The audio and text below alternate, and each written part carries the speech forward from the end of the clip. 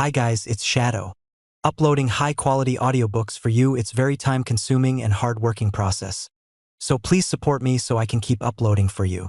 This is how. You can donate directly through my PayPal or Ko-fi. You will find links in the description. Or you can join our Telegram channel where you will find all paid audiobooks that we provide. Also, you can make requests and you will find proof of payments from our plus 200 paid members. If you can't support me financially, just like and subscribe our videos. Thank you guys, your support means a lot. And as always, enjoy Shadow. Chapter 1001 Opportunity and Suffering. We had it under control, Vez. The risks were manageable and we easily achieved our objectives. Leland soothed the recovering mech designer lying limp on his bed inside a military hospital. Getting shot in exchange for alarming the mech corps doesn't sound like a good deal when I was only one step away from death. Is this how Flashlight treats their own people? It's not easy to join our ranks, Vez. Leland shook his head. It's not that easy to join our ranks.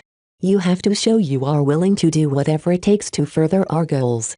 I'm happy to say that your dedication to the agency has been more than satisfactory.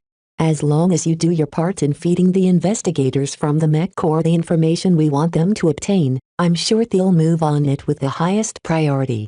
It all comes down to the mission, does it? Vez sighed. Fine. I'll play along, but Flashlight better compensate me for what you've put me through. Relax, Vez. We aren't in the habit of treating our own people poorly. I'll be sure to write a glowing evaluation of your performance and cooperation as soon as this mission comes to an end. While Vez was inordinately pissed at Leland and Flashlight for being so cavalier with his life, there was no point in falling out with the powerful agency. The simple rational calculus was that it benefited him more if he remained in their camp than if he decided to cut ties with them out an emotional fit. As Vez should be under strict guard, Leland couldn't stick around for long. He left the hospital room in the VIP section shortly afterwards. Minutes later, a military police captain followed by some aides entered the room. Mr. Larkinson, I hope you have recovered sufficiently to answer some questions.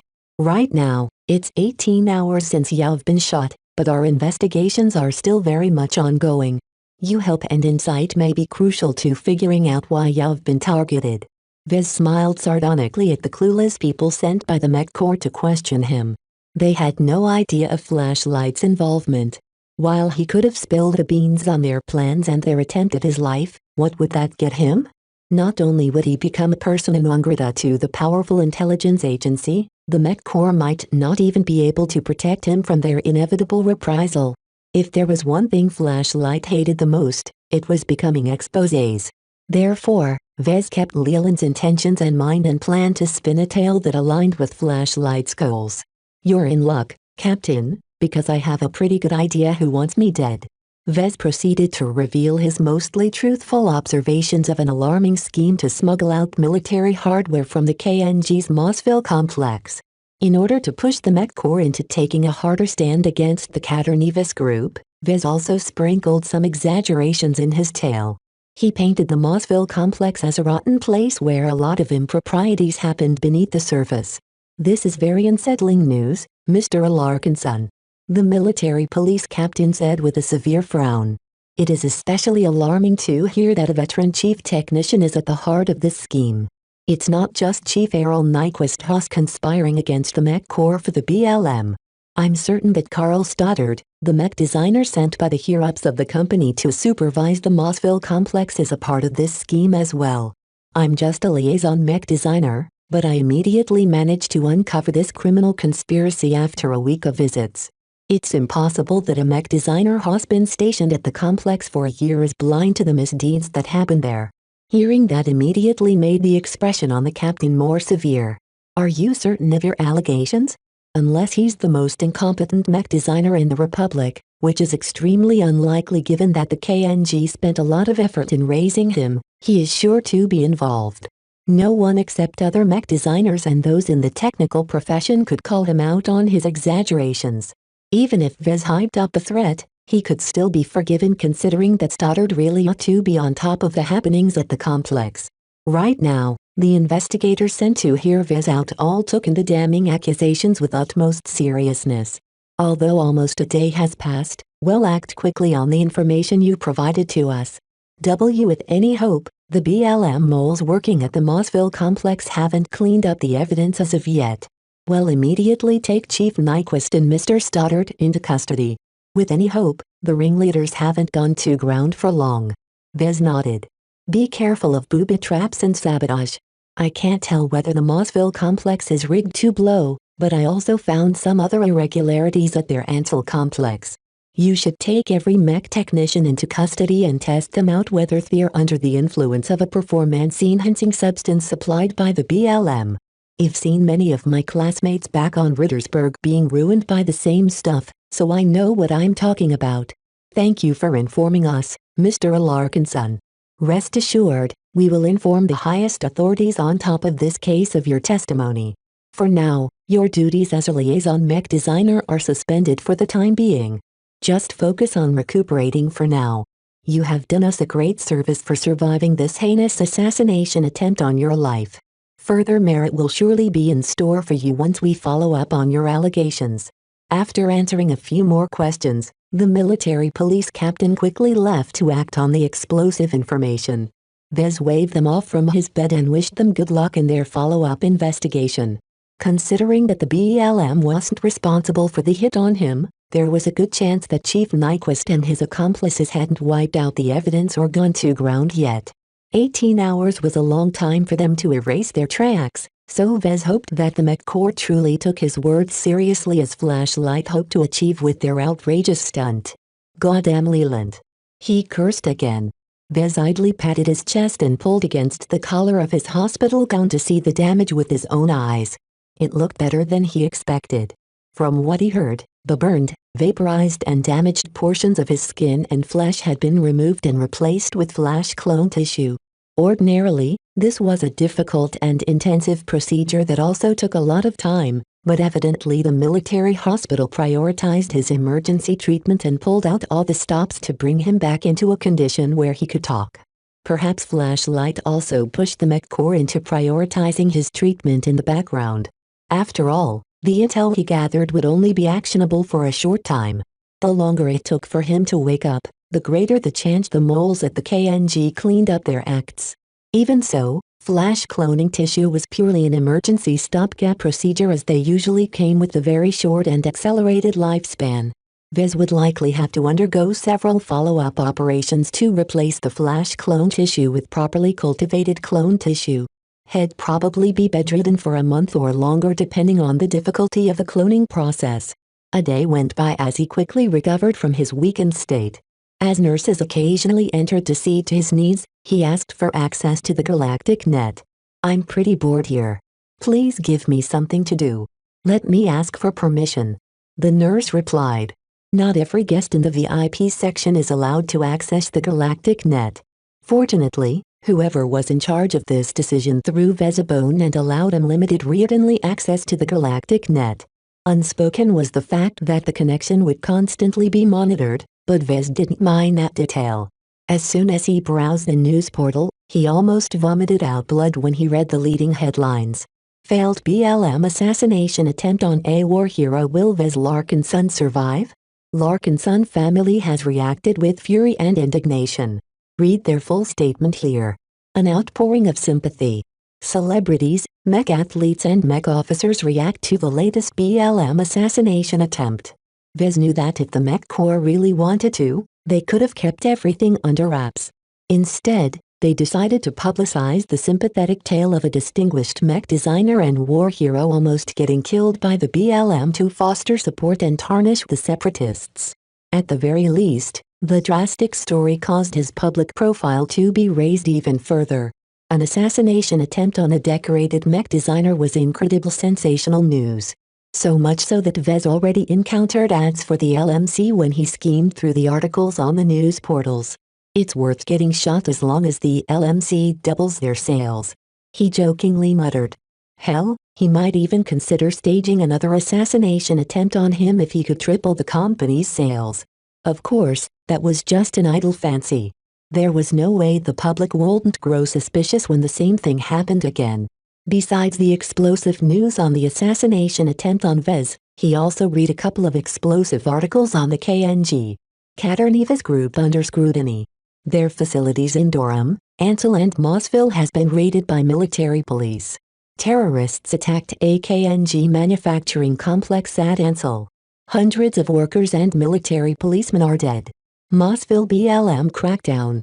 Fighting and unrest occurred at KNG plant at Mossville. Several locations in the city raided by the Planetary Guard and military police. It turned out that the Mech Corps moved out pretty much instantly after Vez provided his exaggerated testimony.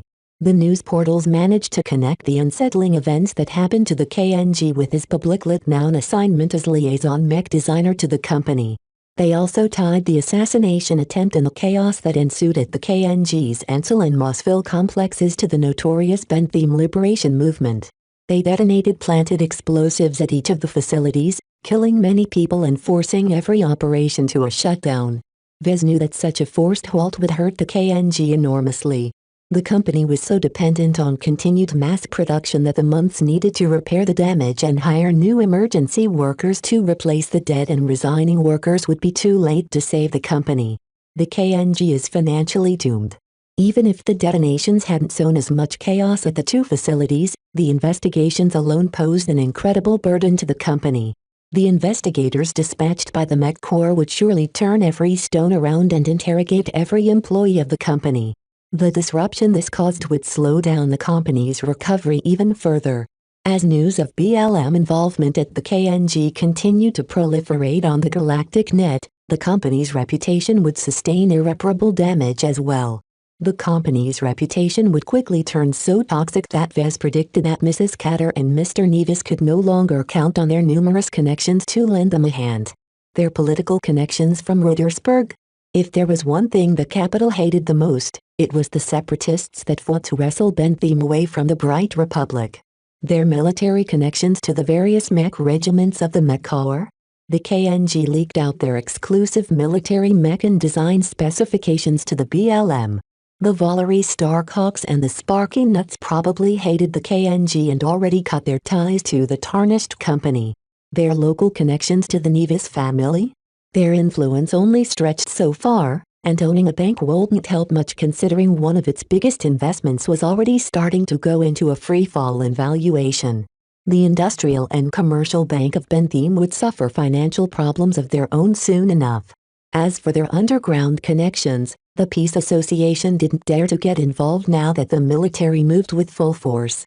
The gangs that ruled Bentham also abided by an unofficial agreement with the Bright Republic to never offer any support to the Bentham liberation movement.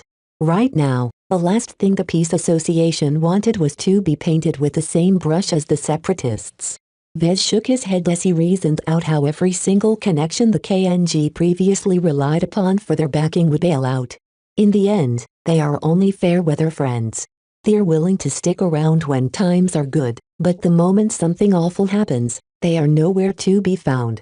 This incident showed him that relying on backers couldn't solve every problem. Even some pirates are more loyal than that. He snorted. Good friends are hard to find. Chapter 1002 burned. A couple of days went by as Vez spent his time in his hospital room in isolation. He knew that a pair of heavily armed security guards stood outside the door. A whole host of other security measures protected this wing of the military hospital as well, so absolutely nothing should pose a threat to his life. He chuckled at that naive notion. I thought I was safe inside the perimeter of a military base. Turns out I was wrong. What really got to him was that his own side decided to gamble with his life in order to agitate the Mech Corps and shove them into action. Their heightened state of alert and the alarm they felt after hearing what Vez had to say on the KNG indeed achieved the drastic effects that flashlights sought. Certainly, their hasty raids at the Ansel and Mossville complex resulted in a lot of casualties that could have been prevented if the military police moved slower and planned out their raids in advance. The blood of the workers and the military policemen that died from those partially botched raids stained Vez and Flashlight's hands. Yet Vez figured that this mission had definitely ended in success in their books. So what if a couple of hundred people died? Those deaths only magnified the blame being put on the feet of the KNG. None of the backers who formerly supported the company behind the scenes dared to share in the blame by protecting the company from the storm of criticism from the public. As Vez stayed on top of recent events through his connection to the galactic net, he felt a little regret at being one of the principal instigators responsible for dragging down this unsurprising company. Estelle and Antoine don't deserve most of the blame. He sighed. They ran their company to the best of their abilities. Nothing they've done in person can be faulted. As mech designer and a business owner himself, Vez really sympathized with the tough times they must be going through right now. They didn't make any mistakes by themselves. They just trusted the wrong people too much and failed to put the right people in the right positions. In short, Kater and Nevis failed in delegating responsibilities to others. Overall, the KNG's current fate served as an object lesson to Vez in the dangers of delegating incorrectly. It was very difficult to screen out bad apples when they did their best to blend in with the good apples. As the example of the KNG amply showed, technology and other sophisticated means of control only worked up to an extent. It was more important to keep the workplaces staffed with loyal employees that wouldn't let any shenanigans that damage the company take place. So in short, I have to indoctrinate my employees, he concluded. By aligning the values and beliefs of the workers to the LMC's corporate culture and identity, they would become so attached that they would mindlessly defend the company whenever possible. It wasn't easy to accomplish such a feat. The workers needed to be treated well and feel valued by the company in order to reciprocate. Vez believed that the KNG attempted to do such a thing. It explains why they are paid so well. All the KNG employees I've talked to all professed their devotion to the company. Still, their enthusiasm for the company was primarily backed by benefits. The workers all stood up for the KNG, but only to show their gratitude for all the pay they received. In the end, the KNG's attempt to secure the loyalty of their workers missed the mark. Shared identity could only get you so far. A shared identity based on greed and avarice encouraged workers to look the other way whenever they saw something shady. Vez bet that many workers not involved in the scheme at the Mossville complex probably received some bribes to ignore some shady activity if they came too close.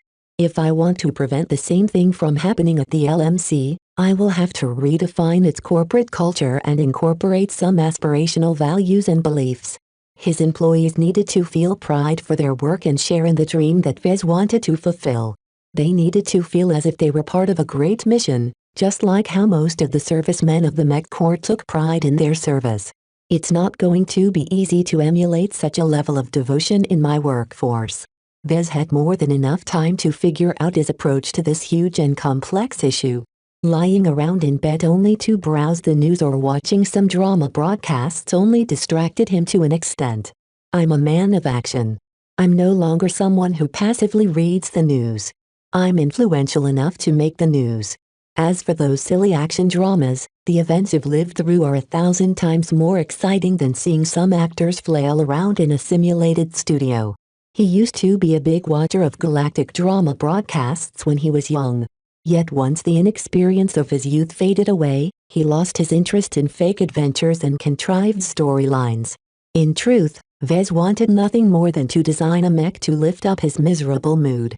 Though he didn't have any particular mech design in mind, he just wanted to do his job instead of staying stuck in this tightly guarded hospital room. At some point, Vez received a familiar guest. "How is it going, Vez?" "Leland. You're my least favorite person from the organization, you know. How dare you return in my presence? I ought to shoot you so you can feel how bad it hurts when you get shot through the heart. If you never want to see me again, you'll get your wish. This is the final time we'll meet." Leland smiled. "It's done, then? Your mission is a success. Even though events haven't completely spiraled into our preferred direction, the damage the KNG suffered and the backlash that is dragging down the company is more than ample enough to satisfy our superiors. They're pleased. Very pleased. There is no doubt that if you haven't suffered an attack, the Mech Corps would have never acted so decisively. Again, thanks for that. We highly appreciate your initiative and cooperation. Can you tell me something? What happened to Chief Nyquist?" Leland frowned. "Unfortunately, Chief Nyquist appeared to have detected something amiss. He didn't show up for work the day after the attempt on your life. He's a careful sort. The only consolation we have is that we managed to nab most of his accomplices, At least those that didn't pull out weapons or detonated bombs in order to go out in a blaze of fury. Carl Stoddard, the presiding mech designer at the Mossville complex. Mr. Stoddard has been taken into immediate custody by the military police. From what they've uncovered so far, even if he didn't have a clue of what went on, he'll still be spending at least 40 years behind bars for his monumental mistakes. Right now, the Mech Corps has already confirmed that the BLM obtained valuable military mech parts. The total numbers and the true scope of the scheme is still unclear, but their estimates of missing mech keep trending upwards. That practically sealed Stoddard's fate. Even if he only got 40 years or so and got free by the end of his lengthy prison term, there was no way he would ever be able to pick up on his life. He would be old and senile once he regained his freedom and would be in no shape to resume his career, especially if he missed out on 4 decades of advancements in the industry. Did Stoddard deserve the punishment the Mech Corps had in store for him? Probably not. The man was incompetent, not a traitor. Yet the military police probably already set him out to be some traitor due in part to Vez allegations. Even if Stoddard cleared his name on that, he still held plenty of blame, though strictly speaking the blame also extended to the people who assigned him to the Mossville complex. What will happen to Estella Catter and Antoine Nevis? I'm not sure yet. Leland shrugged. They are under an intense amount of scrutiny. Everything sketchy about them is being uncovered right now. You of all people know that business leaders always have a skeleton or 3 in their closets. Depending on what the investigating authorities find out, prison sentences are not out of the question. Vez didn't think the 2 parents deserved such a fate. Surely they won't land in jail, right? I'm not sure the public can accept letting them go, especially after the explosive news of yesterday. It's clear though that all of their connections feel burned. The KNG's long-standing allies have all cut ties in order to halt the damage to their reputation. There are already some rumblings going on at the Ansel University of Mech Design and the Ministry of Economic Development. Both institutions were closely involved with the KNG, so both of them also got burned the most. A bit of schadenfreude suffused Leland's voice. He, and by extension Flashlight, clearly took pleasure at their misfortune. What about my mission? Now that I've completed it, what's in store for me, Leland? Right now, we don't plan to assign you anywhere near our organization. For some reason, the Mech Corps decided to use you as a propaganda tool to fire up the public. You're way too high profile now that we won't be able to move you without attracting a lot of unwelcome attention from the Mech Corps. They'll make their own arrangements for you, I suspect, but it shouldn't be anything arduous or risky. With all the dangers Vez went through, the Mech Corps better not put him back in danger again. What about my rewards? You guys better pay me back extra for going the extra mile. Leland slightly shook his head. That's not how it works. We reward our people based on their merit and accomplishments. That's slightly different from the amount of effort you put into accomplishing your objectives. We don't care about the process, only the result. For example, there is no difference to us between killing an important individual by firing a laser pistol at him, stomping him flat with a mech, or to bombard his entire location with an artificial asteroid. We only care if that person is dead without exposing who is behind the attempt. Ah, I see. Vez understood the message. Even so, the KNG is practically doomed and all of their backers have suffered varying amounts of backlash. MinEcDev, Spotlight, the AUMD and all the organizations you seem to have a beef with are probably looking at themselves in a mirror wondering if they made some wrong decisions. This is what you really set out to do, right? Correct. With your help, we've managed to issue a severe wake-up call to those complacent organizations. They have all took the war for granted to the point of pursuing their own interests to the detriment of the state. Vez at least didn't think that Leland lied to him about this. Even if Flashlight only sought to slap the faces of those arrogant institutions, the events set in motion would genuinely strengthen the Bright Republic in the long term. If all went well, they should be a little bit more careful in the companies they backed. My reward, then? It will take some time for the entire incident to blow over. We'll tally your results and contributions and pay you what we owe to you. You've already received word that we are already in the process of changing the ownership of the shares in your company that's held by the Ministry of Economic Development. Moving too quickly will attract too much attention, though, so you'll have to wait until after the end of the war for the transfer to be completed. That's better than nothing. Vez muttered. I should go now. Remember to keep your mouth shut and you'll have a splendid time with us. By the way, you have other guests waiting outside. You've taken the liberty to arrange their entry into this guarded section of the hospital for you. Remember, even if we can't transfer you as we wish, we're constantly keeping an eye on you. Don't say anything you're not supposed to say. As Leland disappeared from sight, the door quickly opened to allow two women to enter. Vez perked up from their arrival. Kelsey. Kedis. Why are you here? He then noticed the mechanical pet bundled up in Kedis' arms. His eyes practically bulged when he spotted the com that held the vitally important mech designer system around Lucky's collar. Why did they bring along Lucky as well? Who knew how many eyeballs stared at them at this moment? Chapter 1003 Brief Reunion. Vez always yearned to take possession of the mech designer system again despite its complex origin and hidden dangers. His time with the mech core and flashlight exposed him to so many dangers that he felt horribly inadequate at the challenges facing him. Improving his attributes, acquiring new skills and purchasing some life-saving talismans would go a long way in improving his odds for survival. Yet now that it was just meters away from him, he did not even dare to glance at it even once. It was too dangerous at the moment. Even if he could make use of his personal comms privacy shield and stealth augment to hide his form from electronic and biological monitoring, it would still raise too many alarms. In the worst case, the security guards stationed outside might barge in and inspect everyone's possessions. Vez could not risk exposing the system, even indirectly. Perhaps he could fool some standard monitoring systems and some normal security guards, but Leland had only just disappeared from the room. Considering how crafty and devious the flashlight intelligence officer turned out to be, Vez could not rule out that he remained in this room under stealth or that dozens of analysts observed a live feed of the room at this very moment. As the fake assassination attempt on him already proved, Vez should know better than to underestimate flashlight. Therefore, even though the temptation called out to him, Vez already resolved to leave the system alone for a while longer.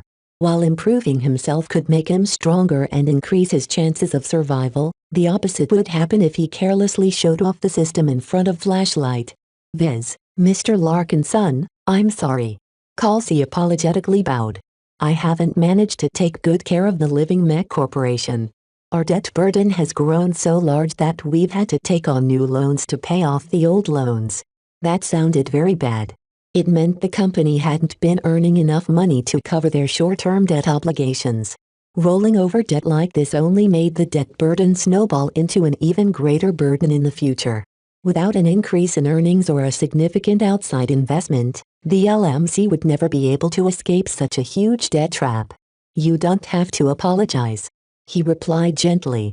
You've already heard some of the details from Marcella Bollinger. You did the best you could under the circumstances and kept the company afloat. The debt that's piling up is just a sum of money. When I get back, I'll find a way to reduce the burden. For now, you should keep doing what you can to keep the company afloat. He didn't tell her about how the Ministry of Economic Development would soon divest themselves from his business. The transfer of ownership would only take place after the war. Tell me a bit more about the business. Have sales recently spiked? Kelsey smiled. That's some very welcome news. I don't know what you and Marcella did, but all the media exposure has revitalized our sales.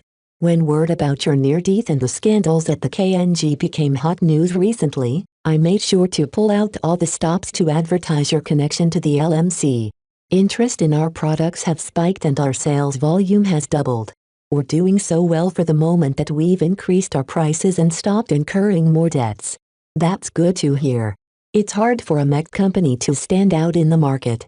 She smiled bitterly. We're really lucky that you stood out in the news, especially in such a good light. The veteran demographic has become some of our most important customers now, and I think their loyalty to our brand will endure the most. Publicity raised interest, and interest led to increased sales. Yet playing around with publicity was a double-edged sword. Right now, with the help of the Bright Republic's propaganda machine, public opinion firmly stood on his side, but how long would that last? The next time Vez might show up on the news, it might cast him in a negative light instead. Even though any publicity, no matter how bad it sounded, led to increased sales due to allowing his company to stand out from the crowd, Vez knew it would be difficult to keep the public interested. Right now, Vez didn't believe he had the charisma necessary to form a cult of personality for the benefit of his company. Certain celebrity mech designers easily drew attention from the media with their antics, thereby raising sales of their mech like other celebrities raised the sales of the products they sponsored. Even though Vez tasted the benefits of celebrity recently, he felt it would be a better idea to keep his head out of the clouds. In the end, the most reliable way to sell mech was to keep designing good products. So long as his core business was sound, buyers would continue to purchase his mech. He said as much to Kelsey. Don't go too far with wild promotions, and don't try and rush production at the expense of quality. While it's important to make enough money to keep the company afloat for the next 5 years, it's very hard to regain our reputation for quality once we slip up. Focus on running a steady business instead of profiteering from the moment. Got it? She nodded. The two discussed some more business decisions, but Vez only made an idle comment every now and then. He already resolved to overhaul the company's entire structure in the future once he returned. Therefore, while the current situation didn't sound very great, it at least ensured the company's stability in the short and medium term. How are the avatars of myth doing? He asked. Melker couldn't come as he is still needed to hold down the fort at the mech nursery. Kelsey replied. He's managed to raise a full company of mech pilots based around the core force of Blackbeaks and Crystal Lords. He's especially ecstatic about the latter. How about the Spaceborne mech contingent? If I recall, the avatars should have received the 2 light carriers that if previously ordered. Kelsey's smile grew strained. About that.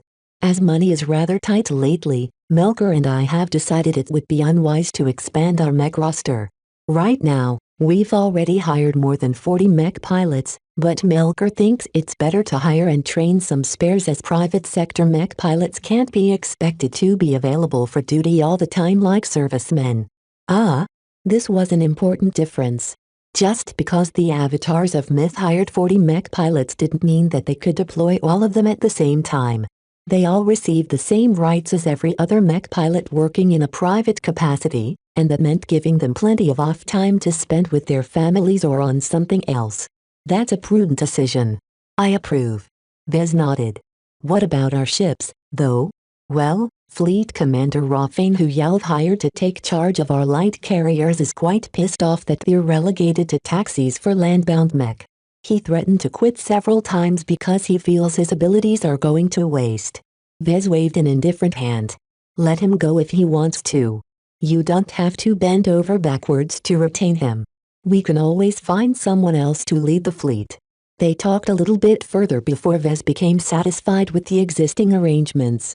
The avatars of myth had already undergone a few scuffles since the war broke out, as the mech nursery was an attractive, isolated war target to the BLM and the Visions.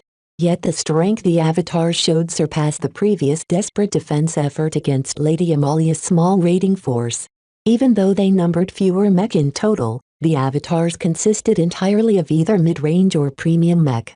On top of that, all of the mech pilots that Melker hired all possessed prior battle experience, with many of them even consisting of veterans.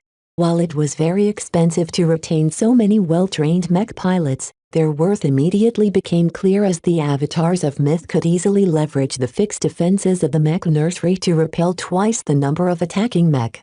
The cost of raiding the LMC's mech nursery thereby grew to such an extent that it formed a significant barrier against any plots to attack the manufacturing facility. Once he finished talking to Kelsey, Vez turned his attention to Kedis. How have you been holding up all this time? PFF. She snorted. Civilized space is such a boring place. There's hardly anywhere to go for a good fight. Your spoilsport of a cousin Melker even forbid me from bringing my greatsword outside. Says I threatened to chop up too many people. How else would I let others know I mean business? Vez smiled haplessly at her. That's life in the Republic. Don't underestimate the amount of trouble you can get into if you get into a fight with someone. How is your mech design work going? I'm bored. There's nothing to do at the LMC except to study your books. Nobody there wants me to design mech for the company. They say I'm not good enough. Kedis threw a stink eye at Kelsey, probably resenting her for being one of the critics. They're all right, he said. You still have a ways to go before you can become a qualified mech designer for the LMC. For now, why don't you practice with designing virtual mech? That's how I used to practice my design skills. The LMC may not accept your designs, but it's different for virtual mech. She looked thoughtful at that suggestion. I've heard of it, but I never bothered with it before. Back in the frontier, it wasn't exactly easy to open a design account for those virtual mech simulator games. That won't be a problem here. Did the Mech Trade Association add you to their membership rolls? They did. Then that means you're already eligible. Really? Myra didn't invest a significant amount of her fortune for nothing. While any crook could forge an identity on the fly, it took a lot more effort to construct one tight enough to endure a casual scrutiny from the MTA. Do yourself a favor, Kedis, and start getting some practice in. While designing virtual mech is simplified in many ways from designing a real mech, you'll still be able to get the hang of the latter. Start with purchasing an existing virtual license of a good mech and play around from there. Right now, it's too much for you to design a mech from scratch. Even though Vez disparaged mech designers that continue to stick to designing variants, it nonetheless offered an easy path to greater proficiency for starting mech designers. Right now Kedis desperately needed to flex her design skills while she was still young and malleable. By the way, Vez, Lucky here missed you too. Go give him a smooch. Kedis said and threw the mechanical cat at Vez. Oof. Though Lucky landed on his healing chest with some force, causing him to utter out a cry. Meow. However, his irritation quickly faded as Lucky rubbed his cheek against his body. Vez truly missed his pet's company. He idly rubbed his companion's back with a smile, though he also did his best to avoid staring at the comb dangling around the neck. You didn't get into trouble lately, did you, Lucky? Meow. Lucky replied ambiguously while he continued to act cute. Vez had a feeling that Lucky wasn't entirely being truthful in his answer, but it probably wasn't a big deal. Surely he couldn't have stirred up any major trouble on a quiet planet like Cloudy Curtain, could he? Did Lucky get up to any mischief while I wasn't there? Not as far as I know, boss. Kelsey shook her head. He's been a great companion to me so far. With Lucky's combat and observational abilities, he formed the best bodyguard to Kelsey while she continued to lead the company. Seeing as his cat faithfully follow his instructions on this matter made him feel relieved. Good. Make sure to keep a handle on him and don't let him wander around. Chapter 1004 Family Business. Due to the threats on his life and concerns about his recovery, Kelsey and Kedis couldn't stay for long. They said goodbye shortly after and brought Lucky away as well. Vez had mixed feelings seeing Lucky being brought away. Several times during the meeting, he continually wrestled with the temptation of accessing the system. It truly pained him to see it go out of reach like a drug addict seeing his next fix taken away from him. In fact, the yearning he felt right now was so strong that he became aware of how unhealthy it was to fixate on the system. I'm not addicted. He shouldn't have lost his composure like that. Even though the system helped him out a lot, he was also painfully aware of its contentious past. Whether the fabled metal scroll truly existed or not, Vez did not want to become a convert to the beliefs of the Five Scrolls Compact and begin to worship the system as a god. I feel like I need some perspective. Spending years without the system opened up his eyes to the life of normal mech designers. It was hard for them to improve themselves, but their experiences during their struggles shaped their design philosophy and strengthened their mentality. Something obtained from his own efforts was much more rewarding than redeeming something from the system. Vez predicted if he continued to use the system as his personal shopping mall, he would have eventually grown so dependent on its conveniences that he would have completely lost the heart to struggle.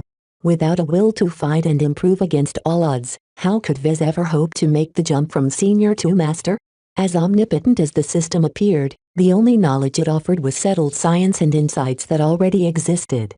If Vez advanced to senior purely by the system's merit, he would have lacked the crucial practice and experience in improving himself and seeking out new innovations. How could such a lame and inauthentic senior mech designer ever hope to develop his design philosophy into completely uncharted territory? Therefore, Vez shouldn't be so hungry to make use of the system again. At best, he should regard it as a supplement to accelerate his mech design career. The entire way he approached the system previously needed to be completely changed.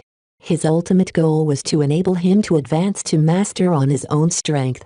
His other goal was to become less dependent on the system.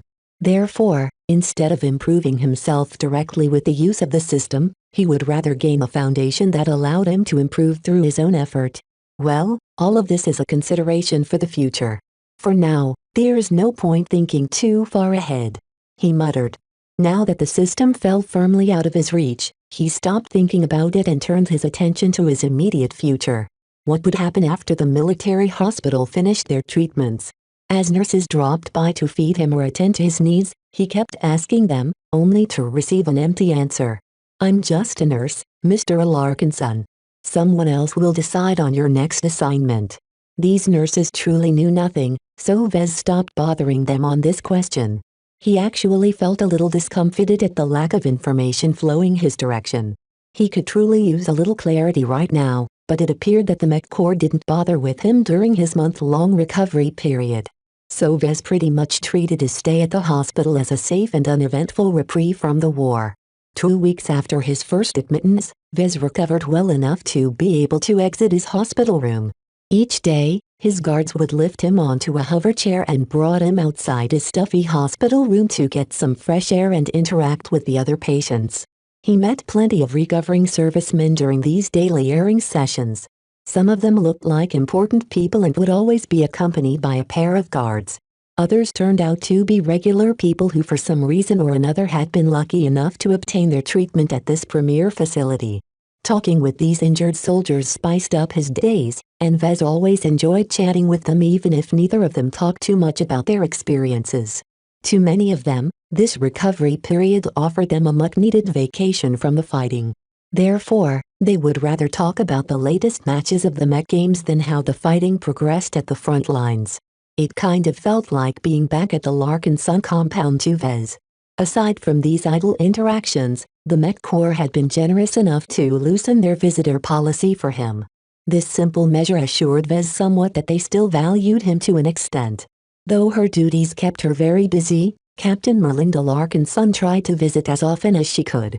Out at the rooftop courtyard of the main hospital building, Vez idly stared out at Dorham's cityscape. Melinda found him there and walked over to the side of his hover chair. "Aren't you afraid someone will hack your chair and force it to fly over the ledge? This chair is powerful enough to remain afloat. Even if it fails, I can still make use of an emergency anti-grav module to stall or slow down my fall.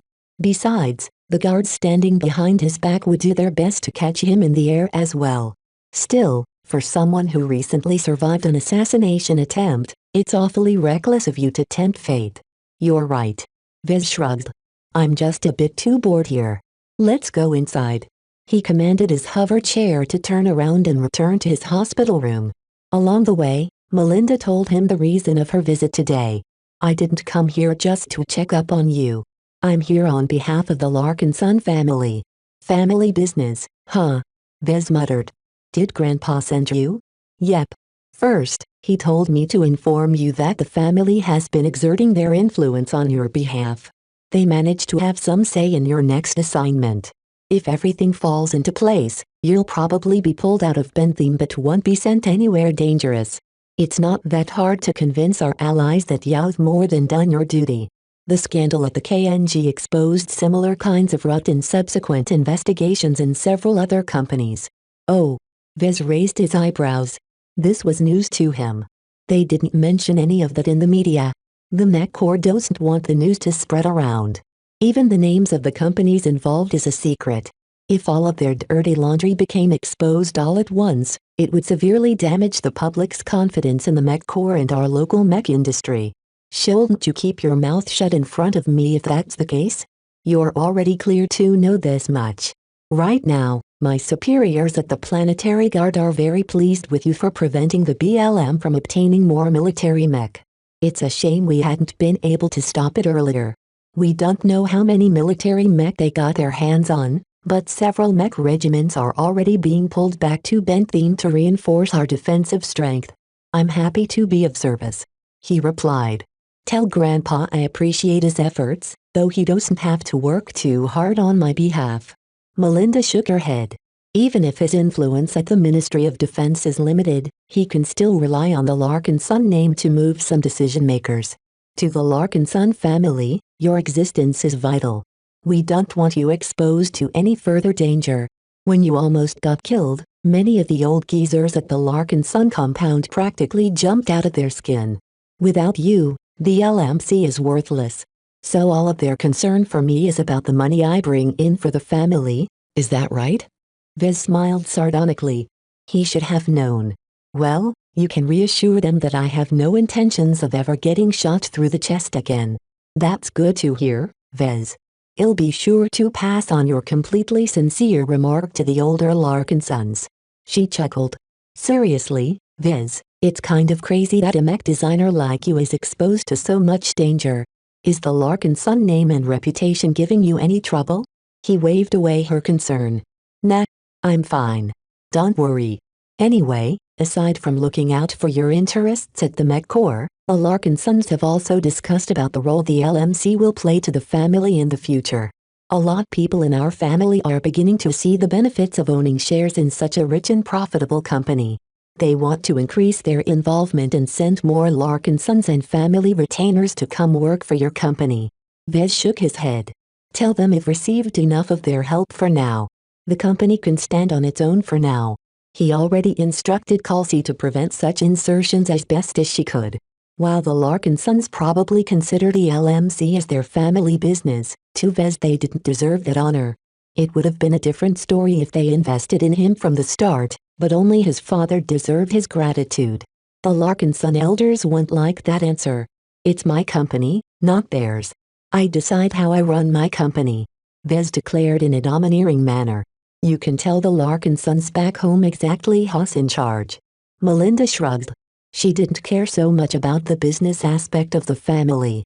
She was just a planetary guard officer, after all. Whatever you say, Vez. Aside from that, they also offered to send some of our Larkin Son mech pilots to bolster the ranks of your personal mech force. Vez looked perplexed. What? They actually want to send family members to make up part of the Avatars of Myth?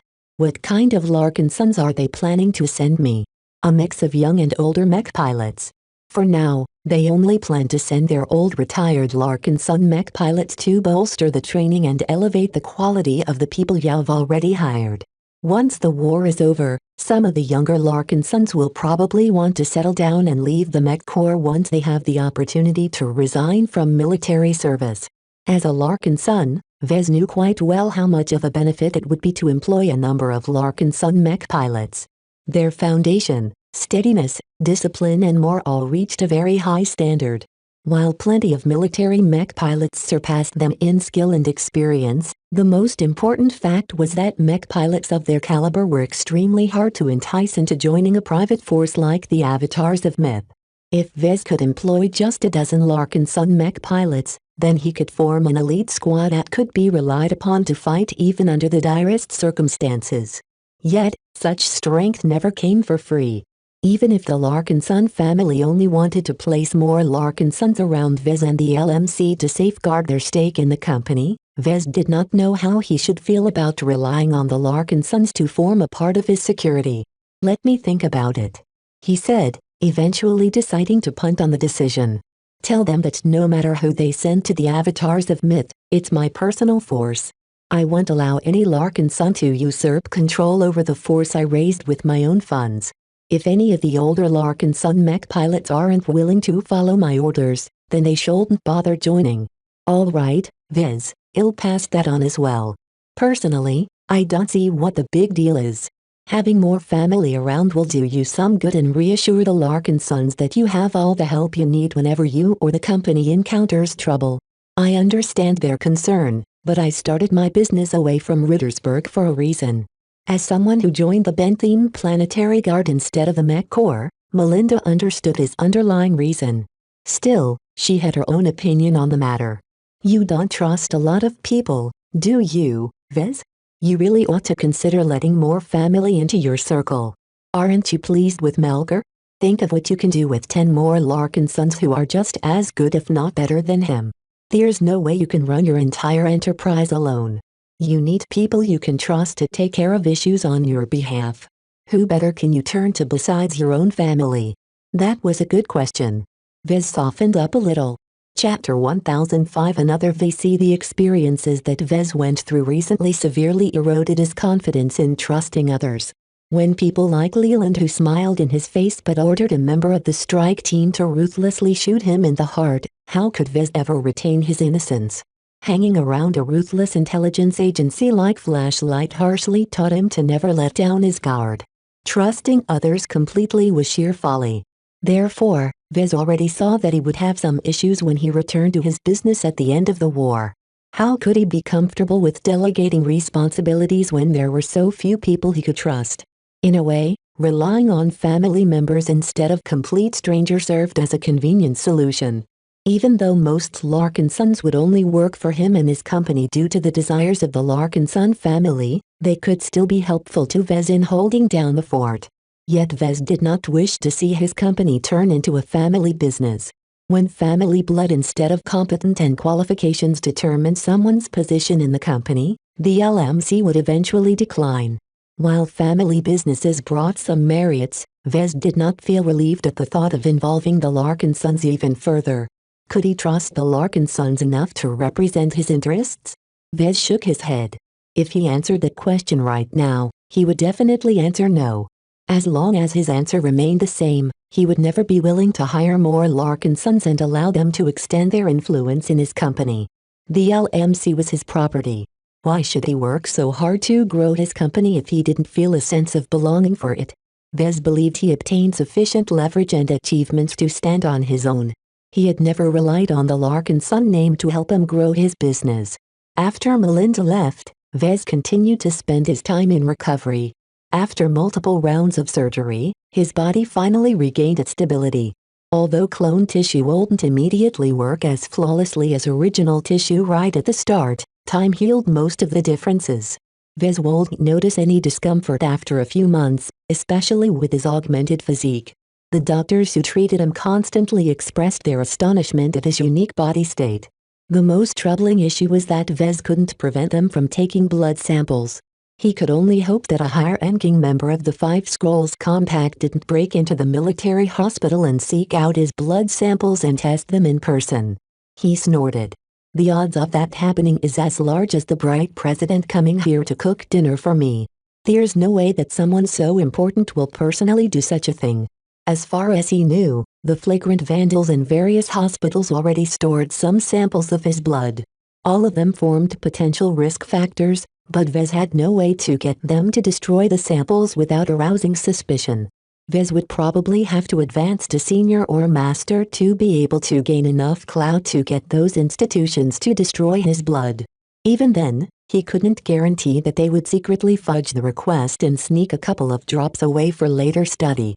All in all, Vez did not feel very reassured about these loopholes. As Vez continued to hold complex thoughts over various issues, he received another visitor at the tail end of his stay at the hospital.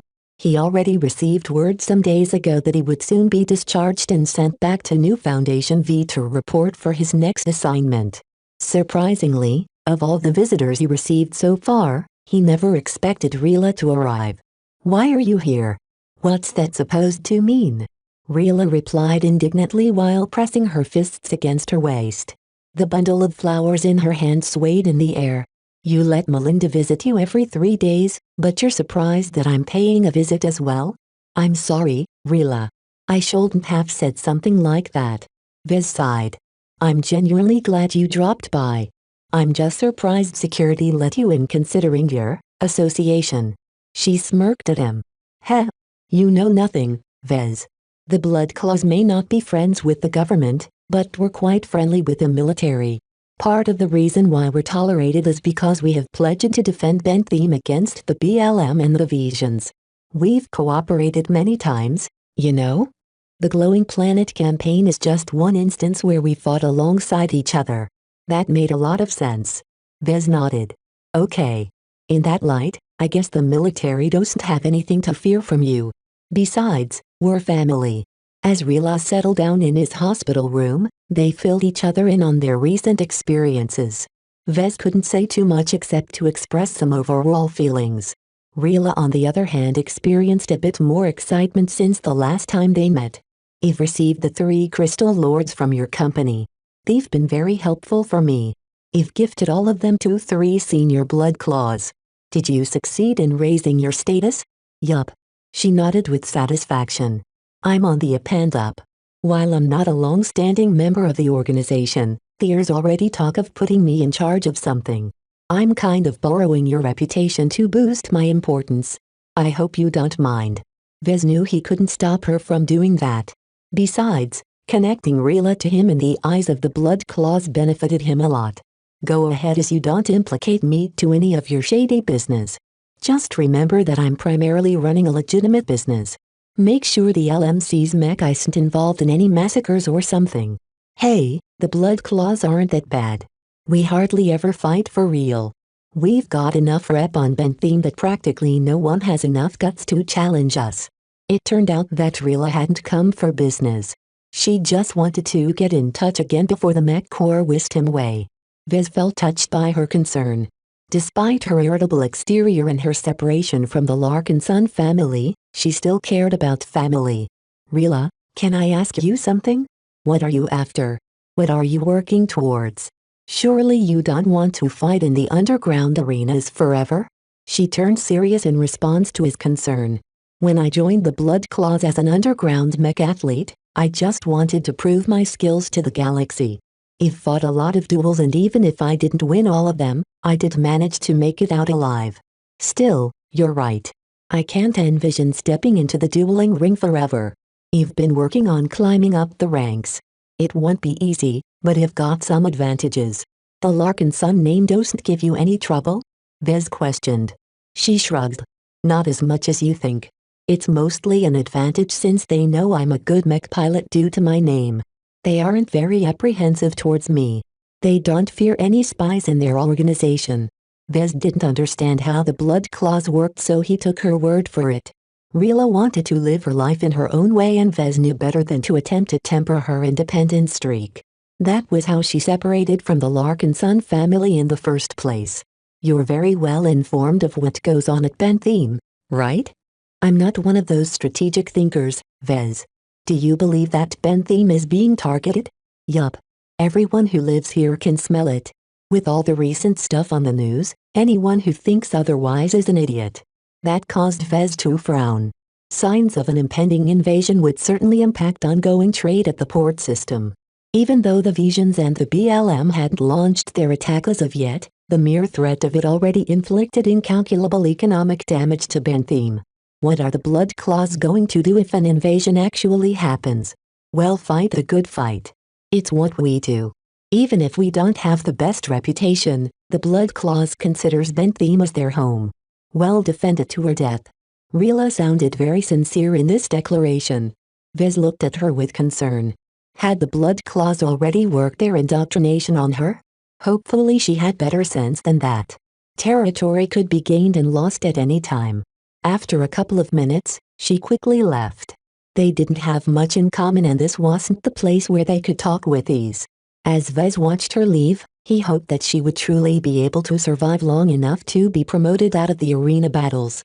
I'm a decorated mech designer while Melinda is already planetary guard captain. Scores of other Larkinsons have distinguished themselves in battle and gained promotions. Rila better not be falling behind. His current generation not only grew older, but were being baptized by the current war. Some of them thrived and gained greater status while others never distinguished themselves as much as they expected. However, not every Larkinson would be able to survive. Too many of them returned home in coffins, both filled and empty ones, as a testament to the random vagaries of war. Although neither Rila nor Melinda joined the Mech Corps, their current positions also exposed them to significant threats. The fact that both of them worked on Bentheme potentially put them right at the front lines of the big battle between the Bright Republic and the Vija Kingdom. A few days after Rila stopped by, The military hospital finally saw fit to discharge him. Once he ended his stay there, an armored shuttle quickly picked him up and brought him straight into the sky and into orbit. "Where are we going?" he asked one of the guards stationed in the shuttle. "We can't say, Mr. Alarkinson. We only received orders to accompany you to Foundation V," the guard stoically replied. Vez couldn't figure out why he needed to report to Foundation V in person. Couldn't he have received his new transfer orders via his comm or messenger? Perhaps the Mech Corps intended to assign him somewhere closer to the seat of their power. In any case, it was useless for Vez to speculate. The armored shuttle slowly docked at a military space station, whereupon his guards quickly shuffled him out. After a lengthy walk through the space station, they finally marshaled him onto a military convoy vessel. Vez didn't pay much attention when the ship separated from the space station and joined a convoy before transitioning into FTL towards the Rittersberg region. With all the stops on the way, it would take around 3 weeks at minimum to complete the trip. Along the way, Vez had very little to do aboard the vessel.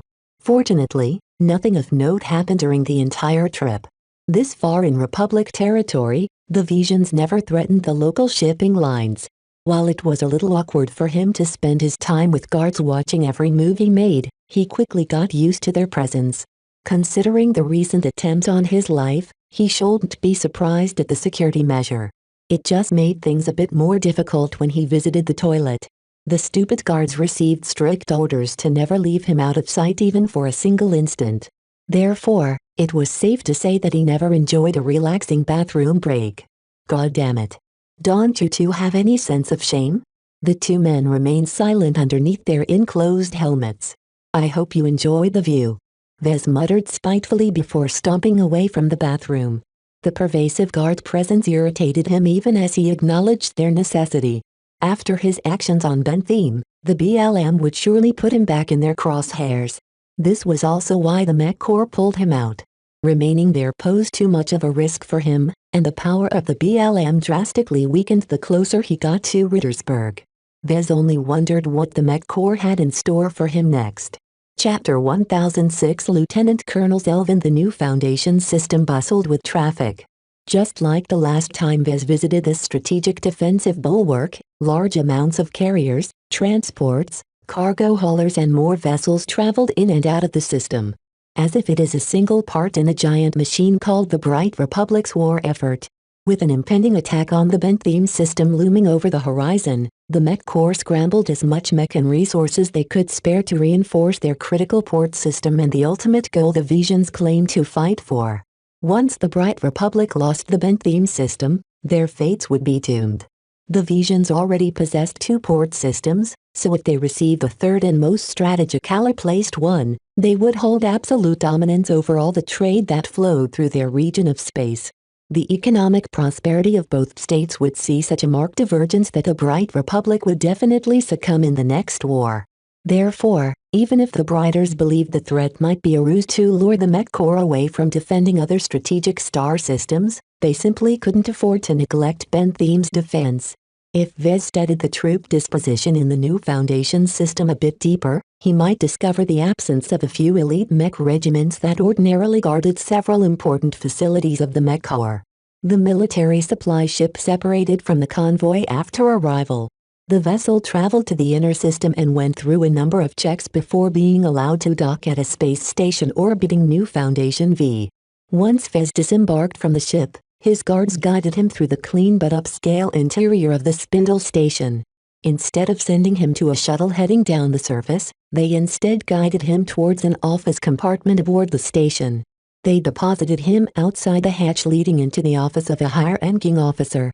"Please wait here, Mr. Alarkinson," one of the guards said. "Lieutenant Colonel Zelvin will see you soon." An unfamiliar name. Vez never heard of this figure before, but his high rank made Vez rather apprehensive. Why was he taken here? What did the Mech Corps want from him this time?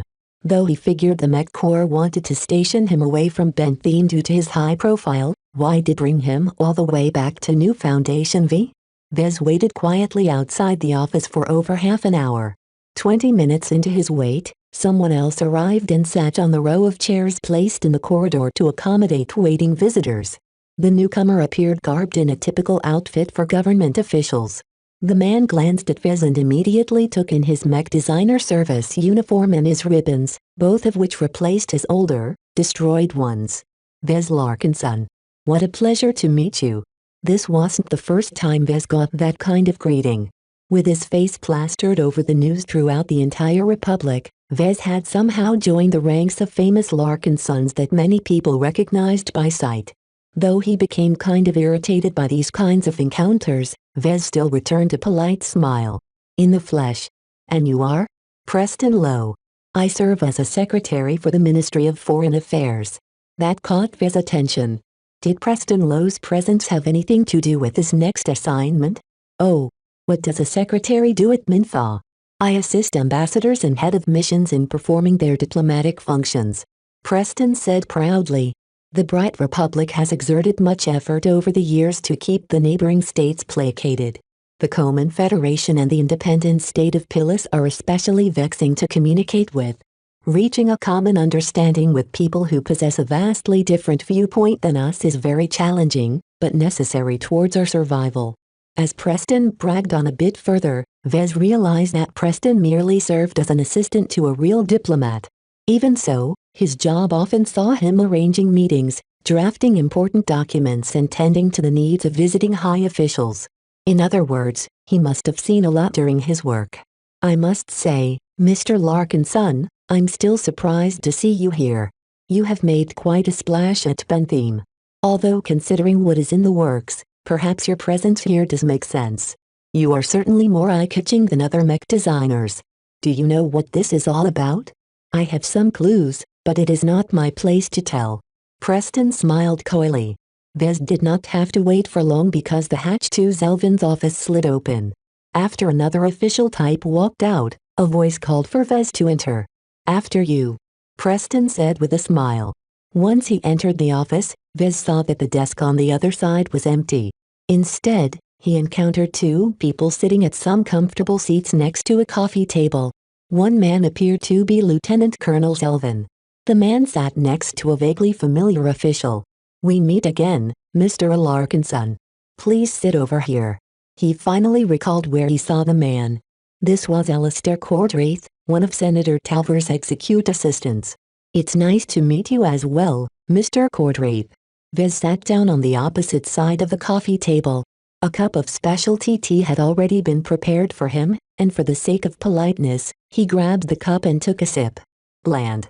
While Vez vaguely tasted a complex blend of tastes, he would have rather added some sweetener to make it taste less like plain water. Are you enjoying your tea? Colonel Zelvin asked. Don't answer that, I can tell you have no idea of the value of what you are drinking. That reassured Vez a bit. Zelvin seemed to be a straight shooter. I would prefer it if we could move on to business, sir. Oh yes. We've recalled you from Bentham rather hastily, I'm told. It's a bit serendipitous, but your recovery period has given us a good excuse to employ you in a lighter capacity than the job you held before. That puzzled Vez. A mech designer working as a liaison for the Mech Corps already held one of the least demanding positions imaginable.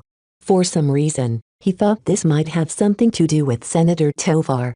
Mr. Cordraith smiled and put down his teacup on the saucer.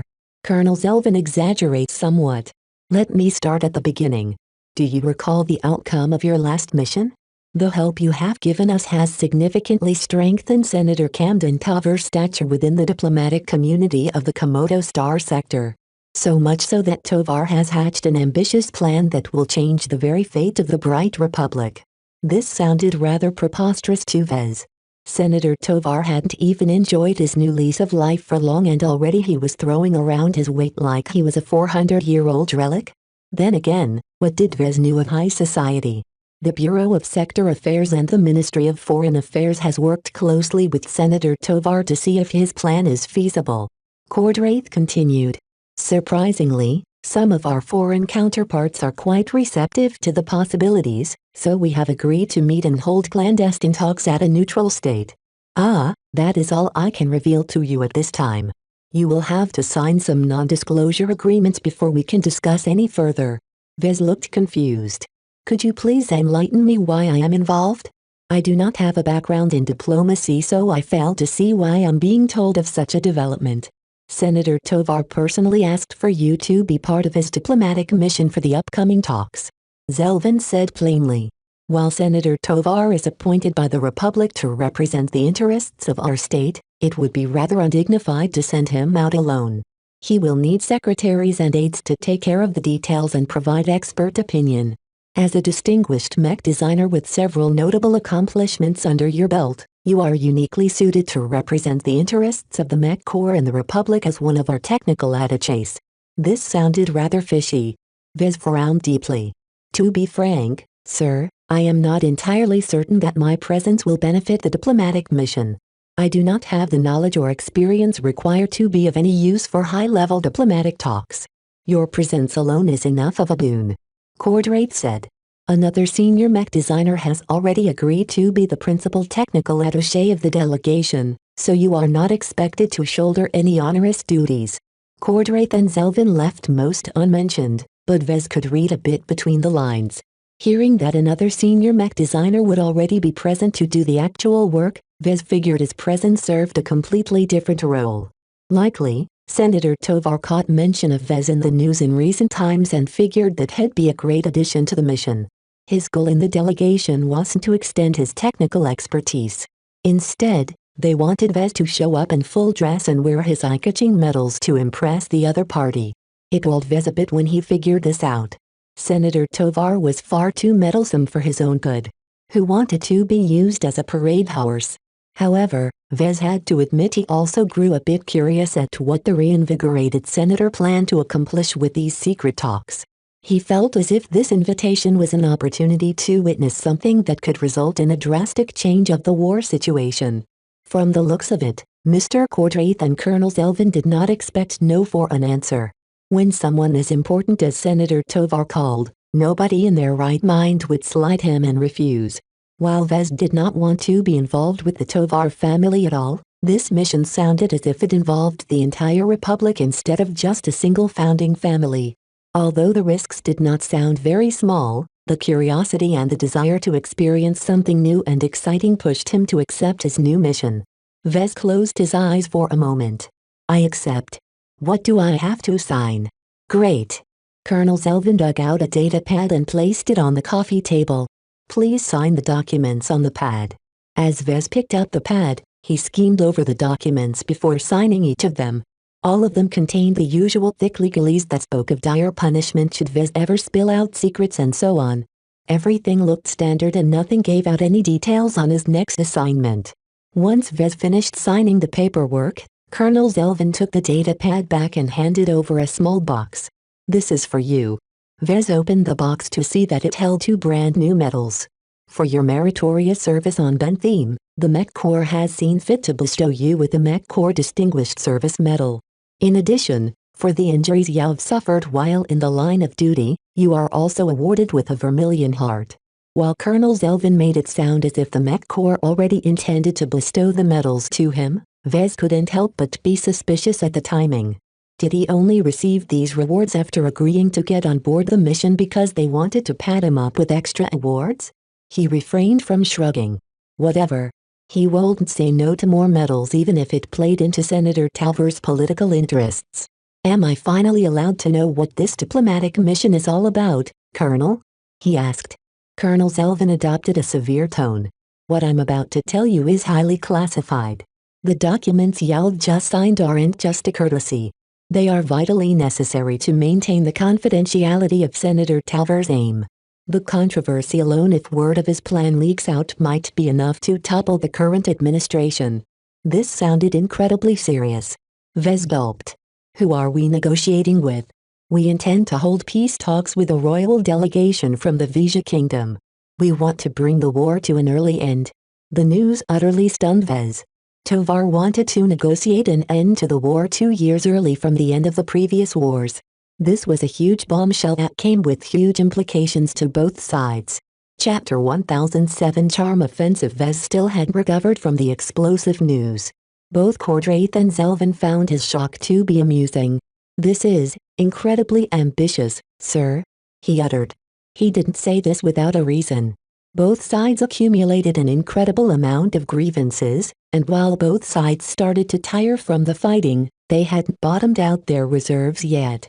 As long as either side could still fight on, they would definitely continue to press on. Only until attrition sapped the strength and fighting will of both Mech Corps and the Mech Legion did the war finally end. In every previous war, it usually took at least 4 years to reach that point. While both sides could still fight a while longer with what reserves they still managed to muster, it wouldn't be good for either of them to exhaust all of their fighting forces. That only left them vulnerable to the preying of the neighboring states. While many people yearned for the war to be cut short, nobody actually thought that it could be accomplished. Too many people wanted to fight.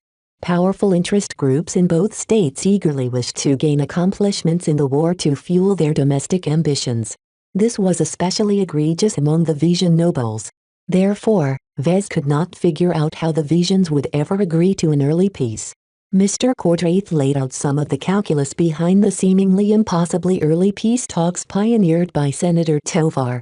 The highest authorities of the Bright Republic and the Vija Kingdom recently came in the possession of alarming information that makes it detrimental for us to continue to fight against each other.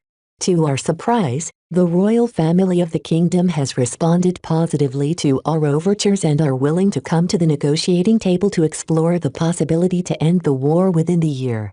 The royal family? Wasn't that a joke in the kingdom? Will the royal family be able to represent the entire state? Good question. Cordraith smirked. I understand your skepticism, but we all have to start somewhere. Despite what the common people believe, the Vision royals aren't toothless. We believe that they are capable enough to sway some of the powerful duchies on their side. This sounded like a contentious matter. If the royals wanted to negotiate an early end to the war, they needed to offer something attractive enough to the nobles to get them to agree with the early peace. If the Visions didn't receive enough concessions, then an early peace would be too hard to swallow for them. They'd rather continue the fight if that was the case. Vision nobles were so disunited that the only way to get them on the same page was to offer them rich rewards. On the other hand, if the Bright Republic bled too much to obtain this peace, Senator Tovar and all the other advocates of peace would lose all of their support and credibility. The Bright Republic did not spend countless lives over the centuries to defend against Vision aggression only to succumb and concede a large amount of territory to the scum. All in all, Vez currently saw no hope that these talks would ever be able to succeed, yet what did he know? Mr. Cordraith and Senator Tovar probably knew a lot of secrets and other information that might have led them to believe this deal had a chance to actually go through. Someone as small as Vez wouldn't be privileged to know that sort of information. No, his job was merely to look impressive and pretty at the sides while the real adults held their discussions. Still, this might be an interesting and unique experience for him. Unfortunately, it also came with some risks according to Colonel Selvin. Make no mistake, Mr. Alarkinson. Part of the reason for the confidentiality is because various influences and factions in both states deeply wish to keep fighting. They are not above playing tricks if that is what it takes to end Senator Tovar's initiative. While I'm not able to estimate the danger level, this will not be a problem-free assignment. Do you understand? Vez nodded. I understand, sir. It seemed like he wouldn't be getting the cushy rear assignment he hoped for. Still, to be part of a bold initiative to end the war sooner than everyone else expected was a noble cause. Even if Senator Tovar of all people tried to accomplish it, that did not set aside his own desire to end the senseless bloodshed. While we do not expect too much from you, we do not intend for you to remain idle while we are holding the talks. Mr. Cordraith said. An important aspect about any negotiation of this nature is to charm our counterparts and attempt to reach a common understanding. Someone with a colorful background as yours will attract quite some attention. This made Vez feel a little nervous. I'm supposed to woo the Vision delegation? Not so strongly, but we do hope you can hit it off with a Vision or two. By befriending some of the Visions, we might be able to employ you as a back channel to conduct some secret talks. Or we might be able to add some clauses to the peace treaty that contains some cooperative aspects. Vez didn't quite understand how that worked. Is that really possible? The best deals are made when both sides hit it off. It's easier to agree to terms with friends rather than enemies. By doing your part in befriending the Visions, the odds of success grow slightly more optimistic. Even then, the probability that our talks end well enough to agree to the terms of a peace treaty is only 50% at most. In other words, nobody knew if what they attempted would ever bear fruit. Is that all my role extends to? Vez frowned. He hardly knew how to approach such a strange demand. For now, we do not expect anything else from you, Mr. Alarkinson. Colonel Selvin shrugged apologetically. The upcoming talks are highly controversial, and if anyone gets wind of it, the chance they might attack is very real. We cannot afford to bring along too many critical individuals to the peace talks, but neither can we bring along a hollow delegation. The Visions might suspect our sincerity. It is already enough of a risk for us to invite a crucially important senior mech designer. Sending you in place of a second senior will not do our delegation too much of a disservice. Because Vez earned a lot of prestigious awards. This was what Vez amounted to. A poor replacement for a second senior mech designer. If the peace talks ever went awry, the Bright Republic would incur a lot of losses if Senator Tovar died. If a senior mech designer died as well, the pain would be almost unbearable. If they lost another senior on top of that, then the criticism that resulted from this botched attempt to end the war would result in a huge backlash. Therefore, those who supported the initiative wanted to hedge their bets and send out as few core people as possible without presenting a weak front to the Visions. Even though Vez became famous recently, his fall would not impact the Republic substantially. Compared to the pain of losing a senior, the loss of a single apprentice hardly mattered. Both Cordraith and Zelvin made it clear to Vez that he should leverage his fame and his accomplishments to go on some sort of charm offensive. All of this would take place in an informal setting outside of the formal peace talks. While Vez still held a lot of questions, this wasn't the time to ask them. According to what he heard, this delegation had been set up on short notice, but everyone needed to move quickly. The longer they lingered here, the higher the chance the hostile factions might find out about the initiative. Colonel Zelvin motioned his hand in dismissal. A fleet has already been prepared for departure. You'll be brought to another star system and be transferred to a disguised civilian trade convoy where you will get to meet the other members of the delegation. Eventually, Vez walked out of the office in a daze. Preston Lowe got called up next and he enthusiastically entered the office for his own meeting with Mr. Cordraith and Colonel Selvin. This is a bit abrupt. The guards that previously accompanied him already disappeared. They won't be a part of this mission. After fiddling with his comm, he followed the route to his next berth. Eventually, he entered a nondescript convoy vessel which carried supplies to a far-flung star system near the borders of the state. As the ship joined the convoy that went on its way, Vez enjoyed an uneventful time. 2 weeks passed by as Vez remained in isolation in order to reveal as little of his presence as possible. At the end of the route, they emerged at a sparsely populated star system where a handful of ships and mech awaited their arrival. Vez transferred to a modest-sized passenger ship called the Felicitous Remembrance. While outwardly the Remembrance resembled a run-of-the-mill vessel for long transits across states, he recognized many expensive alloys that invisibly strengthened her structural integrity. While the Remembrance would never be able to match the resilience of a combat carrier, she came respectably close. It would be no problem for this supposed civilian vessel to survive a few direct hits. Signs of understated luxury also suggested that a lot of money had been invested in the Remembrance. From handmade sculptures to fresh exotic flowers, the luxury aboard this vessel seemed designed to cater to a sophisticated taste. After undergoing a brief introduction, he met up with Mr. Cordraith right outside the biggest stateroom of the Remembrance.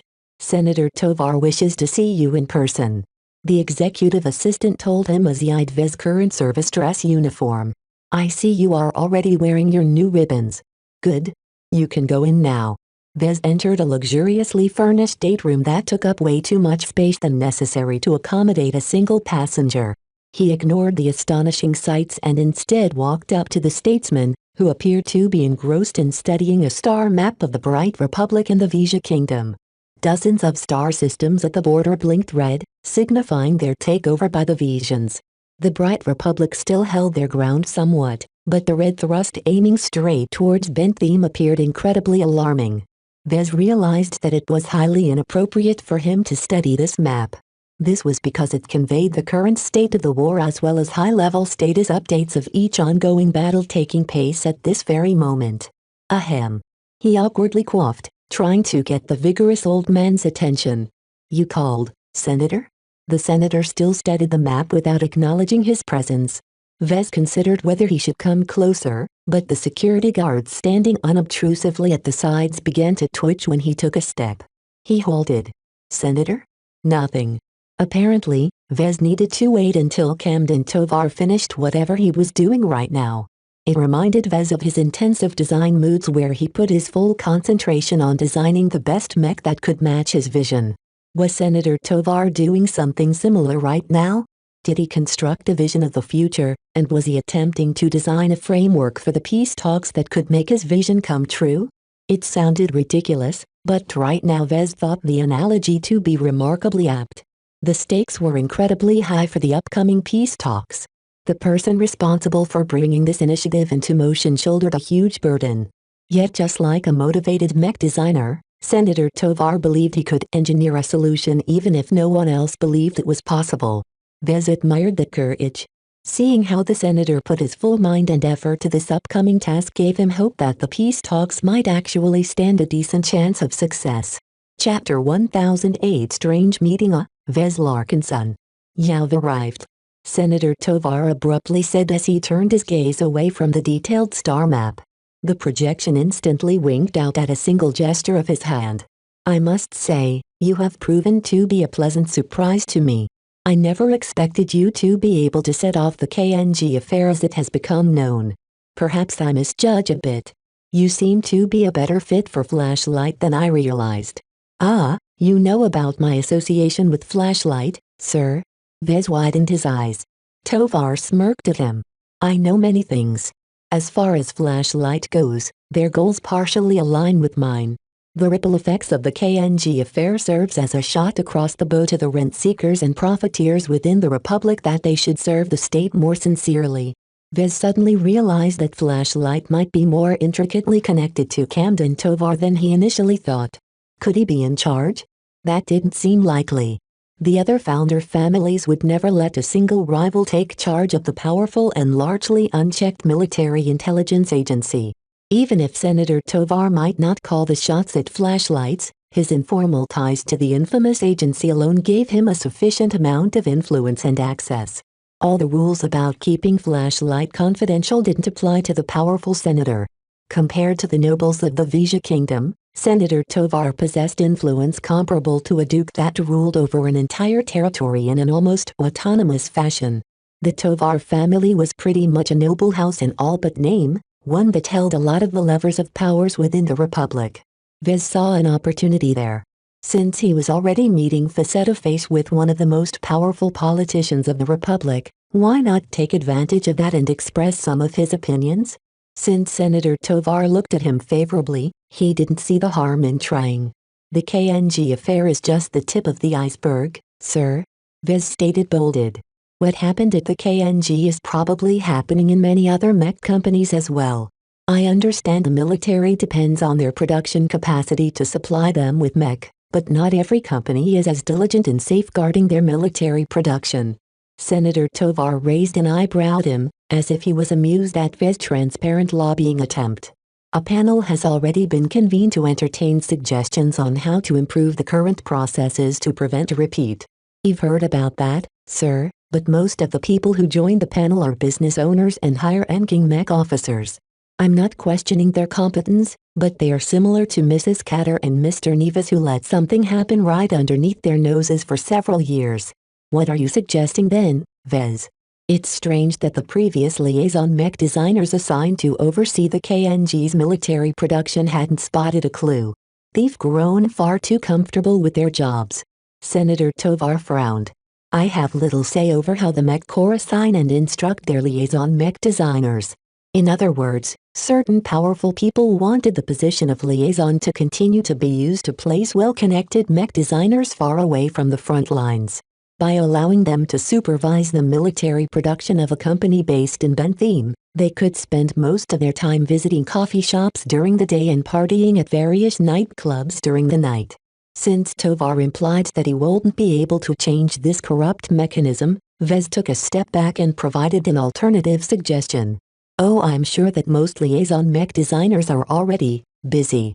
Considering the large amount of responsibilities that liaisons need to fulfill, why not provide them with an aide or two? Involving more people ensures that all of the work that needs to be done will be addressed in a timely fashion. I don't think adding more mech designers will solve the problem. Then don't assign mech designers to the liaisons. Instead, why not draw upon professionals with plenty of technical expertise? They don't need to be chief technicians. Any mech technician with an abundant amount of experience working in large mech workshops or manufacturing complexes will do, sir. The senator took his words seriously. That is a remarkably insightful suggestion. I can see the merit in this proposal, even if the Mech Corps will abhor having to make new procedures to implement it. I'll take it up with a member of the panel later. Thank you, sir. I'm just doing my part for the Republic. Ha ha ha. Tovar laughed. This is the kind of drive I like to see. You are a credit to your family. You Larkinsons have always remained loyal to the Republic, and although it is a pity that your predecessors have never entered the political arena, perhaps you might be the first to step inside the ring. Vez smiled nervously at that. I appreciate your compliments, sir, but I am firmly committed to running business. Prudent choice. Well, you can't have everything. Tovar shook his head. Let us move on to business. Has my assistant brought you up to speed? Yes. He informed me that you are appointed by the government to head a delegation to meet with the Visions to negotiate a possible end to the war. You are correct, but not entirely. Tovar said. While I do carry official sanction, only a small portion of the government is aware of my mission. We cannot allow the skeptics, naysayers and warmongers to find out about this attempt because they will do their best to stop us from succeeding. Pardon me for my skepticism, but can it actually be done, sir? Senator Tovar crossed his arms. You won't be so skeptical once you obtain the full picture. Both the Republic and the Kingdom has better things to do than to let the current war run its course. It's incredibly destructive and it will take far too long for us to regain our strength. Even if I can convince my Vision counterpart of the necessity to end the war, too many institutions are opposed to a premature peace. It is the role of our delegation to find common ground with the Visions. What is my role in this? I've heard from Mr. Cordraith that my presence would be helpful somehow, but I'm not sure if he'll be able to fit in this kind of setting. The diplomats and I will take care of the formal diplomacy. The attaches we are bringing along will sometimes be called to lend their expertise to us, but they are also charged with bonding with the Vision attaches. Due to your peculiar status, you are very well suited for the latter duty. Vez wanted to sigh. I'll do my best, but could you give me some advice? I don't have a good picture of what I'm supposed to be doing. It would help me a lot to hear what you expect from me, sir. Although Senator Tovar looked a little bit irritated, he nonetheless took the time to answer. You are expected to interact with the members of the Vision delegation on a regular basis. Most of them will consist of Visions aligned to the royal family, so they are not as clannish as the Visions who have pledged their loyalty to the Dukes. Try and see if you can't befriend their mech designers. We will also welcome any other friendships. The more, the merrier. Once you build up a rapport with the Visions, report back to us and we'll make use of your personal ties to suggest some collaborative projects. I see, sir. Vez did not look very hopeful that any sort of collaboration could take place between the two bitterly hostile states. In fact, he heard quite enough. He just wanted to get out of the same compartment as this old fossil and get this entire mission over with as soon as possible. As for making friends with Visions, hell see.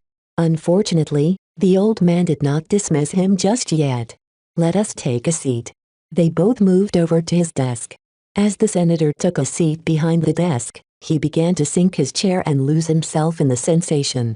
Ah! I have never felt so comfortable in my long life. I really have to thank you again for helping me rejuvenate my life and regain some of my physical prime. I was merely doing my duty, sir. Tell me, what do you think of the current state of the Bright Republic's mech industry? Oh boy. Vez had a lot of opinions about that, but he wasn't sure it would be wise to voice them all to Senator Tovar. Besides, Why did the old man bring this up? I think the Bright Republic has a strong market. Vez said. Our mech designers are sensible, and while many of us fail in our businesses, those who succeed are able to compete against some of the best commercial mech models for sale in the entire star sector. Tovar nodded in agreement. Business is a battlefield. It is no less bloody than the actual fighting at the front lines. We are not in the habit of raising flowers in a greenhouse.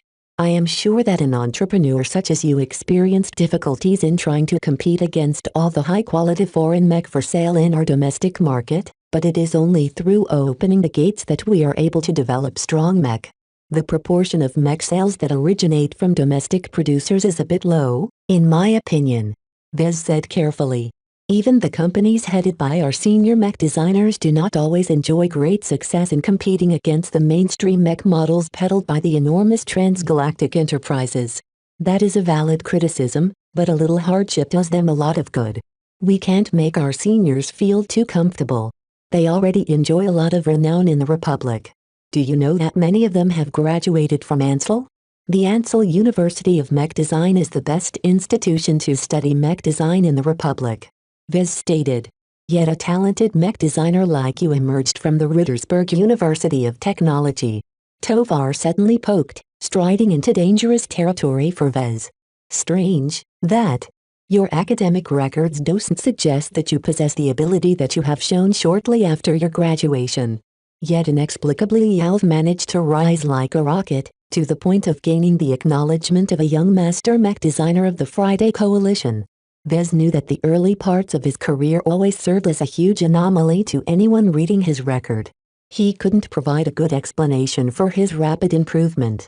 It wasn't as if he could mention the system as the reason for his sudden rise.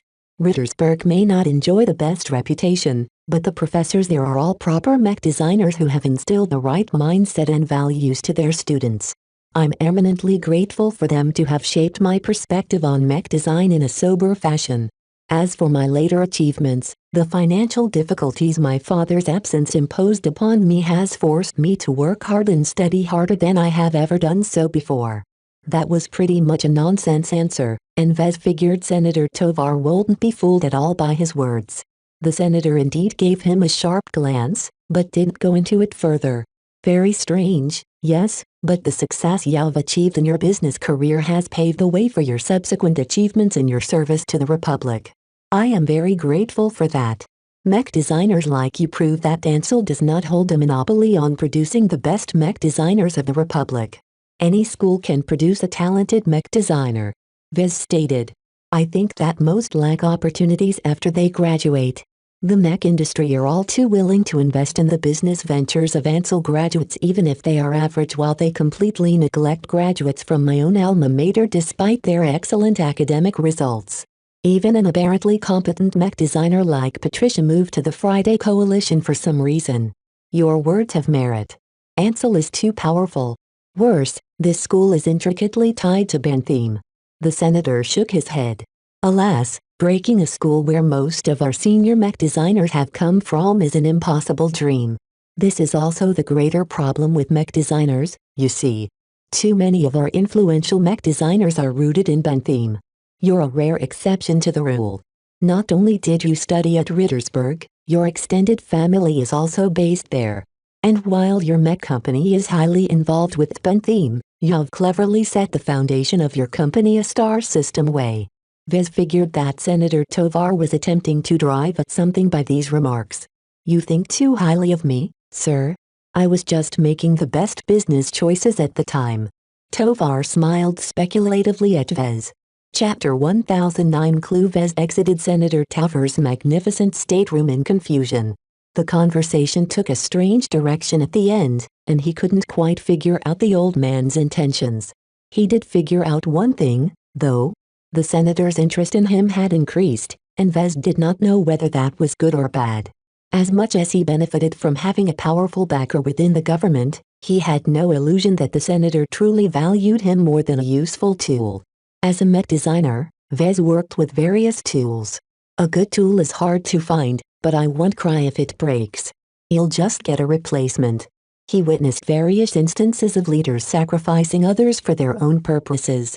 From Calabast using up the lives of our operatives to Senator Tovar treating the 6th flagrant vandals as a gambling stake to win the jackpot of his life, powerful people did not shy away from sacrificing the lives of their subordinates to get to what they wanted.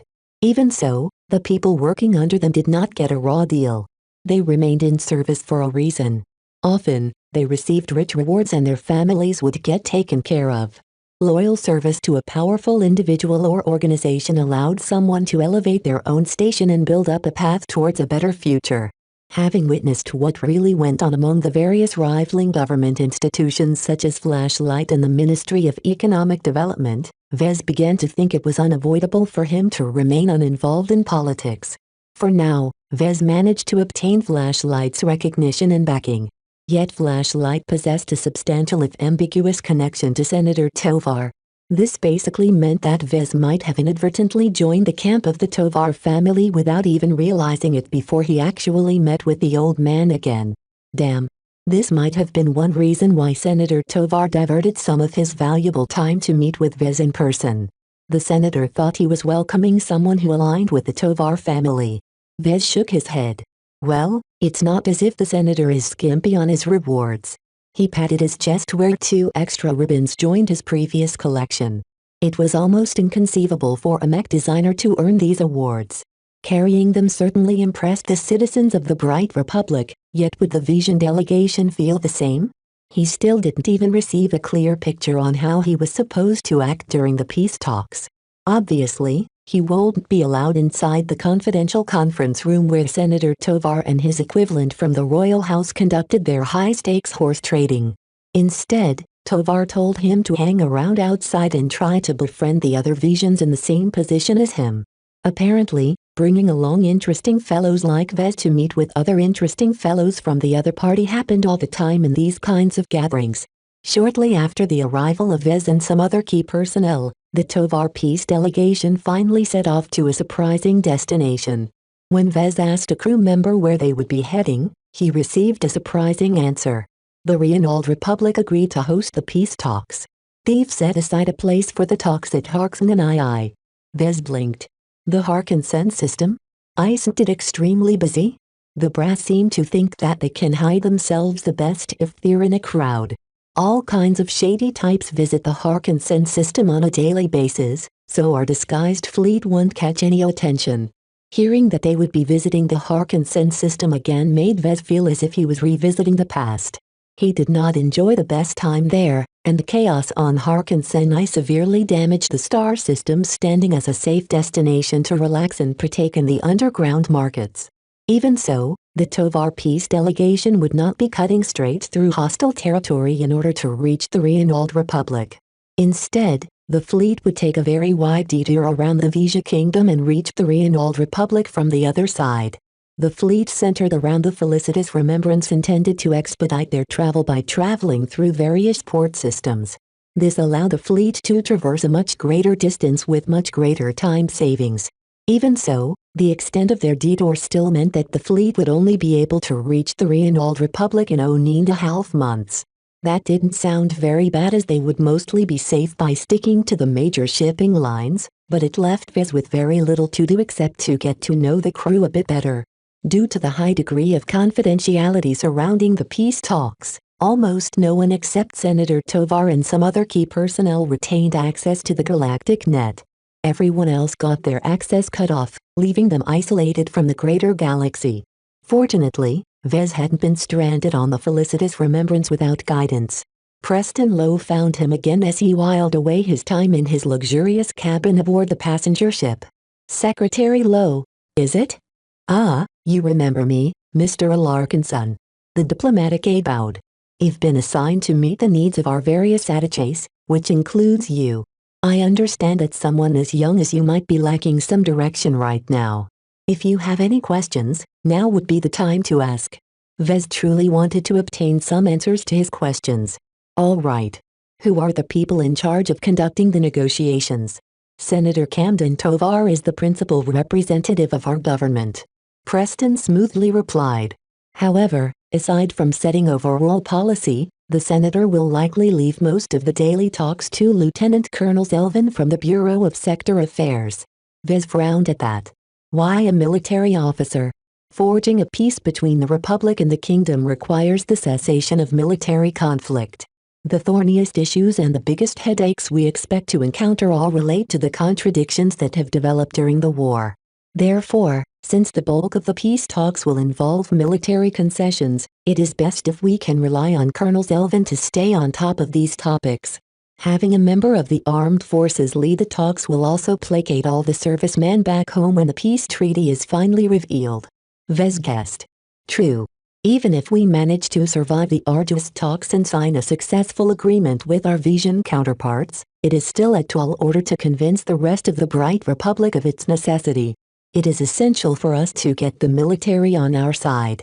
Therefore, Senator Tovar has given Colonel Zelvin wide discretion on the direction of the talks.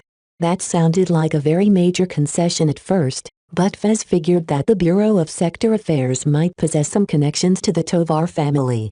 After all, for Senator Tovar to trust Colonel Zelvin to this extent would be unthinkable unless the military officer threw his lot with the Tovars.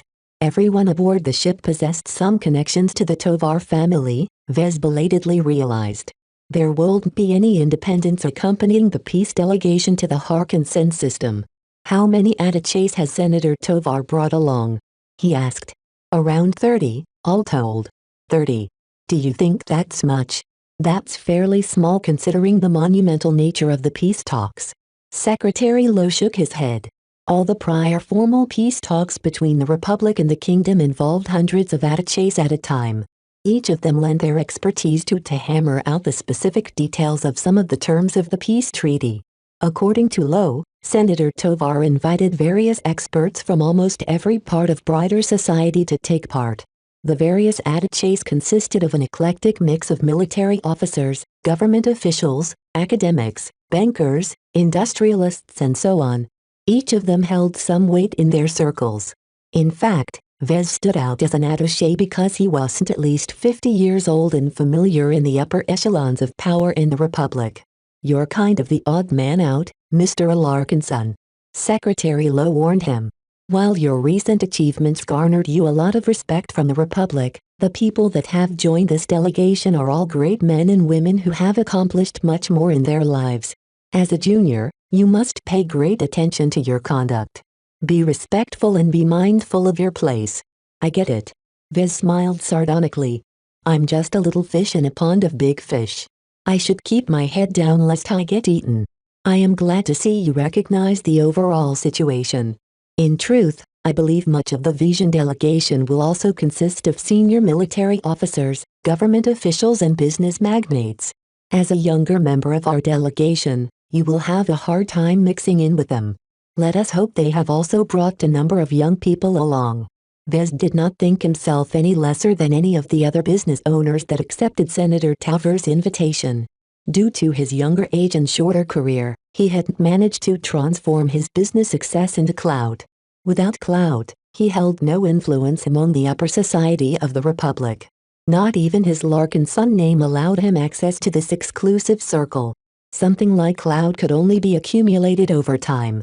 It took more than a successful business and a notable reputation to impress the old hands who had been running the various core aspects of the Bright Republic for decades if not longer. What can you tell me about the other mech designer of the delegation? Ah, you must be talking about Professor Koras Ventag. As a mech designer, you must have heard of him, right? He did. Vez memorized the identities of almost every senior mech designer based in the Bright Republic. This wasn't very hard as most of them either led their own mech companies or became tenured professors at various universities and institutions. Even most of the senior mech designers who partnered up with the Mech Corps or Flashlight also held publicly known positions. Vez tried to recall what he knew of Professor Ventag. One detail immediately stood out. He teaches at Durham Center of Technology and Innovation, right? The DCTI is the professor's alma mater as well. He is one of the few senior mech designers of the Republic who isn't related to the Ansel University of Mech Design. This must be the main reason why Senator Tovar associated with Professor Ventag. With the senator and Flashlight seeming preoccupation against the AUMD, Professor Ventag offered him a powerful connection to the mech industry that wasn't involved with Incel's incestuous alumni network. He also recalled another major fact. Professor Ventag is also the founder and CEO of Nora Consolidated. Nora Consolidated was a big name in the Bright Republic's mech industry. While it wasn't the largest mech company, it could absolutely rank among the top due to the incredible diversity of their products. Professor Ventag's specialty was rather vague in that he focused his efforts on revolutionizing damage control in mech. This did not restrict him in the type of mech he designed, so Nora Consolidated offered a very expansive mech catalog which sold almost every type of mech aside from heavy mech. In fact, Professor Ventag gained something of a reputation for being an all-rounder within the mech industry. He didn't design any flashy or extreme mech. Instead, he designed simple, functional and efficient mech that did their jobs in the most expedient fashion possible. Nora Consolidated became known as the biggest players in the mid-range mech market. They gained a reputation for great quality control and offering reasonable prices for very reliable mech. While the lack of flashiness and extremes prevented the company to stand out in the market, it nonetheless managed to gain a large amount of loyal followers who came to trust the company's brand. Vez respected Professor Ventag for achieving this much. Best of all, unlike Professor Velton, Professor Ventag was merely around 80 years old, which meant he had plenty of years ahead of him before he needed to retire. Chapter 1010 Senior Woes. Obtaining the first round of life-prolonging treatment may be out of reach for the average people, but a senior mech designer was never hurting for money. Seniors normally spent an inordinate amount of time, money and resources to progress their research. At this stage in their careers, many seniors valued their research over their companies. However, it took an extremely long time for them to obtain any breakthroughs. Most never managed to achieve any breakthroughs in their lifetimes. Therefore, they diverted some of their efforts into earning huge amounts of money to be able to afford the first round of life-prolonging treatment from the MTA. While expensive, a senior possessed enough earning power to pay for the treatment within their lifetimes. Such expensive treatments were normally out of reach to journeymen. Of course, this situation only applied to third-rate states. In a second-rate state like the Friday Coalition, certain wealthy journeymen or those who possessed powerful backers got to extend their life by a century without sacrificing too much. This essential difference in earning power strengthened the mech industry of the Friday Coalition because these journeymen gained an additional century of lifespan to advance to senior. This in effect gave second-rate states a much higher proportion of seniors, so much so that the rate of masters emerging from the crowd subsequently increased as well. However, if there was one flaw about seniors who advanced late, it was that they usually held very little promise. Seniors based in the Republic who advanced through their own hard work under less than ideal circumstances were not inferior than the seniors based in the second-rate states. Seniors wished above all else to realize their design philosophy and turn the impossible into reality. In pursuit of their advancement to master, the longer they lived, the greater the chance they accomplished their greatest desire. Yet to obtain the second round of life-prolonging treatment required them to pay an exponentially greater amount of compensation. In general, no senior based in a third-rate state would be able to afford the opportunity to live up to 300 years. Even the seniors of the Friday Coalition encountered many difficulties in trying to pay for such a luxurious privilege. In truth, Vez didn't fully know what the MTA demanded in exchange for the third round of treatment, but he heard that they didn't solely ask for a huge bag of money. Anyone who wants to obtain the subsequent rounds of life-prolonging treatment has to meet some other conditions. Everyone figured that the actual supply of life-prolonging treatment was very limited. If the MTA didn't put up more barriers to halt the influx of requests, they wouldn't have enough to extend the lives of their own key personnel. In short, no matter where a senior based himself, he would easily be able to scrounge up the money to extend his lifespan to up to 200 years. The only two seniors from the Bright Republic that Vez interacted with was Professor Velton at the Flagrant Vandals and Professor Enoch at Frozen Point Research Base. Both of them differed remarkably as the former had reached a very advanced age. In fact, Professor Velton was outright senile, and had already resigned most of her former duties. Vez found her life trajectory to be fairly tragic, Yet he also knew that most seniors led similar trajectories in their life. He hadn't forgotten her final warning to him back at the Wolf Mother. A senior already enjoys a great status in the Bright Republic and elsewhere in the galaxy. They are flooded with opportunities. Yet compared to advancing to master, most of those offers are nothing but distractions. Without advancing to master, a senior would always reach the end of their lives filled with regret. Those who advance to master relatively fast like Master Olson were truly fortunate. Even those who advanced well into their second century of life also thanked their luck. Far too many seniors never found the opportunity to advance and turned into footnotes in the mech industry. A lot of local mech designers memorize the names of every master mech designers based in the Komodo Star sector. Yet they never bothered memorizing the names of every senior except the ones from their own state. In any case, Professor Ventag that Senator Tovar somehow roped into the peace delegation possessed some hope of advancing to master. Even so, most seniors who are based in third-rate states never advanced to master. He frowned. Masters emerged only rarely. Even the Friday Coalition didn't have enough to go around. It simply came down to lacking enough money to fund their expensive research endeavors. This was why at some point, some seniors who still possessed a decent hope of advancing to master within their lifetimes moved to the Friday Coalition. Vez didn't know the exact figures, but the Bright Republic and many other third-rate states actually lost over half of their seniors this way. The only problem was that the seniors who all decided to make the move never received a warm welcome in such a tough and unfamiliar environment. Their status as outsiders always distinguished themselves from the native seniors. In practice, the seniors that decided to move to a more prosperous state had led to a greater increase in the chance of advancing to master at all. People came up with various reasons to explain why. The general consensus was that all the distractions and difficulties surrounding the relocation burdened the foreign seniors so much that they failed to enter their best state when performing their research. That's probably not the full story, but it's definitely one of the main factors. Vez silently judged. Therefore, plenty of seniors still remained with their current states even if they seemed limited. It wasn't as if they sold their mech to a single state at this stage. Many companies such as the Caternevis Group and Nora Consolidated sold mech across states and even star sectors. As long as the reach of their products extended to more and more markets, the amount of money flowing in grew respectfully large. This gave Professor Ventag enough money to fuel his ongoing research. The seniors who relocated to the Friday Coalition often faced very steep competition from the large amount of seniors who already carved out their places in the state's prosperous mech market. Native seniors possessed a much stronger foundation into some of the more advanced tech that catered specifically to a second-rate state's development level. This gave native mech designers an edge and foreign mech designers an inherent disadvantage. In short, any senior entering the market of the Friday Coalition for the first time needed to build their company back from the ground up. This usually took a very long time as the competition was too intense.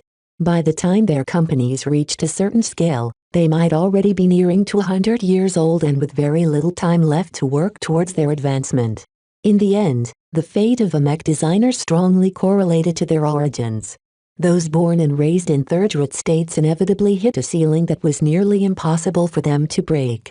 Those born in second-rate states inherently received more privileges and opportunities, so it was no surprise that they possessed the ability to pump out masters every now and then. It's unfair, but nothing in the galaxy is truly fair, Vez concluded. The disadvantaged just have to work a little harder to achieve their dreams. None of this dynamic concerned Vez too much because the system formed a very powerful tool in overcoming the various hurdles in his career if they stymied him. Just because he didn't want to become dependent on the system didn't mean he purposefully turned away from it whenever it offered him a way to save years of his life spent on fruitless work. However, understanding the situation facing seniors helped him understand Professor Ventag's position. While the felicitous remembrance blocked all outside access to the galactic net, Vez still received permission to access her internal database, which stored huge tranches of data. Vez managed to read up on the senior. Nora Consolidated truly cooperated a lot of the government and military. Professor Ventag received a reputation for being particularly cozy with some government institutions. While the market didn't care about that, The mech industry and in particular the other senior mech designers faintly opposed him for that reason. After all, unlike most of the other seniors who originated from the AUMD, Professor Ventag came from the Durham Center of Technology and Innovation. Widely considered as the second best mech university of the Bright Republic, the DCTI always stood in Ansell's shadow. If not for the fact that some of its graduates occasionally managed to advance to senior, it would have been completely obscured by many of the other run-of-the-mill institutions of the Bright Republic. Even so, a lot of mech designers who didn't think they'd be able to get accepted by the AUMD all applied to study at the DCTI in droves. He laughed a bit. I was one of them in fact. Back when he didn't obtain the system, he had never excelled in his studies. He certainly hadn't become good enough for the likes of Ansel or the DCTI. He had no choice but to attend the Rittersberg University of Technology. Even then, I think the Larkin sons gave me a hand in getting accepted there. It's not that easy to get into the rut either. While the universities on Rittersberg never managed to produce any particularly talented mech designers, many of them went on to work in the military or the public sector. A lot of officials and policymakers that regulated the mech market had actually graduated from the RUD or other schools located in the capital. This also happened to give the Ansel alumni a lot to complain about. They detested the bureaucrats from Rittersberg and disparaged them as failed mech designers who went on to pursue a middling career in the government. Vez shrugged. He could have been one of those petty bureaucrats as well if his mech business failed and he wasn't able to accumulate new knowledge quickly enough. As he continued to perform research on Professor Ventag, Secretary Lowe rang the bell outside his cabin. Mr. Larkinson? What is, Secretary? Professor Corus Ventag has extended an invitation to visit him at a stateroom aboard the ship. Vez looked up from his terminal. He did? If you wish to accept his invitation, please go on your way as soon as convenient. I'll be right outside. He half expected Professor Ventag to ignore Vez. Outside of his wartime accomplishments, Vez shouldn't have attracted the senior's attention. As a lowly apprentice, Vez wasn't worth befriending. Ventag would be completely justified if he decided to ignore the only other mech designer in the peace delegation. Even so, Vez smiled at the summons. Every senior mech designer he met enriched his understanding of their class even further. From the senile Professor Velton to the obsessive skull architect, talking to each of them gave Vez valuable insights of the higher echelons of the mech design profession. He quickly sorted out his uniform and appearance and stepped outside his cabin, where Secretary Lowe swiftly guided him to the senior mech designer stateroom. Professor Ventag is an honored guest of Senator Tovar. I don't think you need the reminder, but please be respectful when you meet with him. The Tovar family also has ties to Nora Consolidated. Vez nodded. I understand. I won't do anything that annoys the professor. After a brief walk, they emerged in front of a hatch guarded by 4 security guards from the elite mech regiment that took responsibility for protecting the peace delegation. After a fairly thorough security check where Vez had to temporarily relinquish his comm, he entered through the hatch where he entered a slightly smaller and less luxurious compartment than Senator Tovar's stateroom. Ah, Vez Larkinson. Please come inside. I have been expecting you. A deep and intense voice called out from within. Chapter 1011 Professor Corus Ventag. Unlike most of the seniors he met before, Professor Ventag didn't sit behind his desk. Instead, he stood in front of a projection depicting Bentheme from orbit. It was a stunning sight and the globe offered its viewers a good glimpse of the dense amount of structures dotting the busy planet. Come closer, young man. Vez slowly stepped inside, taking note of the security guards stationed inside. It seemed that every important person aboard this ship except Vez received guard protection. Of course, that might also be because Vez wasn't very important in the eyes of Senator Tovar and the higher-ups. He quickly shook away his resentment at the perceived lack of care in order to cross the room without making a scene. When Vez came to Professor Ventag's side, he became struck by how thin and tall the senior appeared. Ventag possessed a dark complexion that wasn't very prevalent in the Komodo star sector. He possessed an intense pair of eyes that continued to scan over Bentheme's various terrain features. A minute passed by as Vez quietly waited for the senior to speak. Just standing silently next to the professor already gave Vez a vague idea that this was a hard-working senior mech designer with a lot more promise than Professor Velton. This was a senior who was still in his prime. Mr. Larkinson. The professor finally began. Senator Tovar instructed me to take care of you while you are a part of the peace delegation. He seems to believe that you can benefit from my guidance while you are here. Tell me, are you the kind of helpless mech designer who can't do anything without a senior to hold your hand? Vez smiled awkwardly at the senior. What the hell was this? I did not expect Senator Tovar to solicit you on my behalf. He began. I welcome any advice you can give me, but I am already content with my current progress. Ventag nodded. Short and diplomatic. Good answer. Your words contain neither arrogance or servility. You have expressed enough deference to be respectful, but not enough to suggest you are sucking up to me. Are you pleased? I am pleased to receive your praise.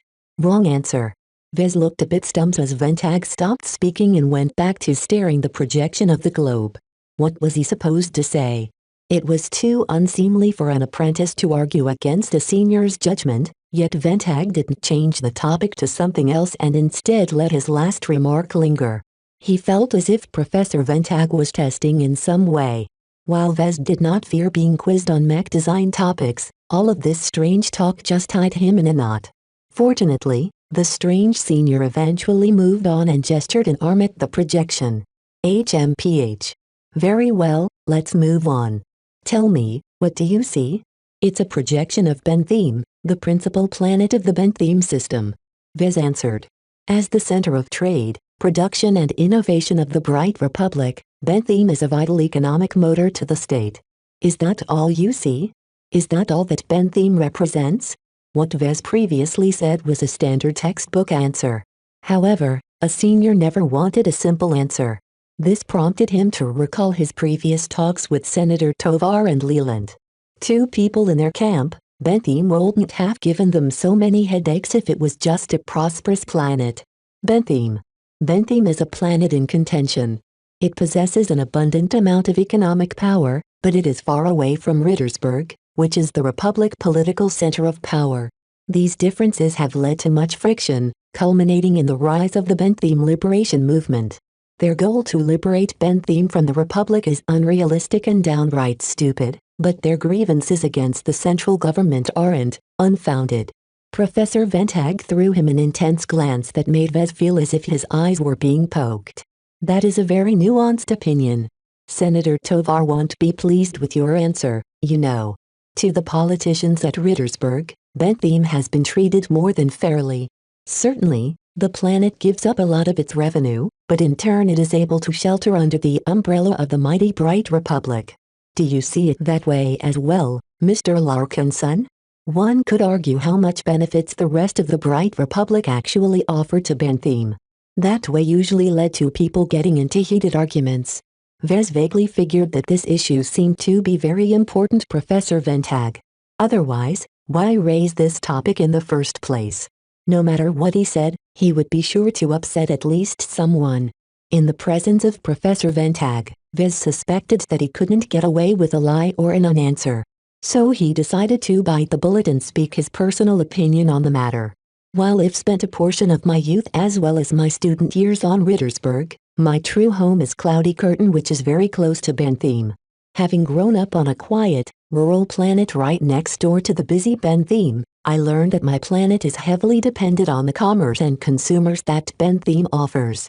While Cloudy Curtain is extremely dependent on Bentheme to sell cloud rice and other agricultural products, Bentheme is also dependent on other planets and star systems to provide them with goods and services that keeps it aloft. Ventag's lips curled a little. He appeared to be pleased. Go on. Every planet and star system is interconnected these days. As far as Bentheme concerned, it uses up an incredible amount of food to feed its dense population and demands an enormous tide of raw materials to feed its mech companies and other industries. Trade doesn't necessarily happen within the borders of a state. In fact, Bentheme imports and exports most of the goods that pass through the star system. Even so, the domestic suppliers and buyers offer Bentheme stable and favorable partners to do business with. You can't say the same about the foreign states, who can turn against us at any time to further their own goals.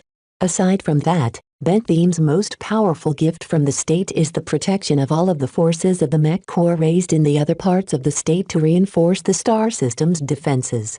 Very good. That is one of the most important observations you can make. Professor Ventag nodded. No state can stand on their own without military power. The Bright Republic is no different. Some local miscreants and agitators may be convinced that Bentham is able to raise a sufficient amount of forces to hold back the Vija Kingdom, but that is a considerable miscalculation. Strength is strongly correlated with territory. This has been tested over and over again throughout the wars in the past, both against other human states and against the aliens. What do you think of Ansel? Ventag probably didn't ask Vez on his opinion about the city. The AUMD is one of the most prestigious schools for mech designers. Vez answered, stating the obvious before he gave his opinion. Regardless of its faults, it is nonetheless able to provide the Bright Republic with most of its senior mech designers. As long as we have so many seniors, we are able to stay on par against the Vijans who possess slightly more seniors due to their larger population. Professor Ventag sighed. The AUMD is a necessary evil. I agree with Senator Tovar that Ansel possesses an outsized amount of influence in the mech industry. However, the way the Bright Republic has ham-fistedly tried to restrict the school has either ended in failure or antagonized the Ansel alumni network into pushing back. It is not so easy to wean the Republic from their dependence to a single institution. All of this didn't really seem relevant to Vez in his life. However, he knew that the more he grew, the more he would become involved with this particular dynamic. What he witnessed at the KNG already showed him a glimpse of the power and reach of Ansel mech designers. Probably the only way to keep the AUMD in check is to offer worthy competition. Vez remarked. That is exactly what we are trying to do. The Durham Center of Technology and Innovation is one of several ongoing solutions by the central government to chip away at the AUMD's monopoly on high-rank mech designers. However, we estimate that barring any major incidents, it will take centuries for the DCTI to be able to come close to matching the AUMD's prestige. What do you think of my alma mater? Vez twitched his lips. He couldn't very well badmouth the professor's own school, right? The DCTI enjoys a good reputation in the Bright Republic. It's the second school of choice for most students aspiring to be mech designers. Its track record of raising mech designers who went on to successfully advance to senior is respectable enough to give many students hope of achieving the same one day. Ventag shook his head. I'm afraid it is not so simple, Mr. Alarkinson. Every decent school for mech designer is able to raise some journeymen at the very least. However, it takes an enormous amount of investment as well as other requirements to make a journeyman advance to senior. The AUMD is able to shoulder these requirements with their famed alumni network. Successful seniors are willing to lend their hand to the younger generation of Ansel mech designers with guidance, financial assistance, technical help or favorable contracts. It's a virtuous cycle. Vez observed. Older seniors help out younger journeymen, increasing the chances that the latter are able to advance to seniors.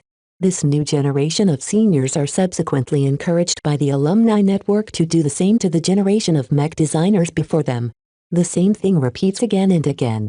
At some point, the alumni network became so wealthy, powerful and influential that Ansel graduates take up the majority of the Bright Republic's top-end mech design talent. I am glad you recognize how formidable the Ansel machine has become. Ventag said. Breaking this machine is impossible. Therefore, Rittersberg has instead decided to erode it over time. It may take centuries, but eventually the DCTI will rise to catch up to the AUMD and be able to offer an equivalent amount of help to their journeymen to ease their advancement to senior. This was a very long-term scheme that didn't seem very likely to achieve their goals. Vez did not hold out his hopes that the DCTI would ever be able to beat the AUMD at their own game. Its reputation as the second-best mech design university of the Bright Republic wasn't a badge of honor, but a mark of stain to the school. The AUMD would never allow the DCTI to wipe off that stain. Vez found it difficult to care about this issue. He was just an apprentice for now, and even if he advanced journeyman he still failed to see why he should be involved. After all, He studied at a school on Rittersburg and not Bentham, so he found it hard to care about the rivalry between the two best mech design universities. Senator Tovar has expressed an intriguing possibility. Professor Ventag said and stopped studying the projection of Bentham. He turned to Vez with his intense eyes flaring. Personally, I find his suggestion rather premature. However, it is intriguing enough for me to consider it. What do you think about a future opportunity to teach at my school? As long as you become a journeyman mech designer with some renown, you are qualified to teach some introductory classes at the Durham Center of Technology and Innovation. Does that interest you, Mr. Larkinson? Vez gulped. This offer completely came out of the blue. While Vez always dreamt of holding a teaching job as a side activity, he wasn't very picky about the schools. Yet if Vez casually accepted this overture from Professor Ventag, then he would firmly put himself in the DCTI's camp, making him an enemy of the AUMD and its powerful Ansel alumni network. Chapter 1012 Bargaining Chip. As Vez exited Professor Ventag's stateroom, he nervously wiped his brow. He managed to weasel his way out of the potential offer with a non-committal answer. Regardless, Vez received a standing invitation to come teach at the Durham Center of Technology and Innovation as long as he advanced to journeyman and became respected among the ranks of other journeymen. To be honest, Vez saw a lot of appeal in accepting a teaching position at the DCTI.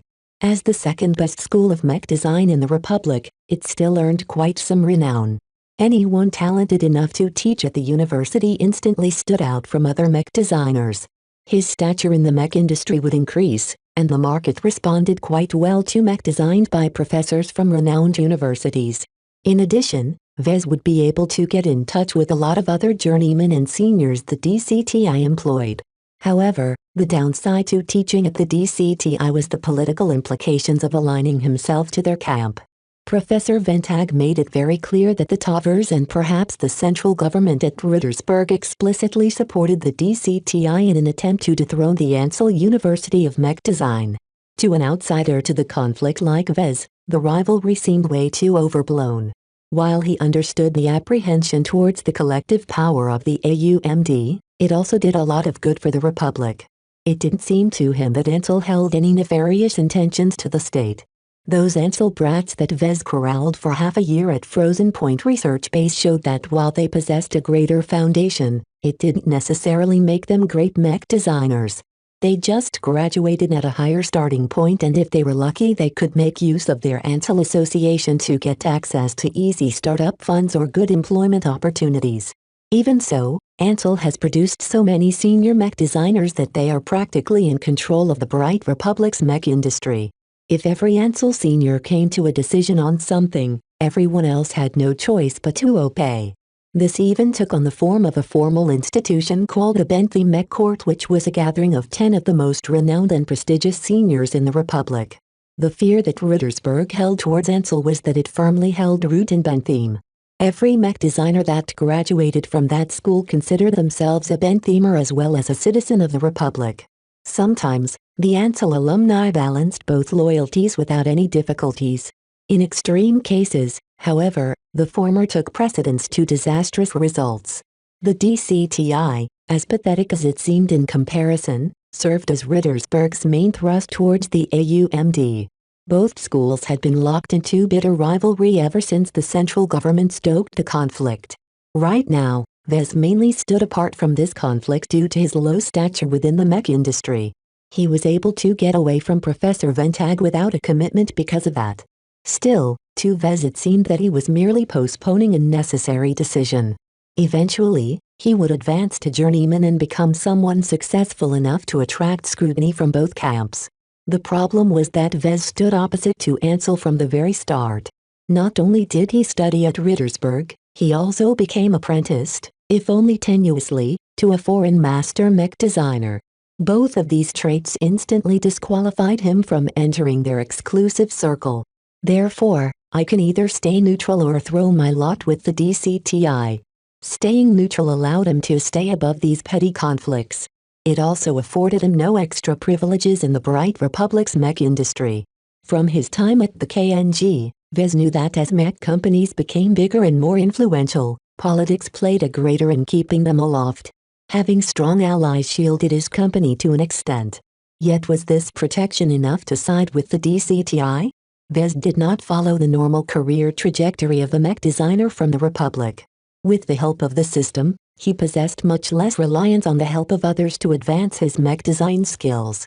As long as he improved, why should he knock on someone else's door and beg for help?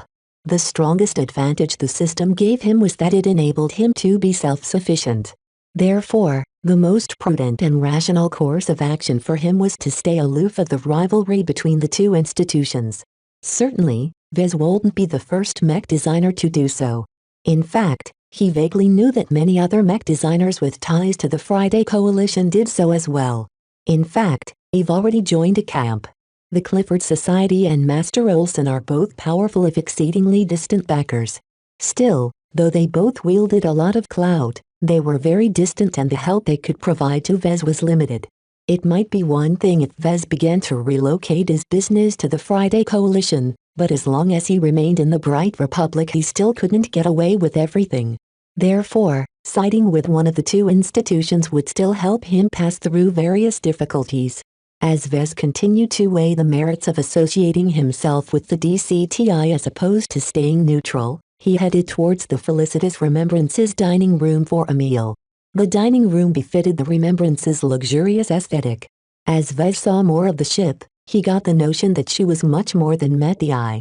As Vez sat down a semi-enclosed table and ordered some plain dishes from the projected menu, he knocked his knuckle against the surface of the ornate dining table. This is compressed alloy. Who would waste so much money constructing nearly indestructible tables? While the bulkheads and most of the structure of the Remembrance didn't make use of compressed alloys, they did make use of large amounts of very strong alloys that Vez found a bit too extravagant to justify.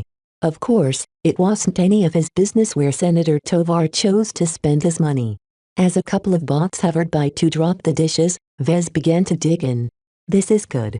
While Vez didn't mind a nutrient pack to get by for the day, it felt good to indulge once in a while. Still, Vez kept Professor Velton's warning in mind about overindulging in pleasures. For some reason, Vez thought that Professor Ventag took an excessive amount of interest in his political concerns.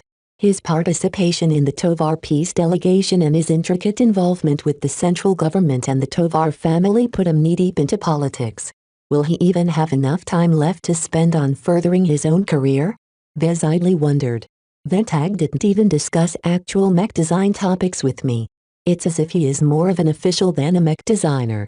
Certainly, Vez recognized that almost every mech designer needed to be a bit of a politician in order to navigate the higher echelons of power.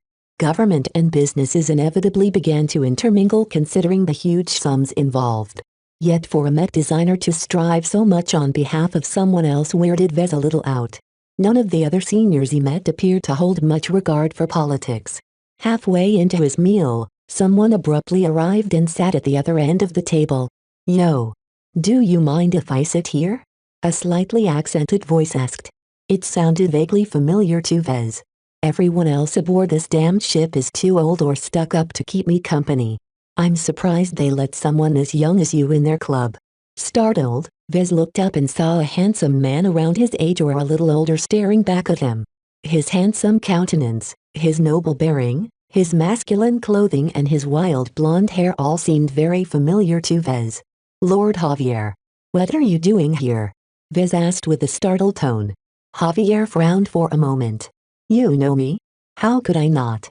We hunted you down with great effort and great sacrifice. Your loquacious Raphael made a big impression against the Vandals." This prompted Javier to study Vez in greater detail. He took in the various awards and began to suspect something. "You were with the Vandals?" Vez saw no harm in admitting it. "I was." This caused the Vision Noble to color a bit.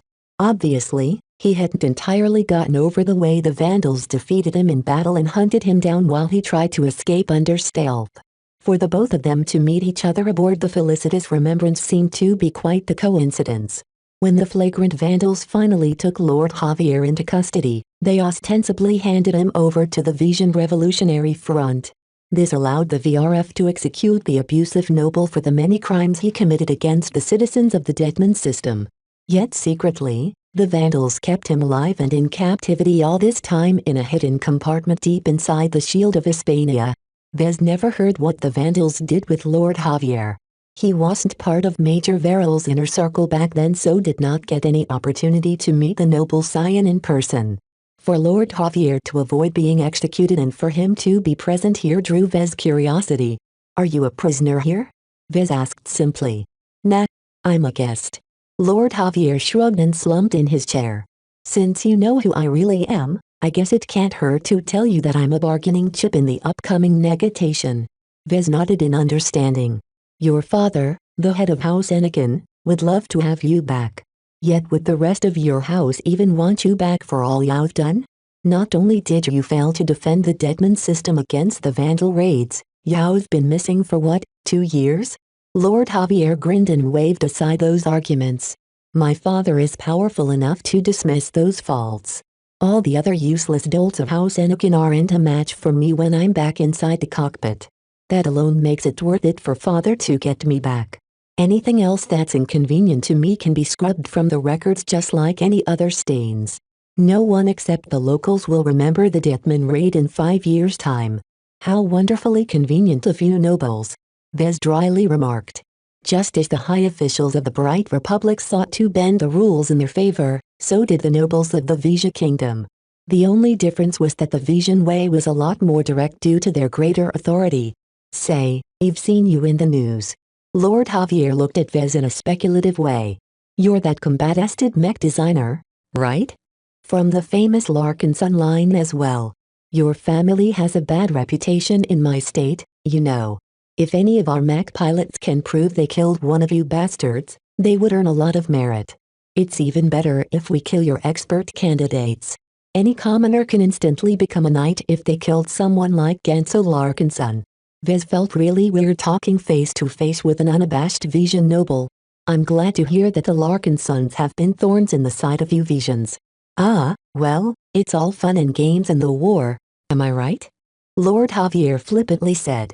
"To be honest, I quite enjoy my vacation among you guys. Spending some time away from my duties and sitting out on the war while other poor sods are fighting and dying for no reason is quite the lucky chance. The people who are fighting at the front lines are doing so for a cause. I don't think you should belittle their sacrifices. PFF. They're merely sheep.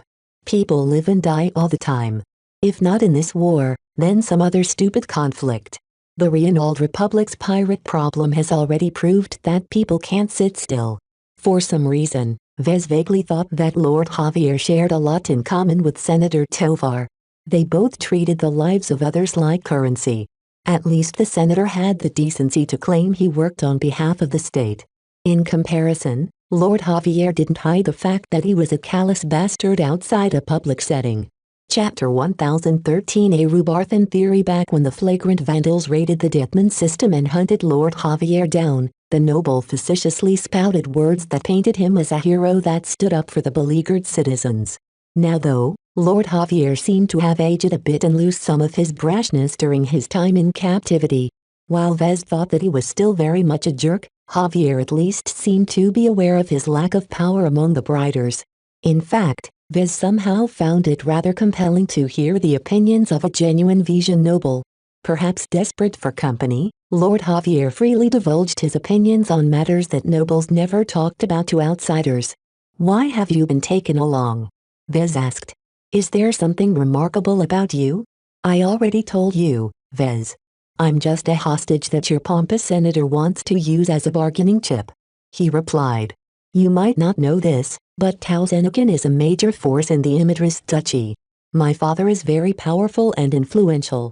The only problem facing our house is that I'm the only heir that's qualified to take up his mantle. All the other Anakins who are eligible to become the new head of our house are all pansies who we've beaten up on a daily basis back when we grew up. Without me, House Anakin is doomed.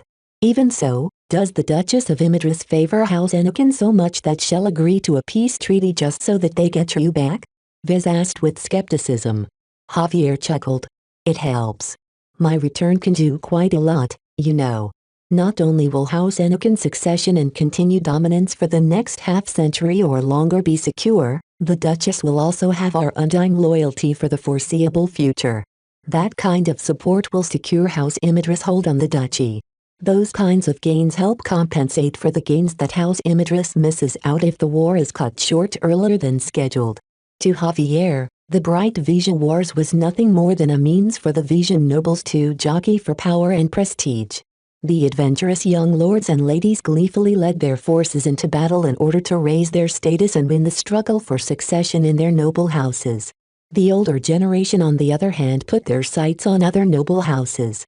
Those that performed well in the war received more accolades and attention, while those who did badly quickly fell in status among the noble circles. Even the dukes and duchesses that ruled at the top of their own territories couldn't avoid this generational rat race. If their mech legions didn't perform sufficiently well at the front lines, their share of the overall distribution of resources from collective revenue sources such as the kingdom's two port systems would be cut. All in all, to Vez it sounded like a costly but brutally effective way to keep everyone on their toes. Through constant competition, every Vision, no matter how high their status, needed to fight in order to preserve their privileges. So us Briders are just target dummies for you Visions to show off your prowess? Vez cynically remarked. For a soft republic ruled by duplicitous families, some of you Briders can sure put up a mean fight. I had to literally fight for my life during my battles against your Vandal mech.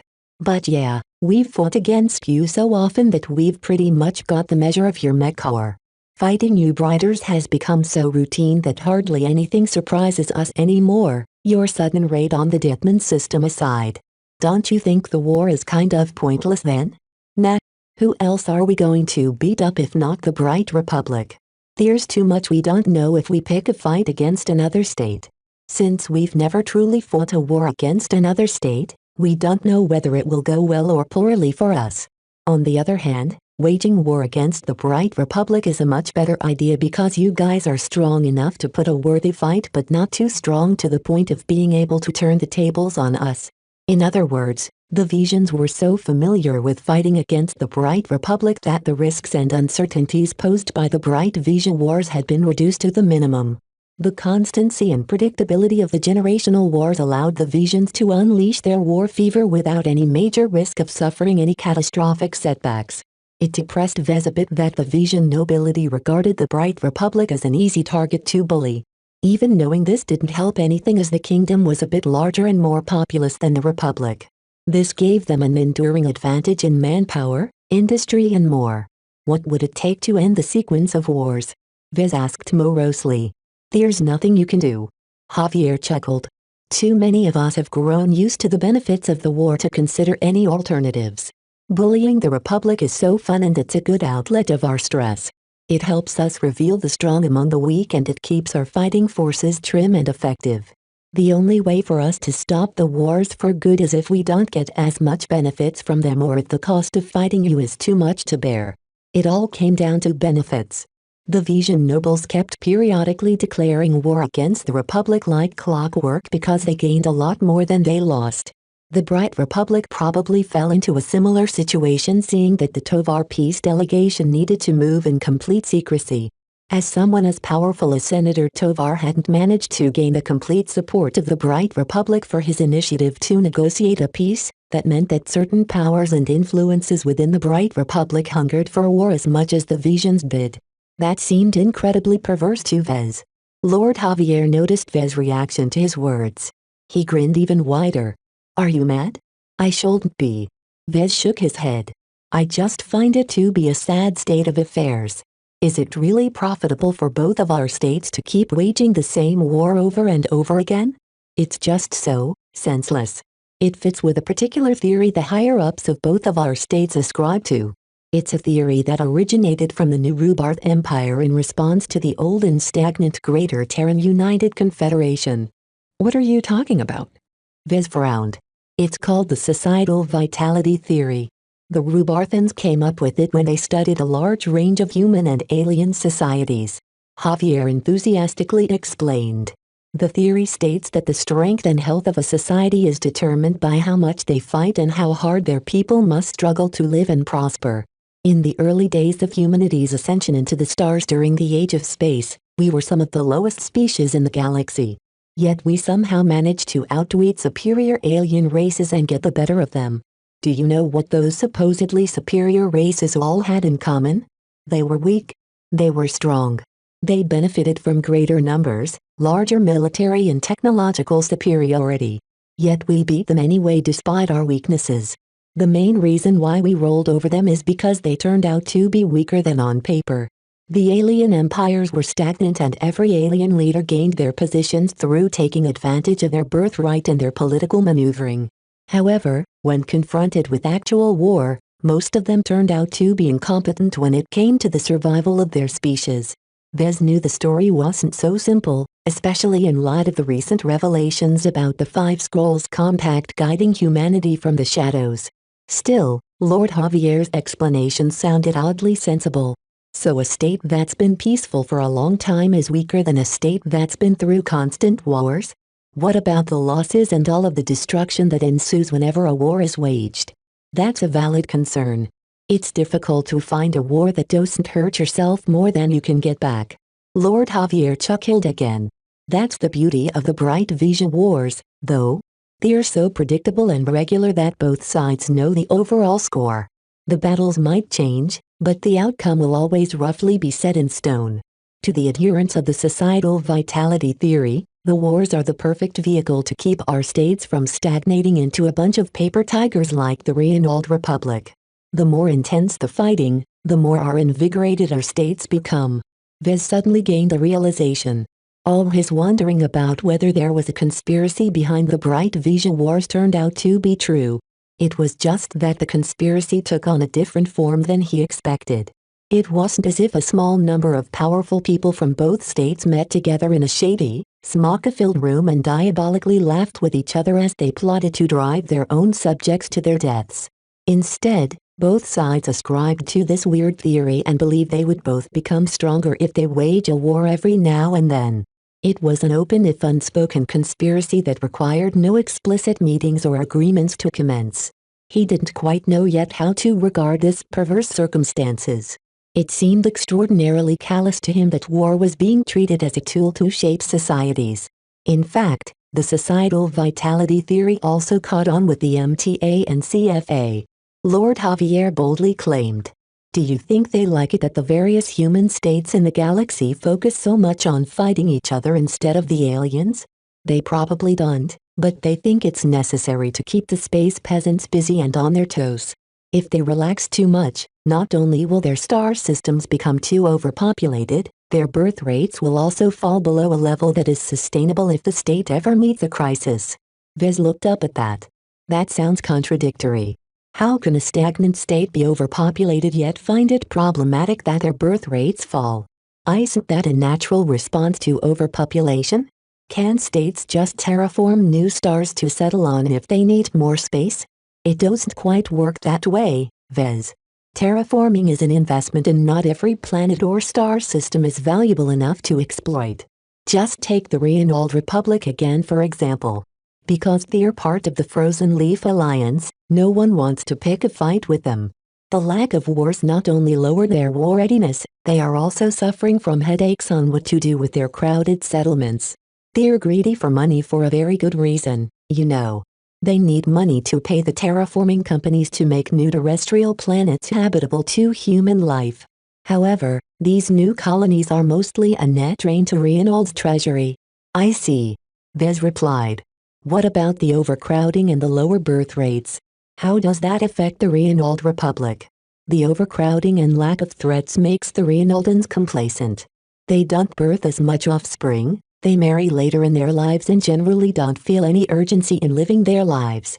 This also means they don't work hard enough to excel in their lives. They have less expert pilots and less senior mech designers than a state of their size ought to have. Is that true? Vez asked. Oh, I'm not a numbers wizard, but all the scientists who studied the societal vitality theory all said so. They say that a society's life pattern adjusts itself to the predominant circumstances. Peace begets a slow, peaceful life pattern because that is the most optimal way the people are able to live their lives. War, on the other hand, forces people to grow stronger, fight harder and live their lives to the best of their abilities. All the deaths also eases up the overpopulation issue, and sustaining high birth rates is seen as the key to sustain a state in the even of a major crisis. Vez had mixed feelings about this supposed theory.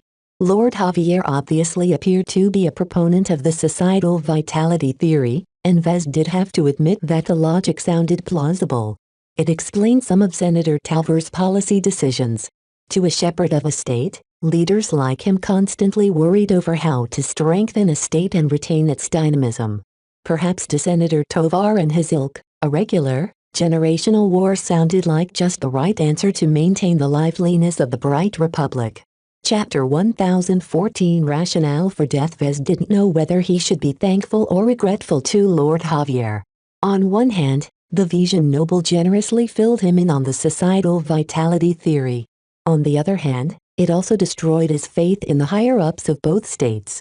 He used to think that even if the original reasons for the wars no longer applied, both states still warred over legitimate reasons. The Visions wanted to conquer the Bentheme system so that they would be able to gain an invincible economic stranglehold on all of the commerce and trade that passed through the surrounding regions. Bright Republic simply wanted to maintain its territorial sovereignty and defend itself against the foreign aggressor. Those reasons still applied, but in the backdrop of the societal vitality theory, they rang a little hollow now. To Vez, this diabolical theory served as a force that pushed its proponents to action rather restraint, sometimes to disastrous results. Vez figured out the reason why Lord Javier brought up this contentious topic. The main threat to the peace talks is this theory, right?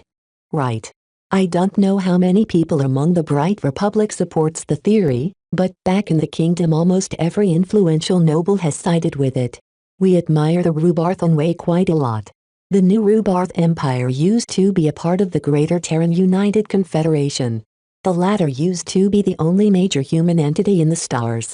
That was a different time back then. The Terrans proved to be too overbearing and mired in bureaucracy to govern their sprawling territories fairly and effectively. After the Rubarthans declared independence during a time of turmoil for the Terrans, times had changed. The Terrans partially reformed the way they governed themselves, but it was too late by then. The new Rubarth Empire grew into such a substantial power in a short time that they pretty much rivaled the Terrans in might. Perhaps the rapid but enduring success of the Rubarthans in their galactic rivalry against the Terrans gave the theory a lot of weight. Vez did hear that internal competition and political maneuvering there was rather brutal. The founder families that eventually founded the Bright Republic used to be aberrant pacifists who tired from all of the infighting and warmongering at the powerful First-Earth superstate. The constant wars between our states has pretty much enshrined the societal vitality theory among our leaders. Vez speculated. Proponents of the theory are able to take advantage of the wars to enhance their prestige and further their goals. Those who oppose it on moral or practical grounds won't benefit from the wars unless they give in, which pretty much turns them into hypocrites. I don't see any way we can forge an early peace if that's the case. Lord Javier threw a patronizing smile at Vez. You have to think a bit bigger than that, Vez. What is the ultimate goal of adhering to the societal vitality theory? It's to strengthen the social vitality of our states. Why? To strengthen the efficiency, dynamism and military might of our states against other threats. We pursue strength because it is the only thing that keeps us safe against the threats of the galaxy. As Vez recalled his recent talk with Senator Tovar, he started to gain an understanding of the need for peace. Is there a greater threat on the horizon? The senator didn't tell me, but I'm not stupid, you know. I'm a good observer, and from what I see the Briders aboard this ship aren't worried about us Visions. Instead, they're on guard against a different threat. A greater threat, as you said. A grave silence fell between the two. The Remembrance's elegant and luxurious dining room didn't host many diners at this time, so hardly any noise interrupted Vez's contemplation.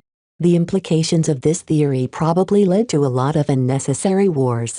At least, unnecessary to the average people. To the proponents of the theory, war was a great tool to invigorate a state. Is there any proof that it actually works? Sure. Javier shrugged. First of all, the strength and prestige the Rubarthans gained in their early years against the stagnant and corrupt Terrans is a powerful historical case. The Rubarthans trounced the Terrans in almost every aspect because the latter have become so stale that they reacted like fossils to something they adequately planned against beforehand. Over the years, the rise and success of many other states over their more peaceful rival has given the theory strong support. I don't think it's that simple. Sure, a war might be able to invigorate a state as you say it, but it might also just cause them to suffer far more damage than they get in return. I bet the researchers aren't so eager to study the failures. Perhaps the survivor bias plays a huge role in making those determinations. Hey, what do you take them for? They're smart enough to take that into account. At least I think so. Lord Javier scratched his head. Whatever. The point is that we've not only seen this kind of effect among human states, but also among the various alien empires. Before humanity came along, most of the galaxy got carved up by the same old alien races. The balance of power largely remained the same and nobody powerful felt eager enough to fight because the super low birth rates of the 7 apex races makes any serious war too costly. Humans don't suffer from that problem. Vez remarked as he followed the logic of the societal vitality theory. Compared to those powerful alien races that depend on exotics to propagate their species, our growth rate as a species is enormous. All the setbacks we've suffered against the aliens during the Age of Stars and Age of Conquest never put us down for long. Instead, we bounced right back with our explosive birth rate. A comparison between different human states did not yield any drastic differences. However, when Vez compared human civilization to the previously dominant alien civilizations, their traits diverged enormously. The birth and growth rates central to the logic behind the societal vitality theory formed one of the most powerful advantages of the human race. No major alien race at the time could keep up with the constant growth and expanding population of the upstart humans. Of course, with the 5 Scrolls compact acting behind the scenes, humanity's rise could not solely be attributed to these reasons alone. Vez did not think any further in this direction because he hardly knew anything about this line of questioning. It's a different time now, you know? Lord Javier said as a couple of bots started to deliver his dishes. He came to the dining room to eat, after all. During the Age of Stars and the first half of the Age of Conquest, we humans largely pointed our guns outwards against the aliens. We took their stars, their technology, their resources and repeated it over and over again as we gobbled up the galaxy. What a great time to be alive back then. For various reasons, the exponentially accelerating conquest and expansion began to stall halfway into the Age of Conquest. The surviving alien races no longer remained complacent against the humans that threatened to gain complete control over the galaxy. They set aside their long-standing rivalry and animosity against each other and presented a somewhat united front against the galactic threat that was humanity. At some point, the various human states that made up human civilization found it increasingly difficult to fight against the aliens. Eager to fight but with no alien opponent in reach, they instead began to turn their weapons against each other. Is the societal vitality theory an attempt to go back to the glory days of humanity's rise? Vez asked. Kind of. Lord Javier nodded. Well, it's more of an attempt to prevent our society from backsliding. If we all grow too fat and happy of our current accomplishments, the aliens staring hatefully at us will give us a nasty surprise. Life must constantly be a struggle if we are to stay strong. This applies to both humans and aliens. Now that we've dethroned the 7 apex races and chased them out of their ancestral territories, they're holding a lot of grievances against us. You can bet they aren't relaxing while they're plotting our race's demise. Vez had difficulty seeing the relevance of looking at humanity from so far above. All of this sounds very high-minded. We're not the masters of the human race. Is there any point for us to think that way? Why not? The noble shrugged. At least it's essential for me to be familiar with the arguments if I want to fit in with the rest of my class. It's also useful for you as well, you know. With all the wars, skirmishes and other fights taking place throughout the galaxy, a lot of mech are used up. What fuels the mech industry? Battle.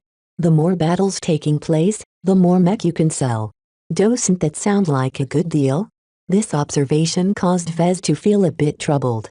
He couldn't refute this logic. The mech industry would have been a lot less dynamic and a lot harder to participate in if battles rarely broke out. Mech lasted about 5 years with intensive use and 10 years with moderate use. However, if the amount of fights in the Komodo Star sector decreased by 90%, then most mech would be able to reach their full nominal lifespan of 20 years.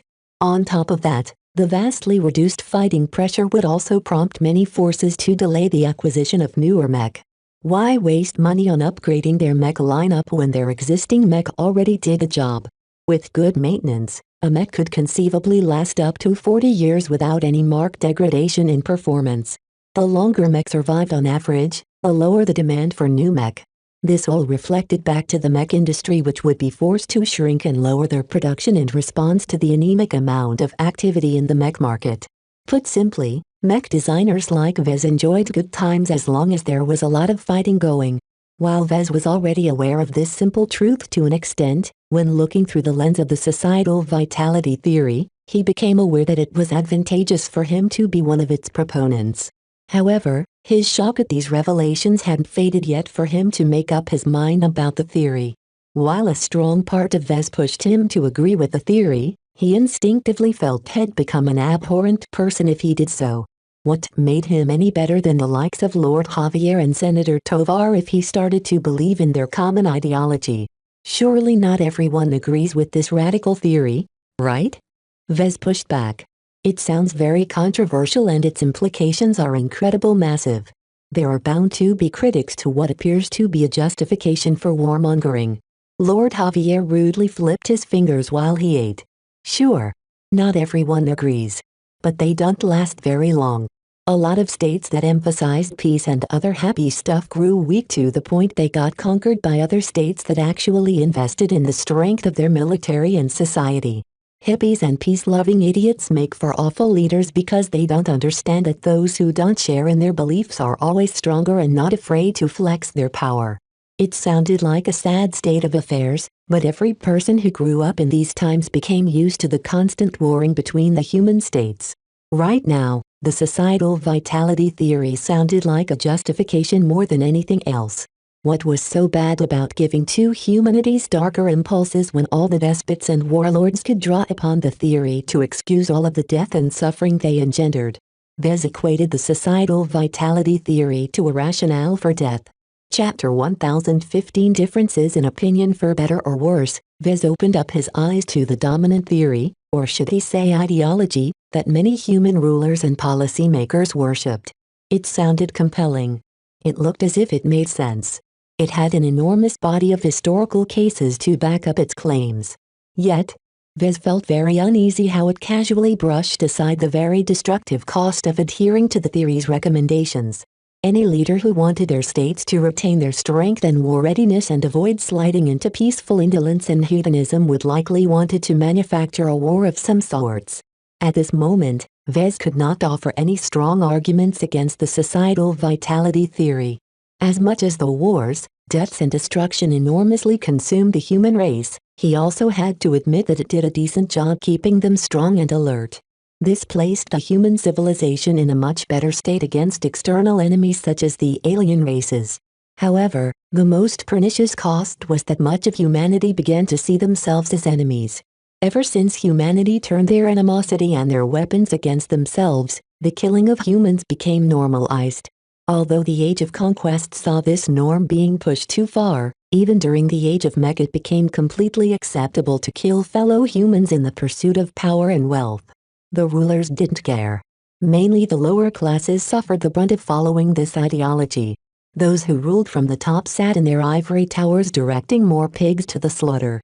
In their drive to invigorate their state and raise its vitality, they needed to keep birth rates high and give their citizens a sense of urgency in their lives.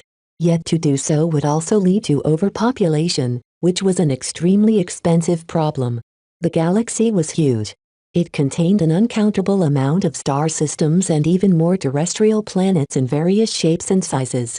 Yet to make them suitable for human habitation took both time and investment.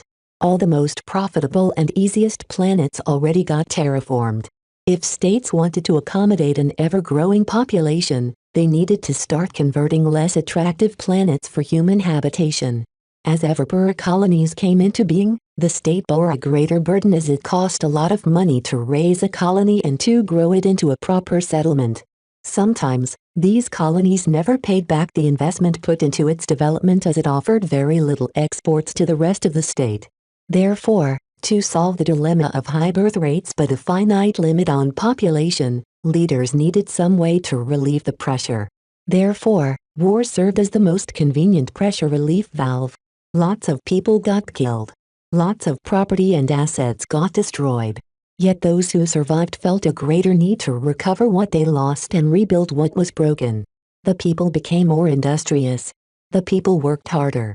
The people never took their luxuries for granted. As long as the cost of wars remained within the boundaries of what was acceptable to the rulers, such a cycle was actually productive and beneficial to the society in question. Adopted at a wider scale among the level of the entire human civilization, it kept the human race from suffering the same flaws that made the other alien races so weak against unexpected aggression. At least if you believed in the societal vitality theory.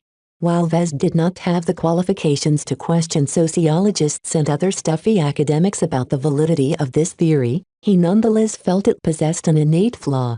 He just couldn't quite pin it down at the moment. Aside from that, the societal vitality theory also suffered from the plutocratic consequence of high-minded policy ignoring the very human cost of their actions.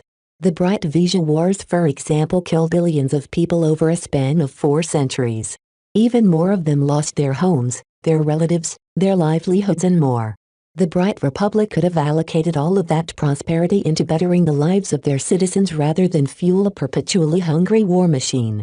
Yet that was also what the societal vitality theory aimed to fight against. It encouraged leaders to guide their state towards investing their resources into the military. Civil infrastructure and the welfare of the people played second fiddle to maintaining strength. Vez thought of all of this as he sat silent in the dining room, his half-eaten meal forgotten. Lord Javier meanwhile took the silence as an opportunity to gobble up his own sumptuous steak. This is good. Javier praised. Much better than the nutrient packs you vandals stuffed in my mouth. You should really try some. To someone like Lord Javier, he inherited a stance on the societal vitality theory from Count Loker, his father. In turn, Count Loker inherited his beliefs from his own father, and so on. Even if a parent didn't pass on those beliefs, their peers would make sure their fellow leaders were on the same page. Vez narrowed his eyes at Lord Javier. Why did you take the time to explain the societal vitality theory to me? You're awfully charitable for a Vision noble. I'm a hostage. There's no two ways about it. The noble shrugged. Even I know that I have to set aside my old behavior and suck up to my captors. The worst Vision nobles are those who are good at one thing but bad at adapting to changing circumstances. If there is anything my father has taught me, it is to be as adaptable as a chameleon and as slippery as an eel when you fall into trouble. That still doesn't answer my question. Lord Javier smirked. Oh, all right. You looked so confused and out of place on this ship. It's like seeing a fish flopping about on the ground next to a lake. As a generous noble, I felt it was my duty to pick up the fish and throw it back into the lake. Even if I don't obtain any gratitude from my captors, I'll at least be able to make a good impression on the poor fish. What a peculiar analogy to compare meat to a fish flopping about for water. Vez replied dryly. He didn't know whether he should be thankful or indignant at being treated as a charity case. That said, although I somewhat regret learning about it, thank you for filling me in on this supposed theory. If you haven't been pulling my leg, then you've given me a lot to think about for the rest of my life. Certainly, Vez did not believe that Lord Javier invented this theory out of the blue. It fit too much with what he saw and how humans work these days. The theory offered a logical underpinning to the continued phenomenon of the incredibly costly Bright Vision Wars and the persistent infighting among other human states that many believe held human civilization back from advancing. Now that I've given you the lowdown on what people like Senator Tovar and myself really think when they look at subjects, you should give me something in return. Lord Javier suddenly demanded as he finished his main course. Pardon? Come on. You're a hotshot mech designer, right? Camden Tovar isn't the kind of man to invite a loser to his peace delegation. You've met most of them already, and each and every one of them is either wealthy, influential, or an authority in their fields of expertise. You don't look like you fit in any of the three categories, but your youth makes you promising. I'm almost 30 standard years, you know. Same. Javier shrugged. Yet compared to those other bastards who are 50 to 80 years old, we're as young as babes. To an old fossil like Senator Tovar, we might as well be fetuses who barely started crawling out of our mother's wombs. No offense to you if you were born from an artificial womb. It's okay. I'm natural born. Good. Anyway, regardless of what Senator Tovar sees in you, he must at least see something in your mech design ability. You're good at designing mech, right? I founded the Living Mech Corporation, which grew into a multi-billion bright credit company in just a couple of years. Vez bragged, feeling the need to puff himself up for some reason. You've only dabbled with variants for a year or so before immediately transitioning to selling original mech models that I've designed all by myself. Even with just 2 premium product lines, my company is selling hundreds of mech per month, a large proportion of which are exported to the entire star sector. Lord Javier subtly shifted his attitude towards Vez in a more respectful manner. That does sound impressive. On top of that, you've also become apprentice to Master Carmen Olsen of the Vermeer Group. I'm also a member of the Lemur Institute of Technology's Clifford Society. The awe in Lord Javier's eyes increased even further, though the noble also smirked again. I know that apprenticeships to masters is a big deal in the mech industry. However, you don't look like a direct disciple. You won't be tagging along with Senator Tovar, and you would have already heard about the societal vitality theory if that's the case. You're one of those nominal disciples, right? A master can accumulate hundreds of those without a care. Apprentices like that are just cheap labor that are loyal to them because their master threw them a bone when they needed something to gnaw upon. Master mech designers aren't as generous as you think. While Lord Javier's words resonated with him, Vez still wanted to defend Master Olsen's conduct. Regardless of her lack of attention to Vez, he never really needed a lot of hand-holding in the first place.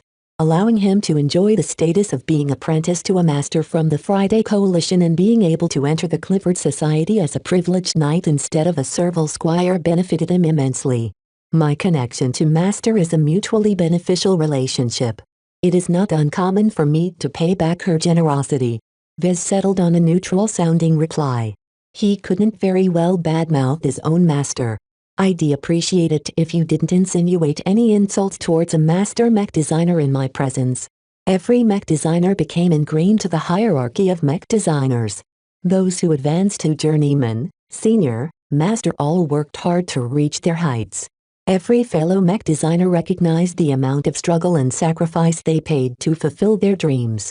All right, for a mech designer you sure are sensitive. That was an odd remark to Vez. You're poking around into matters I don't want poking. Whatever. My point still stands. You should open your big brains of yours and spill something good. What do you think of my old mech, a loquacious Raphael? It's a good work, right? Vez recalled that insanely capable custom mech. It's expensive. Very capable in the right hands, as it did when you piloted it. I'm very impressed by its ability to facilitate fake resonance. It's a quality work designed by a quality mech designer. It sounds like there's a but there. It's a custom mech. It's expensive. A very good mech designer spent a lot of time and effort tailoring it to your piloting style and your individual demands. How many mech pilots are able to enjoy such an extravagant privilege? Do you have something against custom mech?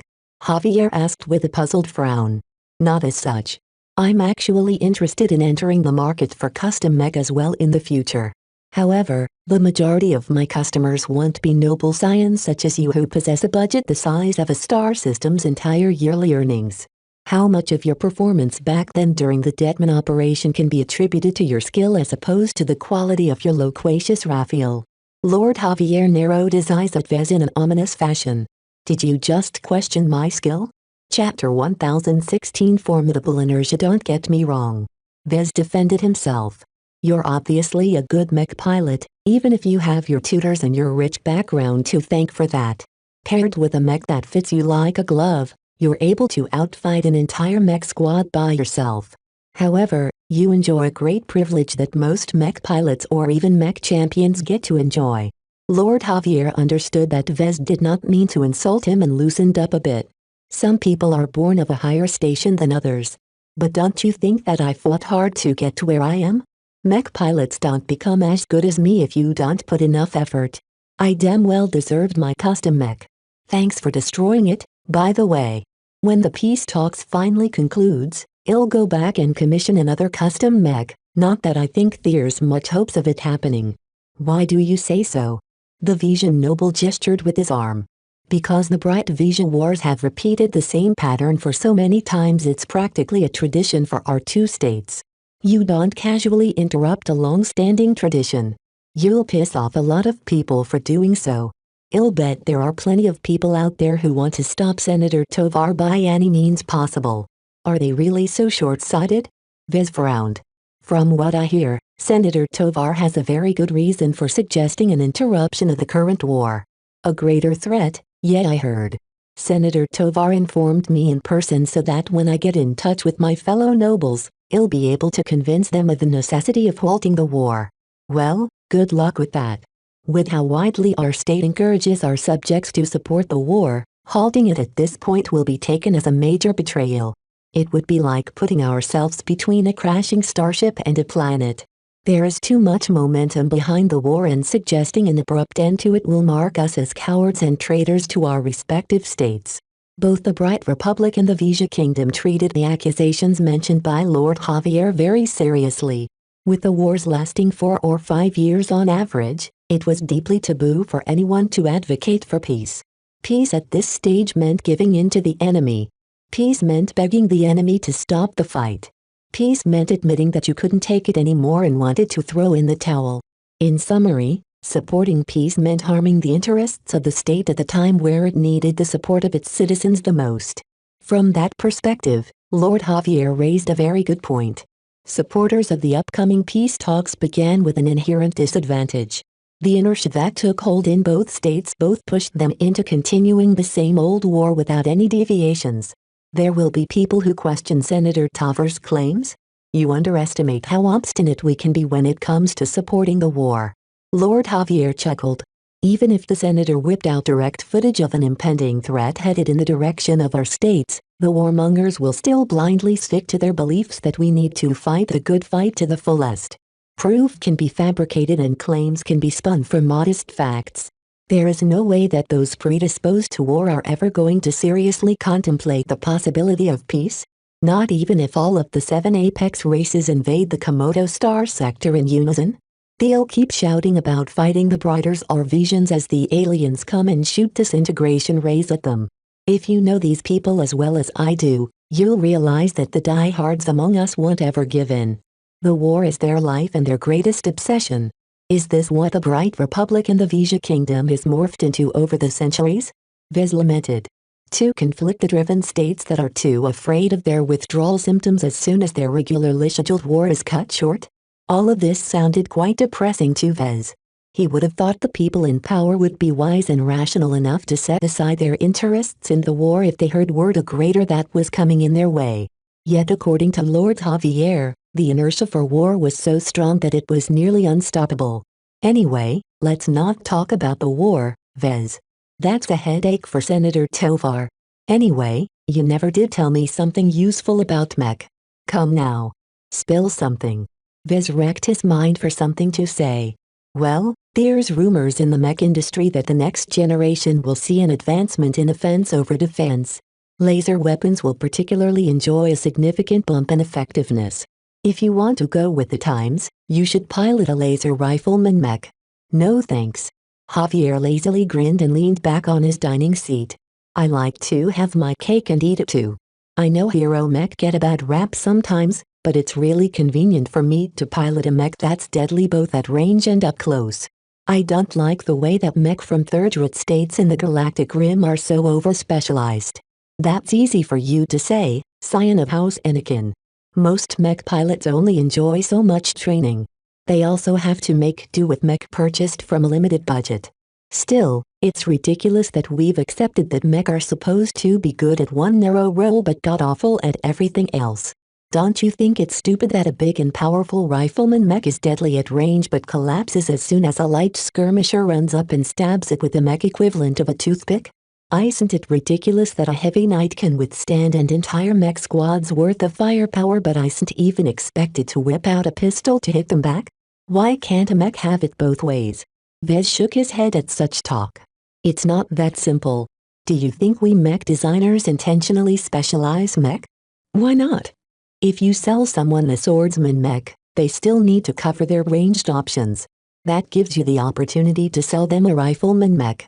Despite what you think, Lord Javier, we are not perpetrating a scam. When we design a mech, we have to make many compromises.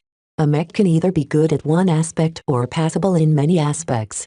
The only way to step out of this dichotomy is to spend an awful lot of money to design a singular mech that can do it all, but it's just one machine.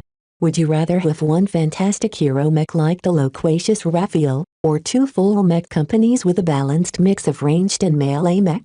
Most mech buyers favor the latter. A single mech, no matter how good, could never beat 80 average mech unless it was an expert mech. While Lord Javier may be a talented and highly trained mech pilot on par with the best of the Larkin Sun mech pilots, he was no expert pilot. Every mortal mech pilot possessed limits. From an economic and efficiency standpoint, mech buyers got a lot more bang for their credits if they avoided the drawbacks of diminishing returns by procuring a large number of cheaper but more efficient mech. However, Lord Javier seemed to have some difficulty understanding the concept of limited budgets and resources. To a noble raised in the lap of luxury, how could he accept Vez's arguments? Okay, let's put this into the perspective of a mech pilot instead of a mech buyer. Not every mech pilot is good at everything, right? Vez pressed. Wouldn't it be a total waste to allocate a swordsman mech to an excellent marksman? A much more expensive and less effective hybrid mech or hero mech would just be an enormous waste of money because the mech pilot would only make use of its range capabilities. This seemed to hit home with Lord Javier. The noble began to look more thoughtful. I guess that's true.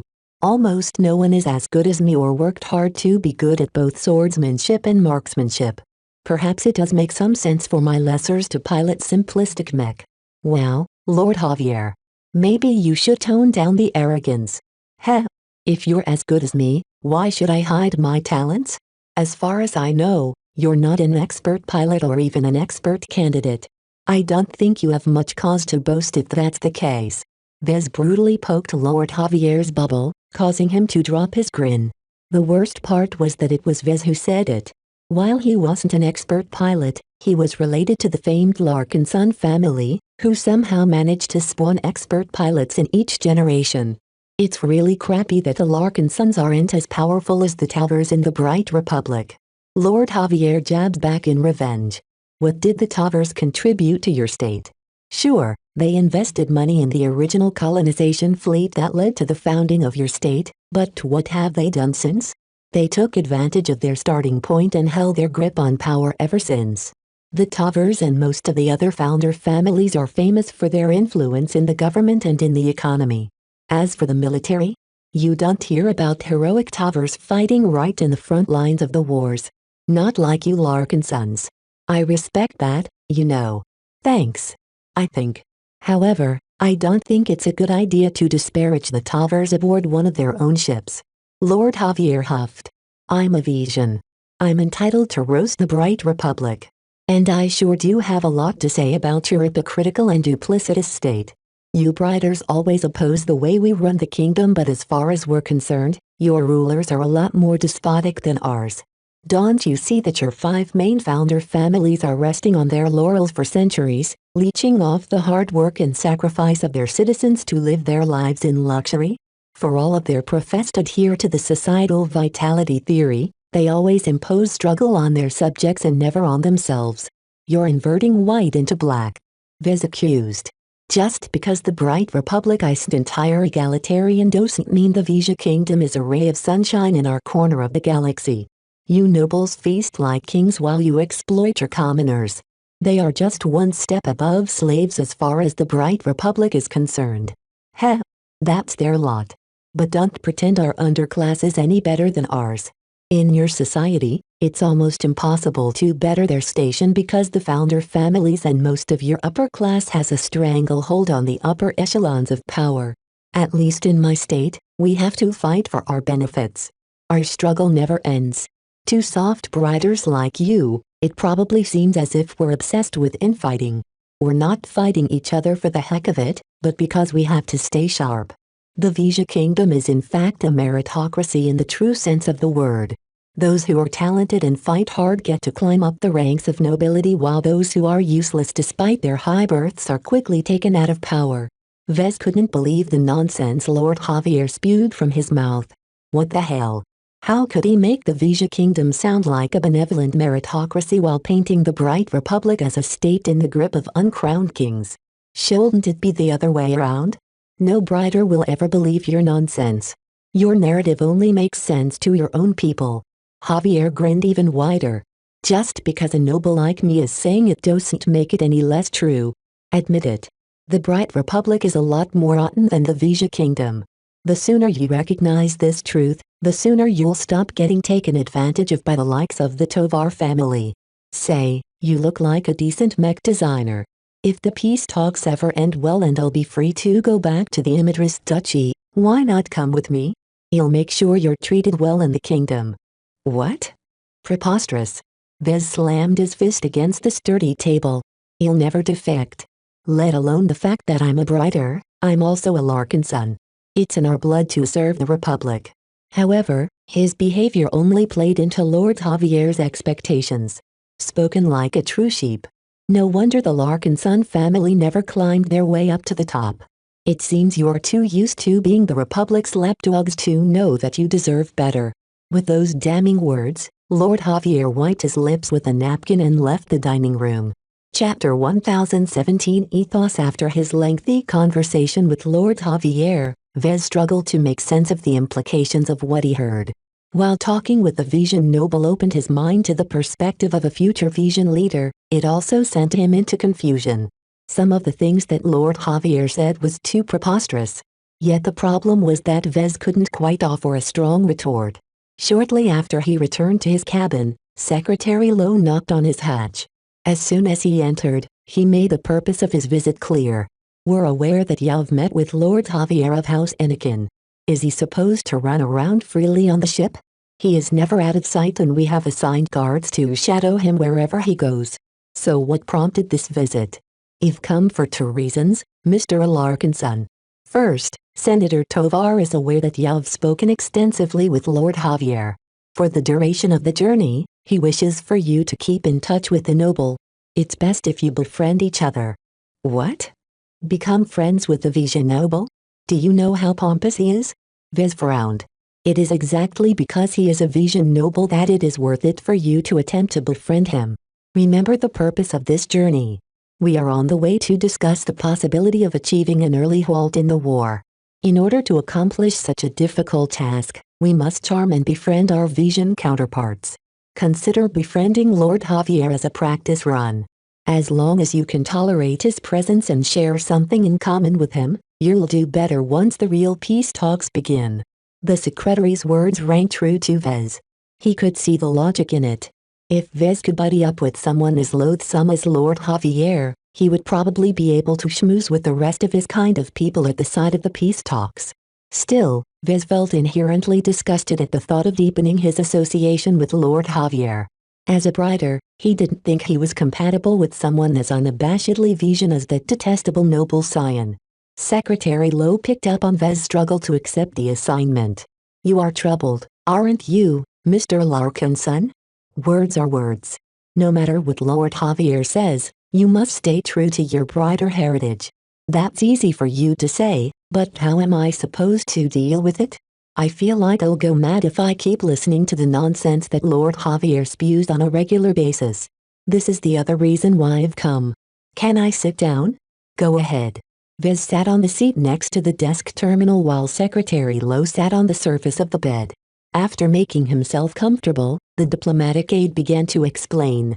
The topics that Lord Javier brought up all have their roots with the Rubarthon way of thought. The new Rubarth Empire still exerts a marked influence on the Komodo star sector despite being separated by tens of thousands of light years. If you know your history, then you know that the Bright Republic and the Vija Kingdom are both offshoots of the imperialistic First Earth superstate. What's the difference, then? The Bright Republic adopted the Republic system while the Vija Kingdom descended into a feudal system. That's the simple, textbook answer that 10-year-olds learn by heart in school. Think beyond the obvious. What distinguishes our two states despite our common root? Why did we diverge? Vez knew that Secretary Lowe tried to guide him towards an answer, but his mind was still a bit too befuddled to think straight. I think the founders of the Bright Republic tried to seek peace, while the founders of the Vija Kingdom just wanted to rule over their own private kingdom. Good answer, Mr. Alarkinson. It's close to the answer in my mind. Let me phrase it in this way. The Bright Republic and the Vija Kingdom are both distant children descended from the new Rubarth Empire. One is a rebellious child that hates its parents' state and rejects their brutal way of life. The other admires its parents' state and wants to replicate that glory on their own. Does that make you understand where our two states stand? Sometimes, an analogy provided more clarity than a direct explanation. Equating the Bright Republic and Vija Kingdom as children of the new Rubarth Empire was a refreshingly clear way to describe their relationship between each other. Some of the fog that settled in his mind began to clear. I see, Vez said with a thoughtful expression. So the major differences in the way our states turned out to be is due to how much we diverged from our roots? Does the new Rubarth Empire still matter out here in the galactic rim? Secretary Lowe gave him a patronizing smile. Mr. Larkinson, the entire galaxy has adopted most of Rubarth's core beliefs. The societal vitality theory that the new Rubarth Empire has espoused as the principal reason for their revolution and breakaway from the stagnant Terrans is in vogue among many states throughout the galaxy. There is word that even the aliens have taken note of this theory in an attempt to patch up their shortcomings. This was a bold claim. Despite the pervasive presence of the MTA and CFA throughout much of the galaxy, Secretary Lowe boldly stated that it was actually the Rubarthan school of thought that became the most dominant ideology across the stars. The strangest thing about this statement was that Fez felt as if it wasn't wrong. What about the Terrans? He weakly asked. The Terrans, even they moved into the direction of the dominant beliefs that underpin New Rubarth Empire, although they do their best to deny it. They are far too proud to concede that the Rubarthans have a better point than them, but make no mistake, the Terrans have also moved in the direction of their breakaway rivals, if only hesitantly and half-heartedly. Their continued shuffling and continued unwillingness to embrace the Rubarthan beliefs has given them the reputation that they are weak and in decline. As far as the rest of the galaxy is concerned, the Rubarthan model is the best blueprint that human civilization should follow. All of these assertions sounded extremely bold. Yet when Vez thought about his exposure to the Greater Terran United Confederation and the new Rubarth Empire, he did have to admit that the influence of the latter First Earth superstate was much more pervasive across the Bright Republic. Vez hardly heard anything great about the Terrans. Of course, sheer distance played a major part in why the Terrans never came up in the news, yet this did not explain why Rubarth got mentioned from time to time. The Terrans represented the old while the Rubarthans represented the new.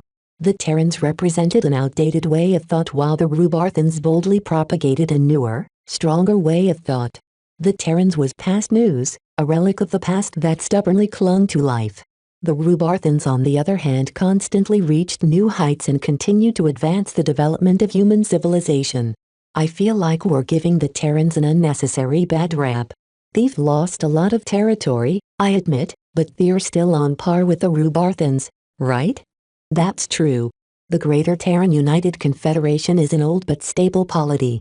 As much as the Rubarthans constantly pursue greatness, they are also great risk-takers. The Terrans serve as a useful counterpart in that they are as stable as a rock and not prone to chasing after the unknown. Even so, the Rubarthans manage to convince themselves in much of human space that struggling, pushing forward and taking risks is the best way to keep humanity strong and spirited. How does this tie back into the Bright Republic and the Vija Kingdom? Come now, Mr. Alarkinson. After hearing all of this, you should be able to form your own opinion. As a native of the Bright Republic, how would you describe the ethos of your home state? Vez furrowed his brows as he summed up his beliefs about his home state. I would say that the Bright Republic is a state that attempts to be more enlightened to the realities of living in this dangerous galaxy. It tried to tend at peace and failed, but even so we reject the barbarity and backwardness of more despotic states. At least, that was the ideal the Bright Republic should have pursued and what Vez always believed in. Yet his recent encounters with the upper echelons of power made him question whether the Bright Republic was all that different from the barbaric states it always looked down upon. If the Bright Republic ate up the societal vitality theory like all the other warmongering states, how could it claim to be any better? Well spoken, Mr. Larkinson. Secretary Lowe appeared to take no notice of Vez's ambivalence. While there is no way of getting around the fact that the Bright Republic has been forced to become pragmatic in their beliefs, we nonetheless hold to an ideal that we must hold ourselves higher as humans. While Senator Tovar does believe that the societal vitality theory is a necessary guide to keep the Republic strong, it does not mean we have to adopt all the other traits and excesses of Rubarth. We do not adopt theories without proof that they are accurate, and we do not adopt the customs that are in fashion before evaluating whether they fit with our ideals. As opposed to the Vija Kingdom, which has followed much closer in the footsteps of the new Rubarth Empire? Vez asked back. Exactly. While the Vija Kingdom is nowhere near as sophisticated as the new Rubarth Empire, you can see the resemblance between the two in how they both foster internal competition. In fact, the Vijans went into further extremes by relying on the Bright Vija Wars to test whether the heirs of their noble houses are worthy to take up the mantle of the older generation of rulers. Tell me, Vez, do you think it's pleasant for you to live under such a regime? I wouldn't like to live in such a stratified society where commoners are openly treated like dirt by the nobles. Vez replied honestly. What he didn't say was that the Bright Republic might not be much better with founder families and a small number of plutocrats holding all the most important levers of power. They just did a better job at hiding their pervasive influence. Vez couldn't help but grow cynical about the sordid ideologies that drove both states to behave in the way they did. Even so, he also felt as if he gained a greater understanding on how the galaxy and human space really worked. He should be thankful for that, at least. The point I'm trying to make is that it is not wrong to be proud of the Bright Republic. You are a son of the Republic, and on top of that you are part of a family with a long and storied history of service to the state. While the Bright Republic may not be the utopia that everyone was hoping for, it is still a stable society where people get rewarded for their work, where mothers can feed, clothe and raise their children in peace, where servicemen get taken care of by the military, where the rule of law is taken seriously and nobody can harm anyone else with impunity and more. Is this not the kind of state that you are proud to be a citizen of, Mr. Larkinson? Vez smiled. Those basic truths mostly rang true.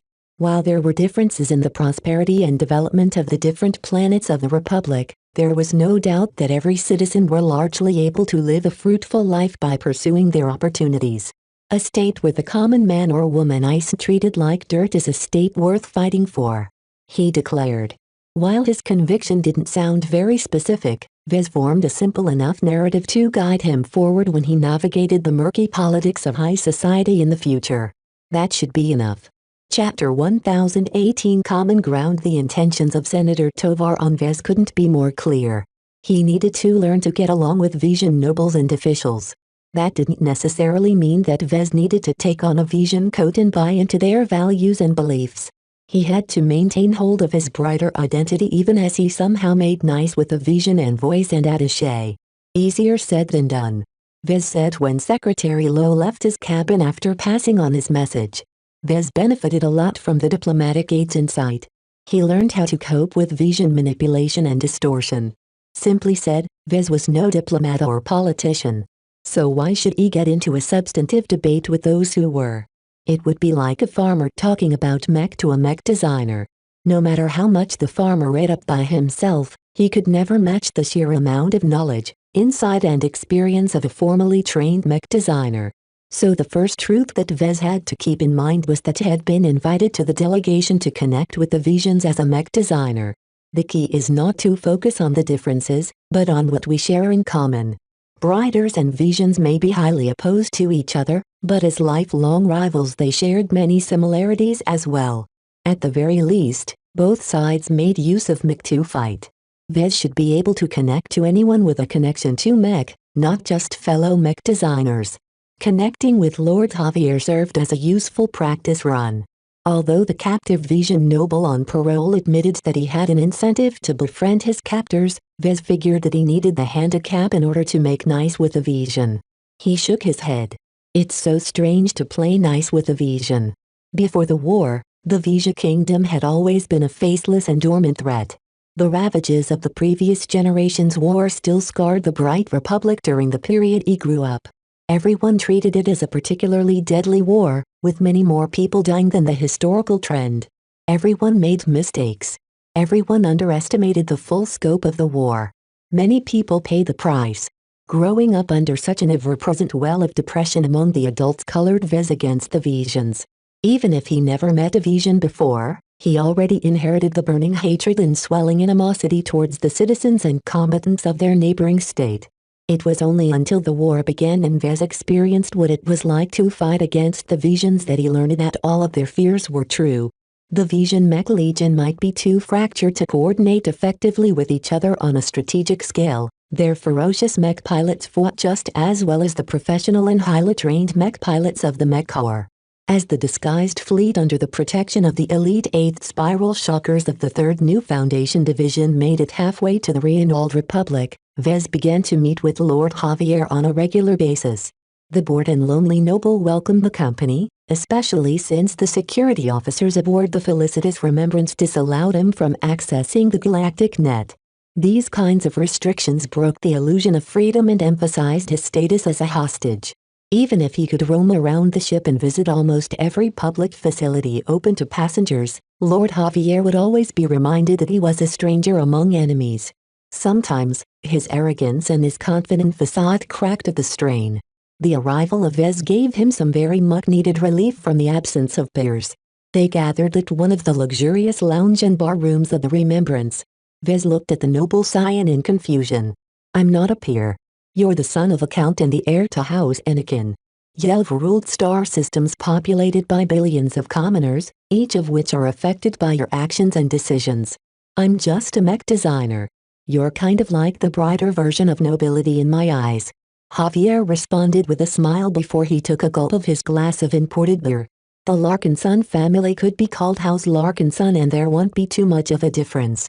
The only shortcomings of your house would be that it has way too little wealth and territory for their military contributions. The Bright Republic doesn't work that way. Javier grinned. Is that so? As I've stated earlier, the Republic and the Kingdom aren't so different. Everything is just a lot less obvious in your state. It's crazy to me that you Larkinsons are content to remain as a middling family. If you Larkinsons threw your lot with the Kingdom instead of the Republic, you would have been at least as powerful as House Anakin. The Larkinson ancestor used to be a mercenary who worked for the highest bidder. He might as well have gone on to fight for the Visions instead of the Briders if the latter hadn't offered the most pay. Of course, that was just idle speculation from Vez. The historical records from the time of the founding of the Bright Republic were spotty and fragmented. Although the historians in the family did a great job at reconstructing the missing parts through the use of corroborating sources, it hadn't been entirely clear why the Larkinson ancestor threw his lot with the Bright Republic. A lot of employers opened up their coffers in the Nulaiap and Komodo Star sector. All of them spent their savings on hiring mercenaries in order to pad their numbers and win the opportunity of a lifetime to capture more valuable territory before the borders became fixed. Lord Javier turned out to be quite the aficionado when it came to historical battles.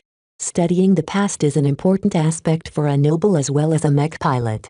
Through studying our history, we get to understand how you Briders think, act and fight. That sounds surprisingly insightful, coming from you. Vez looked at Javier in mild astonishment. He took a sip of his delightfully warm coffee. As this conversation began to stray into political territory, he quickly steered the topic towards mech. How would you characterize the Vision way of fighting? That's a big question. Too big, in fact. Javier shrugged. Every duchy has adopted their overall mech doctrines. I'm sure you know some of that considering you served with the Vandals as you gallivanted through our space. As a subject of the Duchy of Immadris, I'm most familiar with our own mech doctrine, which heavily focuses on combined arms. We don't believe in putting ourselves into corners. Instead, we try to have a bit of everything and rely on synergy to achieve more than the sum of its parts. That kind of sounds like the Immadris mech doctrine spreads itself a little too thin. Won't the lack of focus prevent you from developing a strong specialty? That only matters at the top level. Every mech regiment or private outfit gets to pick and choose what they like, and they know better than to grab a bit of everything. That said, it's really annoying for me to adjust to different mech rosters each time I lead a new unit. There's one thing you Visions have in common, though. You employ missile weapons a lot more frequently than the Bright Republic. Doesn't that get expensive? Puh. Lord Javier sneered. Missiles are pretty much fire and forget at their most basic level of use. The main reason why we employ them so frequently is because it's not as demanding to train a missiler mech pilot as opposed to a rifleman mech pilot. The latter demands actual skill in marksmanship while the former only forces you to tweak the targeting systems before you unleash the missiles. You guys don't train your mech pilots that well? Lord Javier shrugged. It depends on which house and which noble is in charge of the mech regiment and mech legion. I know some of my peers aren't as diligent in running their units as others. I don't know. I've never been assigned to a military unit yet. I should have been in contention to lead a mech regiment, but you Vandals came and ruined my Deadman system before I could go through with my commissioning. Thanks for that, by the way. You're welcome. Sheesh. You could have at least pretended to be contrite. Vez laughed. Why bother when you could see through my act? It's the thought that counts. Let me teach you a lesson, Vez. When you go talk to people like me, the way you act and behave in public is more important than your underlying intentions. Just now, I gave you an opportunity to make amends to me so that we would appear closer to each other, at least from a bystander's point of view. That you didn't do so means you slighted me. The public would think that we aren't on the same page. All of this sounded fairly different from the normal way that Briders treated each other.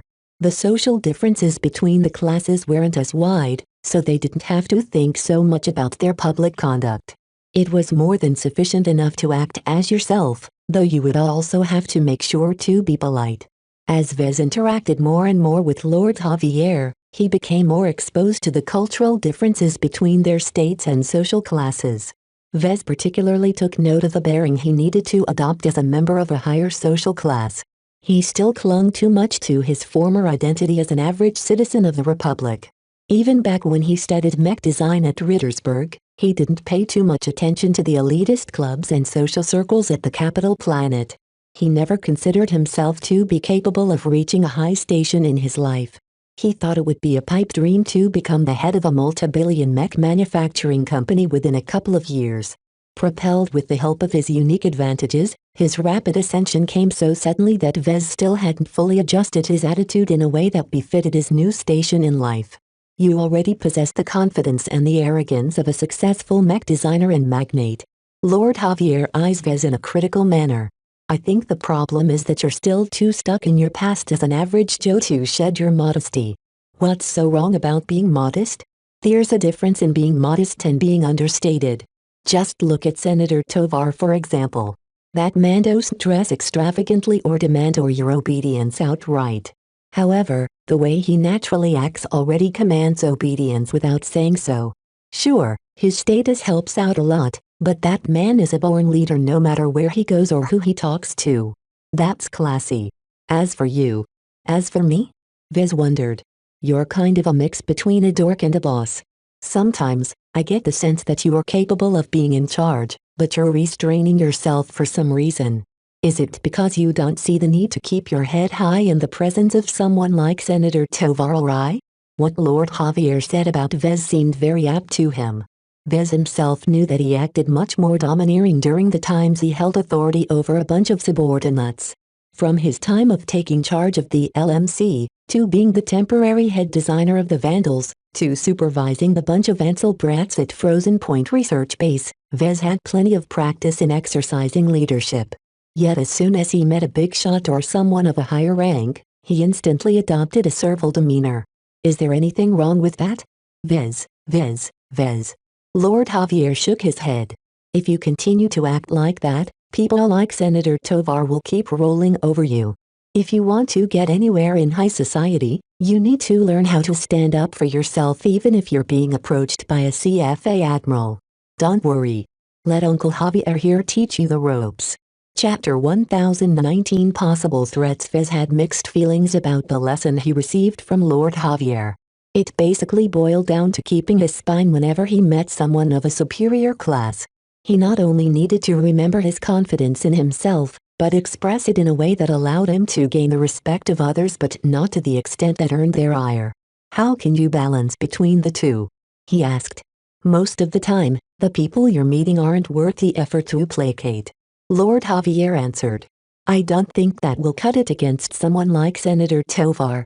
That old geezer is a special case.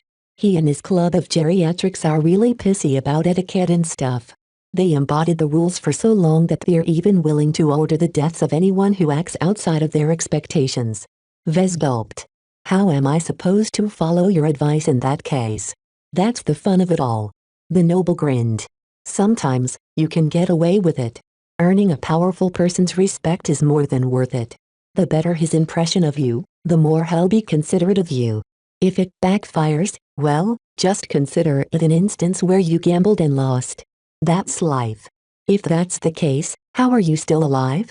Lord Javier patted his chest. Because of my backing. Everyone who wants to touch me needs to consider the consequences.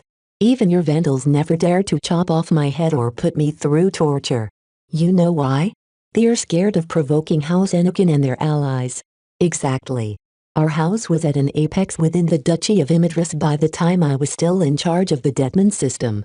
I'm sure our prestige took a huge hit from my capture and the Vandal raid, but that's only a temporary setback. As soon as I get back and throw my weight around, our noble house's foundation will be rock solid again. The situation at House Anakin seemed highly precarious to Vez. They depended too much on the powerful Fathranson duo to prop it up and remain in favor to the Duchess of Imidris. Now that Lord Javier failed in the defense of the Detman system and got captured, one of the two legs of House Anakin got cut off. Even if the noble house somehow managed to reattach its leg, a limb would never be able to function as smoothly as before. The rehabilitation process would be long and arduous, and Vez did not feel entirely hopeful that Lord Javier would have an easy time in power as before. Of course, Lord Javier didn't express any doubts he would be able to regain his old height. Vez didn't know whether the noble was just pretending to be confident or if he really believed in his own optimistic delusion.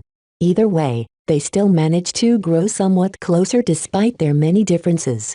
Vez got the sense that besides being deprived of company, Lord Javier also took pity on Vez. It galled Vez a bit to receive the pity of a Vision noble, but his self-respect took a backseat when it came to his current assignment. He needed to bear through the occasional indignities if he wanted to become adept at interacting with Vision nobles and officials. He figured he made good progress during their daily meetings.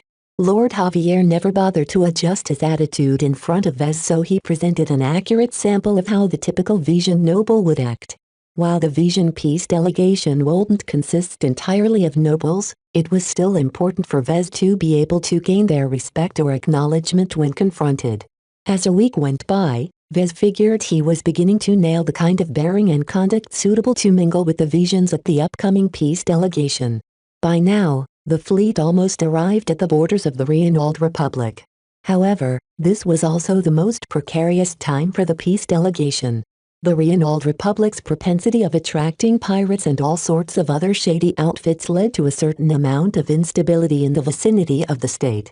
While pirates and other criminals behaved relatively restrained within Reynald's borders, it was pretty much open season at the approaches to the pirate-friendly state. A lot of illicit traffic flowed through the Reynald Republic's Harkensen system. The fleets and trade convoys that delivered the goods to the Harkensen system didn't teleport there from the other side of the star sector in an instant. Just like any other starfaring vessel, their ships needed to hop from star to star. While port systems helped shorten the journey and increase security, such convenient steps didn't exist everywhere. This gave wily and greedy pirates the opportunity to intercept the shipments.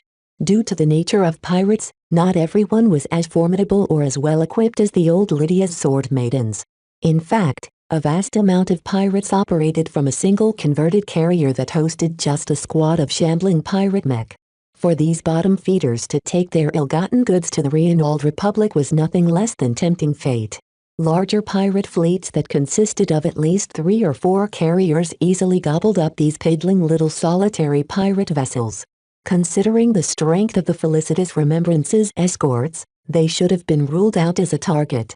Hardly any pirate gang, no matter how strong, would be crazy enough to risk a direct confrontation against such a well-armed protection force.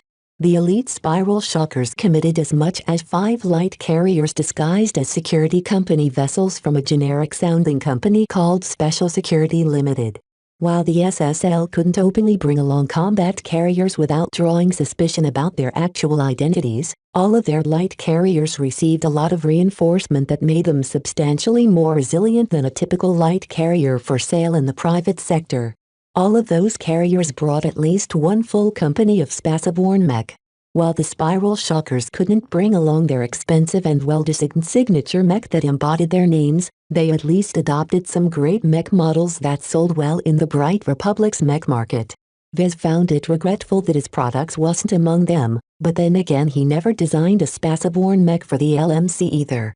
I should really plug that hole in the company's mech catalog. Landbound mech aren't poor sellers, but spaceborne mech are a major slice of the mech market that I can't afford to neglect. The fleet didn't completely neglect landbound mech either. On top of the Spiral Shockers, Vez also heard that another elite new Foundation mech regiment attached one of their landbound mech companies to the peace delegation as well. Unfortunately, Vez didn't get to hear the details. He would learn of them soon enough once the fleet arrived at the Harkinsen system and the members of the peace delegation shuttled down to the surface of Harkinsen II. Vez already visited Harkinsen III and barely managed to make it out alive of Harkinsen I. Hopefully, their upcoming visit to the Rittersburg-like administrative planet would progress more like the former than the latter. The renowned and honored ones should have gotten their act together after suffering a major calamity on their pleasure and tourism planet previously. That reminded Vez of Miss Calabist and her affiliation to a hidden but surprisingly powerful force of instigators, terrorists and mass murderers. He never really got the full story about their abrupt attack, only that this mysterious force once placed a lot of untraceable mech and mech pilots deep in hiding. They should have built up their strength and stayed hidden for a couple more years if the hunt for the Starlight Megalodon didn't come and provoked them into action early. Vez suddenly paused. Could this mysterious force that originally aimed to destabilize or outright destroy Harkinsen I be the greater threat that Senator Tovar cautioned about? It might also be something else entirely. While none of the officials aboard the Remembrance ever defined the supposed threat, Vez basically narrowed it down to 3 possibilities. The first possibility is that it's another state within the Komodo star sector. This was the simplest and most probable possibility. There were too many choices to consider, so Vez did not wish to narrow his vision by fixating on a couple of them. He just knew that it could be any one of them. It could even be an entire coalition of neighboring third-rate states. The second possibility is a threat from outside the borders. This could be either pirates or aliens. Vez pretty much ruled out pirates because he knew that neither the Dragon Alliance or the Ravian Alliance would have the gumption to cross the CFA's bottom line by boldly crossing over into civilized space. That would just provoke the CFA into sending out their war fleets to stomp out the large and easily trackable pirate fleets. So that left the aliens, and the only alien race of note in the vicinity of the Komodo star sector was the Sandmen. Could it be Sigrun stirring up the pot? Vez found it rather unlikely, but he couldn't judge Sigrun according to normal logic. The hybrid alien AI was too unfathomable for a human like Vez to predict. Perhaps he took control of the Sandman race and sent them all on a suicide charge against the Komodo star sector in order to further some other nefarious purpose. The third possibility is a threat from other star sectors. While warfare across sector borders didn't happen all that often, it was not entirely unheard of. Star sectors mainly kept to themselves because it was very troublesome for regular starships to cross over to another star sector. Star sectors weren't determined by drawing artificial lines through empty space. They were based on the natural gravitic fluctuations and turbulence. In common parlance, gravitic walls separated star sectors from each other, making most conventional FTL travel that relied on transitioning into higher dimensions extremely dangerous. However, fixed channels called gravitic streams ran through the walls at various points that provided a possibility for starships to cross into other star sectors. Not just any ship could travel through the violent and turbulent gravitic streams. Without a robust and powerful FTL drive designed for this specific purpose, a ship could forget about surviving the journey without getting splattered all over the higher dimensions. This didn't even include other complicating factors that made travel between star sectors so perilous and unpredictable. Phenomena such as gravitic tides and gravitic tsunamis all hindered cross-star sector travel and drove up the cost of transporting passengers and goods throughout the galaxy. This was also the biggest reason why there was such a high threshold to importing and exporting mech over multiple star sectors. The high prices charged by transportation, insurance and security companies involved with escorting products through a gravitic stream only made the effort worth it if the mech involved possessed high profit margins. If it was already this difficult to ship commercial products to other star sectors, then it was just as difficult for military forces to cross over their fleets into hostile star sectors. It's too troublesome. Therefore, while invasions from one star sector to another did happen every now and then, Vez didn't figure it wasn't worth the trouble in this case. The majestic Teal and Vicious Mountain star sectors that bordered the Komodo star sector both needed to unite before they would ever contemplate such a risky venture. As Vez continued to juggle between the three possibilities within his mind, an alarm suddenly sounded out. It was a very familiar alarm to Vez. A hostile force has arrived. Right now, the peace delegation's fleet had just stopped over in a well-frequented star system and just waited to cycle their FTL drives before making the next hop. However, a major pirate fleet suddenly transitioned out of FTL close enough to pose an acute threat to the fleet. Chapter 1020 Ain't Nobody as a civilian passenger ship, the Felicitous Remembrance had not been built to participate in battle. While the Tavers made sure to spruce up her defenses and add some other hidden surprises, Vez knew that she possessed no offensive power against a hostile force of Spaceborne mech. The elite Spiral Shockers would be in charge of defending the Remembrance and the other ships of the disguised convoy. They would also be leading the battle on one of their special security limited branded light carriers. Even so, Vez did not feel content at being left out of the fighting. How could he feel reassured when his comm connection and all of the terminals on the ship completely locked down due to the emergency? It wasn't as if he could look through a porthole and track the progress of the battle, as the distances involved was too huge to be seen with the naked eye. I have to get into the bridge somehow, he decided to himself. While Lord Javier would definitely be kept locked in his cabin, Vez enjoyed no such restrictions. Perhaps the security officers expected that he would have the sense to return to his cabin on his own accord. That didn't cut it to Vez. Thus, when the alarms continued to ring throughout the interior of the Remembrance, he ignored the warning from his comm to return to his cabin and raced towards the bridge at the upper decks. He passed by a flurry of alert but composed ship ratings securing the ship or moving towards their assigned stations in the event of a battle. It concerned Vez a bit that the Remembrance immediately entered a state of red alert as opposed to yellow alert. Normally, the detection of a hostile force present within the star system always merited a yellow alert condition. This signified to the crew that battle could break out at any time, but it was highly likely that it would take a few hours or even days before the enemy came within range to fight. A red alert, on the other hand, warned that the enemy force was very close or outright within range to force a fight. This isn't a coincidence, Vez concluded. This implied that the Tovar Peace Delegation's mission, route, timing or whatever else had been leaked. Someone directed a substantial pirate force to arrive just after Senator Tovar's fleet arrived in this quaint star system and began to cycle their FTL drives. Vez didn't bother speculating on who might have leaked such precise navigation details that could cause a pirate to catch the fleet flat-footed. That's something for Senator Tovar and the Spiral Shockers to figure out with their smart heads.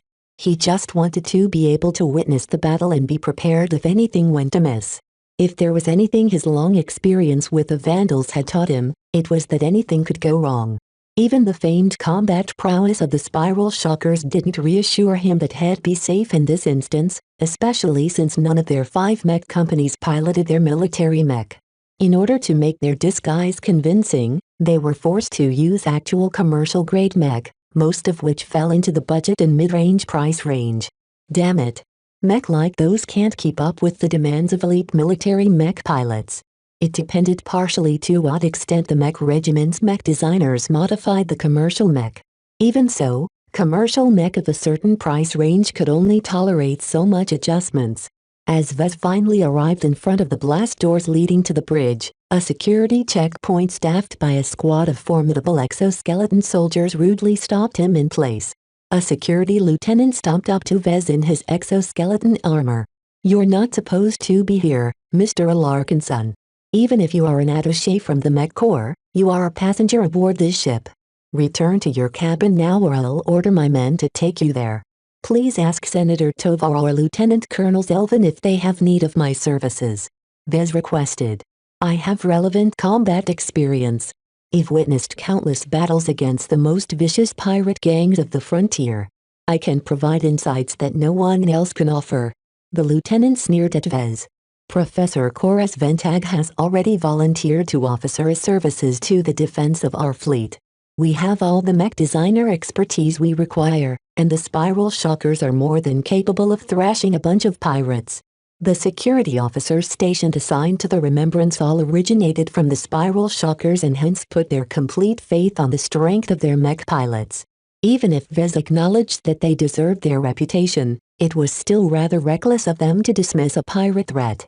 Some of them were much trickier in battle than their unsophisticated appearances suggested. No ordinary pirate force would be stupid enough to attack a fleet protected by 5 Spaceborne mech companies. Usually, Vez would adopt a weaseling tone and try to beg the lieutenant to throw him a bone. However, he figured that such an approach wouldn't soften the obstinate shocker officer's conviction. What Vez needed right now was not to placate the lieutenant, but to earn his acknowledgement that he was serious business. He straightened his back and adopted a more imperious demeanor. "While Professor Ventag is a respected senior mech designer, as far as I'm aware he has not been involved in any combat actions for decades. No mech designer is omniscient. I'm not demanding entry into the bridge. I'm just stating that Senator Tovar and the officers manning the bridge might find it useful to hear some insights from a different perspective. My orders state that we do not allow entry of unauthorized personnel. The list of guests that are allowed to enter the bridge is very small, and your name is definitely not among them, Mr. Alarkinson. Darkness Eater or not, your place in battle is not at the bridge." No matter what arguments Vez provided, the lieutenant was like a rock against the tide of words. To a security lieutenant in charge of the vital duty to defend the bridge against any known and unknown threats that approached the blast doors, he stuck to his orders like a barnacle to a seafaring ship. Vez realized that the spiral shockers adopted a much more rigid and traditional attitude towards orders. This was in line with the overall standard of the Mech Corps. Back when he served with the Vandals, Vez could have just manipulated the Vandals or made use of his prestige to force them into complying with his demands. The Vandals not only grew familiar to Vez over the years, he also proved his capabilities many times. Sadly, he enjoyed no such standing among the spiral shockers. His rich awards might have blinded any other serviceman, but the spiral shockers were one of the premier fighting units of the Mech Corps. The elite mech regiment enjoyed a long and storied history, and the Darkness Eater medal wasn't even that special to them. They fought and won so many battles that it made Vez experiences in the frontier seem like an average commute to work. The pride exuded by the lieutenant and his subordinates made it clear that the spiral shockers looked down on Vez. They weren't even unjustified for adopting such an attitude. What help could Vez really give that Colonel Zelvin and Professor Ventag hadn't already covered with their respective expertises? After 5 minutes of arguing, the security lieutenant finally tired of the distraction and was about to signal some security officers to bring Vez to his cabin. Vez quickly made his way out of the corridor to the bridge before some goons could drag him back. "Okay, I got the message. I'll be going back myself. No need to draw your guards out of their posts." As Vez left the upper decks, he cursed to himself. Even as he suspected that the battle already commenced, he had no idea what kind of threat the felicitous Remembrance as her spiral shocker escorts faced. It could have been a small pirate force fooled into thinking they stood a chance against the Tovar fleet. It could also be a major pirate armada with enough mech to outnumber the spiral shockers 5-1. Yet without access to the local plot or any of the other ship systems that could tell him about the impending battle in space, Vez felt as if he was cast into the unknown yet again. He decided to walk to a particular lounge room instead of a cabin on a hunch. To no surprise, Vez found Lord Javier calmly gulping down a glass of beer. "Why am I not surprised to find you here? You briders could hardly put me into the cockpit of a mech to help defend the ship, right?" Lord Javier smirked and gestured at an empty seat next to him. "Come sit. I could use the company." Vez sat down but didn't order any drink except tea. The last thing he wanted to do was inebriate himself during a battle. "So, here we are. Here we are." Javier nodded. "Nerve-wracking, isn't it? I felt like this all the time when I was locked aboard the Shield of Hispania while you Vandals picked fights with everyone you encountered in space. We didn't fight that many battles in space." Vez chuckled. "Well, the ship entered into red alert enough times for me to get used to the feeling of knowing nothing while a battle is going outside. You'll get used to it after a few times.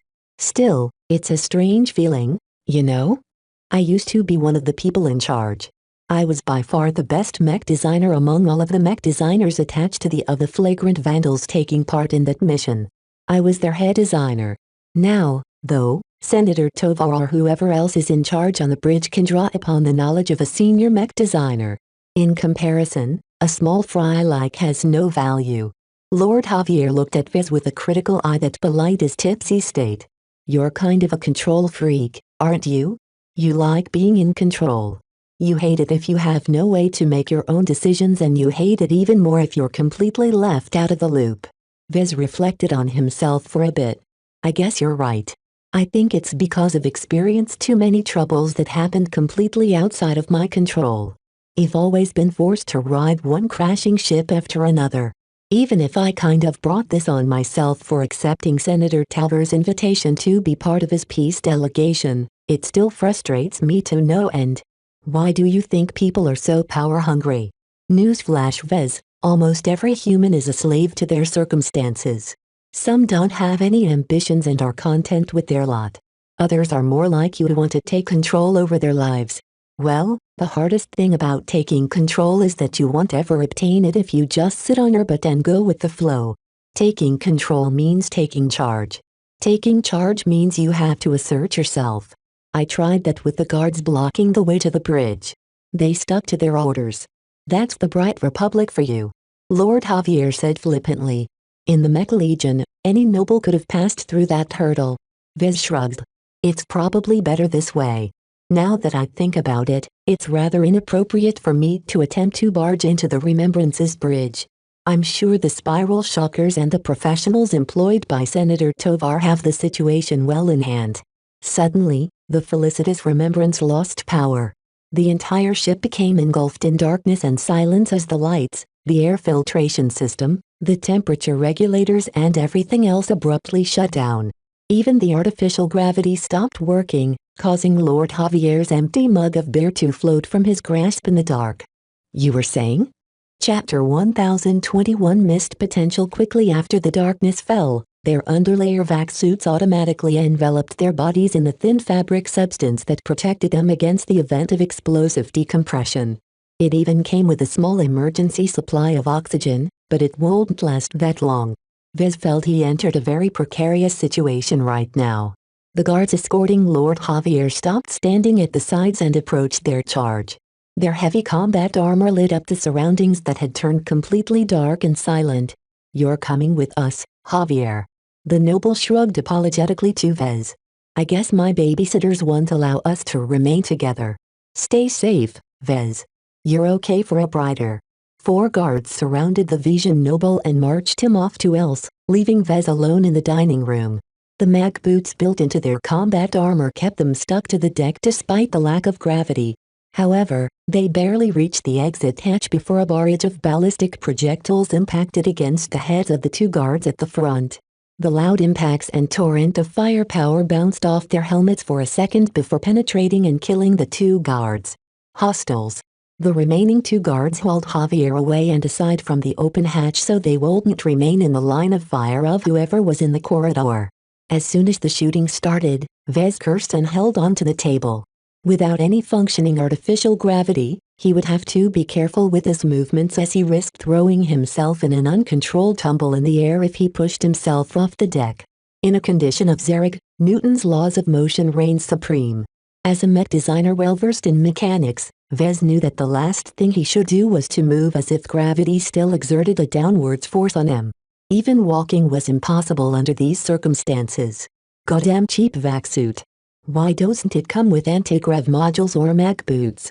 Vez found it ironic that the Tavr splurged on so many luxuries and premium materials when they commissioned the Felicitas Remembrance, but they completely neglected the need to invest in better vac suits. Even if vac suits aren't as glamorous as fancy chandeliers and sturdy tables, they could have at least spared some attention to their quality. He had the impression that some Tovar family member or even Senator Tovar himself picked and chose the features of the Remembrance from an interactive catalog. Such a method of determining the attributes of a new ship was a popular service at many commercial shipyards, but among the millions of decisions a customer could make, they would only specify a couple of hundred choices before they called it a day. For some reason, the standard underlayer vac suits provided to every passenger and crew on the ship were basic quality junk that Vez could find on any cheap cargo hauler. Senator Tovar and his ilk probably make use of their own vacuum-zailed outfits. Vez surmised. It would explain the discrepancy. I have to get a better suit before all the air gets sucked out. In the meantime, the 2 remaining guards huddled behind the counter, which bounced off the powerful ballistic rounds as if they consisted of mech armor. At least the cover on this ship is good. He quickly noticed a very big problem for the guards as they tried to resist the unknown assailants. The dining room had been built into an expansive space designed to impress the guests. While Vez admitted that it did indeed fulfill that role, it came at the expense of defenses. The alternate explanation was that the dining room did in fact offer some formidable defensive installations, but the lack of power prevented them from deploying. What a stupidly vain design. He cursed. In fact, the Felicitas Remembrance shouldn't have lost power so suddenly and so completely. Even if pirates jumped right on top of them, it would have taken them a lot of effort to shut down all the different backups and reserves spread across the ship.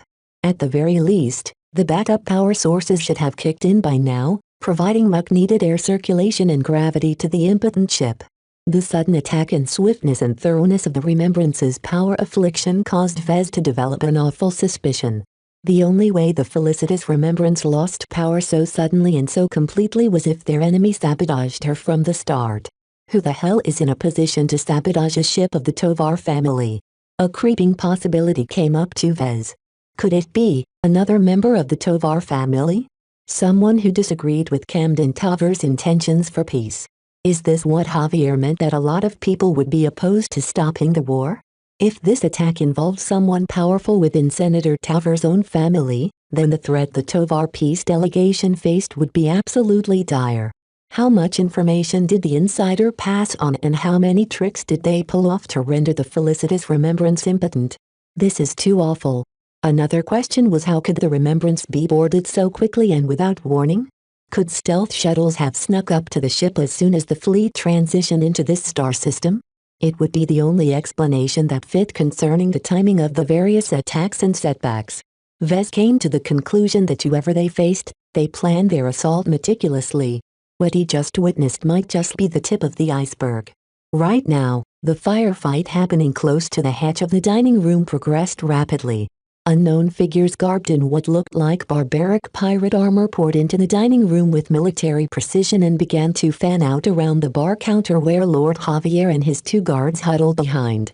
They threw various grenades over the counter, but some laser interception system mounted on the shoulders of the guards zapped them out of the air before they could get anywhere near. The excellent equipment of the guards allowed them to push the incoming hostiles back, but their situation became increasingly perilous. Over a dozen assailants entered the room and made use of the tables to shield them against the heavy laser rifles wielded by the guards. A handful of intruders noticed Vez deeper inside the room. Two of them diverted their attention from the guards and fired their ballistic rifles at what they thought must be a bystander. "Hey! I'm unarmed. I'm no threat to you guys," Vez yelped and flipped over the heavy dining table. The lack of gravity made it a lot easier, but the force he inadvertently exerted also caused him to float from the deck. He fumbled a bit with the table, grabbing onto it and taking advantage of its mass to anchor him somewhat in place. Ballistic rounds kept impacting against the surface of the table. Vez could practically feel and hear the table heroically withstanding the incoming fire without suffering any substantial damage. The extravagant decision to use compressed alloy to construct the tables at least paid off.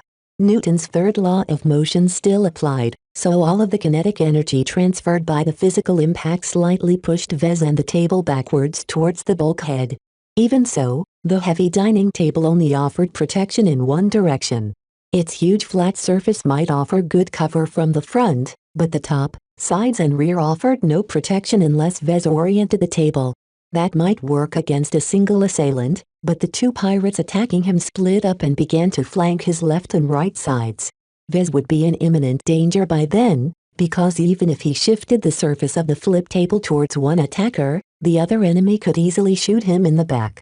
Oh hell, what am I hesitating about? He gave up his hope of a timely rescue. Not a single whiff of reinforcements arrived as of yet, and the other 10 assailants almost finished cornering the two guards keeping Lord Javier pressed to the deck. Since no help was on the way, Vez decided to take matters in his own hands. He stretched out his vaxoid-gloved hand where a resplendent weapon materialized in place. His trusty Amistender phased out of his invisible and intangible inventory that the system somehow attached to him and took on a physical form in reality. As a weapon that saved his life time and time again, Vez always admired this resplendent piece of craftsmanship. Even during his travails aboard the Starlight Megalodon, the Amistender proved more than equal to many of the wondrous if outdated weapons of the mighty Common Fleet Alliance.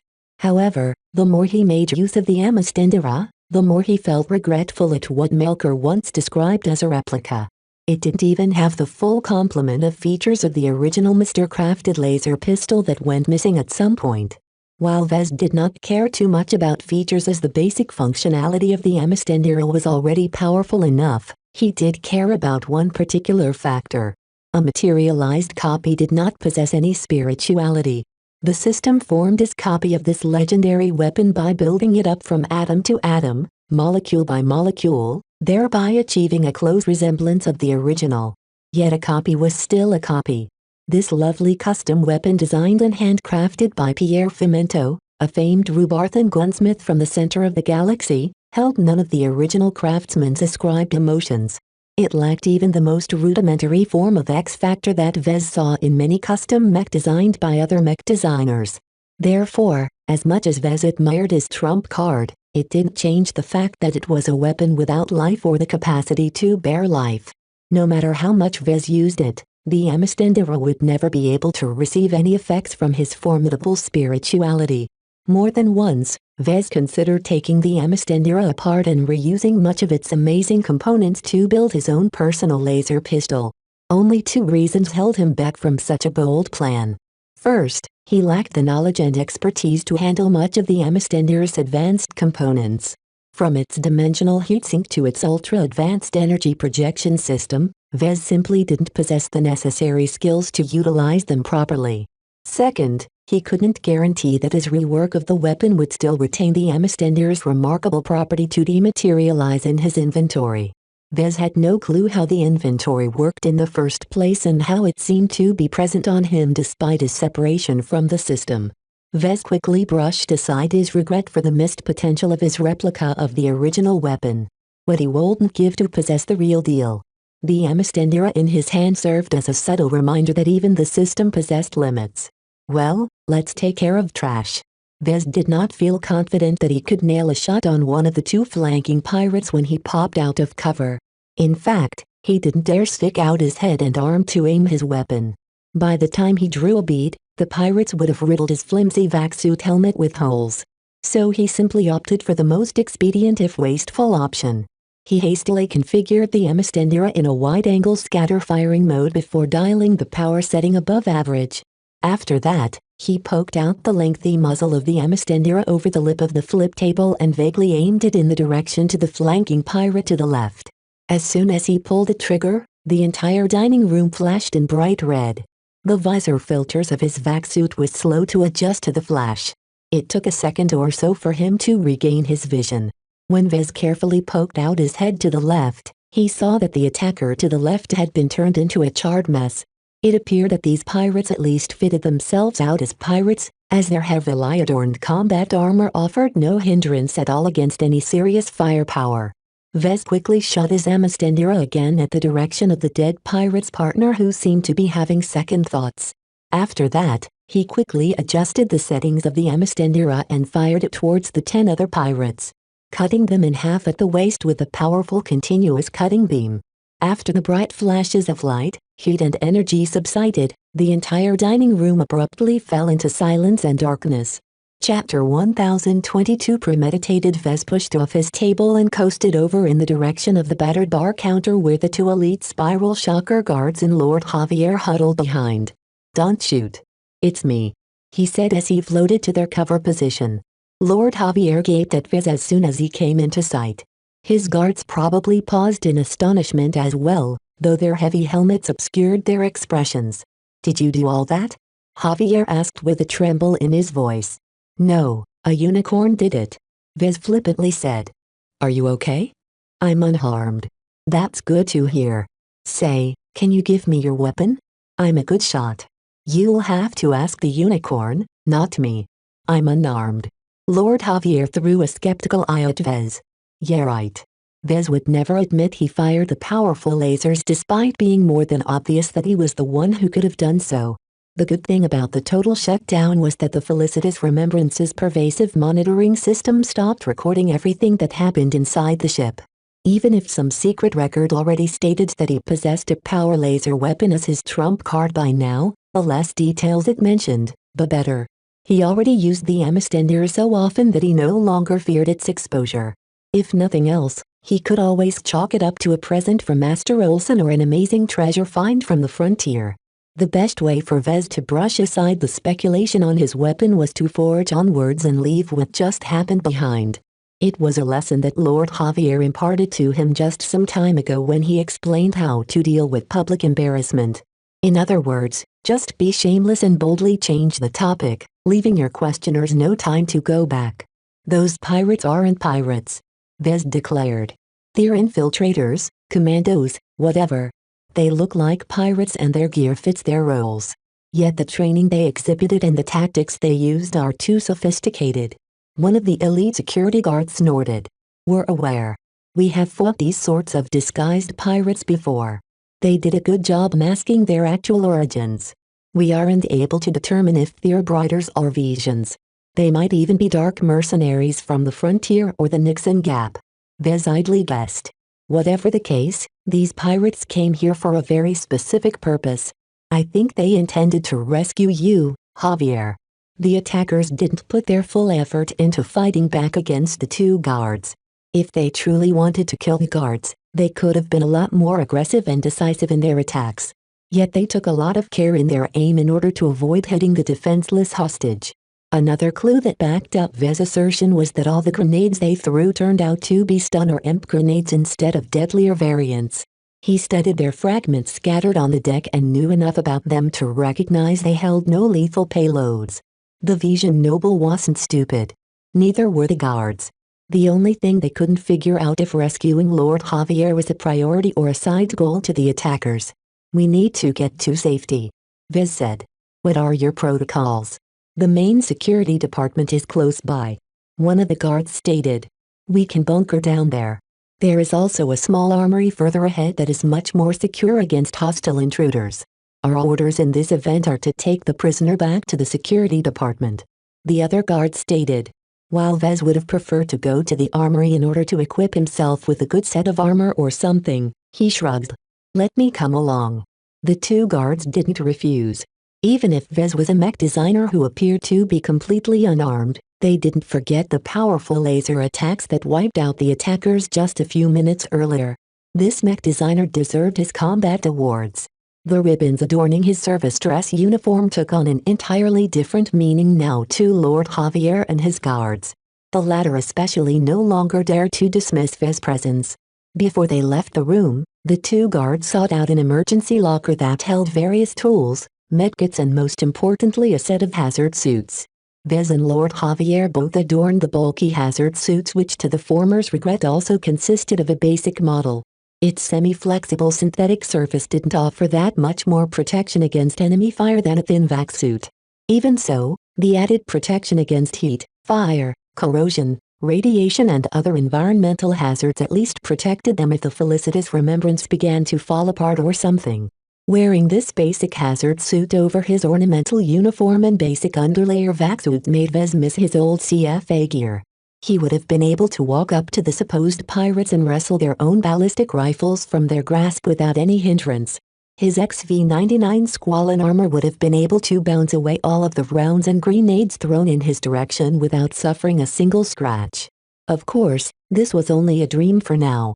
His current assignment left him with no opportunity to bring his own gear, so he had to make do with this basic model hazard suit instead. Let's move to the security department. They hustled out of the dining room, leaving the charred and smoking remains of the so-called pirates behind. This time, the guards shut off their suit lights and switched to the alternative viewing modes offered by their helmet visors. Although the hazard suits worn by Vez and Lord Javier also came with infrared vision and other vision modes, Vez felt as if he was looking through a thin noisy fog that slightly blurred what he saw. As they moved out into the corridors, they walked slowly and with care. The two guards kept their weapons peeled in case any more pirates popped out. All of the sensors built into their combat armor also tried their best to detect any threats, whether visible or invisible. Much of the ship fell into complete and utter silence. The lack of working systems and the strange absence of much of the crew unnerved Vez. Where is everyone? Javier wondered. They're either at their stations or huddling down in cover. Vez explained. He noticed that Lord Javier didn't seem to have much experience with space travel. Right now, you'd be stupid to run off in the corridors like a headless chicken. Even so, shouldn't someone come and fix the broken power? I'm sure that people are on their way to the engineering bay to see what is up. I don't know exactly what's going on either. There should at least be backup power sources that can power individual sections of the ship, but they didn't seem to have kicked in for some reason. Lord Javier grimaced under his hazard suit. Senator Tovar should have checked his own ship more thoroughly before he set out. It was very hard to explain multiple failings that they witnessed so far. How could the felicitous remembrance be so vulnerable to sabotage and attacks? All the money that the Talvers put into her construction seemed to be almost completely useless at this moment as their assailants circumvented most of her defensive measures. Fortunately, they didn't encounter any assailants on their way to the security department. The problem was that the security department didn't exist anymore. Through the broken blast doors, Vez and the others found nothing but dead bodies, broken armor, impact marks, fragments of machines and more, much of which floated in the air due to lack of gravity. For a moment, the elite guards paused as they struggled to comprehend the mystifying sight before them. The security department should have been able to hold out. Vez looked down at the ash and debris and pointed his finger at the errant footsteps. The attackers already left, I think. What happened here? How could this compartment fall so quickly? Lord Javier voiced everyone's concerns. I think the security department was attacked from both within and without. Look at how the debris is strewn and what marks the explosions have left behind. I think some of the machinery within this department have been planted with explosive charges beforehand. When the attack on the ship commenced, they simultaneously blew up, taking out any security officer and crew member in the vicinity. Even the blast doors failed for some reason, succumbing to plasma charges from all the melted slag left behind. As Vez read the battle damage, he saw more and more signs of prior sabotage. How could the security department completely fail to detect the dangerous payloads planted right in the center of their own stronghold aboard the Remembrance?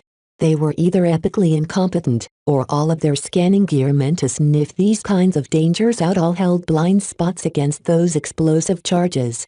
Whatever the case, the implications were extremely frightening. First, half of the interior of this compartment suffered from the effects of the explosions. Shortly after that, hostiles forced their way through the blast doors and swept over the surviving security officers. The two guards both kept their silence for a long time. Vez guessed that they were probably deliberating among themselves through a private point-to-point comm channel. This entire attack is premeditated. Vez stated the obvious after a few minutes of studying the remains. Maybe months or weeks before the Tovar peace delegation set off, Senator Tovar's enemies already tampered with a felicitous remembrance as she was being prepared for this journey. How come they didn't plant a massive bomb inside the ship and have it take her out in one go? Lord Javier wondered. Maybe our opponents aren't confident that they could hide their sabotage if they sneaked in something big or tampered with something critical that's inspected every few hours. Maybe their true goal isn't to kill us all, but to take some people captive. They did divert some men to retrieve Lord Javier, having pinned down his location at the dining room. However, only sending a single squad of badly equipped pirates did not impress Vez very much. Retrieving the Vision Noble probably wasn't the main objective of this attack. He thought for a moment and tried to figure out who was important enough for their attackers to even bother with boarding the Remembrance. Even though the peace delegation invited a lot of important people worth many billions of credits by virtue of their identity and capabilities, only one person stood out among everyone else. His eyes widened as he made a bold guess. I think the attackers are after Senator Tovar. He's by far the most valuable person aboard this ship. The value of this great statesman couldn't be overstated. If someone unscrupulous ever kidnapped the son of one of the great founders of the Bright Republic, they could sell the senator to the Vija Kingdom in exchange for hundreds of billions of Nova sovereigns. And this monetary sum heavily discounted the actual worth of Senator Tovar. As a leader of the powerful Tovar family, a sitting member of the Bright Senate and a former Bright president who led the state for a number of years a long time ago, Tovar possessed a wealth of knowledge about the Bright Republic. Letting them fall into the hands of the Visions would be a disaster of epic proportions. Perhaps it might even be enough to tip the balance of the war. Vez cursed. Whatever the origins and motives of their current assailants, he knew that they all held an obligation to prevent Senator Tovar from falling into their hands. If need be, they should at least ensure the senator died and his brains got completely destroyed in case he fell into enemy hands. Naturally, nobody even voiced such a possibility. Even if it was for the good of Bright Republic, hardly anyone dared to go through with such an extreme action. They could kiss the Bright Republic goodbye if they ever had the blood of a Tovar on their hands. Chapter 1023 Weight of expectations. To their credit, the shocked guards quickly regained their composure. As members of the elite Spiral Shockers, they won't let themselves remain vulnerable and directionless for long. We should scavenge for gear and fall back to the armory. One of them stated for the benefit of Vez. The guards no longer disregarded him as a burden now. Mr. Larkinson, rightly speaking, you should return to your cabin or head to the nearest escape pods. What are your intentions? I can't very well sit out this conflict, right? If you'll have me, I'd like to stick with you. Vez smiled sardonically. If anything happened to Senator Tovar while he was a passenger aboard the ship, all his combat awards won't save him from the Tovar family's reprisal. That said, I'd prefer it if I can wear something sturdier than this flimsy hazard suit. They dug around the floating fragments and ruined bodies and ignored the macabre sight as best they could in their search for intact gear. A few of the equipment lockers survived the carnage. While they contained miscellaneous gear that Vez lacked the training to use, they did scrounge up a decent suit of light combat armor as well as some generic firearms. It's better than nothing. Vez shrugged as he quickly shed his hazard suit in favor of more protection. Hey! What about me? Give me one as well. I'm much more useful alive than dead. Lord Javier demanded. One of the guards instantly denied the request. No. You'll be staying right as you are, Lord Javier. As Lord Javier grumbled about his inadequate protection, Vez activated the systems of his commercial-grade light armor. The SSL insignia on the chest made it clear that the gear was only as good as those used by security companies. It was better than nothing, and certainly better than a hazard suit. All right, I think I'm good to go. Vez stated once he finished syncing up to the systems of his new weapons and armor with the help of the guards. They possessed the authority to unlock the gear for his use. After that, They moved out of the racked security department and moved towards the armory situated not too far away. Surprisingly, the armory still stood strong, though the large amount of pirates gathered in front of the heavy blast doors made it clear that it was only a matter of time before it fell. The same time the foursome discovered a milling pirates, the enemy discovered their presence as well. The pirates didn't shout or chaotically fired a barrage in their direction. Instead, they detached a squad of men to go after the intruders. Vez and the other three quickly ran around the corner as fast as they could with their mag boots and increased the distance. Vez? Lord Javier spoke up. What do you want? This would be a good time to whip up that killer laser weapon of yours. Who do you think I am, a unicorn wrangler? Shut up and keep moving. At this time, Vez did not feel he needed to resort to the Amistandera. The two guards wielded heavier weapons this time. Even as they turned another corner, they ran a short distance ahead before the two guards halted. One of them deactivated his mag boots and flipped over in the air so that he stood on the ceiling. He then deployed a mobile weapon emplacement on the surface, which automatically folded out into a heavy caliber machine gun wield protective alloy plating partially shielding the front. Small mag modules built at the base of the contraption kept it fixed onto the ceiling. The sight momentarily confused Vez. It looked extremely strange, but after a moment's thought he saw the cleverness behind the act. Their pursuers wouldn't expect a weapon emplacement deployed on the ceiling. The guard manning the machine gun had in effect turned his position into a miniature machine gun turret that held a commanding view over the corridor from above. The other guard positioned himself at a different angle so that they could catch the incoming pirates in a crossfire.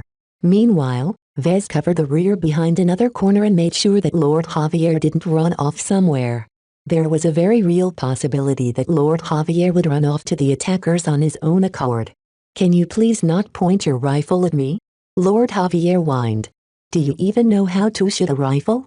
Your stance is awful and even a raw recruit has better handling than you. Why don't you pass on that rifle to me? I'm a much better shot than you'll ever be in 100 years. Vez sneered at Lord Javier. Even though they had become somewhat friendlier over the past week, it didn't change the fact that they belonged to hostile states. Vez would always be a brighter and Lord Javier never hid the fact that he considered himself to be a bona fide Vision. During calmer times, Vez had no qualms against attempting to befriend the noble. Yet now that they came under attack, Lord Javier's status as a prisoner and a hostage reasserted itself. It would be highly irresponsible for Vez to hand over a weapon to the Vision. Besides, Vez lacked the authority to unlock weapons for Javier's use. The internal security systems wouldn't allow the weapons to fire in the hands of a stranger. They're coming. 6 of them rounded the corner first, upon which the weapon emplacement on the ceiling immediately rattled out a huge volume of kinetic rounds. The large torrent of firepower angled downwards on the pirates quickly overwhelmed their substandard combat armor and riddled them with holes. They didn't even have the time to fire back at the weapon emplacement. That's only 6 of them. There's 6 more. I think they're falling back. The other security guard moved up towards the site where the corpses still stood in a macabre fashion due to their mag boots keeping them standing. He held a large electro-rod weapon which instantly discharged as soon as he rounded the corner. The entire corridor became awash with crackling flashes as electric current went wild. The electro-rod weapon quickly fizzled out as it drained its entire battery with a single discharge. Although wasteful, the weapon served its purpose. Clear. Once the other guard folded the machine gun emplacement back onto the rear of his armor like a bulky backpack module, they all turned around the corner and saw the aftermath of the electrical attack. What a way to go. Lord Javier whistled under his hazard suit as he admired the sight of Pirate's friend in their own armor. I thought combat armor was insulated against electrical attacks. That only works up to an extent. Vez commented. That electro-rod weapon is meant to be fed into a generator or other power source. It's a crew-served weapon that's meant to defend a fixed position. How can it be so weak? It's too bad it ran out of juice so quickly though. The 2 guards still had more surprises in store, but they definitely used up their most formidable weapons. That bode ill for their next steps. There are at least 30 or so pirates remaining outside the armory. One of the guards said. In our current condition, we can't rescue the armory without getting overwhelmed. That is. The man trailed off, But Vez knew what he insinuated. He was asking if that wondrous laser weapon would make an appearance again. Vez weighed the benefits and drawbacks and made a judgment that it would not help his interests if he kept hiding his capabilities. He should never hold back against a very real threat, even if they seemed to be aiming at Senator Tovar rather than him. If something happened to the great statesman, Vez could say goodbye to the bright Republic. "Let me think," he said, stalling for a moment. Lord Javier snorted. "We're waiting." "What's it to you? I thought you'd be pleased if we suffered a mishap." "Not at this time. I think I got our enemies figured out. This doesn't involve any visions, I think. It's purely an internal conflict between you Briders. All the sabotage and timing points that out. As for rescue from my state, that's unlikely. Even if my fellow Visions did come to rescue me, I'm not sure if they'll be any better off in their care." "How so?" Vez asked. "These sneaky tactics are more to the Venet's Duchy's liking. They like to conduct commando raids from stealth. I think your Vandals got a taste of that already, right? The Imadris Duchy doesn't believe in sneaky nonsense. In fact, we hate it because Venet's always uses those tactics against our own forces." "Does Imadris really don't make use of stealth technology?" "Oh, they probably do, but this doesn't seem like their style either." "For what is worth, I concur." Ved nodded. There was one other possibility, though. Conspirators from both the Bright Republic and the Vija Kingdom banded together to organize this attack. That would be the worst-case scenario because that implied that warmongers from both states set aside their animosity to hinder Senator Tovar's quest to negotiate an early peace. That would be absolutely unheard of in normal circumstances, but Vez could very well see that such an unholy alliance might be possible in this case. The more Vez thought about this awful possibility, the more he felt the urgency to help resolve the crisis aboard this ship. While he could have run for the escape pods and washed his hands off this entire incident, where would that leave him? To abandon the ship at a time where Senator Tovar and most of the other higher-ranking members of the peace delegation remained at threat would be a dereliction of his duty. Ordinarily, the Bright Republic and the Mech Corps might forgive him for running like a frightened kitten if he was just an average cowardly mech designer. Yet Vez gained a reputation for bravery in the face of danger. His prestigious combat awards demonstrated that he achieved a lot of merit in direct combat situations where his life and the lives of his comrades were at risk.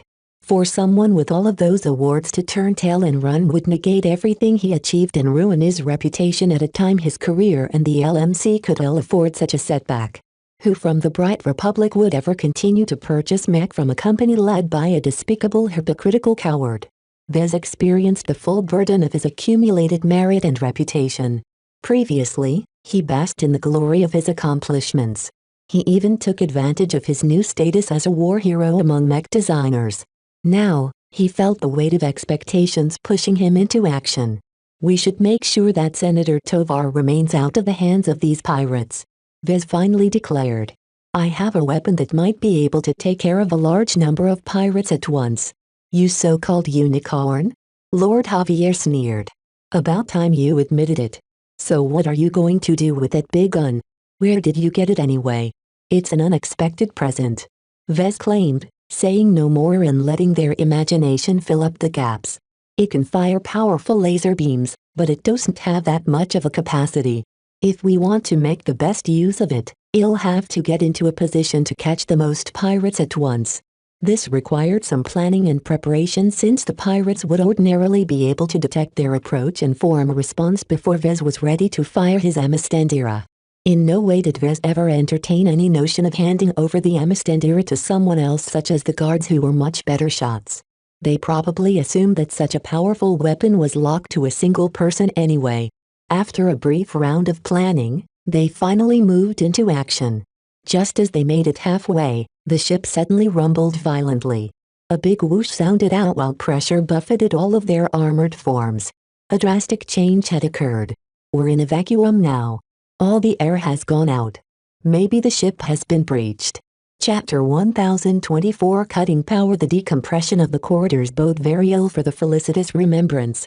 Either the pirates subverted the system meant to regulate the air within the passenger ship, or they blew a big hole in her hull that the automated damage control systems couldn't patch up. Modern starships activated at least 5 different emergency countermeasures against a hole being punched through their hull, especially ones as well built as the Remembrance. Well, most of those handy features probably failed to kick in considering the complete power blackout. Vez muttered. If the lack of gravity, oxygen cycling, temperature regulation didn't worry them enough, now they also had to deal with the consequences of moving in vacuum. Rationing their oxygen became one of their most critical priorities. Their protective suits only possessed a finite oxygen capacity. If their oxygen packs or their suits gained a big enough hole, then they would quickly suffocate and die. There was a way to change depleted oxygen packs for spare ones stored in various emergency lockers spread all over the interior of the ship. However, that took time and was also rather difficult to do alone. With the surrounding vacuum no longer able to convey any sounds, they all patched into the same short-range communication channel. Will we need to change anything? Vez asked. No. We just need to move into action faster. One of the spiral shocker guards stated. Spacing the interior of the Remembrance suggests that the plans of our foes has progressed to an extent. We must take action to interrupt their next actions. They hustled back to the armory with haste.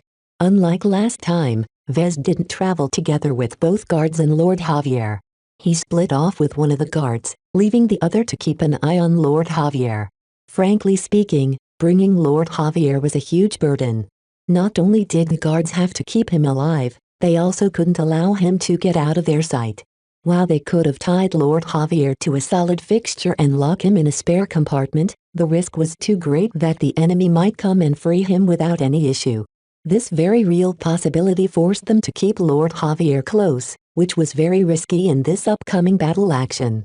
Garbed in his flimsy hazard suit, Lord Javier made his dissatisfaction abundantly clear. This is murder. Why are you bringing me closer to the fight? I'm unarmed and practically unarmored. You Briders are the worst guards ever. He at least had enough sense to keep his grumbling in the private channel. Once they came close enough to the armory, he obediently shut up in order to avoid disturbing the proceedings. While the guard with the heavy machine gun emplacement set up his contraption close around the corner to the corridor leading to the armory, the other guard forced open a hatch through a mechanical workaround. Not every hatch could be opened up this way, and generally only in important storage lockers and the like could be opened as easily with this method. Vez and the guard entered into a large and spacious gym compartment. Various exercise equipment lay unpowered and forgotten during this time of crisis. The large amount of space offered the nearby security officers and other soldiers stationed at the security department and the armory a lot of training space. Right now, neither Vez nor the guard required all of the space. They simply approached the bulkhead facing the armory and waited. The guard brandished a grenade launcher while Vez configured his Emistendera in a short-duration cutting beam. In ordinary cases, a wide-angle scatter beam served him better as it would instantly kill or debilitate those he targeted, leaving them no opportunity to retaliate. However, its potency decreased rapidly over a distance and carried no penetration power. Vez knew that the Emistendera attracted an uncomfortably large amount of attention, especially since he whipped it out of nowhere. Nonetheless, his actions already earned the respect of the guards. During this time of crisis, the last thing on their mind was to figure out the origins of the weapon. It was much more important to make use of every scrap of power they could muster. The deck rumbled a little bit. That's it. The guard yelled. The pirates breached the armory compartment. Attack. They fell upon the earlier contingent of pirates so fast that they couldn't have transmitted a warning back to their comrades. Therefore, as Vez fired the Emistendera yet again, they had no idea what they were up against. The Emistendera only burned for 2 seconds this time, but at maximum power the powerfully bright laser shone bright golden white as it attempted to pummel through the bulkhead. Even at full power, the Emistendera barely breached the bulkhead surrounding the gym and training compartment. Due to the low strategic importance of this compartment during a battle, the shipwrights cut some corners regarding the durability of the surrounding bulkheads. Unfortunately, even when they tried to save costs, the shipwrights didn't dare go too far, thereby giving the Emistendera a lot of difficulty piercing through. The first beam only managed to burn through halfway. Vez expected this, so he immediately fired a weapon again, trusting its dimensional heatsink to shunt away all of the dangerous buildup of heat into another dimension. This time, the second beam built up on the progress of the first beam and managed to pierce through. Third time. Vez rapidly extended the duration of the beam and fired the Amistendera once more, unleashing its power to the group of pirates attempting to push through ruined blast doors of the armory. Half of their ranks got cut apart or burned in an instant. Even if they wore better quality combat armor, it wouldn't have availed them at all. With the Amistendera at maximum power, let alone infantry, even light mech would feel threatened. The remarkably well-trained pirates instantly abandoned their intention to break into the armory. Around half of the survivors rallied around a leader and instantly turned into the direction of the gym compartment. However, two things happened that forestalled their next response. The thick fat muzzle of a grenade launcher barely squeezed through the narrow gap that Vez burned through the bulkhead.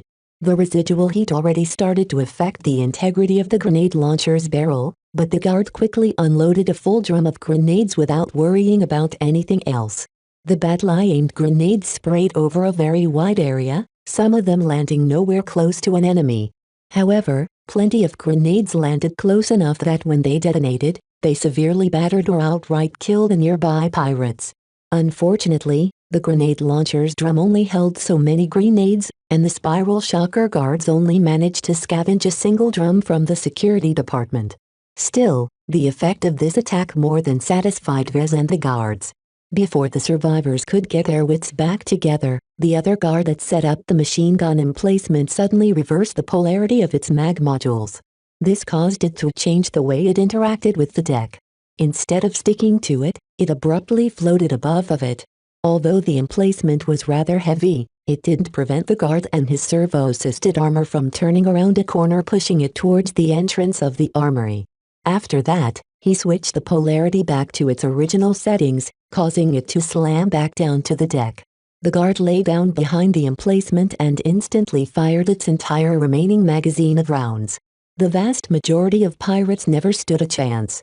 When they were still focusing their attention towards the entrance of the armory and the newly opened gap from the gym compartment, they were completely exposed to an attack from a third direction. While some of the pirates reacted quickly enough to fire back at the third assailant, the armor plating surrounding the machine gun emplacement held out long enough to tear down every pirate bar one. The heat-striking pirate somehow managed to survive. By dropping to the deck and using the corpses of his subordinates as extra cover, he managed to survive with only scratches to his armor. It didn't save him from getting disarmed and captured by the remnants of the security officers holing up in the armory. A handful of armored soldiers stormed out of the ruined blast doors and quickly policed the side of the dead and wounded. A handful of pirates survived alongside the leader. Most received heavy injuries, which the security officers temporarily patched up with the supplies from their emergency medkits. They hardly helped. The injured pirates needed better treatment than that, but none of them could afford to divert to the Remembrance's medical bay. As the four reunited outside the armory, Lord Javier's guard escorts reported to the exoskeleton armored security captain that emerged out of the armory compartment. They reported through a private comm channel, so Vez didn't get to hear what they said. They did gesture towards him a few times, so he had no doubt they reported both his contributions and his possession of an amazingly potent weapon. Mr. Larkinson, I see it was wrong for me to dismiss the rumors swirling about the galactic net. The security captain complimented him. I am Captain Yamona Hosky of the Spiral Shockers. You'll be taking charge from now on, is that clear? Vez did not wish to submit unconditionally to Captain Hosky, so he did not reply as usual. Following Lord Javier's advice, he gave an indirect response. I will be glad to assist your endeavors, though mind you, I'm not trained for combat. Whatever you say. Hosky replied skeptically. Her exoskeleton helmet prevented Vez from seeing her face, but he had no doubt that she stared at his empty hands, wondering where he hid his super laser pistol. Seeing that she faced a tough customer, she immediately moved on. Right now, we need to take back control of the ship, or barring that bring Senator Tovar to safety. What about the other VIPs?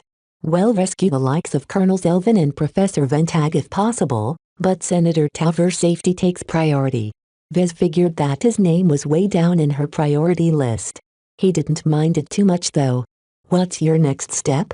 he asked, deliberating, phrasing his question in a way that put a little distance between him and the surviving security officers. Captain Hosky stared at the 2 surviving guards out of the 4 assigned to keep Lord Javier safe. "Damn. We don't have sufficient manpower at our disposal. Half of the armory got blown up and the rest of my subordinates are trapped or stranded at their bunks or at their assigned posts. We can only muster up a single squad." Vez looked beyond the handful of security guards that had armed themselves to the teeth and saw devastation within the armory. It was a bit better off than the security department, likely due to the increased difficulty of planting explosive charges in this tightly guarded compartment. Still, a single guard captain leading a squad of men wouldn't be enough to push back the 100 or more pirates that likely boarded the felicitous Remembrance. After weighing her decision, Captain Hosky decided to forego heading down the lower decks to ascertain the state of the engineering bay.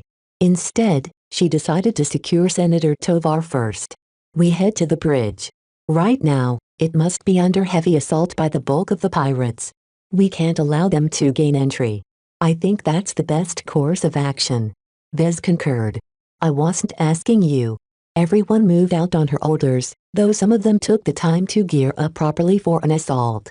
Due to the likelihood of follow-up attacks on the armory, Captain Hosky did not feel reassured leaving Lord Javier behind with a single guard.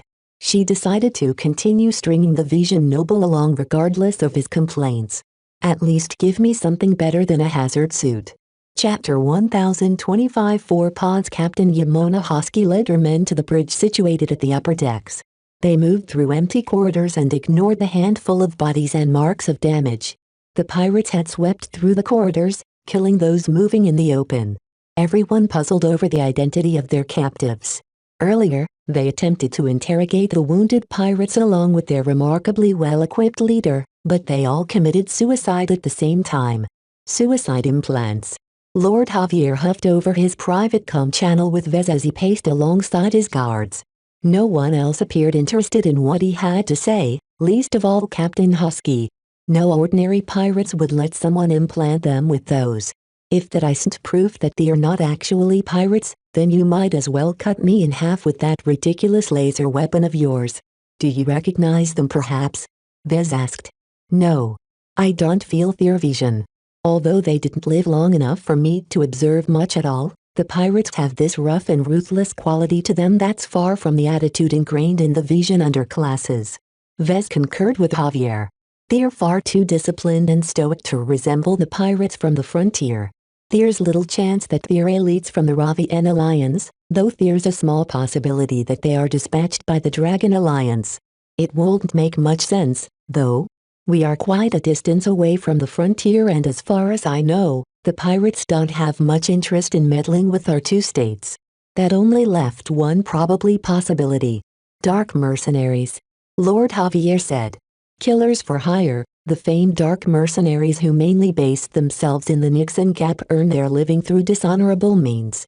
Different from pirates who mainly relied on opportunistic preying of trade ships, dark mercenaries hire themselves out from the deepest depths of the underground. They didn't work for everyone.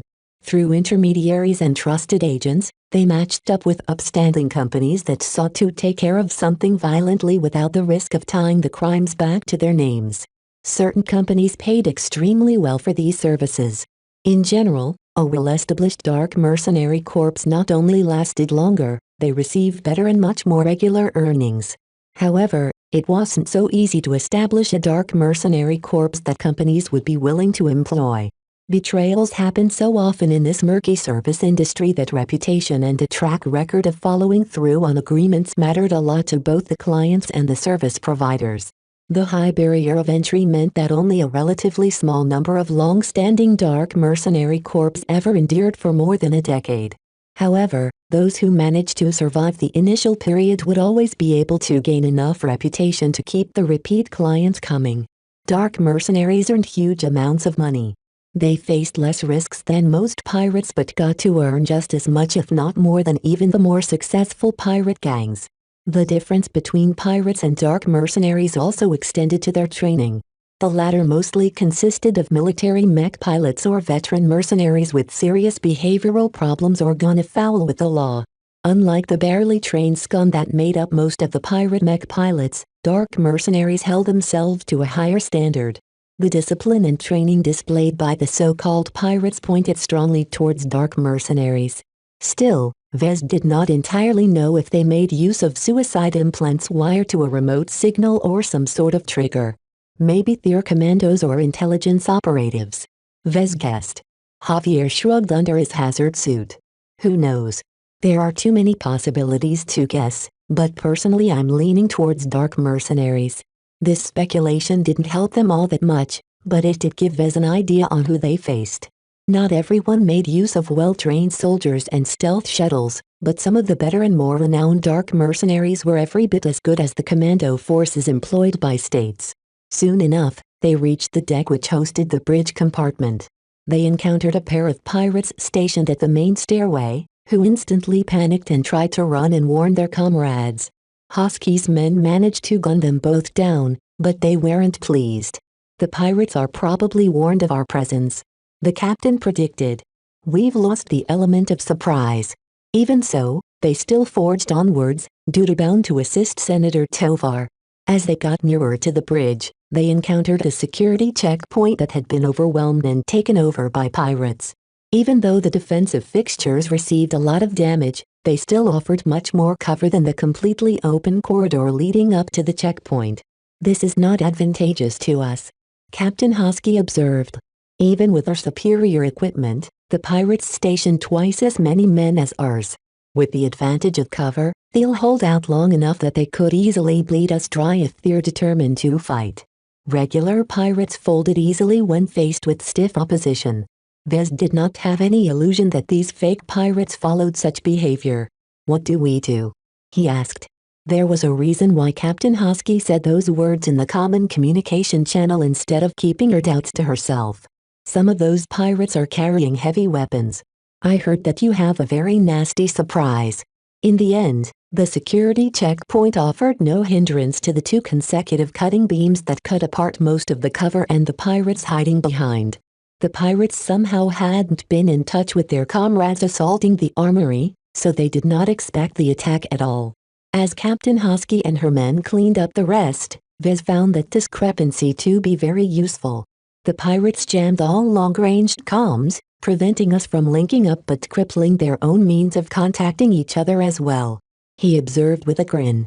Usually, that works in their favor, but not this time. Even so, the jamming prevented the scattered security officers from linking up and coordinating with each other, which helped the intruders a lot so far. The defenders of the ship might be elites, but they expected a lot more help from the Remembrance's internal defenses. If not for the complete loss of power, these pirates wouldn't have stood a chance as the artificial gravity slammed them up and down between the ceiling while turrets deployed from above and from the sides to pepper them with lasers and projectiles. There was no use crying over the extent of the sabotage. They moved on past the fallen security checkpoint and moved on to the bridge. Upon their arrival, they saw that they arrived too late. The pirates forced through the blast doors. The bridge of the Remembrance should have been the thickest and most well-armored compartment of the ship. Yet a huge hole rested at the site where Vez attempted to enter, only to be denied by the guards. How can this be? Vez wondered. If there's anything I know about the bridge, it's that those blast doors are much thicker and tougher than the blast doors protecting the armory. As the center of the operation of the ship and the principal station for the captain and Senator Tovar, the bridge was exceedingly well protected. Yet somehow the pirates broke through anyway, and with explosive ordnance far more potent than anything they used before. The side of the ruined blast doors was so ruined that a huge chunk of the ceiling, deck and surrounding bulkhead had been blasted apart as well. Captain Hosky hastily led her men into the vulnerable bridge, only to encounter more than 30 bodies. All of the dead are bridge officers and security officers, Vez stated with alarm. The guards quickly scoured over the bodies, seeing no dead pirates among them. Instead, suspicious piles of ash and melted puddles suggested that the pirates cremated their dead and all of their gear with incendiary charges. Senator Tovar isn't among the dead. Neither can we find the bodies, Colonels Elvin and Professor Ventag. The chances were low that the pirates bothered to cremate them. It was much more likely that they'd been kidnapped. Vez quickly observed something important. The heat from these marks are still hot. They might not have gotten away from the ship yet. We can still catch up to them and their captives. Let's move. Hosky immediately called. They moved out and through the help of some advanced tracking software that followed residual footsteps taken by the pirates as they made their way out. They hurried down several stairways that led to the middle decks. No hangar bay resided on the deck the pirates had reached, which meant they were trying to extract through a hole in the hull. Hurry up, we're getting close. The lack of artificial gravity hindered their movements as they always needed to fully place their mag boots against the deck to gain traction. Vez and Lord Javier both moved the slowest by far, but the exoskeleton soldiers simply picked them up and easily carried them forward. It was a bit undignified to be carried this way, but it saved them precious seconds. We've almost reached the exterior of the Remembrance. Soon enough, they rounded another corner and came within sight of a large group of pirates with much better gear. They carried 4 pods that looked as if they held prisoners to the breached entrance to a large stealth shuttle that had opened its hatch to receive the returning pirates. Stop them immediately. Captain Hosky ordered and fired her heavy-caliber rifle. Viz, sweep up the pirates in the periphery. In no instance should you fire anywhere close to those pods. Vez inwardly grumbled about being ordered around, but he knew better than to make a fuss about it.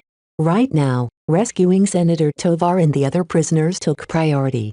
If Vez slipped up his aim and hit one of those pods, he might as well give up his citizenship at the spot. The heavily armed exoskeleton soldiers ran to the front, confronting the 50 pirates head-on. The enemy enjoyed a heavy numerical advantage, and unlike the previous pirates they met, these ones shed the pretense of dressing up as pirates in favor of better gear. Even so, no matter how well their combat armor stood up against the firepower of the Spiral Shocker security guards, when Vez swept up the left and right sides with the high-powered cutting beams from his Amistendera, a multitude of invaders fell or lost composure. Even as Vez threw the Amistendera back into his inventory after it entered a forced cooldown cycle, Captain Hosky's men instantly finished off the remainder with well-aimed shots before they could harm their prisoners. Unfortunately, one of them managed to unload a volley of rounds right through one of the thinly armored pods, while another threw a grenade at another pod which heavily damaged its exterior. No. Captain Hosky cursed and ran forward without any regard for her safety. While her men repelled the waiting stealth shuttle and executed the pirates somehow clinging on to their lives, she approached the 2 damaged pods. Vez and Lord Javier followed suit when it seemed the coast was clear. She first studied the worst pod that was riddled with holes. Its interior was exposed to vacuum, which quickly distorted the appearance of the dead body inside. She quickly sighed in relief. It's the captain of the Remembrance. Although it was callous of her to show relief, everyone was glad the dead body wasn't Camden Tovar. She then checked the other pod which held another prisoner. The fragmentation grenade that landed on top of it not only dented the pod but breached it in several places. This time, she looked down in alarm. It's Senator Tovar. As soon as she pried open the damaged cover of the pod, the old man calmly climbed out of the pod. He showed no injury at all despite the fragmentation grenade. No need to worry, good captain. My shield generator protected me from harm. The senator calmly stated in his intact high-quality vac suit and looked around. My compliments to you, Captain. Thanks, but we mostly managed to rescue you because of Mr. Larkinson. Captain Hosky admitted honestly. That caused the powerful senator to look towards Vez, who was in the middle of prying open the cover to the pod that held Professor Ventag. Chapter 1026 Peculiar Source. Senator Tovar didn't linger his gaze towards Vez for long. No matter what happened just before, he could hear it all later. Right now, they still needed to get through this crisis. Once Captain Hosky issued some orders to her men, she turned back to the most critical person in their midst. Senator, the felicitous Remembrance is highly compromised. The odds are high that the ship will either blow up from within or becomes a target to the enemy mech outside. Word will come at any time of their failure to capture you. Once they realize it's not feasible to capture you, there is a great chance that they'll settle for killing you and everyone on this ship instead. You need to make a decision. I highly suggest we evacuate the Remembrance. I will defer to your judgment. The old man spoke. The senators gracefully admitted that he was no good in combat situations. Despite his authority, His expertise laid in statecraft, policy-making and diplomacy. Military matters were far outside his ballpark. Fortunately, aside from Professor Ventag, they also managed to rescue Lieutenant Colonel Selvin. Although the higher-ranking military official served behind the desk for most of his career, he was competent enough to take charge this time. "I concur with Captain Husky," Selvin said as he emerged out of the pod. "The felicitous remembrance is rotten from the inside. We should go down to the lower decks and head to the shuttle bay in order to evacuate to the Larmont Carnival as expediently as possible. If the flagship of the escort fleet isn't a convenient destination, then any other light carrier that is escorting the peace delegation will do. Why not take the escape pods? They're much closer," Lord Javier asked. Selvin ignored the question. Escape pods may offer a faster exit, but they lack the speed and maneuvering power of a shuttle. They also only held 1 or 2 passengers at most, and it would be difficult to keep everyone together. They abandoned the breached site and moved towards the nearest stairway leading downwards. Vez walked alongside Professor Ventag, who seemed awfully shaken at what happened to them all. The assault on the bridge had been a particularly traumatic experience to him, though Colonel Selvin and Senator Tovar managed to brush it off or hide their discomfort. The vaccinated professor turned to Vez with admiration. "You've just heard you've been pivotal in rescuing the stranded survivors at the armory and freeing us from captivity. Captain Husky reports that you are in the possession of a very powerful weapon. I'm the only one who can use it," Vez replied defensively. "Besides, a weapon like that has a cost. It's out of power." The professor smiled sardonically.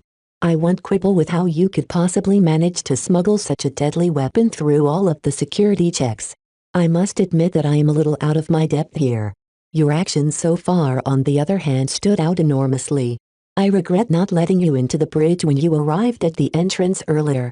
When someone informed me you wished to enter, I declined to consider it as your presence wasn't needed." The regret in the professor's voice was palpable. If he knew that the felicitous remembrance was compromised and that the pirates were so determined to attack the bridge, he would have made a lot of other choices than that. To Vez, the earlier issue didn't bother him anymore. With the determination shown by the pirates in their successful attempt at breaching the bridge, he might have been one of the bodies there by now. "Do you know what's going on outside? I'm not patched to any important comm channels or networks. Why hasn't our escort fleet sent any assistance? As far as I am aware of, before the pirates overtook the bridge, the pirate vessels that emerged out of FTL entered into fighting range within minutes," the senior mech designer explained. "The carriers disgorge a large number of mech, outnumbering our forces by at least 1.5 times. It is taking every bit of effort for the spiral shockers to hold such a large number of mech back. It doesn't help that the Remembrance has lost all power and propulsion. Her predictable ballistic course through space makes it exceptionally easy for the enemy to concentrate their fire on this ship. This added a bit more urgency to their evacuation, as those mech could turn their weapons on the Remembrance at any moment once they gave up on capturing Senator Tovar alive." "Did you figure anything out from their mech?" Vez asked. "You've observed much." Professor Ventag nodded. "The enemy makes use of genuine pirate mech. Some of them are low-quality products designed by unworthy novices. However, at least half of them are high-quality mech designed by an infamous mech designer from the frontier." "Oh." Vez looked up. "Which infamous mech designer are you talking about?"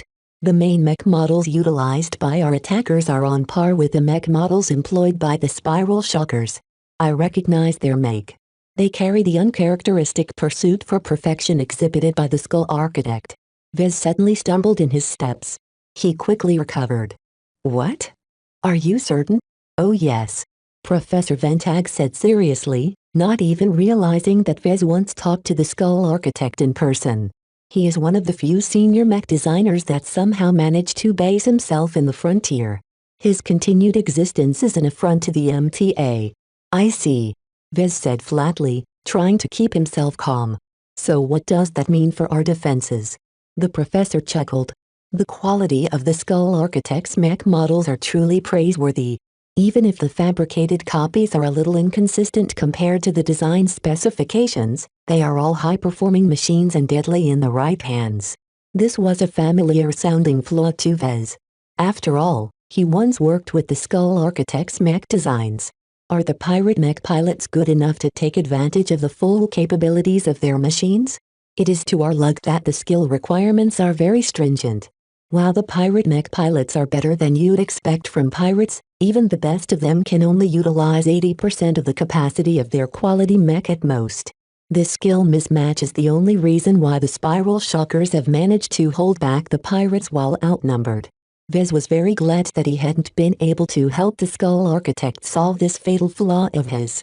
He made a deal with the infamous criminal and fugitive mech designer to design variants that offered a much easier and comfortable piloting experience than the senior's usual mech designs. It was a good thing that the deal would only commence after the war. Is it safe to cross over to the Larmont Carnival, sir? It depends on how close Thief managed to push. I am not up to date with the battle taking place in space, so we'll have to disappoint you there, Mr. Alarkison. The group of surviving security officers and delegation members soon reached the lower decks. They'd be able to reach the entrance to the shuttle bay within a few minutes at this pace.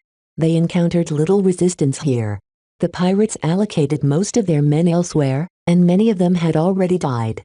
The scattered crew and security officers managed to strike back as well, hindering the pirates from taking complete control. The shuttle bay hadn't been a priority for the invading pirates. They just stationed enough men to prevent the technicians and other workers from breaking out. Captain Hosky's men quickly wiped them out and convinced the crew inside to allow them entry. "Let us evacuate," Senator Tovar commanded. "My personal shuttle has enough space for most of us. Come." The shuttle in question was a supped-up shuttle that looked sleek and elegant. Although it didn't offer too much seating, it offered more than enough space to fit Captain Hosky's men with a couple more people to spare. Vez came along as well, though he privately expressed some doubts whether Camden Talver's personal shuttle had been compromised as well. If the Felicitas Remembrance already contained so many planted explosives, how could the shuttle be any different? "I make use of my personal shuttle for several years now," the senator explained as he sat on the most luxurious seat in the passenger compartment. The open space around it became a little crowded with all the extra soldiers trying to squeeze inside. "My personal pilot and shuttle technicians frequently inspect it on the surface and perform a more thorough inspection every week.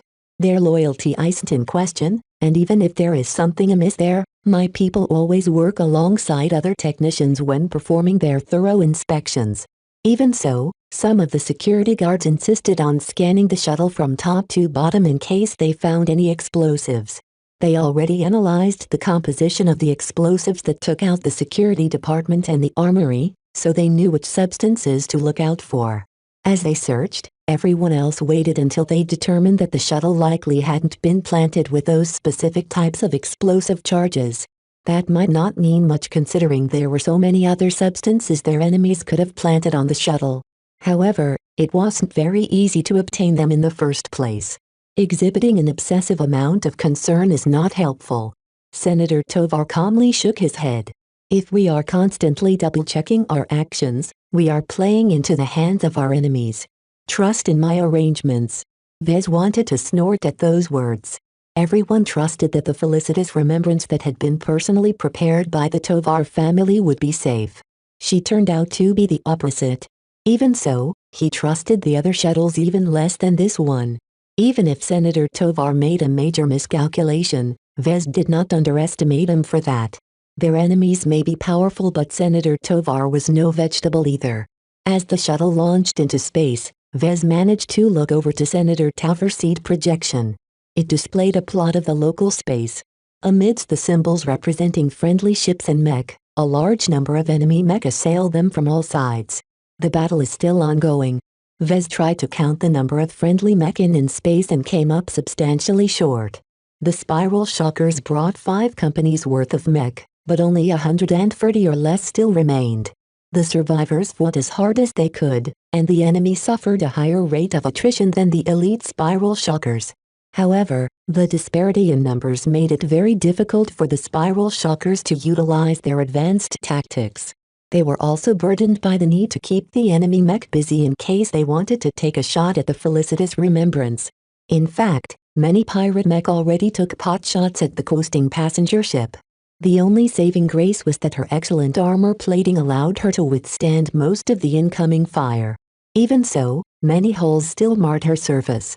The artful Litigant passenger ship would quickly reach the point of no return. Escape pods already started to fire out of various points of the doomed vessel. Vez found the felicitous Remembrance's fall to be a tragic event. It was such a waste to trash such an expensive vessel. Anyone who managed to salvage the ship or scavenge the debris would make a killing. They'd earn as much as most mech companies earned in a year. If Vez still possessed a working connection to the galactic net, then he was half tempted to order the LMC to commence a salvage operation of this site. Of course, he would never go through with it. A precious battlefield such as this would attract all kinds of scum. As Senator Talver's personal shuttle crossed over in open space, it managed to attract the attention of the enemy pirate mech. While it wasn't the only shuttle flying through space right now, it differed from the others by its ostentatious design and appearance. Most of all, its exterior also carried Senator Talver's personal mark. Alarms began to ring inside the shuttle.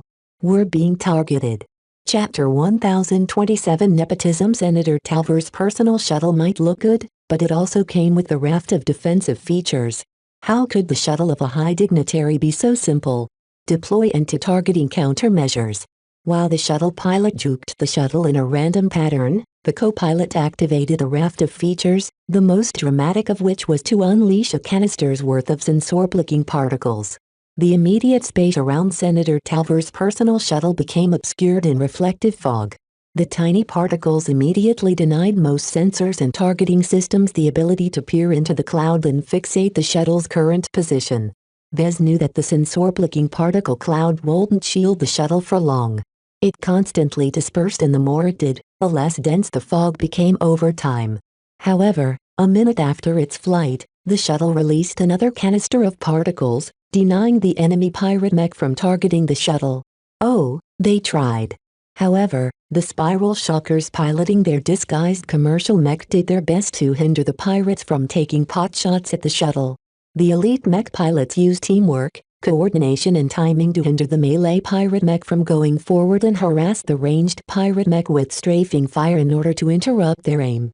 The defenders wouldn't be able to defeat the pirates very quickly at all due to the burden of having to shield a shuttle in open space from destruction. However, as long as Senator Tovar and his ride remained intact, they didn't fail their mission. The pirates were not resigned to being hindered like this, so they kept firing lasers and projectiles into the expanding clouds in the hopes of striking it lucky. Yet the large clouds quickly spread over kilometers, making it incredibly chancy for them to hit anywhere close to the shuttle. The huge distance between the pirate mech and the escaping shuttle didn't help much at all. They had a better chance winning the lottery or finding a needle in a haystack than to land a hit on the shuttle in such a huge area of uncertainty. Even so, Vez and the rest spent a nerve-wracking moment hoping that the shuttle possessed more canisters and if the spiral shockers would be able to keep the enemy pirate mech busy. We're running out of canisters, the co-pilot reported. Friendly mech are on the way, Colonel Zelvin exclaimed as he intermittently exchanged messages with the Lormont Carnival, the flagship of the escort force. They'll be with us in a moment. For now, hang on as long as you can. The pirate mech are slowly being pushed back. Vez glanced at Senator Talver's projection and saw that Zelvin may be exaggerating a little. The pirates, leveraging their advantage in numbers, concentrated more of their mech at the flanks, lessening the pressure at the front but forcing the spiral shockers to spread their defenses thin. This gave their ranged mech a lot more opportunities to target the fleeing shuttle. In the meantime, a huge explosion just racked the felicitous Remembrance's engineering bay. Half the ship instantly ruptured from the blast, though her unusually resilient structure left her bow section largely intact. Even so, a luxurious passenger ship met an ignoble end without even reaching her destination. The unimaginable amount of waste pained Vez deeply, though he felt thankful enough that he made it out in time. A lot of shuttles and escape pods departed from the starship beforehand, so not as many crew and passengers lost their lives. However, the supplies, gifts, databases and more all got lost, hurting the peace delegation's ability to negotiate with their Vision counterparts even further. Though Vez felt very nervous, this wasn't his first rodeo, so he maintained his composure. Colonel Zelvin and Senator Tovar likewise kept up a steely appearance. Professor Ventag on the other hand nervously shifted around his seat, aware that his custom vac-suit offered no protection at all should a laser or a huge ballistic round strike right into the shuttle. His lack of combat experience among the VIPs appeared exceptionally eye-catching.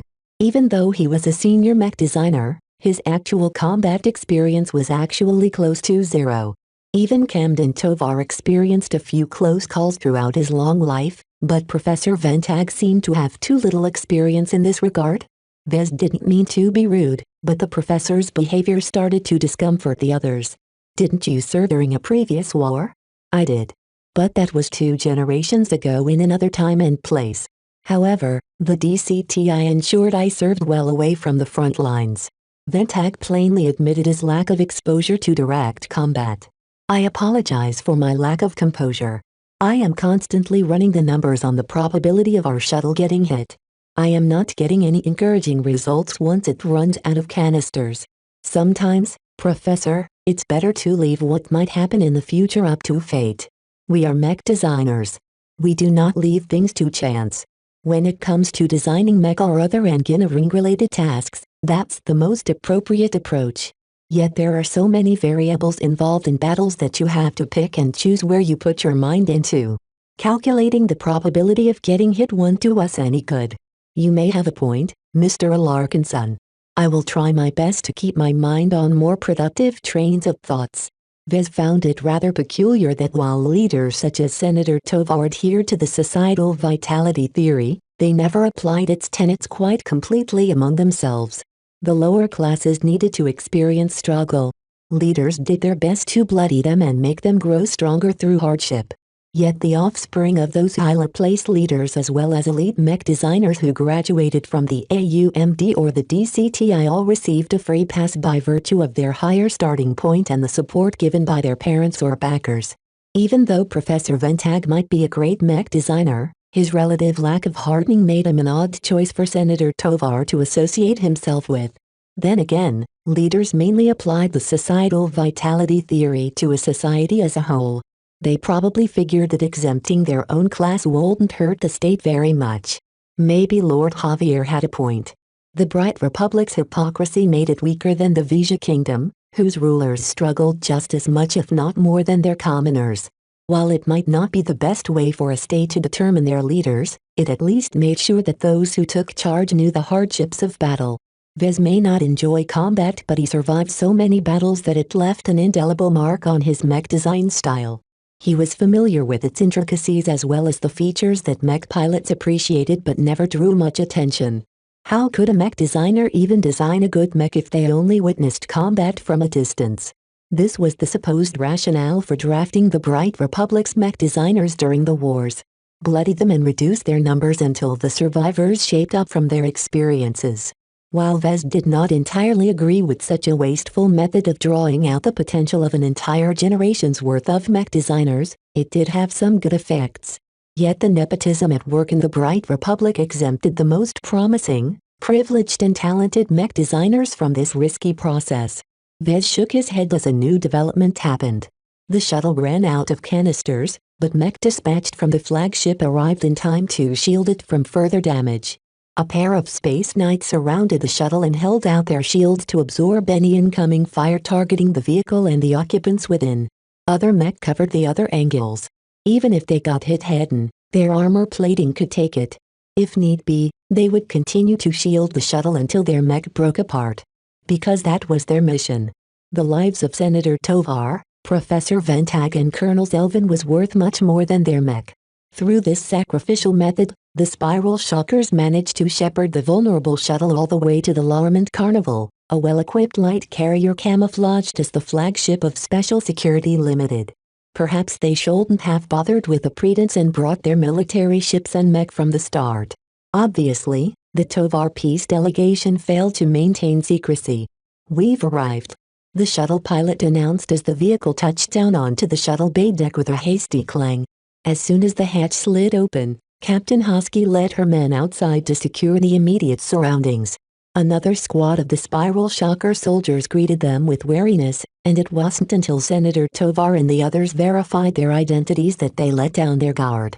The shuttle bay is too open and vulnerable to attacks, Colonel Zelvin stated as he stepped onto the deck.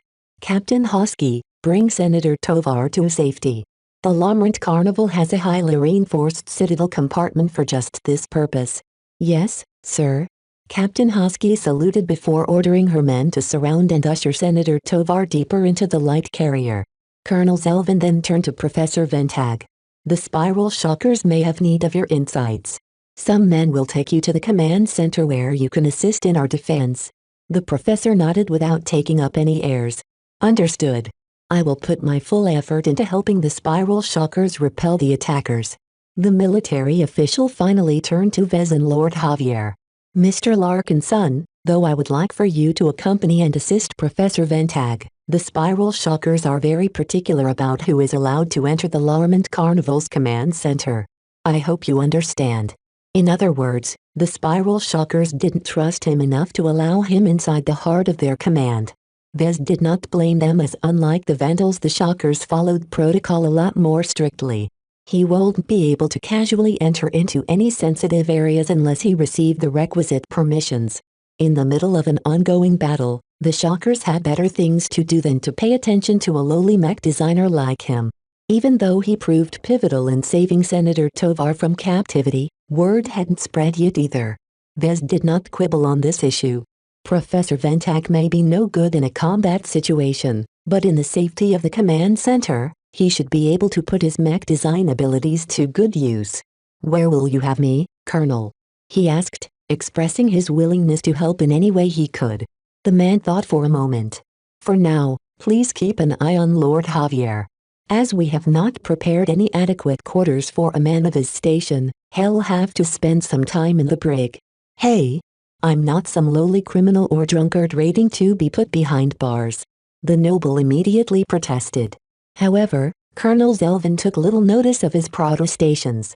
He turned around and left for else, issuing orders as he marched. 4 guards arrived to usher Lord Javier to the brig. Perhaps the only reason why the noble didn't complain about his treatment was because Vez walked alongside him as if he was a fellow prisoner. Are you glad you're still with us? Vez asked idly for lack of a better topic to talk about. No. No? Lord Javier sneered in the open. Now that they have returned to a ship with working power and life support, everyone's helmets folded back into their collars. Unlike what you might think, I'm not short-sighted. I believe Senator Tovar is right about the reason why we need to cut our war short. Whoever he's afraid of, they're likely to offer a much better fight for us than your punching bag of a state. Vez resisted the urge to smack Lord Javier's face. Who was the punching bag here? Chapter 1028 Swirling questions. While Lord Javier spent some time locked in an enclosed cell in the brig, Vez sat on a chair placed on the other side of the cell. They kept each other company through a communication channel. So is the battle over? Javier asked with a bored tone as he laid down on his cot. From what little I've heard, the pirates retreated on their own accord. After the felicitous remembrance blew up and our shuttle made it to safety, the Spiral Shockers are no longer weighed down with the need to protect us so much. They began to take the offensive and employed aggressive formations to turn the tide against the pirates. Even if they are skilled and pilot some good mech, they are no match against the Spiral Shockers once they unleash their potential. The pirates, or rather the dark mercenaries, gave up rather easily. It's strange they didn't bring enough forces to overwhelm Senator Tovar's escort force. It's not so easy to muster up so many mech and ships on short notice. Vez spoke, using his experience in logistics to make this judgment. This attack is well planned, but the uncertain timing and route must have imposed limitations on the conspirators. Also, it's very precarious for forces to adopt the identity of pirates in civilized space. The larger the pirate force, the more attention it attracts from the surrounding states. In the worst case, the MTA's compliance department might send out one of their dreaded fleets. Our attackers won't be returning anytime soon, I think. They both knew that their attackers were anything but pirates. Even so, trying to figure out their true identities was impossible with the amount of effort they put into their ruse. Vez felt as if everyone played by a common set rules again. Previously, the players involved in the competition to unearth the treasures of the Starlight Megalodon all maintained the code of silence. Even if word of such an event did spill out on the galactic net, the complete lack of media attention meant that nobody actually found out about the truth. Right now, something similar seemed to take place. Senator Tovar and the Spiral Shockers did their best to hide their actual identities and allegiances while their attackers adopted a disguise as well. They took their roles so seriously that they even downgraded the quality of their gear and assets to match what security forces and pirates usually made use of. Such a willingness to weaken their own forces in order to sell the idea that they were someone else went too far.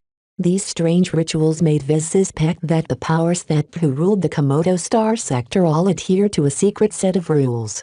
It might be some exclusive assembly, a secret society, an informal gathering, or even just a communal channel group where leaders could exchange ideas more openly than in a formal setting. Vez still had much to learn about the galaxy, it seemed. You said earlier to me that you believe in Senator Tovar's warning. He spoke. How come you're so sane? Rational? Not crazy? It would be insulting for him to voice those words out loud, but Lord Javier read the unspoken meaning regardless. He smiled sardonically at the ceiling. The war between our two states has gone too stale. It's a ritual more than anything by this point. A bloody one, but a predictable one. Nothing truly new happens anymore. We know each other so well that neither side can do anything to gain a decisive advantage in our wars. Don't you think that somewhat defeats the point of a war? They say that war is the continuation of politics by other means. You're right, Vez. For so long, our two states used the Bright Vision Wars as a way to hone their state and population into a more efficient fighting machine. The mutual competition did us both good, but let's face it. We've reached a plateau where we aren't able to gain any further improvement. The only point to the war by now is to maintain the edge we've sharpened. It doesn't even feel like we're fighting all that hard against you Briters, to be honest. What's the point of sharpening a weapon when you never put it to its intended use? Vez was familiar with Lord Javier's perspective on the Bright Republic at this point. He regarded the Republic as a punching bag and a sharpening stone for the kingdom. While Vez did not like how Lord Javier dismissed the Bright Republic so casually, he could excuse it since the Visions always held the upper hand in military strength. So what are you thinking about? Would you rather see the Vija Kingdom invade another state instead? Lord Javier grinned. Wouldn't that be a great sight? Most of the states that surround our two states haven't fought so frigidly and frequently as us. Since we aren't making any progress against each other, why not turn attention elsewhere? That sounds quite logical, though I don't think there's any appetite in the Bright Republic to conquer another state. You'll have to. If we Visions expand our territory, manpower, industry and prestige by conquering our neighboring states, we'll return to our original foes at some point and hit twice as hard. You Briters may sometimes profess peace and prosperity, but the likes of Senator Tovar won't allow your republic to become a fish for the chopping block to us. My Savis are on the Common Federation. Those transhuman freaks don't have any friends and allies, so there's little chance you'll draw more enemies once you turn on their augmented butts. It's not that simple, Vez retorted. The Bright Republic dreamt of expanding their territory in other directions many times if they somehow didn't have to worry about the Visions. The Common Federation is no slouch when it comes to their military. Anyone who conquers their star systems will have to deal with a bunch of fanatics who are impossible to pacify unless you take extreme measures that the MTA will surely disapprove of. They're more trouble than they're worth. A lull in the conversation followed. After some time, Lord Javier asked another question. Do you think we'll ever see a time where Briters and Visions fight alongside each other against a common foe? It will have to be a very serious threat for us to band together. Anything short of an apocalyptic threat to our states won't be enough to force our people to set aside the hatred and animosity built up over centuries of intermittent war. Why not? We managed to become friends, right, Vez? Vez snorted. I won't exactly call us friends. We're just familiar with each other that we no longer repel each other. By my definition, that's friendship in a nutshell. During their time together, they did grow closer despite their differences. Vez did not know whether this was a blessing or a curse. He also didn't think he could repeat this feat when he came in touch with the other members of the Vision Peace delegation. Would the peace talks still go through now that they suffered such a heavy attack? Vez doubted it, but they already came so close to the re-annulled Republic that it would be a waste to turn away at this point. After some time, Vez and Lord Javier experienced the disorienting and nauseating feeling of transitioning into FTL. Seems like we finally left the battle site, Vez commented. We're safe now for the moment. Shortly afterwards, a security officer walked up to Vez. Mr. Larkinson, Senator Tovar would like to see you now. Very well. Lead the way. Vez stood up and waved Lord Javier goodbye, not that he could see it from his enclosed cell. Vez followed the guard out of the brig into the upper decks where a stateroom had been set aside for Senator Tovar. The guards there forced him to relinquish the light combat armor and most of his other gear before he entered. The latest abode for the senator lacked the luxuries and artwork from his previous stateroom on the felicitous remembrance. Even so, the Tovar patriarch made the best of the situation and already reconfigured the projectors into displaying some flowing art. The senator caught his glances. Do you appreciate my taste of art? To be honest, Vez did not see the merit in the artwork on display. The visual art looked pretty in the way the gradients of colors formed into various patterns on a canvas. Yet Vez also felt that for all of their soothing visual flair, they carried no greater meaning. They are very aesthetically pleasing, Senator. Vez replied simply, opting for a neutral answer. Your record states that your mother was an artist. A mech designer is an artist as well as an engineer, no? Your best mechs certainly showcase your artistic prowess. By the way, the record on your mother is remarkably slim and lacking in detail. My investigators have also found some discrepancies in her record. Minor ones, but improper nonetheless. You wouldn't happen to know anything about that, Vez? Vez suddenly shook. He had some guesses. Dangerous guesses. My mother. I hardly knew her. She left me far too soon. He hoped to forestall any further questioning with this emotional response. It was a fact that she died. That hadn't been faked, and Senator Tovar should know it as well. My apologies for prying into old wounds, Tovar said in a seemingly contrite manner. Let's move on. I won't bore you with a debriefing. I had heard quite enough from Captain Hosky and Lord Javier's surviving guards.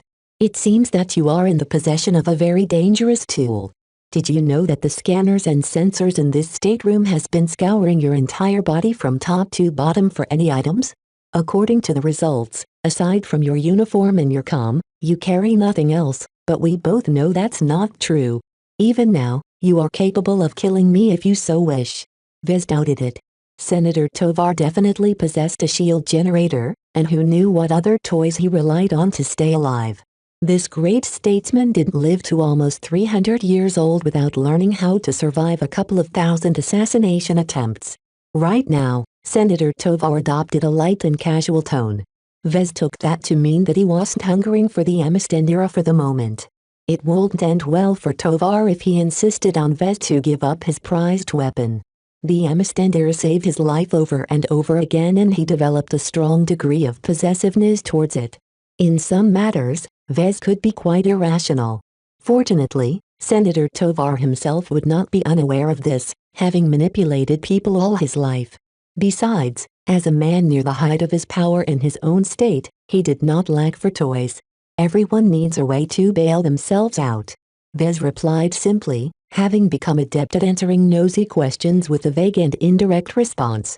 It's good to be taken care of by others, but in my time in the frontier I've learned that sometimes you need to take matters in your own hands. Camden Tovar smiled in a patronizing manner. What a youthful expression. That isn't the first time I heard such a remark. Very well. Let's leave aside the many swirling around you. Despite your complications, I am not blind to your service to the Republic and myself. I will make sure you are adequately remunerated once we return to the Bright Republic. For now, we need to deal with what is immediately ahead of us. If we experience no further attacks, we will reach the Harkinson system within a week. Yao visited the star system some time ago, correct? Please give me your impressions. Vez was glad that Tovar changed the topic. Even though he doubted if his impressions of the Harkinson system would be of use, He did what he was asked to do and began to ramble about his experiences in the Harkinson system. He had a feeling that Senator Tovar specifically scheduled some time to indulge him. Vez didn't know whether that was good or bad for him, especially since he likely made enemies with some of his own family members. Chapter 1029 Devoid of character. The loss of the felicitous remembrance severely damaged Senator Tovar's prestige. The pirate attack also unleashed a wave of suspicion and everyone came under greater scrutiny. Even the Spiral Shockers dared not to exempt themselves for suspicion. Morale on the Larmont Carnival dipped quite a bit after the battle. While the Spiral Shockers gave a good account for themselves, their failure to uncover all the sabotage planted throughout the luxurious ship as well as their near failure to rescue Senator Tovar from being taken away in a stealth shuttle severely damaged their self-esteem. The Spiral Shockers didn't spend their time wallowing in their pity, though. They took their failures to heart and strove to increase their training and inspections to prevent a repeat of the attack. Not that Vez thought such a blatant incident likely. The Reynolds Republic's honored ones responded really poorly at pirate attacks happening in their own territory. Anyone wanting to make a move on the Tovar peace delegation needed to use other means than sicking pirates on them now that they enter the borders of this murky state. Back when Vez described the Reynolds Republic to Senator Tovar, he did not cast them in a good light. They were so money-mad that they let certain sectors become rife with corruption. The honored ones were also largely untested in an actual conflict, having spent most of their existence in peacekeeping efforts instead. Even so, the recent large-scale attack on Harkinson certainly woke them up. The earlier fiascos that took place on that resort planet shouldn't be happening again unless the Reynoldans were complete fools. Setting the side of the peace talks in the Harkinson system is a stupid decision. Certainly, more was at play to hold the talks in the Reynolds Republic, but Vez really didn't trust them to be competent in protecting them against sneak attacks.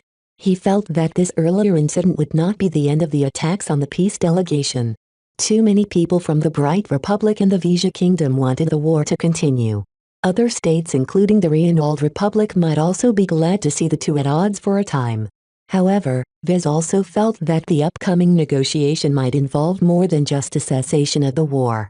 Senator Tovar put a lot of effort into this plan and he did not shy away despite barely avoiding captivity. During the remainder of the journey to the Harkinson system, Vez did not quite fit in with the crew. As a member of the peace delegation, the Spiral Shockers did not allow him to assume any duties, let alone giving him access to their mech. Even if some of them heard of his surprising performance that proved pivotal in saving Senator Tovar's hide, they were unlike the Vandals in that they did not bend the rules just because they appreciated some of his exploits. While Vez admired the Spiral Shockers for their confidence, skill, discipline and dedication to their duty, he also felt that they lacked something essential. He couldn't quite put his finger on it, but somehow he liked the Sword Maidens and the Vandals over the Shockers despite the latter's obvious superior combat strength. The answer came to him suddenly. The other two both fight for something. The Sword Maidens value their sisterhood and their dream to elevate the status of women in the frontier. The Vandals fight for their comrades who have been forgotten by most of the Mech Corps. As for the Spiral Shockers, what little he experienced so far showed him that they'd been trained to serve the Republic to a fault. They were also loyal to their fellow comrades, but there wasn't any special quality there. The ideals and beliefs of the Spiral Shockers seem remarkable bland and tame to Vez. It was as if they were all fighting for an abstract ideal instead of something more grounded and closer to their hearts. They're tools. Assets to be used at will. Every mech regiment and outfit served a purpose. Anyone who bothered to invest in building them up always expected a return on their investment. However, that didn't necessarily mean that those who became part of these forces ignored their own pursuits. Even though the Sword Maidens and Vandals suffered the fate of tools being put to heavy use, Vez admired their martial tradition. Their values, beliefs, cultures and customs all colored the way they fought and the way they organized themselves. They have personality. They have character. They developed their own distinct identities. As for the Spiral Shockers, its proximity to the headquarters of the Mech Corps put it in extremely tight control.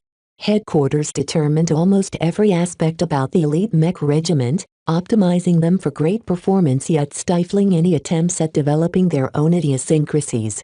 It was like designing an artificial baby. You got exactly what you wanted, but nothing more. However, could truly great mech regiments be manufactured artificially? Their huge blunder from before proves that they have major blind spots in their routines. Everything they did was by the book. This wasn't a problem because the existing book already covered a very wide range of decisions. However, this also made their behavior painfully transparent and predictable to people with access to the very same book. The conspirators on the side of the Bright Republic must have taken advantage of this vulnerability in order to blindside the Spiral Shockers. Neither the Sword Maidens or Vandals could have done any better in the same place, but it was the thought that counted. Even if Vez observed some deficiencies, the Spiral Shockers could still kick the former two's butts. Sometimes, a mech regiment only has to fight well. Regardless, the contrast gave him a lot of food for thought. It made him reflect back to his avatars of myth which shaped up into a cohesive force under Melkor's direction. How would he shape their martial tradition? What values would he attempt to instill in the mech pilots who signed a contract to serve Vez for a number of years? Every choice led to different outcomes and came with different implications. Creating a mech force was akin to designing a mech. While humans couldn't entirely be controlled like the components of a mech, they could still be shaped and directed in a way that fell in line to a greater design. Same with a mech force could also possess a personality if their designer willed it so.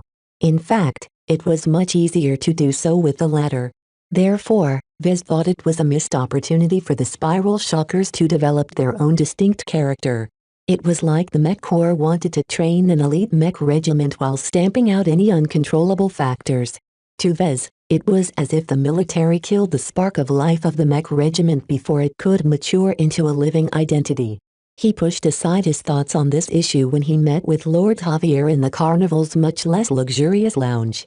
The Vision Noble only spent a day in the brig before the crew of the Carnival prepared his accommodations.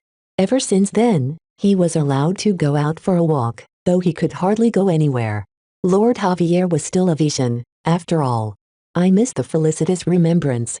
Lord Javier sighed as he reminisced about his time on that comfortable ship. I felt like traveling on a cruise ship. Senator Tovar sure knew how to enjoy himself. The Lormont Carnival on the other hand is a huge bore. There's hardly anything to do around here for me without drawing 1,000 stares from the Shockers. Please excuse the Shockers.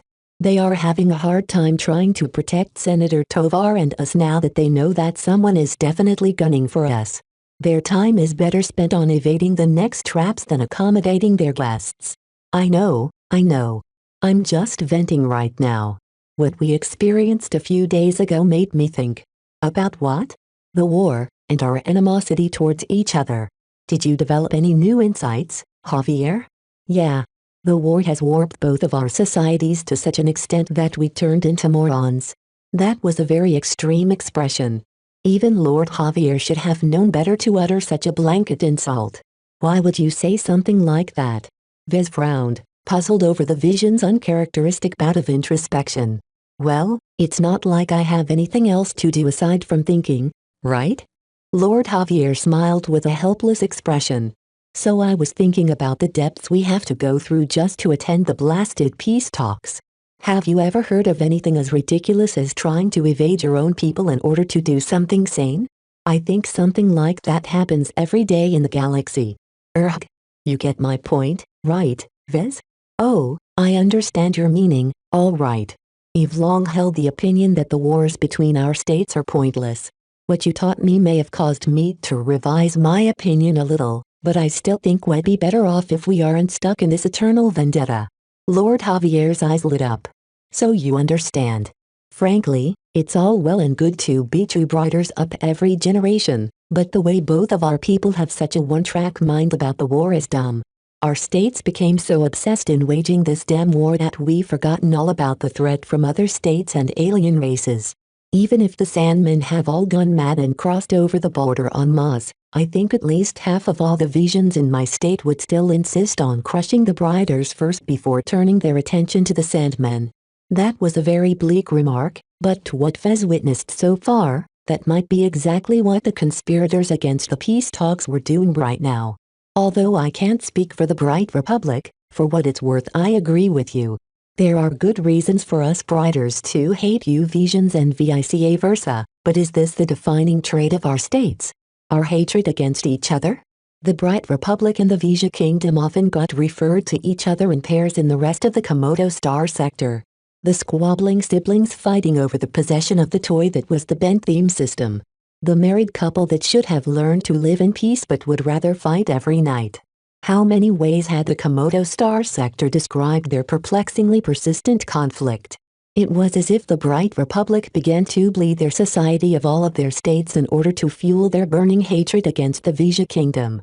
The same could be said for the Visions as well as their nobles used the war as a perpetual pretext to fire up their commoners and use up their lives for political gains in their courts.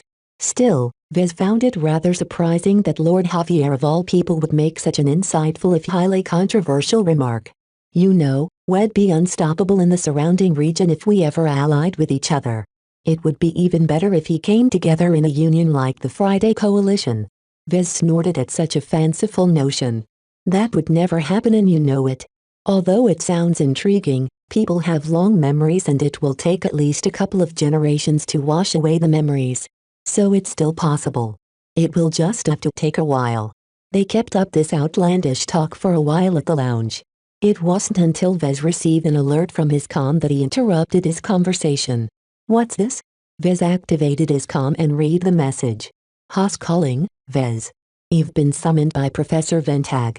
Ever since they survived the attack on the Felicitas Remembrance, the senator holed up deep inside the Lormont Carnival and never came out. Vez had no clue what he was working on or if he was merely trying to bury his earlier shameless appearance. Still, Professor Ventag was not a person who would waste his time on frivolous pleasantries. Whatever this meeting was about should be important.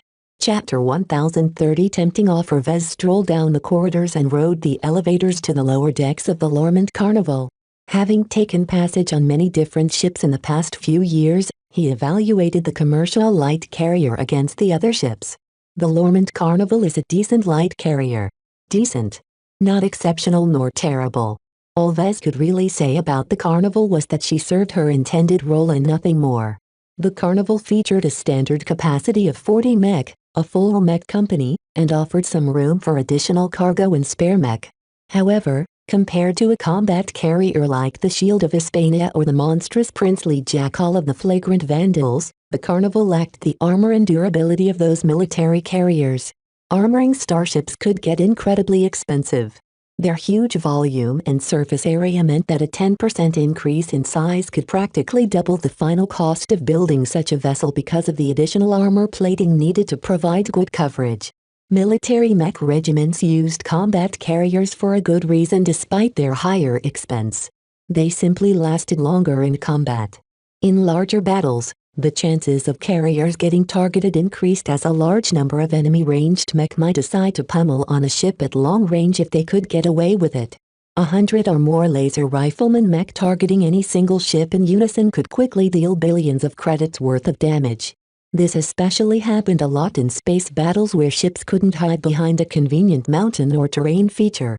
Combat carriers stacked large amounts of relatively cheap armor plating.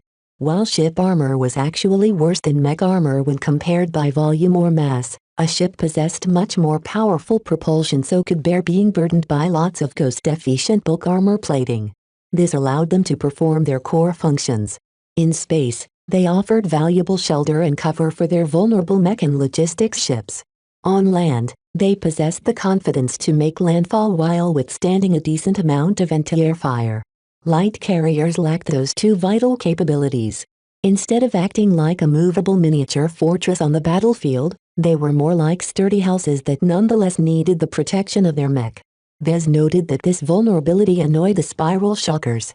They weren't too used to missions that tasked them with taking on another identity. The downgrades to the mech and ships at their disposal rendered half of their advanced tactics and formations useless because their assets would fall apart or get shot to pieces before they finished their maneuvers. The strength that mech pilots can bring to bear is limited by their gear. Vez found it to be a substantial waste of potential. The spiral shockers could do better, yet their budget and mid-range mech only allowed them to go so far. The few premium mech piloted by their mech officers only offered a minimal amount of respite from these limitations. Even so, the skilled mech pilots of the Spiral Shockers still performed leagues above the flagrant vandals if they both piloted the same mech. No matter how many hindrances the Shockers endured, they could still rely on their excellent combat strength to pull them through to an extent. Pairing the elite Spiral Shockers with mediocre mech therefore still paid off, though it was very wasteful and not very cost-effective. Wasteful spending is par for the course for Senator Tovar. That old man had way too much money to spend. Vez could have come up with 1,000 better ideas on how to allocate the budget for this peace delegation. A huge amount of money had already been sunk due to the premature fall of the Felicitous Remembrance. Vez estimated that this single luxury passenger ship cost as much if not more than a perfectly serviceable combat carrier. After a while, he finally reached a small mech workshop where Professor Ventag requested to meet with him. Vez quickly became impressed with the mech technicians at work. Even with the substandard facilities of a light carriers, the mech technicians of the Spiral Shockers all performed their duties diligently. The prior battle where the Spiral Shockers repelled a pirate ambush did not lead to many wrecked mech. However, the Shockers still suffered from a large spread of moderate damage. All of those heavily chipped and damaged armor plating needed to be replaced if the Shockers did not wish to look pathetic upon their entry into the Harkinson system. And yes, that was the main reason why the mech technicians worked so hard and hurriedly. Apparently, Senator Tovar passed on the orders personally. Vez just wanted to shake his head at this sight. Mr. Larkinson. A ship rating greeted him with respect. The professor is awaiting your presence in the office. Please come this way, sir. Very well, lead the way. They passed by the mech technicians who mostly ignored Vez even if they heard he did something amazing a few days ago. The Shockers possessed their own pride and wouldn't easily show their admiration to someone else, unlike the Vandals. Come in, Vez. Professor Ventag said in a warmer tone. Vez entered an office configured into a small design studio. The professor sat in the center of a small bank of terminals. Why have you called me here, Professor? Vez asked boldly. I have been thinking about how to reward you for your aid. Strictly speaking, Senator Tovar must have already arranged a suitable bonus for you once the peace talks are over and return home. However, that only covers his gratitude, not mine. I wanted to show my appreciation to you for saving me from captivity. You may not be fully aware of this, but there are many uses for senior mech designers as long as you can get one under your thumb. If I am fortunate, I would be able to buy my freedom with an enormous sum of money. If I am less fortunate, I'd be treated as a slave for the rest of my life. Vez already witnessed a taste for that in the frontier. Even Lydia's sword maidens relied on slaves to fulfill their shortage in technical personnel. An enslaved mech technician already held a decent amount of value, but an enslaved mech designer, especially high-ranked one, was easily worth hundreds of billions of credits if not more. I was merely doing my duty. Vez replied modestly, unsure whether he even wanted to accept Professor Ventag's gratitude. No matter my current role in the peace delegation, I am still a serving mech designer of the Mech Corps. You don't have to be so modest, young man. You possess a lot of depth, far more than any normal mech designer ought to have. Yet both Senator Tovar and I have only received pleasant surprises from you for that reason. I took the liberty of asking the Senator to access your complete classified record. When I read the accounts of your mission to the frontier, I admit my opinion of you has completely changed. You are even more exceptional than I thought. You deserve every medal awarded to you by the Mech Corps. While Vez felt the urge to pat himself on the chest, he restrained the urge to boast about himself. Even though he felt fantastic for being praised by Professor Ventag, his general experience at being praised by senior figures was that they usually wanted something else from him. Showering him with compliments only served as a prelude for a request or a demand. Tell me, did you really enjoy the CFA's renowned gene optimization treatments? Ventag asked with hungry eyes. Yes. How extremely fortunate of you. This is much better than the life-prolonging treatment I've secured after decades of hard work. Did Professor Ventag become a fan of him now? Vez did not feel comfortable that Tovar just gave another mech designer access to everything the Bright Republic knew about him. Shouldn't there be laws against disseminating private and classified information? Heh. Senator Tovar either drafted the laws or executed them. How could they ever restrain someone who partially ruled the bright republic? Perhaps aware that he was acting inappropriately, the professor quickly regained his calm. Ahem, let us get back to the topic I wish to address. I studied your record and your exploits because I wish to grant you a reward that is in my power to give you. We are both mech designers. We are both businessmen. Having studied your business exploits, I've learned you are doing quite well for an independent entrepreneur. However, I have noticed that you have not been involved in any collaborative projects as of yet. Would you be interested in starting one with my company? Pardon? A joint design project between you and me, or the LMC and Nora Consolidated if you wish to be precise. Professor Ventag described with a benevolent smile. When I studied your circumstances, I made two important observations. First, you appear to be very close to advancing to journeyman. However, you are stalled at the threshold for the moment because you have very few opportunities to practice your craft during the war. I want to express my gratitude to you by helping you advance. While there are no guarantees that you will be able to advance after completing a joint project, it will at least offer some very valuable design experience that will be fruitful for your career. That's very generous of you, sir, Vez said lamely, not having gone over his shock as of yet. This was an amazing chance. Many mech designers fantasized about working together with seniors, but usually they were so busy and had their noses stuck so high up in the air that they didn't even acknowledge the existence of apprentices. The joint project I have in mind will take the form of a mech designed for the market. The professor continued. That is what you have the most experience in and where you ought to spend your attention on. This will by necessity involve both our mech companies. My company, Nora Consolidated, possesses a very strong brand presence in the Bright Republic and is prominent in several other markets in the rest of the Komodo Star sector. If it becomes known that our two companies have jointly developed a new mech, the brand and reputation of your LMC will be able to ride on the coattails of Nora Consolidated. While your company may incur some negative repercussions with this association, in general I believe the positives far outweigh the negatives. Vez nodded in agreement. I believe so as well. Simply put, Nora Consolidated was a household name in the Bright Republic. It was one of the premier mech companies in the state simply due to the fact that a renowned senior led the company.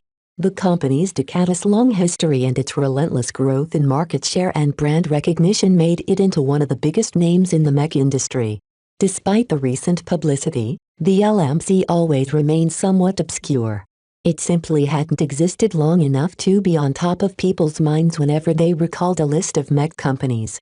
It didn't help that it only offered 2 product lines in its mech catalog.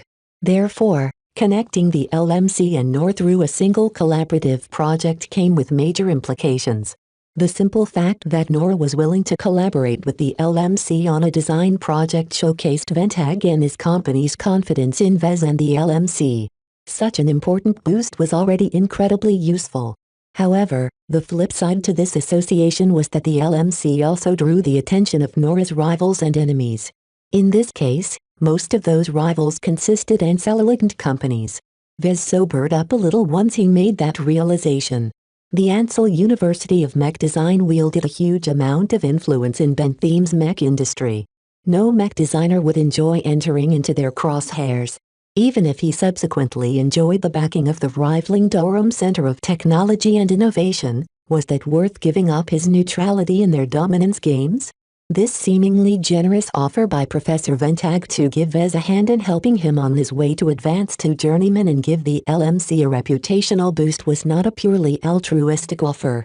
It was actually a ploy to draw him closer to Professor Ventag and the DCTI's camp. Even when Professor Ventag wanted to be generous, he couldn't help but weave his own political ambitions in his offered reward. Professor Ventag patiently waited for Vez to make up his mind. Well, Vez? What is your response? Are you willing to work together to design a great mech with my help? As this project is meant to assist your development, I'll let you be the lead designer and be the final arbiter of what should be included in our collaborative design. I'll even allow you full access to NORA's extensive library of component licenses. What an incredibly tempting offer. Vez struggled intensively within his mind. Should he accept or not? Chapter 1031 Collaborative Methods. At first, Vez felt ecstatic about Professor Ventag's offer. Which young mech designer didn't wish to collaborate with a renowned senior? Yet after becoming aware of the political implications of accepting the offer, Vez began to view it as a poisoned chalice. Would the benefits still outweigh the costs? Fortunately, Professor Ventag didn't insist on an immediate answer. He calmly waited as Vez thought through the implications of the offer at his own pace. Such a major decision always required a good amount of consideration. The senior's respect for Vez would take an immediate nosedive if the latter accepted the offer on an impulse. First, Vez needed to decide whether it would be a good idea for Vez to draw himself to the professor's camp. Right now, Professor Ventag and Nora Consolidated possessed two major associations. They were connected to both the DCTI and the Tovar family. If Vez and the LMC collaborated with Ventag and Nora even for a single time, it would immediately signal to the mech industry that he had taken the DCTI's side. While he would doubtlessly enjoy several benefits if he enjoyed the support of the DCTI, was it worth it for him to be on the opposite side of the AUMD? Instinctively, Vez still wanted to remain out of the catfight between the two major institutions on Bentham.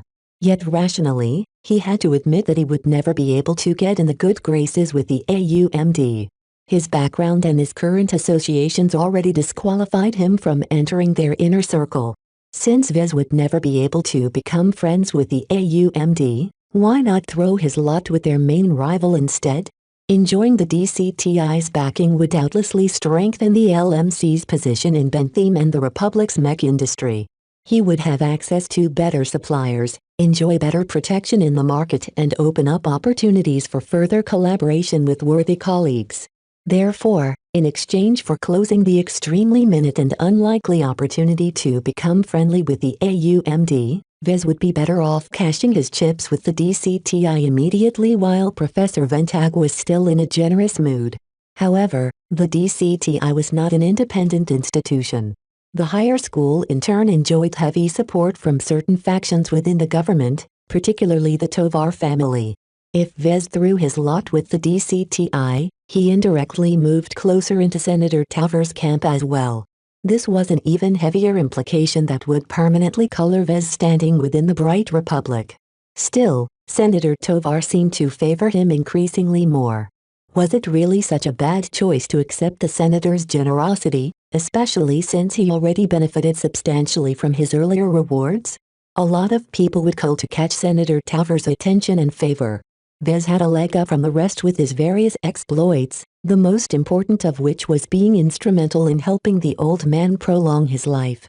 Such a gift was of an incalculable amount of value, so Camden Tovar already thought of Vez quite fondly.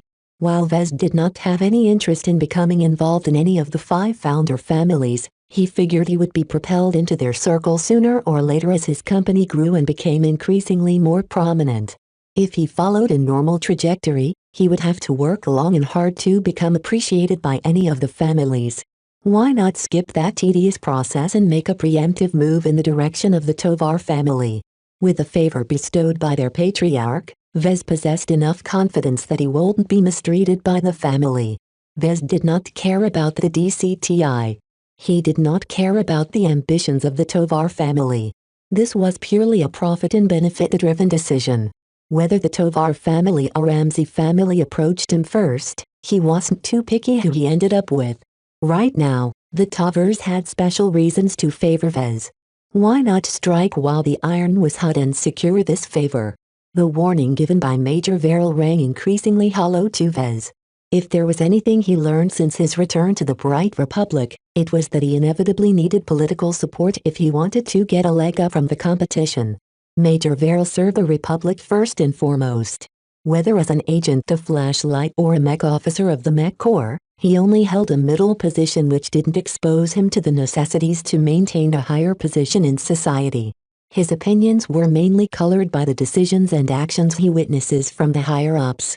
No offense to Major Verrill, but Vez stood at the cusp of taking a step ahead in society.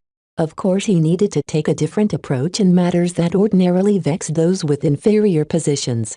Professor Vez spoke up after 5 minutes of silent deliberations. Please elaborate on the form this collaboration will take. I'd like to hear more about the process you have in mind. Asking for clarification bought Vez some time and filled up the increasingly tense silence between the two mech designers. Professor Ventag was happy to oblige. Collaboration between mech designers can take many forms. I'm sure you're already aware of the basic forms. My involvement can be as extensive as you like depending on the form of collaboration. Can you provide me with some examples, Professor? The collaboration between two mech designers, especially of unequal ability, can take on a form that exists in a spectrum of involvement by the more able mech designer. If you aren't confident yet that you can live up to the standard expected from Noro Consolidated, you can be in charge of drafting a sketch of your mech concept and I will flesh it out into a complete technically sound design while taking your input into account. If you want to take complete control, you can design your mech from start to finish while I can supervise your progress from a distance. Those are two very extreme examples. Vez noted. They also didn't sound very suitable for him even though he felt a great attraction towards the latter possibility. What about the forms of collaboration that falls in between? The most conventional collaboration would be to work together as equal co-developers in a design project. I don't recommend we go with this route as such projects never end well if the disparity in our design ability is too wide. Ventag shook his head. We can also go for a division of labor, where you will work on the exterior of the design while I work on the internals. Again, this only works best if the mech designers involved are somewhat equal. The professor proceeded to explain how fitness and other modes of collaboration, each of which aim to pool the strengths of the mech designers involved in a different way. However, most of those choices came with various downsides and limitations. It wasn't as easy as it sounded for multiple mech designers to coordinate their work on a single design project. Vez in fact learned of several of those collaborative methods from his earlier studies under Professor Velton.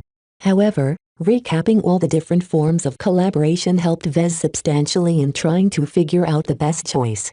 Professor Ventag's personal insights on the benefits and pitfalls of each method illuminated the best way forward for Vez, though not for most mech designers. I design my mech based on defining a prior vision of the end product. Vez stated at last. Ah, you graduated from the Rittersberg University of Technology, correct? It would make sense for them to instill this method to you.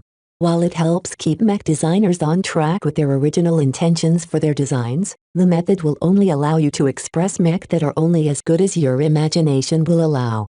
Are you aware of the nuances of your approach? Vez couldn't help but smirk. I am a very creative mech designer.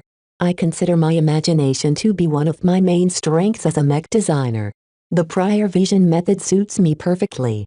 The iterative evolution method is more prevalent among higher-ranked mech designers. Are you certain you don't wish to use this method instead? As long as you are willing to push the boundaries of what you are capable of, every design project is a journey of exploration. What we intended to design from the start of our journey can diverge enormously from the design we produce at the end after thousands of iterations. Such a method is not for me. Vez firmly shook his head.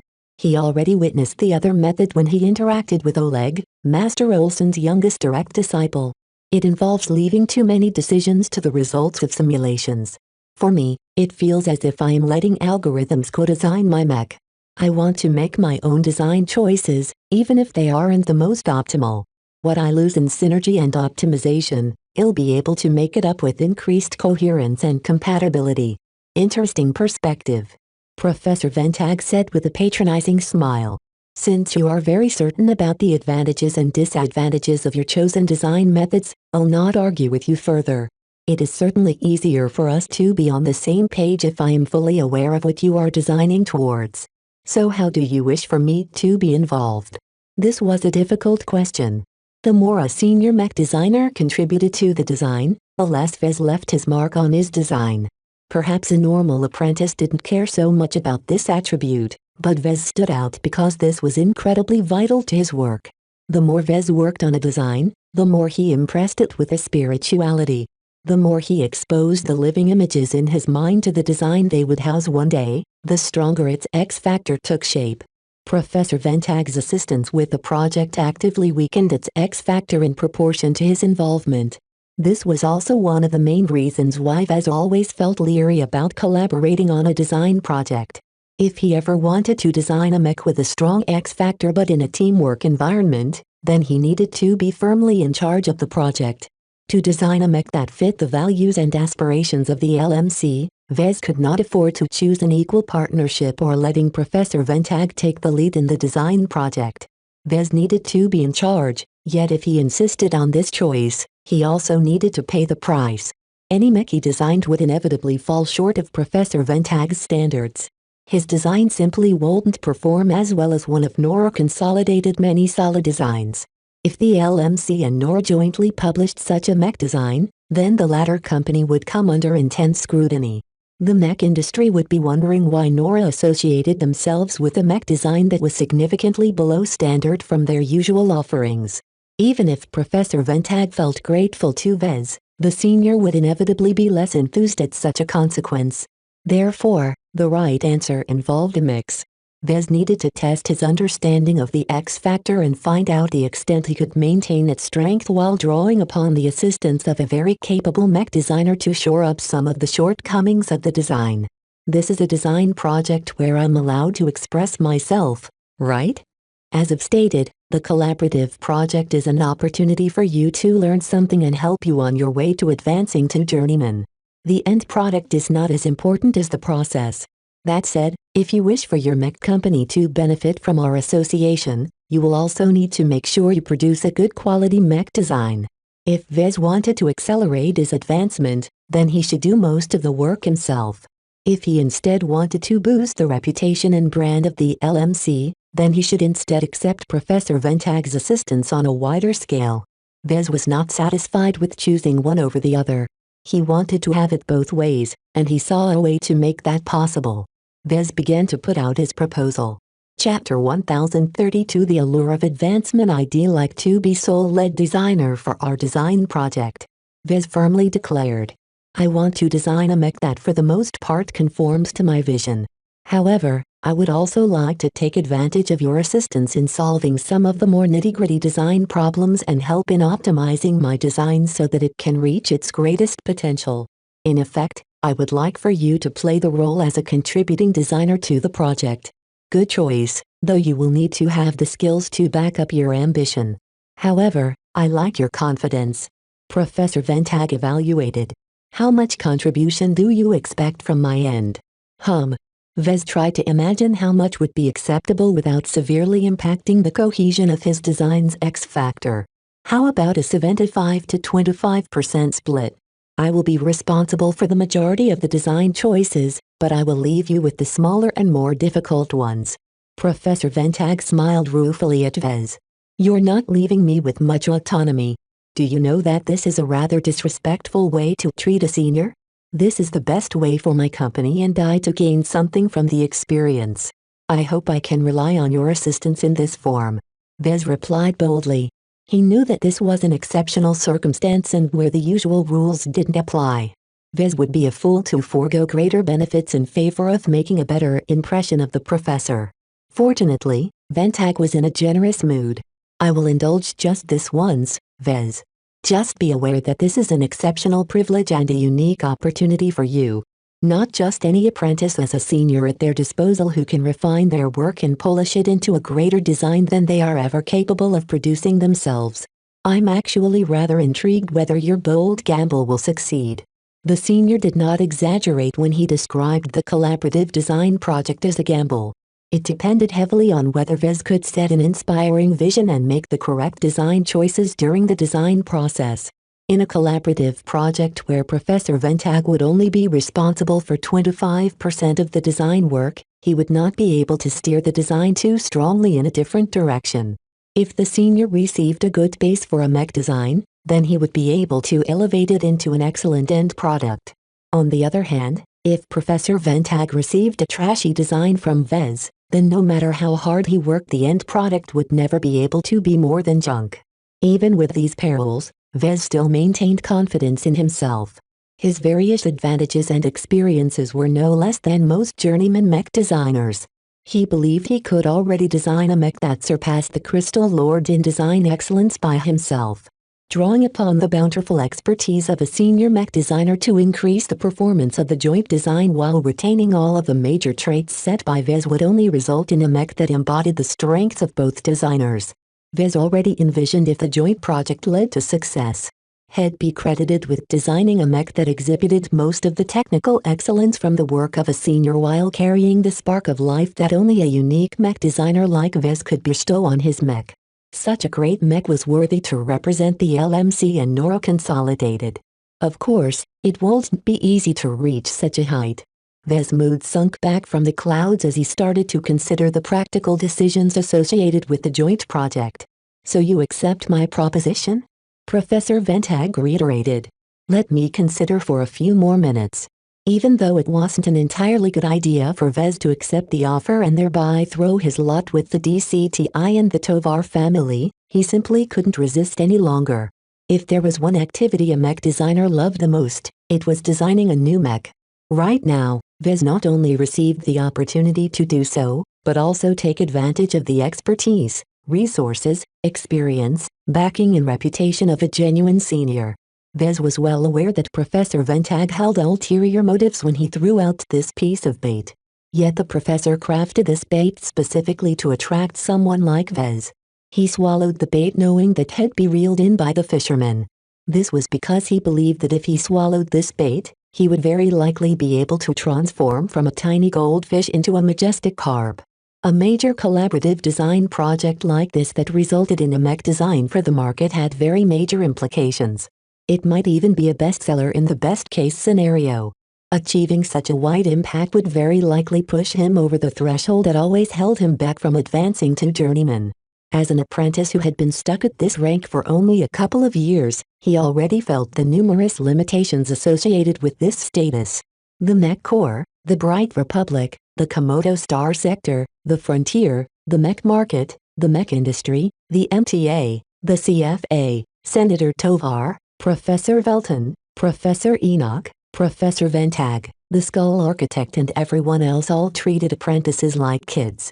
As soon as he advanced to journeyman, Vez would be able to experience a sea of change in the way those people and organizations treated him. He would finally be able to join the ranks of adults within the profession and be able to take part in very consequential decisions. When Vez imagined the power, wealth and influence wielded by Kater and Nevis of the KNG, he always aspired to reach the same height. Even though Vez was pretty sure that he'd be able to advance within 5 years if nothing hugely adverse happened to him, advancing earlier rather than later immediately improved his circumstances. At the very least, Senator Tovar, Flashlight and the Mech Corps wouldn't treat him as a disposable pawn anymore. This would at least be able to guarantee his safety and security during the remainder of the war, assuming the upcoming peace talks went bust. Even if Senator Tovar succeeded in establishing an early end of the war, his early elevation to journeyman would definitely be able to boost the prospects of the LMC. Even as dead-laden as it was now, there was a huge difference between a mech company led by an apprentice and a mech company led by a journeyman. The sooner he righted the ship of the LMC, the sooner he could begin to accumulate a war chest in preparation for the impending introduction of the new generation mech and mech technology. Another consideration was that the sooner Vez advanced, the more his standing within the mech industry increased. Someone who advanced before reaching 30 standard years would definitely be earmarked as someone with high potential. Vez considered it to be a vain competition within the mech industry. A journeyman who just advanced at 50 years old could design a mech just as good as a mech designed by a journeyman who recently advanced at 30 years old. Yet because the latter enjoyed more growth prospects and possessed a higher chance to advance to senior and master, these younger talents received a lot more preferential treatment from their colleagues, various institutions and even the mighty MTA. What did this mean? 30 years was an important if highly arbitrary dividing line. If Vez somehow took his time and advanced at 31 years old, he wouldn't enjoy any preferential treatment. This was because he was a fossil compared to the younger and nimbler talents who already became journeymen while they were 25 years old or so. This was how the mech industry worked. Vez did not feel completely confident in advancing to journeyman before reaching 30. Reaching journeyman was a very difficult chance to grab at the best of times. Nobody could predict how long it took. Yet this collaborative project might make a huge difference in securing this elusive chance. Even if Vez could always fall back on the system to help him advance his career somehow if he failed to stand out in the mech industry, he would rather rely on his own achievements. In the end, he closed his eyes before opening them in a determined glint. I am certain of my decision now. I accept your offer. I'd like to collaborate you with a design. Good. We can sign the contract and paperwork later. Professor Ventag jubilantly declared before settling down. Now, while you are still drafted by the Mech Corps, I can easily ask Senator Tovar to arrange for you to be assigned to me and my company for the duration of your recovery from the injuries you've sustained from the assassination attempt on you. That's pretty much the excuse that the Mech Corps has already adopted when they allowed you to take part in his peace delegation. Vez nodded in understanding. How much time do I have? I am a very busy man, so while I am willing to collaborate with you, let us not linger too long on it. 6 months. That's long enough for you to produce a good design without any major flaws. I'm good with that. Shall I work on it immediately? You can work on it whenever you are not fulfilling your original obligations to Senator Tovar. As long as the peace talks are still ongoing, you should put your full effort in advancing Senator Tovar's interests. I understand my priorities. Vez nodded again. The peace talks wouldn't stretch for months and contact wouldn't take place every moment, so Vez was sure that he could sneak in some design work during his breaks. How do you wish to split the profit gained from sales? It was best for them to set the money matters at the start. Leaving it for later would only lead to disputes. It depends on our relative contributions, the value of our contributions and which companies will be responsible for production. I highly suggest you leave the production of the mech model to Noro Consolidated. My company will be able to ensure that quality will be maintained even at a high rate of production. Vez did not entirely agree with the senior there. Perhaps it would be okay to do so for the bronze and silver label editions of his mech, but he still wanted to retain the right to fabricate the gold label edition of his mech in his own facilities by hand. He negotiated for this possibility as well as a variety of other terms.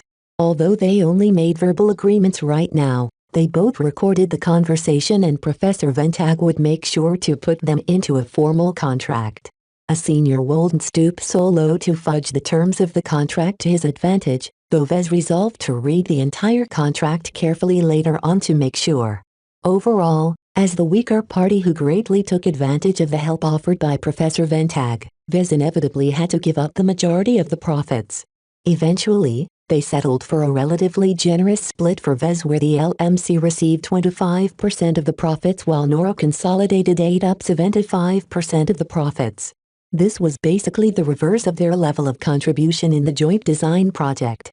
While it sounded incredibly unfair, in actual fact the split heavily undervalued the huge amount of assistance provided by a senior mech designer and his huge mech company. Vez believed he absolutely gained a bargain with such a profit split. This was because if the design lived up to everything he hoped for, it wasn't impossible for sales of his mech to reach tens of thousands or even 100,000 units sold per year. Grabbing a smaller piece of the pie was acceptable if the pie was big enough. Of course, in order to bake this huge pie, Vez needed to put an incredible amount of effort in designing the best mech he could ever produce as an apprentice. He immediately arrived at his first major design decision. What type of mech do you wish to design? Professor Ventag asked. A landbound mech? An aerial mech? A spaceborne mech? Do you wish to design a light skirmisher, or a medium knight? Do you wish to reiterate your old work or break new ground by designing a mech type that isn't part of your existing mech catalog? Chapter 1033 Design Requirements. Now that Vez came around to accepting this mixed blessing of an offer, he wanted to take maximum advantage of this opportunity. Seniors rarely accommodated apprentices when it came to designing mech. The differences in ability and perspective were too vast. If they showed off their prowess too much, not only would the role of the junior mech designers be diminished to grunt workers polishing the design from the side, they might also be incalculably damaged by the exposure to advantage techniques their minds couldn't comprehend. Vez happened to be fairly resistant to the latter problem. He was like a journeyman in that sense, as his mind was strong enough to bear the exposure with minimal effects. At least he thought so. Well, his previous flirting with trying to understand high technology worked well enough for him, he figured, so what was the harm? Another reason why seniors didn't let apprentices take charge was because it was usually detrimental to their own advancement trajectory. Mech designers needed to learn how to design mech and mech parts through their own efforts. While this did not preclude any assistance from fellow mech designers, there was a difference between teamwork and hand-holding. The assistance of a senior could easily turn into outright hand-holding, as the latter fixed all of the mistakes of the former. This was a very real risk with the current joint project. However, Vez did not plan to involve the senior at all until the latter stages of the design phases, where he completed taking all of the major conceptual decisions that defined his design. If Vez made some mistakes at this juncture, it would be very inconvenient and time-consuming to correct them. It would also break the integrity of his vision if he needed to reverse course due to a mistake. Therefore, simply put, Vez needed to put on his very best performance. His fourth original design, after the Black Beak, Crystal Lord and the Enduring Protector, needed to be a stellar mech even before Professor Ventag got his hands on the design. To put it in another way, Vez intended to design his mech in a largely solo affair and deliver a feature-complete product that could immediately be brought to market after some testing. Instead of doing so, he would hand the design over to the senior, who would make an extensive pass over the design and tweak and optimize it in a limited fashion. The goal at this stage wasn't necessarily to add new features, but to improve and optimize the existing ones while working away at any flaws that didn't take too much effort to mitigate. Such a method actually reminded him of the super publish function, which he had only used once some time ago to give his Crystal Lord some extra oomph. It was too bad the super publish function came at a high price. In return for slightly elevating the quality and performance of his design by 10%, it painfully prevented Vez from earning any DP on completing its design and selling its copies to the market. Vez must have lost tens of thousands of DP for missing the earnings of selling the Crystal Lord model. Even so, he did not regret the decision. Back then, the Crystal Lords needed to be of breakout quality in order to make a splash in the market. If not for designing a mech whose quality surpassed his current ability back then, it wouldn't have been such an enduring seller these days, just when the LMC most needed a steady cash flow. At this time, Vez did not have access to the system nor its super publish function. Instead, he had something even better. The formidable ability and experience of a senior could potentially elevate the parameters of a design by much more than 10% in some areas. Best of all, Vez did not have to give up his right to claim the DP earnings from selling the mech, although he did wonder how the system would treat sales of mech designed in collaboration. Would Vez be able to earn the full DP amount or only a proportion of his contribution? No matter. Just like with credits, Vez was ready to accept a cut in his DP earnings so long as the mech became a major hit in much of Noro consolidated existing customer base but the new products in large quantities. Professor Ventag saw Vez still deliberating on the choice of what kind of mech he wanted to design. In order to help the younger mech designer along, he provided some guidance. You should keep the current conditions of the mech market in mind.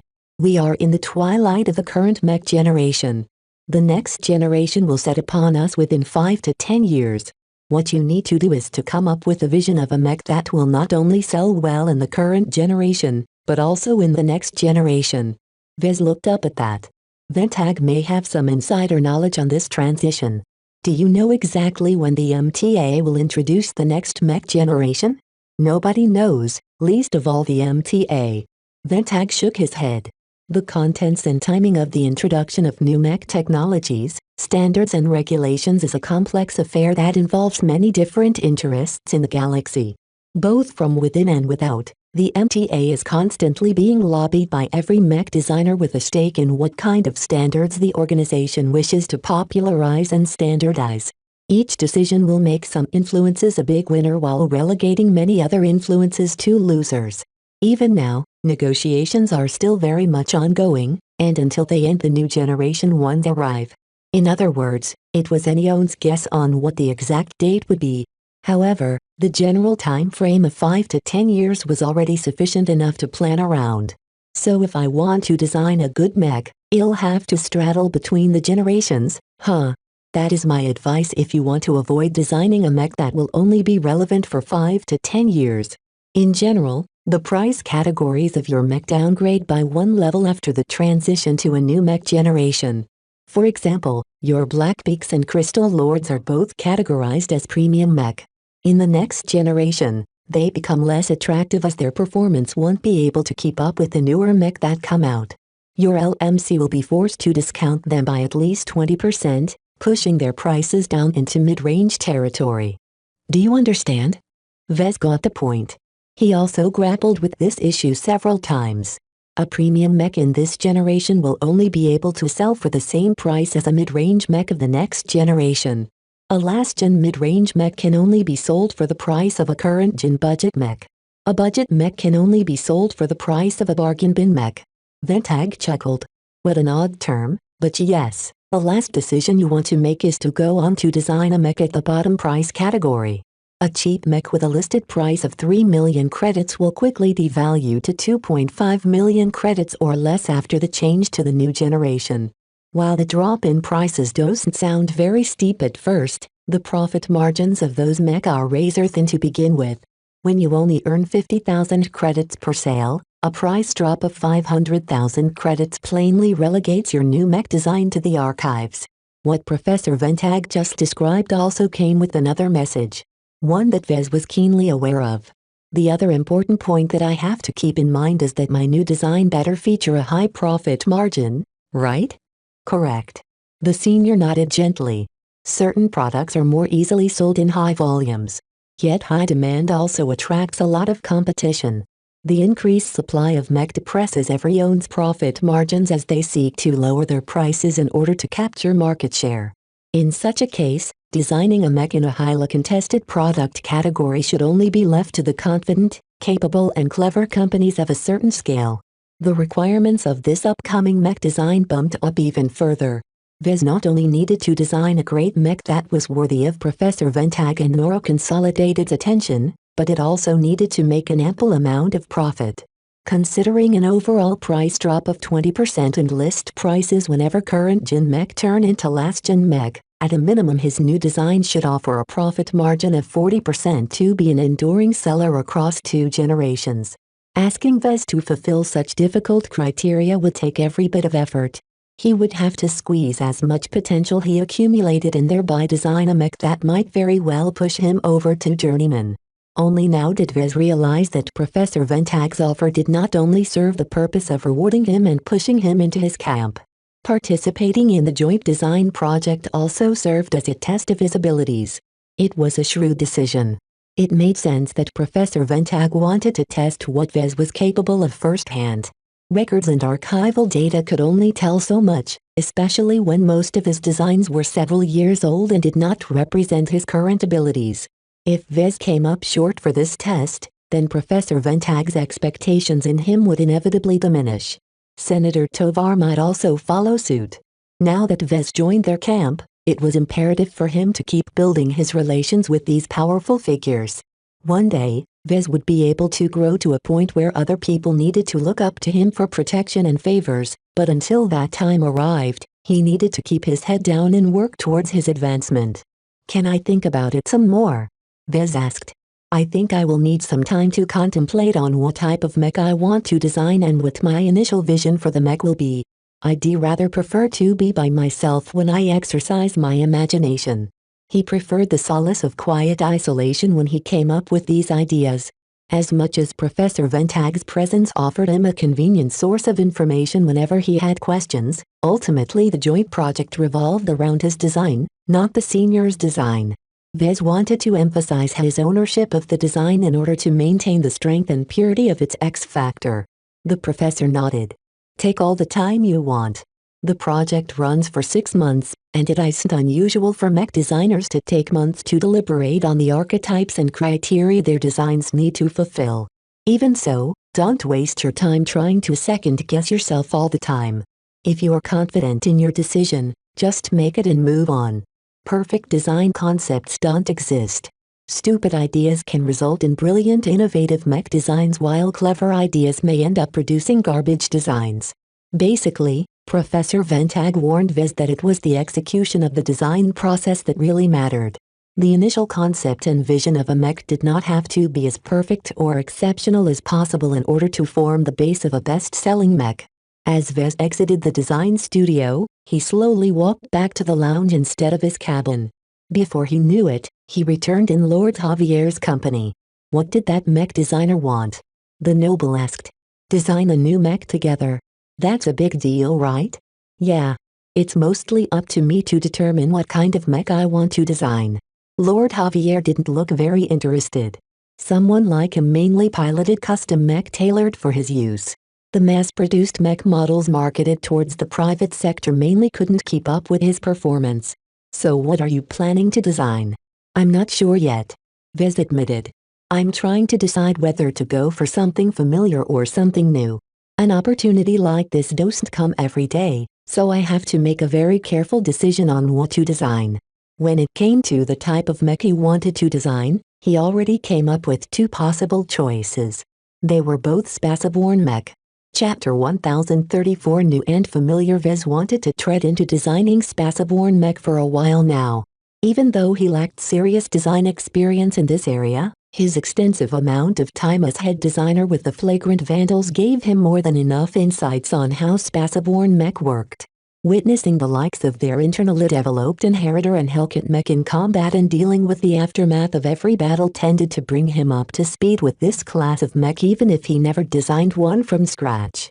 He knew their main design traits and their strengths and weaknesses.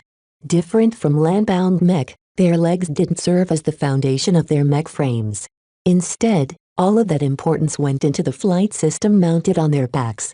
This flight system not only consumed a lot of energy, it was also a major weak point present in every Spaceborne mech due to its fragile structure.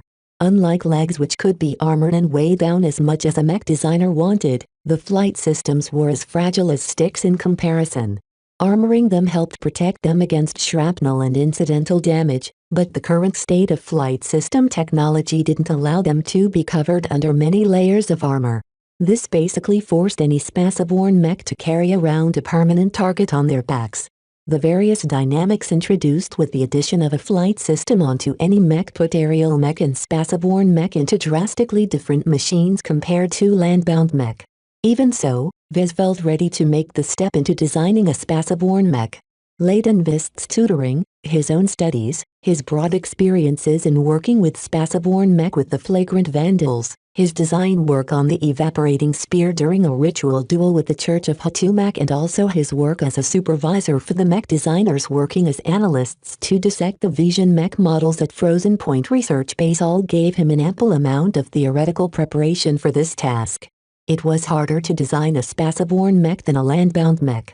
While many mech designers immediately hit the ground running by designing Spaceborne mech from the start of their careers, such a luxury was only relegated to the rich, powerful or well-prepared among starting mech designers. Even Vez did not dare to enter the market for Spaceborne mech until now. The added difficulty and complexity around Spaceborne mech meant that there was significantly less mech models for sale from the bottom end of the market. However, the competition was just as fierce regardless. Having successfully brought two different mech models to markets, Vez did not fear the challenge of trying to compete in the busy Spaceborne mech markets. Still, just like before, he needed to be prudent and thoughtful on how to position his next product in the market. Even with Professor Ventag's help, it was extremely unlikely that his products would be able to capture a big chunk of market share in any of the major product categories. What kind of mech do you want to design, Vez? Lord Javier idly asked as he took a swig of his mug of beer. Vez first explained his rationale. I want to design something new. The LMC won't benefit if I design a successor to my two prior mech designs when they remain enduring sellers. Yet I also wanted to stick to my strengths.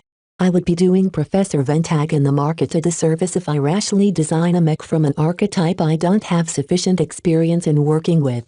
Considering these concerns, I've come up with the decision to design a Space Knight or a Spaceborne Rifleman mech. I also considered designing a spaceborne light skirmisher inspired by the inheritor mech of the Flagrant Vandals for a time. That caused Lord Javier to raise his head. A light skirmisher? That sounds interesting. Why did you rule it out? Yes, Vez truly considered designing a spaceborne light skirmisher. One of the most prevalent mech models he fixed and tweaked while he held the position of head designer was their ubiquitous inheritor mech. He held very strong feelings for this modest but extremely mobile-centric mech model. Such inspiration served as great fuel in any design endeavors related to the inheritor mech model. Yet practical concerns hindered him from pursuing this particular passion. A light skirmisher is by nature more affordable to manufacturers and buyers that want a quick and cheap option to bolster their numbers. Rarely do you ever hear of premium-priced light skirmishers, while mid-range light skirmishers are also in low demand. They are predominantly sold at budget or bargain bin price levels. Not only that, the competition is so high that profit margins are thinner as well. If I want to keep my mech design relevant for at least 20 years instead of just 5 years, then I will have to start with a high profit margin. The higher the profit margin, the longer his mech model remained economically viable to produce and sell. The longer the LMC and Noro consolidated sold copies of their joint design, the more they continued to associate with each other. As long as the joint design remained relevant in the market, the LMC would continue to be able to borrow the reputation of the larger and more successful company. It was like an older brother helping his younger brother get his footing. After witnessing the scale and prosperity of the Caternevis Group and knowing that the Noro Consolidated dwarfed that company, Vez had no illusion that the LMC was merely a footnote in comparison. It could definitely benefit from the help offered by a big brother. With longevity as a goal, Vez needed to design a mech with sufficiently high profit margins. This gave him greater room to adjust the pricing of the mech based on the design according to the circumstances.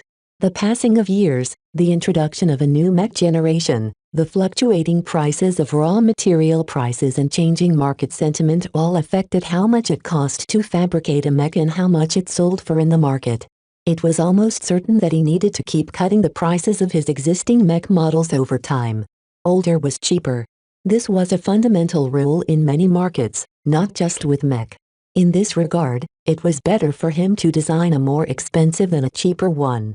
Therefore, as much as Vez pined over designing a light skirmisher, he would be making an awful decision from a business perspective if he mindlessly gave in to his passion.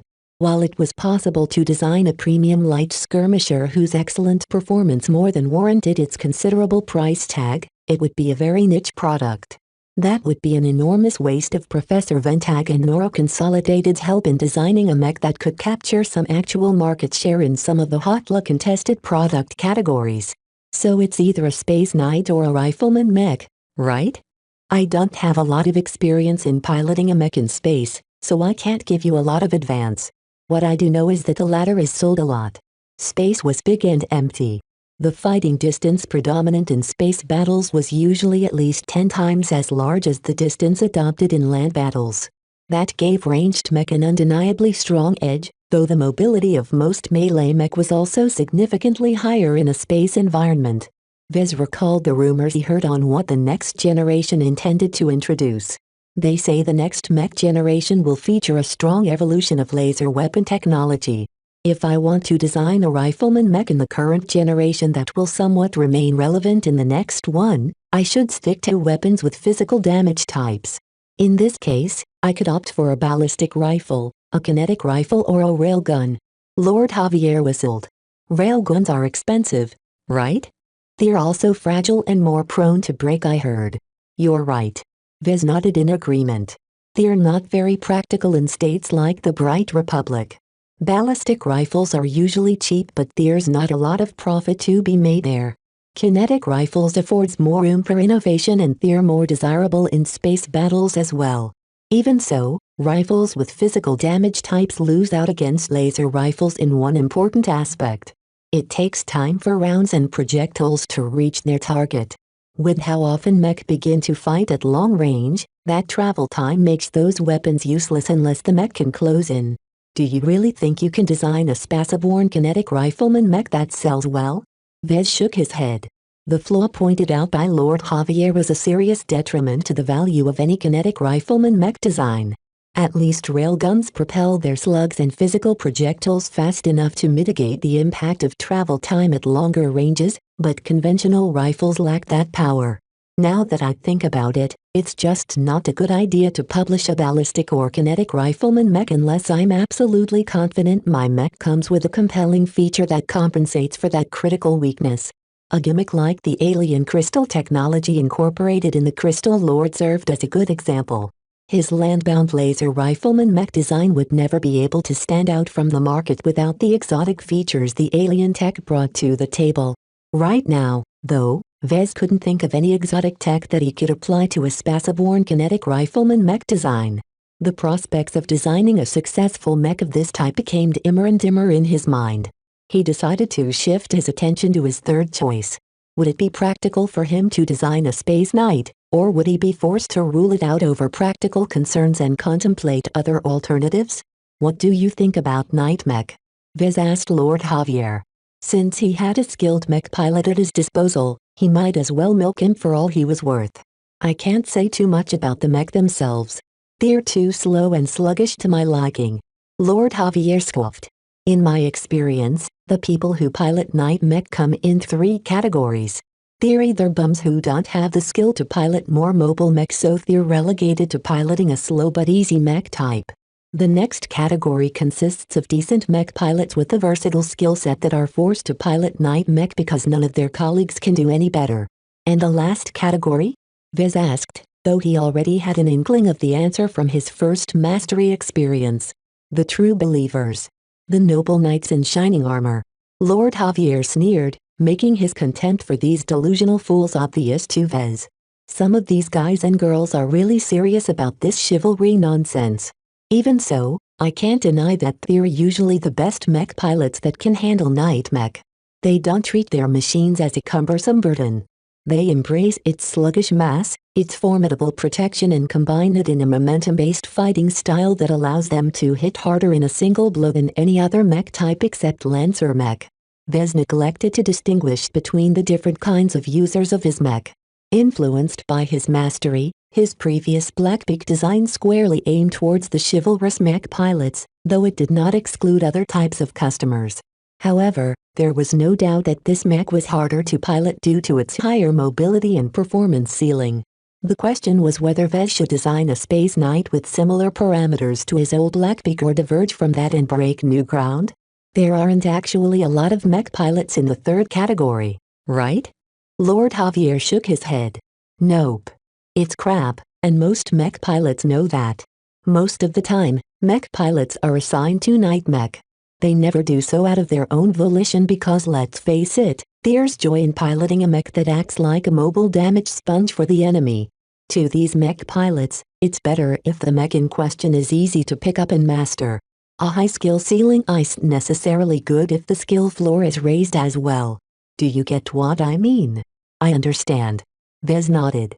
Basically, he'd be able to sell more mech if he designed Space Knight designs specifically to accommodate all-rounders as opposed to specialists in piloting Night Mech.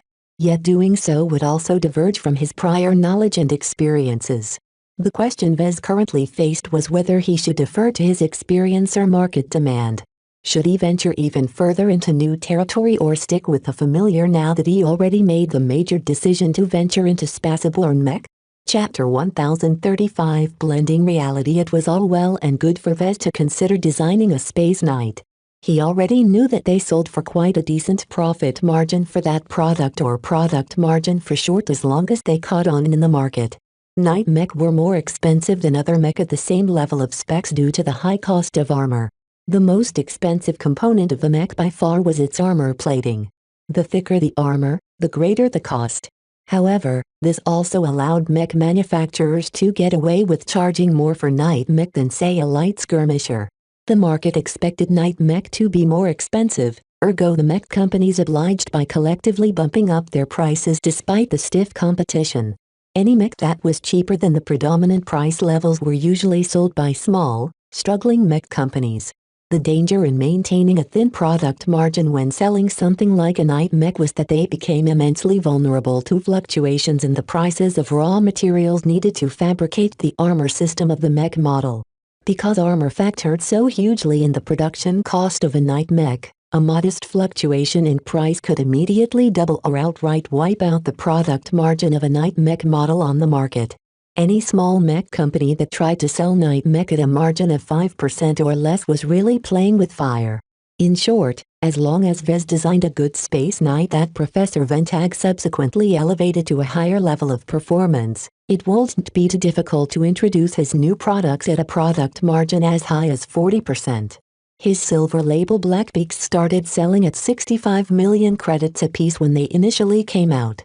With a production cost of around 45 million credits per mech, the Blackbeaks product margin was roughly 30%. This was very high for a mech designed by a new entrant in the mech industry. If Vez managed to succeed in achieving such a generous product margin with his first original mech design, then he held a sufficient amount of confidence that he could top that for his fourth original mech design. Of course, the true cost picture of a mech model wasn't as simple as that.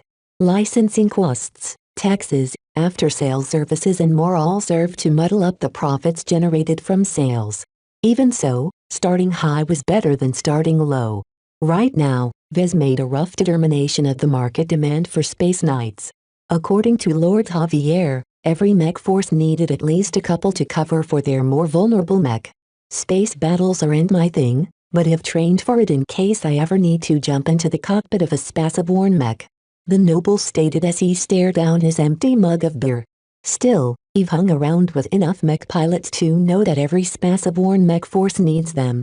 On land, many mech companies can get away without bringing night mech because on most battlefields there's sufficient hard cover on land for mech to take advantage of. Many times, you don't get that luxury in space. Spaceborne mech forces either had three choices there.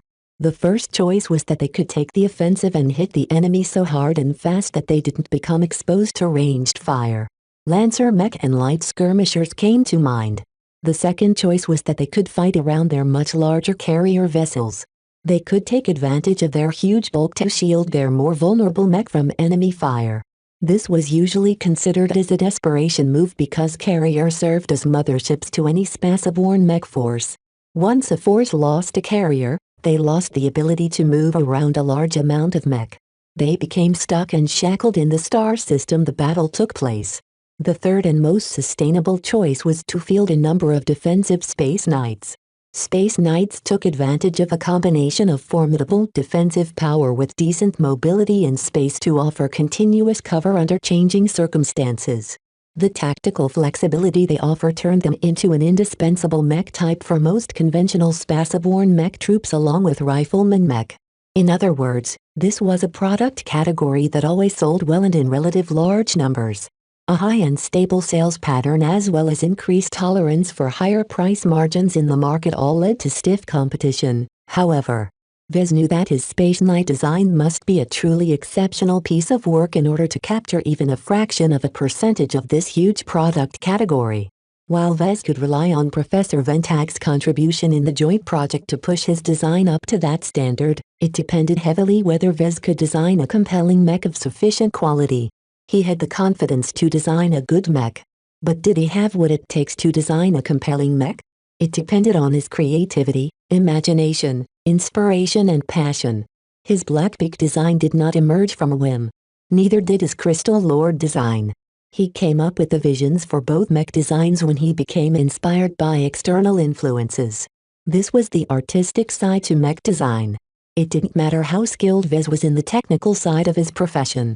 Without a bountiful imagination, he could forget about crafting an exciting concept for his night mech design. Vez was not in an inspired mood right now. He glanced towards Lord Javier, who went on to order another mug of beer and decided that he wouldn't gain any inspiration from the man. Thanks for answering my questions.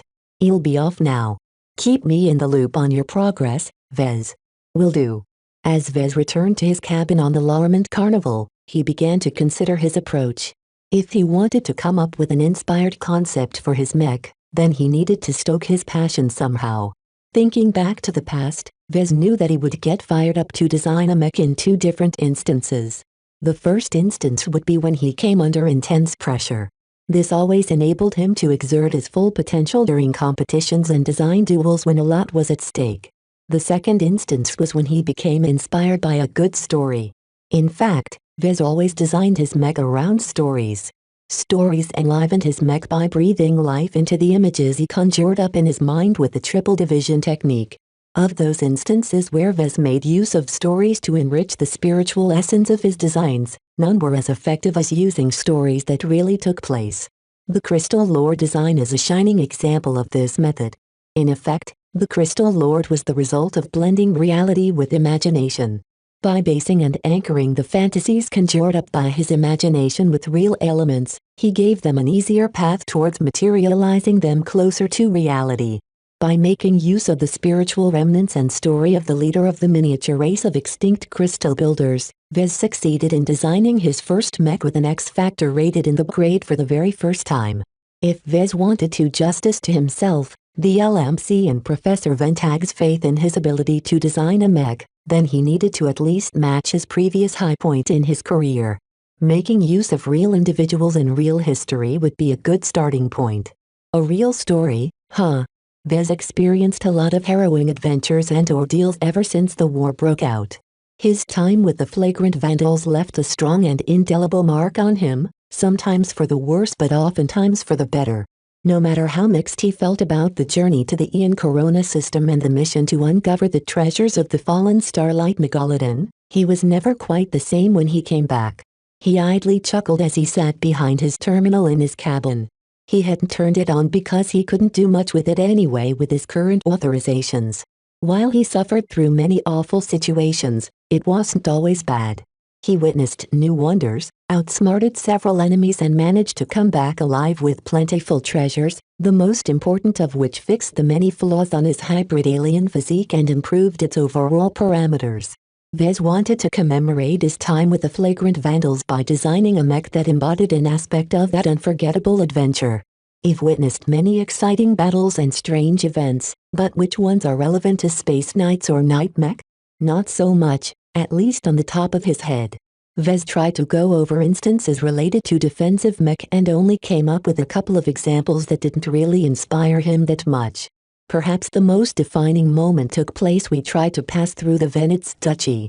A detachment of the Frosty Meteors of the Venets and Mech Legions cornered the Veral Task Force sometime after departing from the Detman system after a successful raid.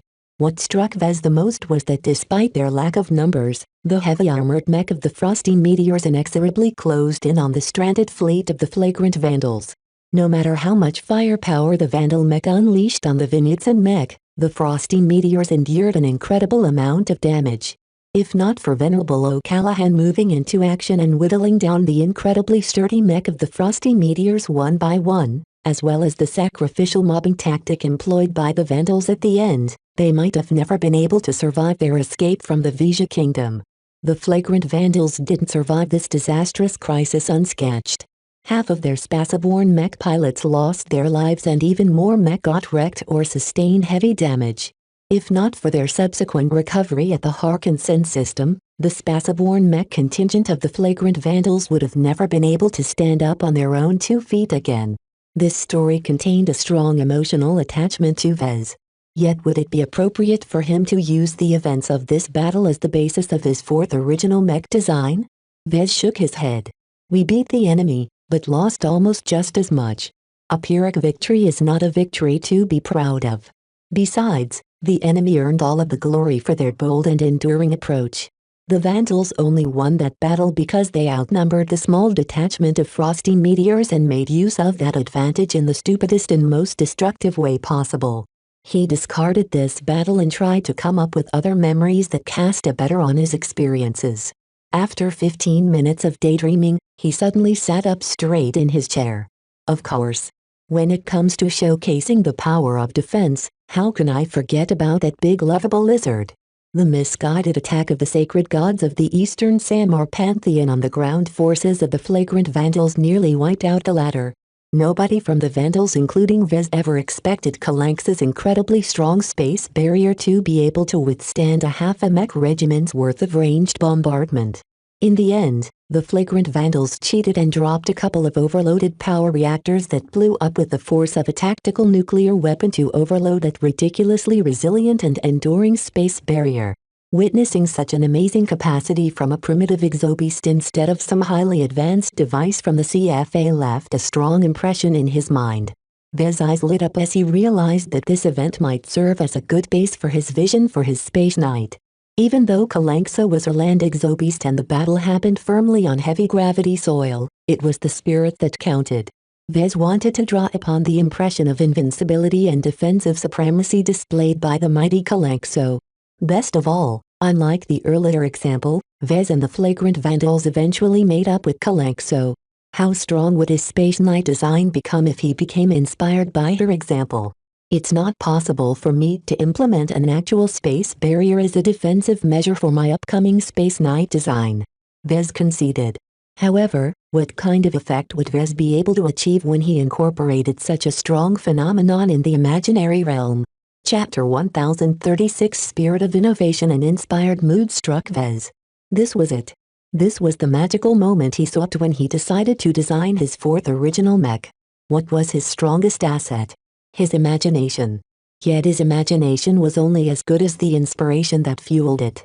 Without material to work with, his imagination would only be able to produce generic and listless visions for his next designs. Perhaps the greatest benefit Vez derived from the system was that it enabled him to boost his lackluster creativity attribute into superhuman territory. Even so, his creativity often led Vez to conjure up garbage in his mind.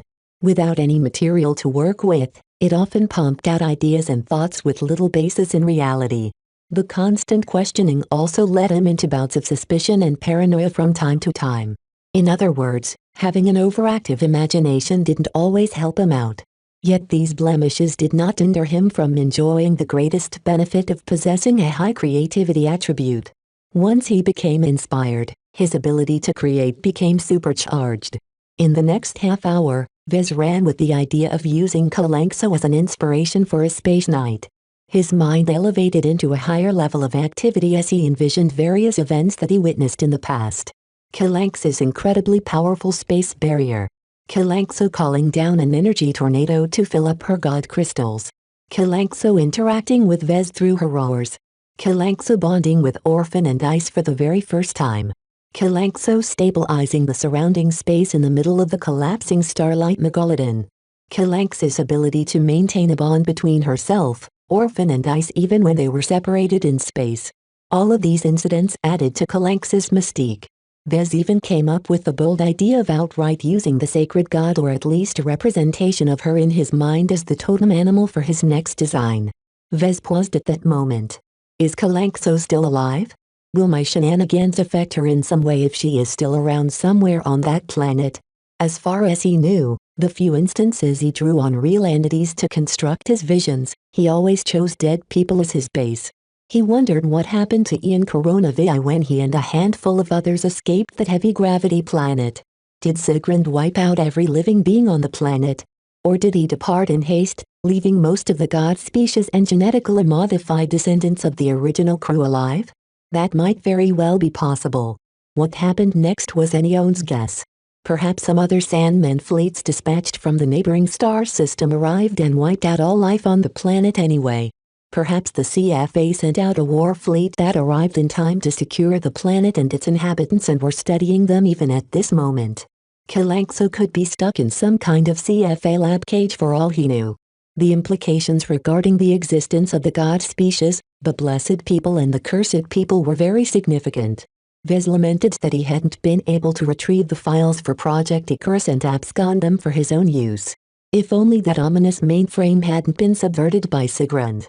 The uncertainty surrounding Kalanx's current state cast a shadow of doubt over his intention to use her as his inspiration. Still, an important question came up during his deliberations. So what? So what if I make use of a living entity? Will that even be detrimental to the mech? Vez came up with a daring notion that using someone or something alive might in fact lead to a stronger effect on the X factor of a mech. Although it seemed somewhat reckless to test this hypothesis on a pivotal project in his career, designing Mech was all about innovating and taking risks. His intuition sent some encouraging signs to him, which convinced him that he was onto something good with his current train of thought. This was worth experimenting on. The high stakes involved with making his fourth original design a great success increased the pressure on him. The extra pressure made sure he put in his best effort possible in trying to leverage this new variable to his advantage. The question that now occurred in his mind was how he should shape his vision in response to this determination. Usually, Vez outlined the basic parameters of his envisioned mech before he moved on to creating images to constitute its spiritual identity. Right now, Vez was working the other way around. He already created one component of his design's spiritual identity, limiting his options and constraining his range of possible mech concepts. He needed to define his concept for his Space Knight design by starting from Kalanxo. Her most defining trait was her space barrier. Could Vez adapt something similar to his Space Knight? Active defenses like that do exist. Vez rubbed his chin. The only problem is that these systems are too expensive and advanced. Energy screens, the most predominant form of energy defense technology in the Komodo star sector, required large machines and huge energy cells to sustain. They were very poor in energy efficiency and were only really used to shield buildings and mech arenas from collateral damage. They didn't last long when mech pounded their surface. There was a good reason why third-class mech did not make use of energy screen tech. Still, there's more ways to cook an egg. Standard energy screen tech is just one of many flavors. There are many other shielding techs available to mech designers. They are just not as well known and come with other difficulties. Vez could not come up with something right now and planned to bring this topic up with Professor Ventag. Even if the senior didn't have a convenient license on hand, it was no major disaster. Images didn't need to conform to their mech designs in the literal sense. Just because Kalanxo possessed the power to conjure up a space barrier didn't necessarily mean that Vez needed to include that function in his Space Knight design. The totem animal component in the triple division technique first and foremost provided the X-factor of a mech with animal instincts and reflexes. Back when Vez designed the Black Beak, the principal image for his first original mech design was a black phoenix. Using this specific image shaped the overall aggressiveness and aesthetic appearance of his Black Beak design. It did not make his mech into a literal phoenix-like entity that magically rebirthed itself once it got wrecked. Still, now that he thought about it, Vez wondered if this deficiency affected the overall strength of the X-factor for his design. Was this a reason why his X-factor hadn't been able to score higher despite all the effort he put into its development? Vez came up with another hypothesis. The closer a mech design adhered to the traits and abilities of an image, the greater the effect of its X-factor. There is so much more about this field that I haven't delved into yet. He sighed. I've developed so many new hypotheses, and this is just my fourth original mech design project. He enjoyed exploring the unknown. From his exposure to seniors, he already knew that they constantly pushed the envelope regarding what they knew in a particular field with their designs. His excitement grew as he basked in the spirit of innovation. Sure, he might be engaging in some reckless gambles by testing his hypothesis in a critical design project instead of an inconsequential virtual design, but he would not regret it very much even if he failed in these aspects and the X-factor for his mech ended up weaker. It's just something intangible anyway. Its presence or absence won't affect the performance specs of my mech all that much. As far as Vez was aware of, the X-factor purely exerted itself by influencing the mind of the mech pilot over the man-machine connection. In other words, it was all in the mind.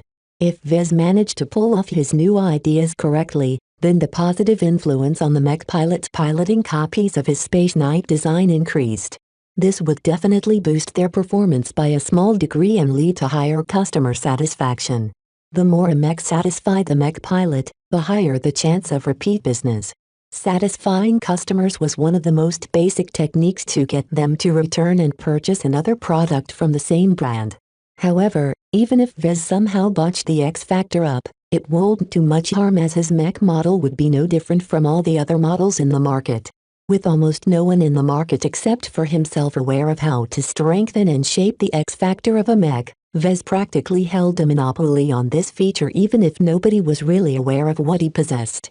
Therefore, while he would certainly feel disappointed if he failed in boosting the X factor, he won't shed any tears over it. Innovation was always like that. Success followed after countless failed experiments paved the way. I should get back to the concept of my space knight. He imagined Kalanx's giant form and drew out other traits from her existence. Kalanxo is big. Very big. She's strong as well. Vez gained the notion of designing a heavy mech instead of a medium mech, but he immediately discarded the possibility. Unlike Patricia, he hadn't been groomed to design such difficult designs. He already ventured into new terrain by entering the domain of spaceborne mech. He felt no desire to complicate matters even further by designing a heavy mech. Besides, heavy mech are rarely sold in the public mech markets. They are usually designed within the military and are almost exclusively used by well-funded military mech forces. He settled on designing a big, fat defensive space knight that pushed against the boundary of the medium weight class. Unlike the Black Beak, which he endeavored on preserving some of its mobility in order to facilitate its use as an offensive mech, his next design would be purely focused on defense. It didn't need to be too fast. Just fast enough to move around and cover for rifleman mech. Though a lumbering space knight would never be able to keep up with the movements of a smaller and nimbler rifleman mech, they didn't need to. Most rifleman mech zigged and zagged in every direction in order to dodge enemy fire. Their effective traversal in a given direction was usually a lot less than the actual distance they covered. It was like comparing a squiggly line with a straight line. As long as the mech pilots of the rifleman mech and space knights coordinated with each other, they could ensure they matched the distance they traversed despite adopting wildly different speeds. However, designing such a slow and cumbersome mech did come with plenty of downsides. Its tactical uses were severely limited as they lacked the mobility to accelerate swiftly enough to accompany mech on attack runs. This was fine to Vez. He merely had to make sure it performed its core functions well enough. Mech didn't need to be good in everything in order to fit in well with the mech roster of an outfit. Vez still felt that something was missing from the picture. What distinguished his Space Knight design from other designs? If I don't offer anything different or better, there is no grounds for us to charge a high product margin on my new mech. The market wasn't that gullible.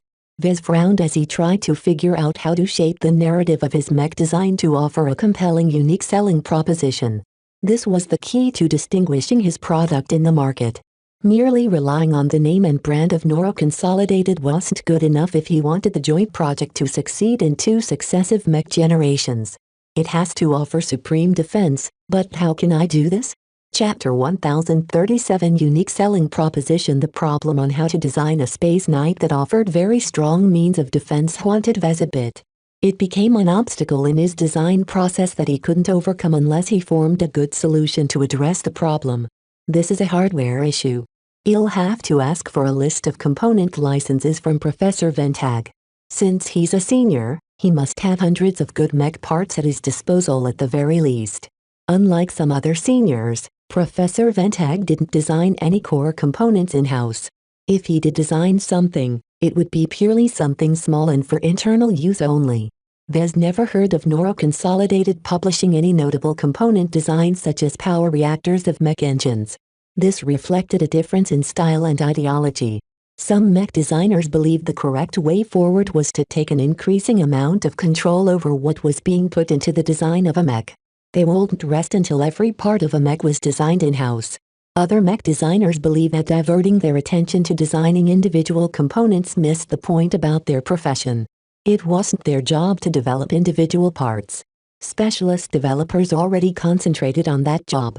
To these design purists, the core role of a mech designer was to take a collection of individual mech parts and put them together in a single cohesive design that maximized their synergies and minimized their incompatibilities. The fight between the so-called pure design and single-origin ideologies raged on ever since mech designers first emerged. The single-origin ideology was the predominant belief in the early days of the age of mech. After all, not a lot of specialists published good components designs back then. The infrastructure surrounding the core mech industry was still in its infancy. Therefore, mech designers often resorted to designing their own components for their mech by necessity. It was a given that the results were rather mixed. A mech designer excelled in designing mech. As for designing individual components, they only became good enough at this job when they put in the effort. However, this was not always a bad idea, as they spent far too much time on distractions and not enough on their core function, which was designing mech. The only instance where developing individual component designs was appropriate was when these specific components formed a core part of their design philosophy. For example, Vez did not criticize Master Olsen and Oleg's preoccupation with designing mech engines because they formed such a critical aspect to their overall design philosophies geared towards longevity and endurance. After a few hundred years of continued evolution within the mech industry, the pure design ideology gained strength. It advocated for an increased emphasis on division of roles. Why should a mech designer be bothered to design their own components and thereby slow down their own advancement when they could just as well leave the job to others? As the age of mech gained steam and mech became ever more ubiquitous, so did the demand for good mech components increased. An industry that revolved around designing mech components for licensing emerged ever since the MTA implemented the current licensing system. The competition in the market for component licenses was just as brutal as the competition in the mech market. This competition forced developers to continue to improve and innovate on the components they offer to mech designers, thereby ensuring they delivered better results than any mech designer who dabbled in this area. These days, which mech designer adhered to which ideology depended heavily on their education, upbringing, chosen design philosophy and their learning ability. Some schools advocated for the single origin ideology, while others propagated the pure design ideology. It was much more rewarding for mech designers to design their own components. Yet if they weren't any good at it or derived too little benefit from this distraction, they shouldn't bother. Vez did not possess a strong inclination for one ideology over another. They both had their good points. As far as he was aware of, a lot of high-ranking mech designers did just fine by focusing on developing one or two components that played a strong role in their designs while making use of component licenses to fill up the rest. When Vez approached Professor Ventag just before the fleet's arrival to the Harkinson system, he received a skeptical response. A defensive space knight is as standard as it gets when it comes to that archetype. Professor Ventag frowned. Are you not aware that you are making it difficult on yourself to develop a good unique selling proposition for your design? I shouldn't be the first mech designer who came up with the idea in the Bright Republic. You just described the lack of feasibility with trying to implement modern energy screen technology into mech. Not only would they be forced to carry around a bulky module responsible for generating the energy screens, but they don't offer enough protection against damage to make your Space Knight practical. There ought to be better shielding tech available, right? There are, Vez. Professor Ventag nodded. However, all of them come with various limitations and restrictions. They sometimes pop up in custom second-class mech in the Friday Coalition, but you can forget about it if you want to design a third-class mech for third-rate states. It's too unaffordable.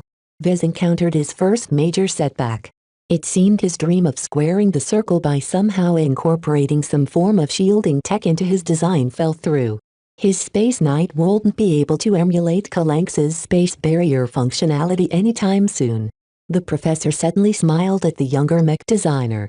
All hope is not lost. There are other alternatives at our disposal. They just aren't as good as genuine shields and energy screens. For example, the most practical suggestion I can offer is polarizing technology. Are you familiar with this tech? You've heard of it, Vez said with a hopeful tone. It's not exactly accessible to ordinary mech designers, though. Not to worry. I do possess a license for a mech part that can polarize certain sections of a mech. However, a polarizing generator comes with severe drawbacks. Not only are they energy hungry, they're also relatively bulky. They don't take up as much volume as an energy screen generator, but you'll have to make many compromises if you wish to fit the possibility to polarize a portion of the mech frame in your design. Please afford me access to the design specifications of your polarizing generator license, Vez requested. Professor Ventag activated his COM and transferred some files to Vez COM. In the meantime, he described the underlying technology in further detail. Polarizing tech is a catch-all term for methods run armor plating or any solid surface for that matter with an electromagnetic field. This field offers a layer of protection to the surface against certain types of damage. It's most effective against energy damage such as lasers, but some applications of polarizing technology also makes them fairly decent against physical damage. It's fairly prevalent in second-class mech, right? Correct. Professor Ventag nodded. Not all mech from the Friday Coalition makes use of polarizing tech. They have the same considerations for this tech as we do with the decision to implement compressed armor in our third-class mech. It's not cost-effective to employ them in cheaper mech. The professor indirectly informed Vez of a major flaw in his plan to make use of polarizing tech. If the Friday Coalition finds it inefficient, then it's even more of a pipe dream for me to apply this tech to my Space Knight. The senior shook his head. All hope is not lost, Vez. I'm not deliberately leading you into a pit. The component specifications I just sent you described a polarizing generator that is cheaper and weaker than the ones employed by second-class mech. While the effect is subsequently weaker to the point of being ignored by the mech designers of the Friday Coalition, it might play a useful role as long as it's applied correct. What most mech designers consider inefficient can nonetheless be a valuable addition to mech that operate on a different paradigm. That was easier said than done. Vez already received the professor's message that he shouldn't expect too much from the component license for a polarizing generator. Vez left the mech workshop and left the professor to his own work. Seeing that Professor Ventag failed to offer him a good solution to this problem, Vez considered whether he should draw on his other connections to find an answer. Perhaps it was time for him to return to the Clifford Society and see if he could exchange his merits for something good. Even so, I don't think it's going to be that easy. He shook his head. Polarizing tech would have been a lot more prevalent in the Bright Republic if it is practical enough for use in regular mech. Alright now, Vez was prepared to mull over this issue. While adding some form of active defenses wasn't critical to his Space Knight design, he felt he would do Kalanxo a disservice by omitting this function. How could his Space Knight embody Kalanx's excellent in defense without a representation of her invincible space barrier? Vez encountered an unfortunate problem plaguing many mech designers throughout the galaxy. Practicality failed to keep up with his ambitions. A lot of people wanted to own a CFA battleship and shoot everything in their way to pieces. That didn't mean that all of those people actually got to realize their dreams. Unless they managed to get accepted into the CFA and promote their way up the hierarchy, they could forget about captaining their own battleship. Even then, the captains and admirals of the CFA couldn't employ their battleships willy-nilly and shoot whoever they wanted to without an enormous pile of rules and regulations standing in their way. Right now, Vez became enamored with the idea of offering some form of active defenses on his mech, but all of the possibilities mentioned so far turned it into a very bad idea. As Vez studied the details of Professor Ventag's component license, he immediately realized its main limitation. This license describes a polarizing generator for a heavy mech. The design for the generator did its best to minimize its mass and volume, but even then it took up as much space if not more than the heavy-duty anti-grav backpacks procured by the Vandals to keep their mech running on Ian Coronavirus. That might not sound so bad, but the main issue was that existing Spaceborne mech all carried an integrated backpack module in the form of their flight systems. Maybe I should just layer them after another, Vez considered. It wasn't unheard of to stack two backpack module-like components together. However, this led to unwieldy mech with a very deep torso that bulged backwards, affecting the center of gravity and increasing their propensity to fall. This was a bit less of a concern for Spaceborne mech, but even so it massively amplified the weak points of a Space Knight. Any enemy that managed to reach the rear would be able to inflict crippling damage to the mech. Such an easy vulnerability defeated the purpose of offering a defensive Space Knight. There shouldn't be too many compromises involved with the defensive capabilities of my design, he declared. This problem haunted him for so long that the fleet finally transitioned into the Harkinson system before he knew it. The Tovar Peace delegation successfully reached their destination, though not without suffering some losses. As Vez accessed a local plot of the system, he found it to be as boisterous as his first visit to this Reinolden star system. Many shady outfits and outright pirate gangs frequented Harkinsen to unload their ill-gotten gains. They subsequently used the proceeds to procure new mech, ships and supplies. The outfits also deposited their crews on Harkinsen for some much-needed shore leave. The large-scale attacks the resort planet suffered a couple of years ago had already faded after the re-annulled Republic made a concerted effort to repair the damage and promote it as an excellent vacation destination. Vez smiled cynically at the high amount of traffic running through Harkinsen's orbit. To someone who lived through the devastation that racked Harkinsen's surface, he found the sight to be surreal. People have such short memories. Chapter 1038 Royal House of Vija. As inspection corvettes from the Honored Ones arrived to search the new arrivals for threats, Vez met up with Lord Javier again in the lounge. Lord Javier grinned at Vez. "This is it, buddy. Soon, you'll get to meet other Vijans besides me. I hope there are lots of Imidricians among the Vijan delegation." "Will there be?" Vez wondered. "I heard that a prince of the royal family will head the Vijan delegation. Won't they all come from the royal territory in the center of the kingdom?" "Sure, but the royal territory isn't as rich and powerful as the individual duchies," Javier explained. "There's only so much resources and manpower the royal house of Vija can draw upon within the only territory they control directly. It's a capital territory in isolation." His remark emphasized the weak position of the royal house of Vija. The ducal houses who carved out the majority of the Vija kingdom's territories for themselves did their best to suppress the royals and their ambitions to reign in the largely unchecked nobility. If the royal house is so weak, why is Senator Tovar negotiating with them in the first place? If not the royals, who else? Javier shrugged with a smile. If they negotiate with one of the duchies, the other duchies would never accept that they upheld the interests of the entire state. Negotiating with all of the duchies at once is unfeasible. Not only would the peace talks become mired with infighting and irreconcilable differences of opinion, it also risks exposing the peace talks before they are ready to go public. All of those arguments made sense to Vez. So even though the royals are weak, that's also an asset to them because the duchies aren't afraid of them. At the very least, they are useful tools whenever the kingdom needs to forge a consensus. Diplomacy was one of the few areas where the various Vijan noble influences left to the royals. It would be far too chaotic and downright catastrophic if every single duchy of the Vija kingdom pursued their own diplomacy.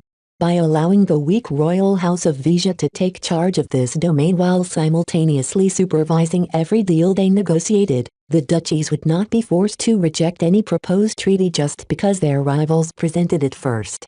"Have you heard which royal prince has agreed to represent the Vija kingdom in the upcoming peace talks?" Lord Javier nodded. "Senator Tovar filled me in.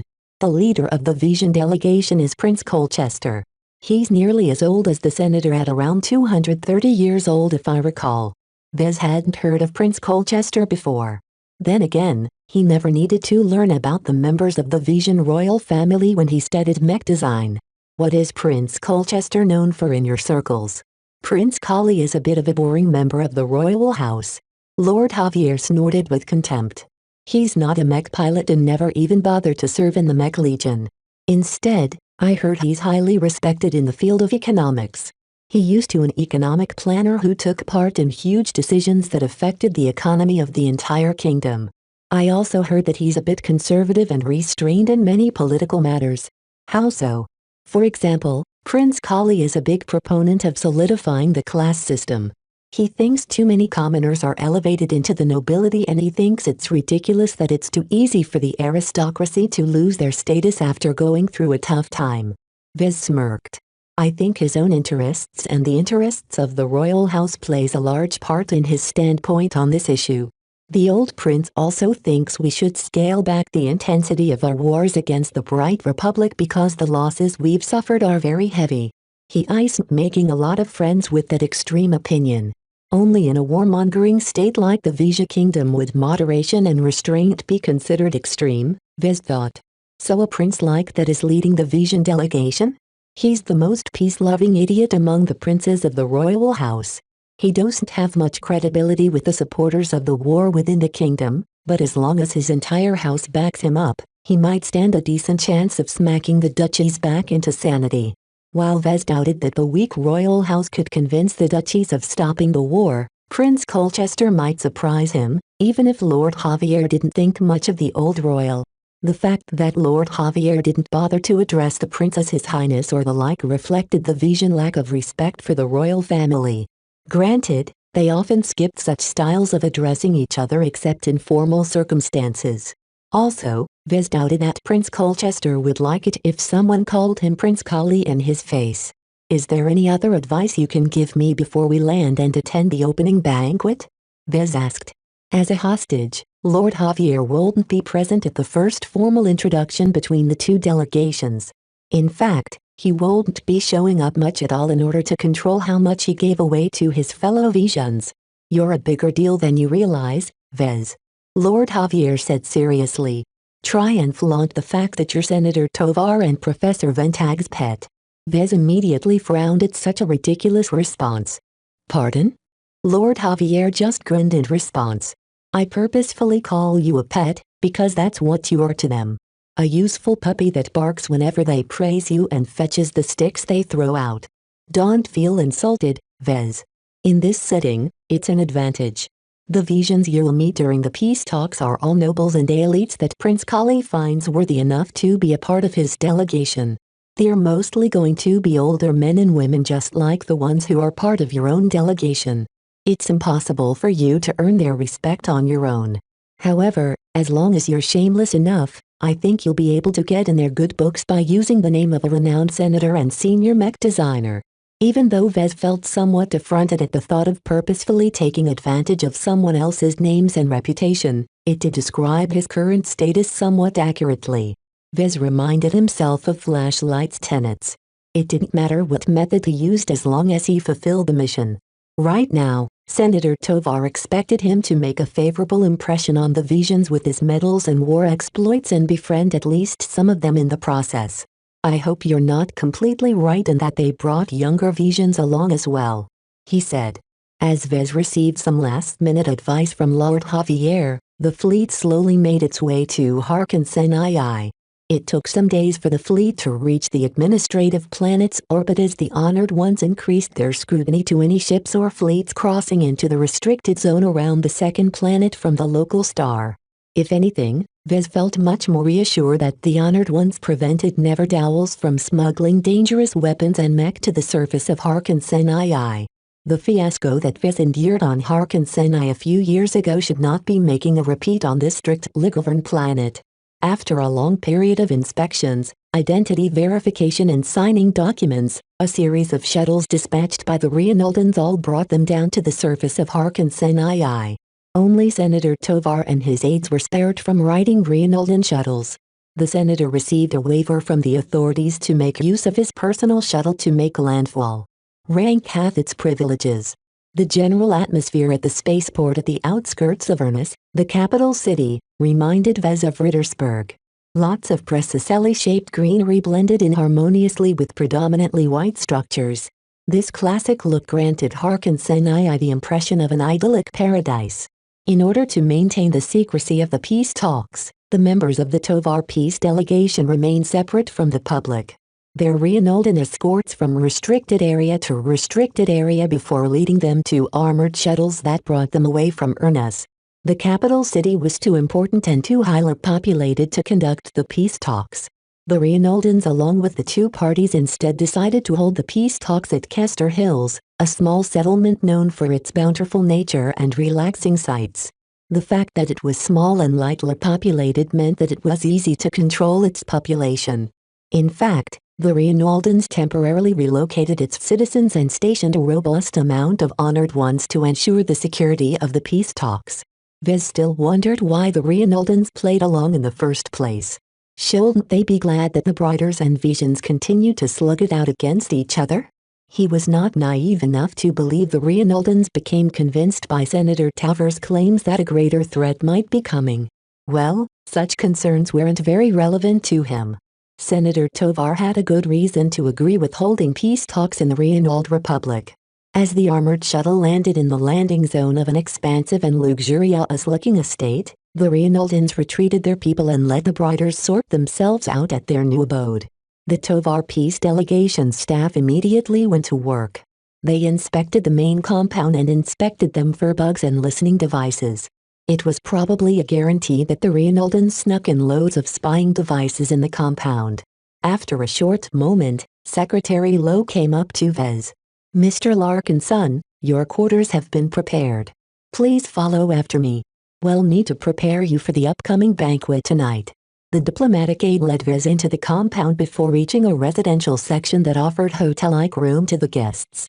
As they entered one of them, Vez saw that his luggage had already been delivered. Secretary Lowe immediately walked up to the main closet and drew out a cross between a service dress uniform and a formal black tie dining outfit. "What in the galaxy is this abomination?" Vez asked with irritation. "It's your mess dress uniform." Lowe smiled. "It's also what you will be wearing for tonight." A row of resplendent-looking medals had already been pinned to the front of the uniform. Obviously, ribbons wouldn't cut it for such a formal occasion. The main reason why Vez felt repelled by the uniform was that it included an excessive amount of golden frills and lacing. It was as if the designer of the uniform was afraid that the person who wore it wouldn't be able to draw attention. Secretary Lowe noticed Vez's discomfort. "It's not an embarrassment to wear this uniform. Mind you, many of your peers will wear much more impressive-looking outfits. The only distinguishing feature that stands out in your case are your medals. Many Vesians are quite well versed in recognizing awards issued by the Mech Corps. With any luck, they will quickly come to learn that you are a war hero. It sounds like it's really important to hit that home. First impressions are critical. Considering the high stakes of these peace talks, we need every advantage that we can get. Therefore, the Senator hopes that you will exert your best efforts in representing the bright Republic in front of our Vesian counterparts. Your actions tonight will not only reflect on yourself, but also your patrons as well as your state. Do you understand?" Vez nodded seriously. If the basic message was that if he screwed up somehow, he would be dragging down the reputation of Senator Tovar and the bright Republic. Such a disaster would weaken their bargaining position. "Don't worry, Vez." Secretary Lowe patted his shoulder in reassurance. "You're a junior member of the delegation, so you'll be sitting far away from the center where most of the attention will be drawn. Even if you poke your nose, the Vesians won't care." Somehow, that didn't sound very reassuring at all to Vez. "I'll be sure to avoid poking my nose during the upcoming occasion." Chapter 1039 Opening Bonk. The venue of the opening banquet took place in a majestic dining hall. Kester Hills was no stranger in providing service to members of high society, so the dining hall looked quite resplendent. The marble stonework and titanium golden metalwork had all been fashioned into a clean and modern style that nevertheless did not become too abstract. The design of the dining hall with its emphasis on space and geometric shapes provided a suitable backdrop for the guests to take the stage. Every member of the Tovar Peace delegation arrived in some of the best clothing that the senator's staff provided to each of them. Vez milled around in the periphery of Colonels Elvin and the other military officers. All of them wore similar mess dress uniforms. The senior officers boasted much higher numbers of medals, badges and other awards. If Vez was afraid he'd be overshadowed by the flood of decorations from the careerist military officers, he shouldn't have been worried. Some might carry a torchbearer, others a darkness eater, but absolutely no one carried both at once. The extremely rare golden mech further signified that he was a mech designer, not a mech pilot. His top awards had been designed to call out attention with the incorporation of shiny exotics and luminescent materials designed to simulate fire and light. The golden mech in particular caught a lot of attention due to its relative size and gaudiness. The eclectic combination of metals already drew the attention of the other old men and women of the Tovar Peace delegation. They had seen him walk around on the Felicitous Remembrance and Alarmant Carnival, but were not quite aware of what his ribbons on his service uniform represented back then. Now they realized that Vez may be more that met the eye. Of course, Vez did not particularly care about impressing his fellow Briders at this time. Instead, he along with everyone else faced the Colchester Peace delegation. As the formal introduction rituals went underway, Vez studied his opposites. The first thing that struck him was that they made for an imposing image. A higher proportion of military officers made up their ranks. Some of the bureaucrats, Statesmen, businessmen and even academics also carried the same air as their soldiers, signifying that they once served in the military as well. The Visions also seemed to group up amongst themselves. Unlike the Briders who stood in a single, uniform row with equal spacing between them, the Visions vaguely bunched up a bit into a handful of separate cliques. Only a small number of them appeared to be the core confidants of Prince Colchester. The rest hailed from different duchies who distrusted those from other duchies. Vez guessed that this continued division would complicate the peace talks once they finally commenced. Senator Tovar and Prince Colchester both stood in the middle of their ranks. At some unspoken signal, they both walked forward until they arrived right in front of each other. They studied each other. Both old men experienced more than 2 centuries in their lives, and would live at least a century more. The vicissitudes of living all of those years reflected in their faces and their posture.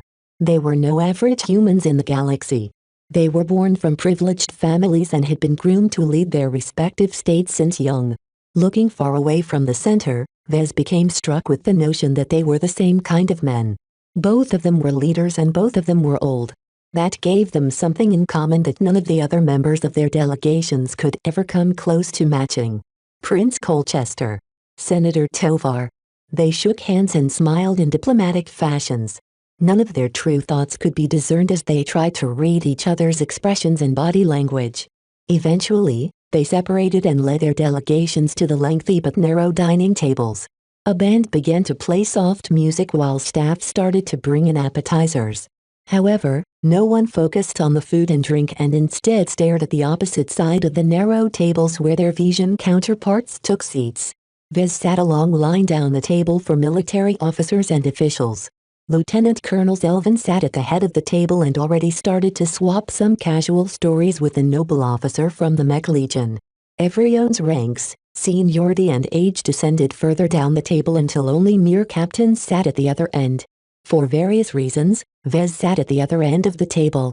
The officer who sat next to him might be a mere mech captain, but he was at least 20 years older and of a very different breed from the more casual and approachable Vandals.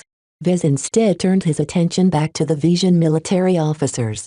He glanced at each member of the Mech Legion, trying to see if he recognized any of them, all the way until he came at the end where he met a pair of burning eyes that tried to poke holes at him for some reason. He blinked. He stared at the face surrounding those eyes and belatedly realized he knew this woman. Venerable Foster. How can you be here? He asked with a somewhat alarmed tone. He probably made a faux pas somewhere but his shock had overridden her senses. The blonde woman in front of him narrowed her eyes. My apologies for disappointing your expectations, Mr. Larkinson. It seems we both survived our missions. It's very strange what happened to the vessel back then. I almost didn't make it out. Yet strangely enough I find you here. Out of the handful of people who survived the disaster back then, how can a puny mech designer like you possibly make it out unscathed? Did you have something to do with it perhaps? Vez laughed a little awkwardly, sweat already starting to pour down his brow. I am not at liberty to discuss any details, let alone with a Vision like you. Please mind our surroundings. They were in a very public setting right now. Even if Vez received permission to discuss the details of the Ian Corona mission, he would never divulge any details to Venerable Foster just to satisfy his curiosity. She was the enemy. The other military officers noticed the tense dynamic between the two. They couldn't quite figure out why even though they shared some traits in common. One was a decorated mech designer. The other was a decorated expert pilot. Both of them were roughly from the same generation and were younger than most members of their delegations. Vez felt increasingly pressured as Venerable Foster brought more and more of her ire to bear on him. His spirituality felt discomfited by her strong will. She was likely imagining killing him or something. As the waiters delivered the dishes and drew back, some of the guests began to dig in. Vez immediately started to eat some sort of salad pâté made out of important exobeast liver to avoid her attention. Unfortunately, Venerable Foster was just as capable of maintaining her acid gaze on Vez as she sampled the delicacies. If you think you can avoid me, Mr. Larkinson, think again. There was something about her voice that forced Vez to look up to her again. Vez was vaguely aware that Venerable Foster must be unconsciously manipulating her very real spirituality in this manner. It was how expert pilots commanded attention and obedience from their lessers. He already experienced this effect from Venerable Z, but only to a lesser degree. However, compared to that weak expert pilot, Venerable Foster's will was much more pure and concentrated. Whenever she spoke, Vez pretty much felt her intentions and attitude. She was not the sort of person who camouflaged the meaning of her words or engaged in doublespeak. She spoke bluntly and directly with no ambiguity. She was a woman who knew what she wanted, and that empowered her will into some sort of mental force field that aligned in the same cohesive directions like an electromagnetic field. It was as if a contest of wills took place in a realm invisible to everyone but Vez. Perhaps because he possessed a tangle form of spirituality, he was actually more susceptible to this effect than a norm. He actively concentrated his mind in order to shield his spirituality against submitting to her will. Perhaps Venerable Foster noticed something about him, because she eased up on her invisible assault. Looks like you're not as big of a wimp as you pretended to be back then. The Mech Corps isn't in the habit of awarding those medals of yours to wimps. Vez smiled back in a strained fashion. Even if she became a bit more amiable for the moment, there was no doubt that she would rather stick a dagger in his stomach. How come you are a part of Prince Colchester's delegation? Who says I can't represent both the Vija Kingdom and the Hafner Duchy? She replied mockingly as the next courses arrived. I was introduced to the royal family through Lady Amalia of Imadris. Even though I love the Hafner Duchy and always consider it my home, expert pilots like myself ought to stand up for more than their own tribes. Some of the Vision officers sitting close by looked askance at her. It seemed her opinion did not play well with her colleagues in the Mech Legion. She showed no hint of reproach in her opinion, though. Even though she was still a mere Mech captain, as a baroness and expert pilot she could damn say nearly whatever she wanted without repercussion. This was the privilege of strength in a state which worshipped it to a much greater degree than the Bright Republic. What is your stance on the possibility of peace between our states? He asked. Naturally, I support Prince Colchester's endeavors. She stated confidently. Even though I would like nothing but to vanquish the Mech Corps and overrun your entire state along with any other loyal Vision, as a guardian of the kingdom I must take a wider perspective. Make no mistake, Brighter. The wars between our states will never end. Yet I also believe it shouldn't be a problem to put an extended pause in our conflict if it's necessary. Once we no longer have to be concerned about outside interference, we can immediately end our truce. That was a very practical point of view, and the other officers near her couldn't help but nod in agreement. Talk of permanently ending the conflict between their states was a bridge too far for most Visians. Even the Briders would feel uncomfortable. By phrasing the proposed peace as pressing the pause button, the two states would be able to maintain the stance that they remained hostile to their archenemies. How long the proposed truce would last and whether both states would actually stick to its terms were still in question. The upcoming peace talks aimed to address these difficulties in order to see whether both sides could come to a reluctant accord that both states might be able to stomach. The talk between the two became very stilted. While Vez and Venerable Foster both shared some of the same experiences and already knew each other, they both disliked each other intensity as well. They just didn't have anyone else to talk with. Everyone else was older. Vez himself was a mech designer, which distinguished himself from the long-serving mech pilots and administrators. Venerable Foster in the meantime may be a highly respected expert pilot, but diplomacy did not come naturally to her. She never hid her animosity towards the Briders and directly made her dislike for them known. It was no surprise that the other Brider officers did their best to ignore Venerable Foster's presence and engaged in conversation among their own peers. As an unfortunate consequence of that, Venerable Foster kept turning her ire towards Vez throughout the banquet. You craven little mech designer. Don't look down at your food when I'm speaking to you. I won't let you get away for all the shenanigans you pulled off back then. Vez wanted to vomit blood. Why was she so fixated on him? What happened to her and the rest of the Vision ground forces when Sigrand escaped from his cage? Chapter 1040 Start of talks that evening, Vez finally returned to his quarters in the compound assigned to the Tovar Peace delegation. While his stomach was filled with sumptuous food, his mind felt distressingly empty. It took every bit of concentration and attentiveness to resist Venerable Foster's scathing remarks and accusations. As Vez sat on his bed, he tried to figure out how she came to be here. From her various remarks, he got the sense that while she and some of her fellow Vision officers managed to escape from Ian Coronavirus alive and with their mission objective, much of the Vision ground forces failed to extract in time. The Hostland warriors and the meandering monkeys demand an account from you. She burst out once during the conversation, unintentionally spilling some information that she shouldn't have among unrelated people. Not that anyone would punish her for it. She was a young and promising expert pilot who also earned a lot of merit in the Mech Legion. That made Vez wonder if the recipient of the lockbox they managed to acquire was Prince Colchester. The prince still has at least 70 to 100 years of life to go, but there's no harm in preparing for the future. That might explain Venerable Foster's inclusion as a military attaché in the prince's delegation. Vez did not care too much which Vision managed to enjoy an extended lifespan. Whether it was some duke or prince who enjoyed this privilege, what really mattered was how much recognition Venerable Foster received. Evidently, she enjoyed a lot of favor. Despite her abrasive personality, Prince Colchester somehow saw fit to include her in his ranks. There must be multiple reasons why she was present here in Kester Hills. Are we really here to discuss peace talks, or is there more to these negotiations that they haven't told me? Vez wondered. Vez got the vague sense that Senator Tovar and Prince Colchester may be attempting to kill multiple birds with one stone. That seemed to be the modus operandi among the powerful and influential. They always aim to fulfill multiple objectives at once.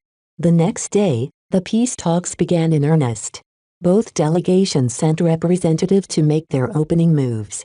The talks took place at a formal conference chamber that offered large round tables, high ceilings with lots of light, and stuffy protocol that Vez didn't have the privilege to witness. Only a handful of representatives from both sides met each other first so far. The conference chamber was closed off to every other person including Vez. Instead, he was expected to linger around at Kester Hills and strike up a conversation with some of the idle Vision members of the delegation. Vez had nothing in common with the Vision dignitaries. It would be hard for him to approach them, especially since they were mostly at least as old as his parents. Both delegations mainly brought their powerhouses to the peace talks who were already familiar with the game. At least time out of yesterday's clown suit. Now that everyone who served in the military showed off their decorations in full splendor, they returned to their more sober and businesslike service dress uniforms. The only exceptions to the rule had only been brought to the peace talks as afterthoughts. Neither Vez nor Venerable Foster became attachés of their respective delegations due to careful planning or strategic considerations. Their patrons merely treated them like pets that they wanted to bring along in their holiday rather than leave them sad and alone in their homes. At least that was the sense that Vez constructed in his mind. The lack of attention and expectation put on him also liberated him somewhat. Even if he sat down in the dirt and built sand castles all day, no one would fault him very much. However, Vez knew that the doing nothing substantial would lower Senator Tovar's good impression on him. If he wanted to show that he remained an asset to the senator's circle, he needed to put some actual effort in his current assignment. Besides, what else can I do in this tiny retreat? There's hardly any entertainment out here. Kester Hills normally served as a holiday retreat. The bountiful nature offered many opportunities for hiking, mountain climbing, kayaking and other primitive activities for overworked managers tired of being surrounded by technology all day. Vez did have to admit that the locale gave a strong sense of peace and serenity to him. In fact, it reminded him of his native planet of Cloudy Curtain, except sunnier. It was too bad that the Reinaldans relocated most of the workers facilitating those activities away for the duration of the peace talks. Kester Hills became an invisible prison to him, with guards dispatched by the honored ones imposing order in the halls and on the streets. Some attachés already started to approach each other and engage in modest conversations. None of them lost their animosity towards each other, and not every conversation lasted long enough to forge some bonds. Vez in the meantime switched his gaze back and forth between the gatherings of business magnates and military officers. Who should he approach first? It's too difficult to forge a business partnership between the Bright Republic and the Vija Kingdom. He considered for a moment. Even if some collaboration can be forged between our two states, it won't be the likes of me who'll get involved. Yet he couldn't just walk up to a higher-ranking Vision military officer and swap war stories with each other. Most of what he experienced in his short tour with the Mech Corps consisted of highly classified missions that couldn't be divulged to anyone, least of all a Vision. Most of the advice Lord Javier had given him didn't put that much emphasis on generational differences. As long as Vez made a forceful impression, had earned their respect somehow. As Vez considered how to elevate himself into a big deal in the eyes of the Visions, a slim but surprisingly strong hand grabbed hold of the collar of his uniform and dragged him out of the street and against the side of the wall of an empty estate. "Foster! What is the meaning of this? You aren't getting away this time," she hissed as she brought her furious will to bear on him. "One way or another, I'll beat the answer out of you of what happened at that time. The lives of thousands of Hostland warriors and the meandering monkeys demand justice." This was the second time Venerable Foster grabbed his collar and manhandled him against a surface. The last time, Vez enjoyed little protection, so he didn't dare fight back. This time was different. He narrowed his eyes and pushed back against Venerable Foster, both physically and spiritually. Though he did not possess the ability to infuse his willpower with his spirituality like an expert pilot, he nonetheless attempted to concentrate his spirituality into a dagger and send it out to Venerable Foster. The expert pilot winced a little, though she wasn't sure where the sting in her mind came from. During that brief interruption, Vez grabbed her hand that was grasping against his collar and wrung it away by using a greater fraction of his physical strength. Fortunately, Venerable Foster expected to face a pushover, so she hadn't exerted that much strength at all. In fact, she seemed surprised that Vez had the guts to resist her moves. Vez got the sense that people rarely said no to Venerable Foster ever since she advanced to expert pilot.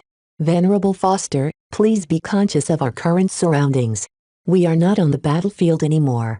A foot patrol of honored ones already arrived at the side. An intimidating-looking exoskeleton soldier stepped forward. "Is there a problem here?" "Hopefully not," Vez responded. Venerable Foster snorted and drew back her hand from Vez. "I won't stir up any trouble, for now. Please be more mindful of the rules, Venerable Foster," the honored one said with a hint of forced respect. There was no way he would piss off an expert pilot, even a Vision 1. "If you wish to discuss more sensitive matters, there are more appropriate venues in Kester Hills. Please guide us to one." Vez found himself being led to a small, isolated courtyard. He reluctantly took a seat next to a quaint round garden table with a pot of tea already prepared for them.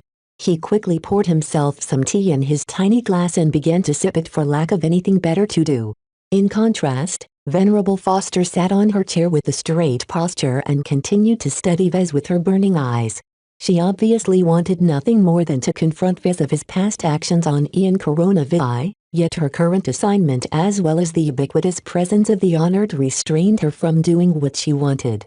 Even if she was one of the most promising expert pilots to emerge from the Mech Legion in recent times, she didn't call the shots at the moment. Before she became an expert pilot, she was a soldier, and obedience to Vision authority had long been stamped in her psyche.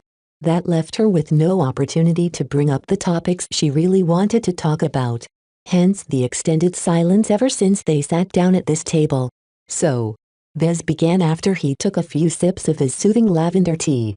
He found it regretful that the hosts hadn't served them chamomile tea, but then again he couldn't have everything. "Look, I get why you're not very pleased to see me right now. The feeling is mutual. However, our current bosses don't want us to make a scene. You agree with the goal of the peace talks, right?"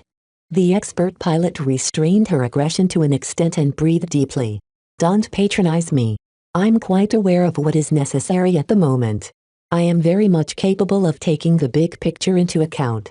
Vez doubted it, but it wouldn't be polite to mention that. Instead, he moved on. "Let's just talk. Try and find some common ground." "Command ground? Us?" Venerable Foster reacted with a skeptical voice. "There is hardly anything I want to talk about with you. I don't need to know my enemies better when they're destined to die at my hands." This loathsome Vision expert pilot made it really difficult for Vez to remain polite. He grit his teeth as he held his frustrations back. Why was he the only one of the two who tried to fulfill his diplomatic obligations? He even believed the main peace talks might encounter fewer hindrances than his attempt at maintaining a cordial conversation with Venerable Foster. "What happened to your Belisarius, by the way?" "Lost," she replied unemotionally. "It went down with the ship. Which is definitely your fault somehow." "I know it. I can smell it from your sniveling body." Vez was secretly glad that Venerable Foster no longer had access to that ridiculously strong and powerful expert mech. The Hafner Duchy pumped so much Rorschach's bone in its construction that its loss would be extremely painful to them. Even if Foster managed to return with the mission objective in hand, a loss of such an extravagantly expensive mech still marred her evaluation. "Perhaps next time you Visions will have some sense and design a more efficient mech for you. Obviously you aren't very attentive at keeping the property of the state secure." That was if Foster spoke the truth. He didn't rule out that she was lying in his face in order to misdirect the Bright Republic. Still, Venerable Foster intensified her glowering, making her displeasure at those words plain to see. "You don't need to poke into my business. By the way, where has that woman you hung out with back then? Calibust is her name, right? I'm surprised she kept you alive after using you. Ordinarily, intelligence types like her prefer to dispose of their tools once they outlive their usefulness." Vez smiled back at Foster. "Unlike a wasteful pilot like you who somehow lost a mech worth a literal fortune, not everyone is as sloppy as you. What the Hafner Duchy sees in you, I don't know." The tension between the two intensified. If the peace talks progressed this way then Vez didn't see much hope for an amiable resolution. Chapter 1041 Wildcards. The first couple of days since the start of the talks passed uneasily. Everyone involved in the beginning stages stormed out of the conference room in anger or frustration as they failed to come to a common understanding on the first items on the agenda. Sunny Castor Hills became racked by a cloud of tension and uncertainty as neither side managed to make a breakthrough on anything. Still, this was just the start. It wasn't so easy to force the Brighters and Visions to agree on anything. Just getting them to sit in the same room without drawing out their weapons was already a win in everyone's eyes. Unfortunately, some people noticed that he spent some time with Venerable Foster in the first day. Secretary Lowe dropped by his quarters just as he turned in for the night after a fruitless day where he tried to avoid Venerable Foster's odious company. The expert pilot still wanted to confront him for his alleged misdeeds against her comrades. "Secretary Lowe, what brings you here?" "I've arrived with instructions for you, Mr. Alarkinson," the diplomatic aide responded. "You have been spending time with Venerable Foster, correct?" Vez narrowed his eyes in suspicion. "I have, though not entirely willingly. Are you aware that we once stood opposite to each other on the battlefield?" "That is quite clear to both the senator and myself. While we are aware that you do not enjoy the best relations with the Vision expert pilot, it is better to keep talking with her than doing nothing. In fact, Senator Tovar expressly instructed me to tell you that while you don't need to become friends with her, it would be beneficial if you managed to remain on speaking terms with her. You do know that she hates my guts, right? Enemies don't have to set aside their difference to be on speaking terms, you know." Secretary Lowe replied in an airy tone. "The art of diplomacy also encompasses methods to smile at your enemy even if you wish for their demise. If you can't tell, I'm not versed in those methods. I'm a mech designer first and foremost. Give me a mech and I can tear it down and point out all of its weaknesses." Lowe shook his head. "You will not be able to demonstrate your technical prowess during the peace talks. Professor Ventag is already responsible for matters concerning mech. We have already explained our expectations for you. Make nice with the Visions. If you can't manage that, just keep talking to them. The Visions are very stubborn and predisposed against us. However, they've been invited by Prince Colchester to take part in the talks because they are more open-minded than many other Visions." Vez smiled sardonically at that remark. "I can hardly tell, considering how abundantly clear Venerable Foster makes her dislike for me known to all. Just like you, she is not a diplomat. None of us holds her to a higher standard in that regard. It is not that beneficial to have a delegation be made up of political and diplomatic animals. Sometimes bringing along a blunt object such as Venerable Foster can deliver the prince a pleasant surprise. She's a wild card, just like you." There is no attaché in our delegation that is more fitting than you to interact with her. Your shared history with her might even prove to be an advantage. In other words, both delegations wanted to play their respective wild cards against each other and see what resulted from the ensuing confrontation. If a fight broke out, well, at least they tried. But the hope of making a breakthrough and coming to some sort of accord, however fragile and tenuous it may be, gave both sides ample enough reason to encourage Vez and Foster to continue their interaction. "How are the peace talks going?" Vez asked, wishing to divert to another topic rather than continue to hammer on the previous point. He had already resigned himself to meeting Venerable Foster once again. "I heard that they're not getting off to a good start." Lo shook his head in regret. It is not an entirely unexpected outcome. Both sides need an outlet to vent their grievances. How can any gathering between Broiders and Visions proceed without issue? Harsh feelings and clashing egos may be posing a hindrance right now, but the most surprising results may be achieved from heated moments. We are unlike soulless bots who can come to a consensus in a matter of nanoseconds, but our irrationality is also our greatest hope of temporarily reconciling two diametrically opposed states. Vez found that to be an interesting perspective. It made sense to him in a strange fashion, though it was easier said than done to achieve the impossible. It felt too much like the delegates just threw random stuff at a wall to see what stuck. "I will try my best," he promised in a perfunctory manner, even if he did not hold out much hope for a breakthrough. "I don't think Venerable Foster is eager for small talk with me, though. You don't need to be concerned that she will refuse to talk. If our expectations are correct, she will be receiving similar instructions to yours. Prince Colchester wants to establish peace just as much as Senator Tovar. It would have been great if they could gather in the same room and hash out an agreement in a single afternoon. Both leaders and statesmen shared the same goal, after all. Yet this kind of backroom deal would never be accepted by the Bright Republic and the Vija Kingdom. They at least needed the illusion that their interests had been taken into account when forging the deal. This was why both sides brought an extensive collection of attachés. While establishing ties between the two sides was all fine and dandy, their main purpose in taking part was to bring any agreed-upon peace treaty back to their states and convince everyone to abide by the terms. Someone respected like Venerable Foster would be able to display her true value then. Her identity as a young and rising expert pilot gave her a lot of clout, even if she seemed a little too impulsive to make deft use of it at the moment. After Secretary Lowe passed on the messages that Vez needed to hear, he departed the quarters. Vez idly stared at a wall in contemplation. How could he possibly stay on speaking terms with Venerable Foster? He doubted that all of the advice provided by Lord Javier applied in this case. Even if she's a baroness, she's no typical stuck-up Vision noble. Her bearing made it abundantly clear that she considered herself as a soldier of the Mech Legion first. Well, I'll see what happens tomorrow. As Vez went to bed, he began to think back on his current design project. Even though a couple of days had passed, he still hadn't managed to overcome the most pressing issue concerning his vision for his next creation. Not every mech concept was viable. Some mech designers commonly came up with several ideas and picked the most practical and profitable of them out of a selection of choices. Should he give up his intention to design a defensive space knight and put the idea aside in favor of another idea? I'm not under any obligation to insist on designing a space knight. Every burden is brought about by myself. Only I'm to blame for becoming stuck with this problem. Attempting to design a mech that recreated some of Kalanx's majesty got his passion fired up like nothing else, but practicality continued to stand in his way. Vez felt an enormous amount of frustration at this impassable hindrance.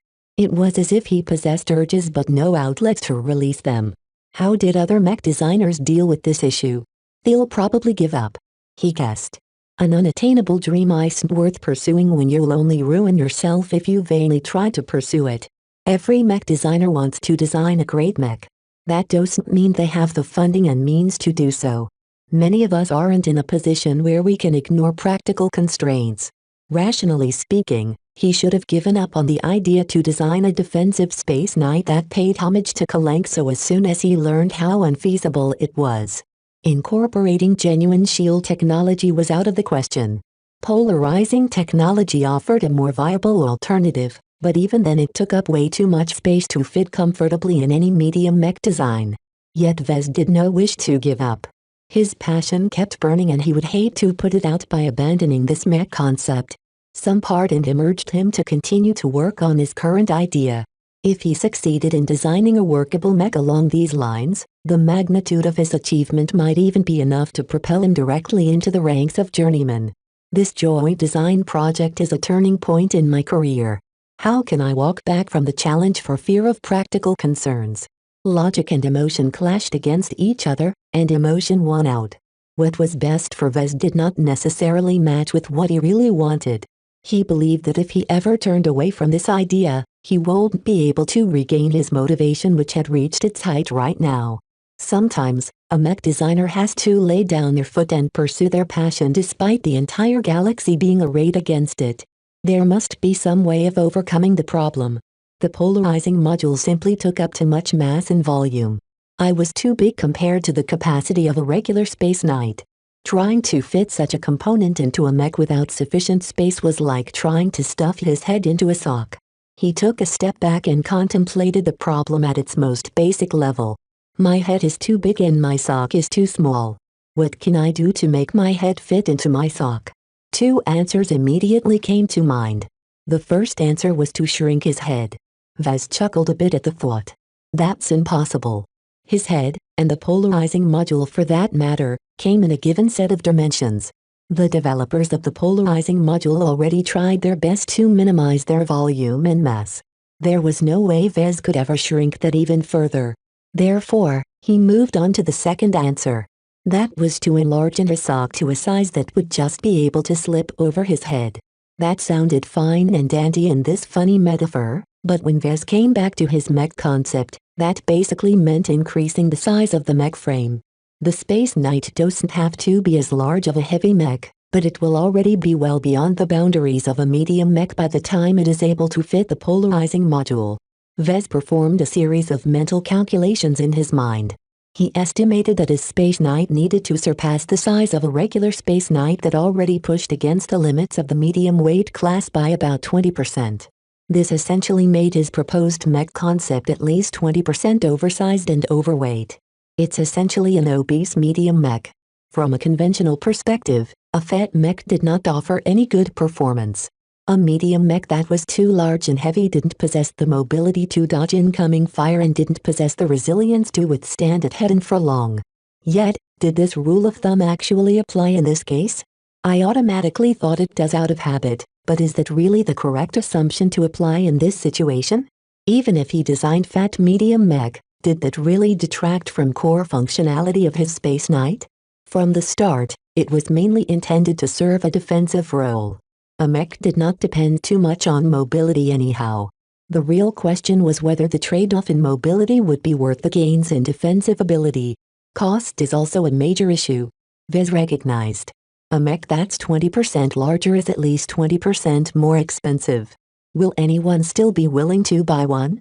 I have to offer a compelling reason for people to buy my mech. What can my mech do that most defensive knights can't do as well? Chapter 1042 Narrow use cases. A week went by as the peace talks made glacial progress. The cultural differences as well as the acrimonious dislike for each other prevented the Briders and Visions from getting along. Both of them knew that they needed to forge some sort of bond at Kester Hills, but it was easier said than done to make friends with your worst enemies. The tense, silencer-prone meetings that Vez held with Venerable Foster went no better. While Vez was rational enough to acknowledge his dislike for the Visions but set it aside, Venerable Foster was remarkably stubborn in her animosity towards Briders. It didn't help that she disliked Vez in particular for his involvement in the Ian Corona mission. She held grievances. A lot of grievances. From her scattered remarks, Vez inferred that just like the flagrant vandals, the Hostland warriors and the meandering monkeys suffered huge losses in their landbound and spaceborne ranks. The abrupt shutdown of the Starlight Megalodon's FTL drives, Sigrun's unshackling and the mobbing of all the errant Sandmen motherships stranded in the star system all caught the Visions off guard. If the Vandals already lost a huge amount of mech and ships, then how could the Visions be any different? While Vez conceded that he might be partially responsible for the losses incurred by the Vandals and Vishans, it was a hectic and confusing time back then. He couldn't have achieved a better outcome unless he knew about Sigrun's threat beforehand, which he didn't. The hybrid Sandman AI fooled everyone who took the bait, and now this rampant entity was loose in the galaxy. Sigrun should have earned Venerable Foster's ire, but her lack of awareness about him led her to turn her attention to Vez instead. He couldn't say he enjoyed the attention even if it let him remain within her company. On her end, Venerable Foster likely couldn't get used to how Vez easily ignored her force of will and presence. She wasn't the first expert pilot he met and won't be the last. His time with the Larkin Sons already disabused him of his hero worship for expert pilots, and her considerable spiritual pressure only splashed uselessly against his concentrated mind. It became evident that Venerable Foster became increasingly puzzled by how inscrutable Vez behaved in her presence. She had never met a young mech designer who resisted her presence so nonchalantly. Half of the time, Vez allocated his thoughts to something other than the current gridlock. He constantly refined the vision of his space knight in his mind. He considered several different possibilities, but he couldn't get away from designing a super-medium mech if he wanted to fit in a bulky and heavy polarizing module.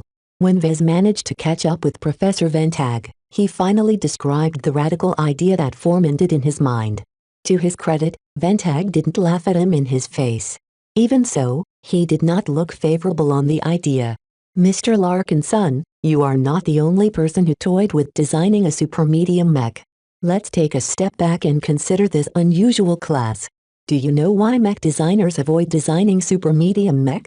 Vez nodded and gave the standard answer. Mech that exceed the medium weight class but don't match the heavyweight class are too weak, are more to withstand an extended bombardment and don't have enough mobility to dodge it either.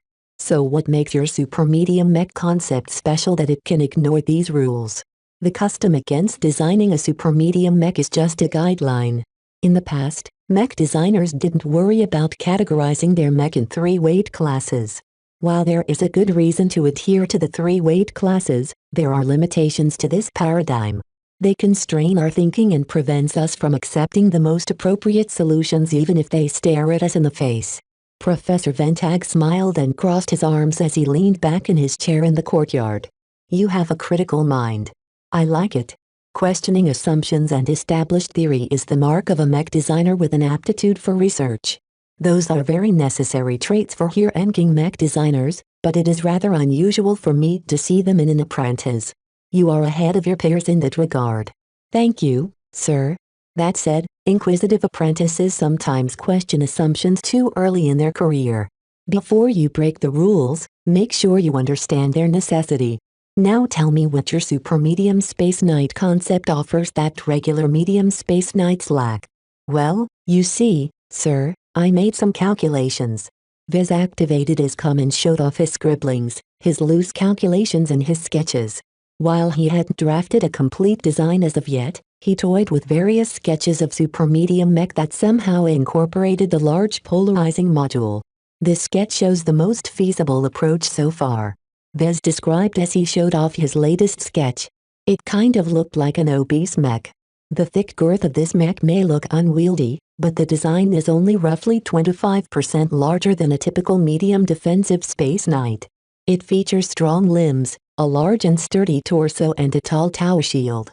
What is the use of such a mech? It's purely allocated for defense. In exchange for giving up the ability to move fast in space, it offers much higher defense. While its mobility is severely constrained compared to regular medium space knights, some outfits never make full use of the mobility of this mech type anyway. Think about security companies or mercenary corps that are contracted to escort trade convoys. When pirates attempt to raid the convoy despite the presence of guards, possessing a super medium mech that can take a substantially greater beating than regular space knights will help shield the vulnerable trade ships from collateral damage. I don't hear anything that a cheaper, more normal-sized medium space knight can do as well. You will have to offer more in order to convince the market and I of the merits of your concept, Mr. Larkinson. It's more cost-effective. Vez pushed another angle.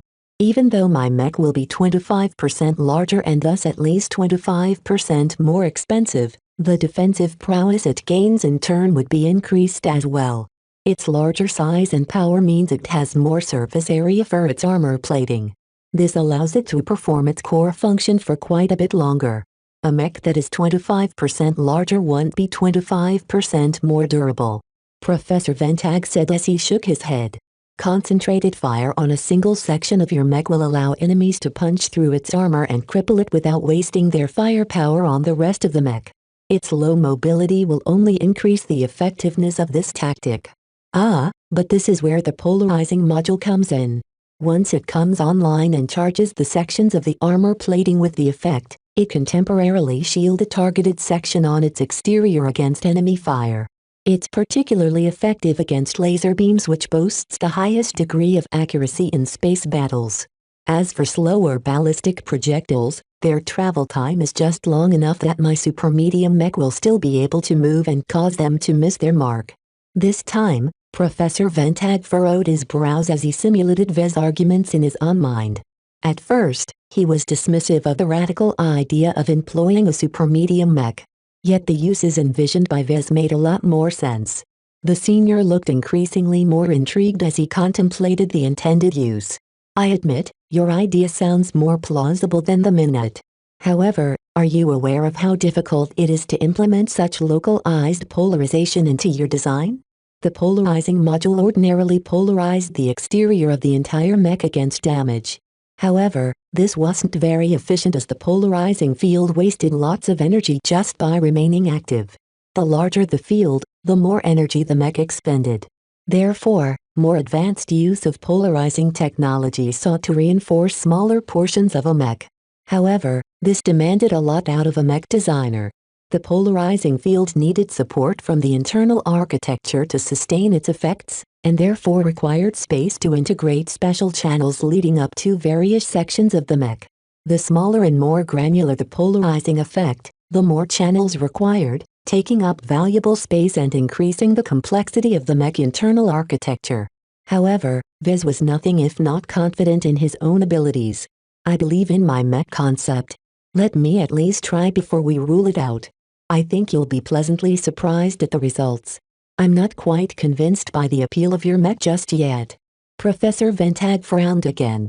The polarizing module itself expends a lot of energy. Even if you are able to add more energy cells into your enlarged design, I can't see your mech sustaining the effect more than 10 minutes. Is that truly sufficient to be worth purchasing? Vez nodded gravely. My Space Knight won't earn any endurance awards. Most battles don't last that long, I think. In most cases, the armor of a Space Knight will get worn away long before their energy cells are drained. Also, think of it this way. The mech pilot of my Space Knight isn't just limited to polarizing its armor reactively against precision fire. It can also spread the effect over its shield or its armor and absorb enemy fire without sustaining material damage. Why does that matter? It's more cost-effective in shorter engagements. Any battle that Space Knights are involved in results in material damage to their shields or exterior armor plating at the very least. It not only takes money to replace or repair the armor plating, it also consumes a decent amount of manpower and time to do so. Think of treasure hunting fleets venturing out in the frontier. When pirates learn of their whereabouts, they'll trickle in and harass the treasure hunters frequently in order to wear them out.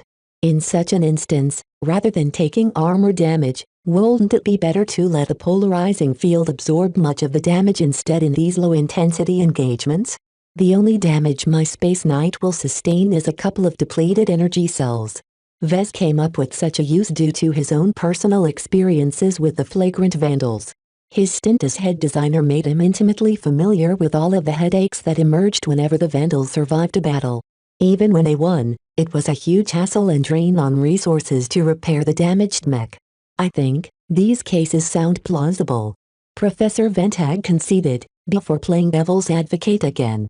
Still, these scenarios are very narrow and specific. A normal Space Knight may not offer any advantages in those specific scenarios, but it offers a lot better performance outside them. Your Space Knight is very inflexible. Its lack of versatility in other types of engagements will heavily impact its appeal. That's a trade-off that I'm willing to take. Vez smiled. He made peace with this consequence. Frankly, I don't believe the demand for my super medium Space Knight will be so low. How many convoys are there these days? How many Space Knights are anchored to space stations and other fixed facilities in space? This is a substantial niche market in my eyes. I don't think there are many mech at all that fills this niche as well as my super medium Space Knight.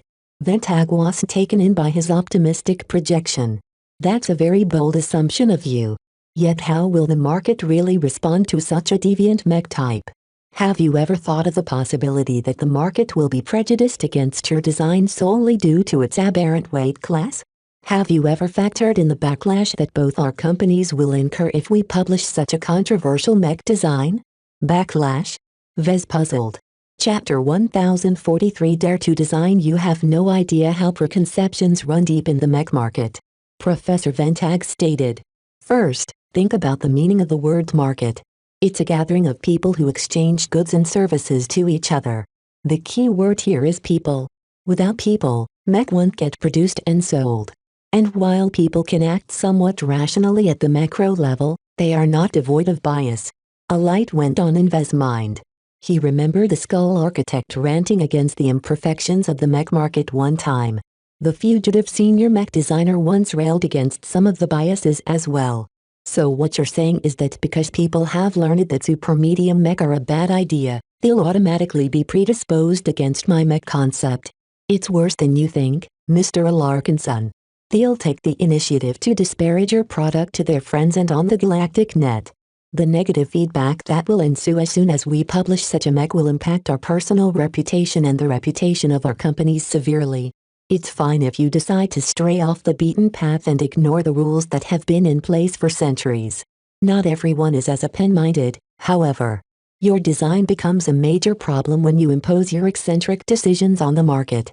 As much as he hated it, Vez knew that Professor Ventag might be right about the mech market's intolerance for his deviant design. Yet, did that discourage him from pushing through with the concept he came up with? No. This the only practical way to implement his vision for a mech that emulated Kalanx's defensive prowess to a degree. He felt passionate and motivated in making this vision come to life, to the point where he suspected that he might even be able to advance to journeyman on the spot as soon as he completed the design. He only felt so good about his mech designs a couple of times. Such a feeling of hope and certainty was hard to come by, and Vez knew he wouldn't be nearly as passionate if he was forced to discard his current vision and start over from scratch. He was emotionally invested in the vision he came up with. Although provoking a backlash sounded rather bad to Vez, he was still young and he could afford to make some blunders early in his career. Yet it wasn't entirely different when it came to someone older and more established such as Professor Ventag and Nora Consolidated. His company spent decades building up its brand as a trusted indicator for quality mech. If Nora became tied to his controversial mech design, it would incur much greater reputational damage, to the tune of missing billions of credits in monthly sales perhaps. Do you recognize my dilemma? Professor Ventag asked with a smile. There is a large risk in becoming involved in such a controversial mech design. In my eyes, the costs outweigh the benefits. From a marketing standpoint, it does not make any sense to incur a substantial backlash and depress the sales of my other products in order to introduce a risky new concept to the market with uncertain sales potential. So you disapprove? I do. My company will not want to be involved in your radical mech design. The damage to our reputation is simply too severe. Vez hunched over in defeat. Those were very compelling reasons why they shouldn't design a super medium mech. Would he really have to discard this groundbreaking mech concept? Perhaps he could still save this idea for later and develop it on his own rather than involve a senior. Half a minute later, the professor smiled at Vez. However, are you really so resigned to let our companies and the market dictate which mech we ought to design? Professor? Vez asked with a puzzled tone. I can tell you believe in your mech concept. The logic behind it isn't bad either. So from a technical and design standpoint, your current ideas have merit. This will ensure at least some sober mech buyers will see the appeal in the product. If we hold some high-liturgy-aided marketing campaigns, we might be able to break even at the very least. Even so, breaking even will not undo our other losses. Vez recognized. If the market reacts as I predict, you may be right. Yet your thinking is too narrow. Our gains and losses aren't confined to reputation and finances. The professor leaned back in his chair as he let Vez work out the meaning behind his hint. Half a minute passed as Vez parsed the greater meaning. Are you saying there may be other benefits? I am. First, let us consider your personal benefits. What price are you willing to pay to advance to journeyman? Many mech designers never catch the impetus that is required to make the jump. They are too timid and not confident enough in their design philosophy to proceed with designing the mech that conform to their beliefs. They are too concerned about practical constraints and the reaction from the market to take a bold step forward. In your case, I have a very good feeling about your progress if you proceed with this vision of yours. Vez nodded. I feel so as well. That alone makes this project worthwhile for you. Sometimes, a mech design doesn't have to make sense to benefit you. Companies rise and fall all the time. In the worst case, your company might go bankrupt. Is that so awful? As long as you successfully advance to journeyman immediately or shortly after publishing the design, you can enter the mech industry again from a much higher vantage point. There are always investors willing to provide seed money to get a journeyman back in business. While Vez did not wish for the LMC to flounder, Ventag was right that it wouldn't be impossible to start anew. The damage to people's livelihoods would be very large, though. He would also suffer other repercussions. He wanted to avoid such a destructive outcome, if only to keep his power base on his home planet secure. What about you, Professor? Will you be able to benefit personally as well? I have some ideas. You've inspired me, Mr. Alarkinson. The professor smiled amiably. Are you aware of my specialty? It took a short time for Vez to remind himself of that fact. You're specialized in damage control. Your mech have a greater capacity for withstanding damage. Nora Consolidated's mech catalog featured products that possessed a higher average of redundancy and compartmentalization than its direct competitors. Even without the use of thicker armor or more expensive materials, their mech were always able to survive one or two more hits while other mech would have collapsed already. My specialty does not specifically favor any particular mech type.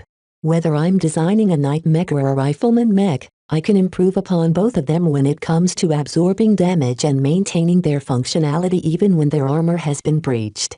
However, the most significant aspect of my specialty is that the more room I have to work with, the more I can express my advantages. Vez lit up at that. Basically, Professor Ventag's strong point was designing an exquisite internal architecture for a mech. There wouldn't be much for him to tweak when it came to lean and narrow light mech. Yet larger mech offered much greater internal volume. This amplified the possibilities at Ventag's disposal. While a heavy mech would be ideal for him to showcase his talents, a super medium mech still offered distinct advantages compared to regular medium mech. It wasn't much of a detriment for Professor Ventag to work on a super medium mech design.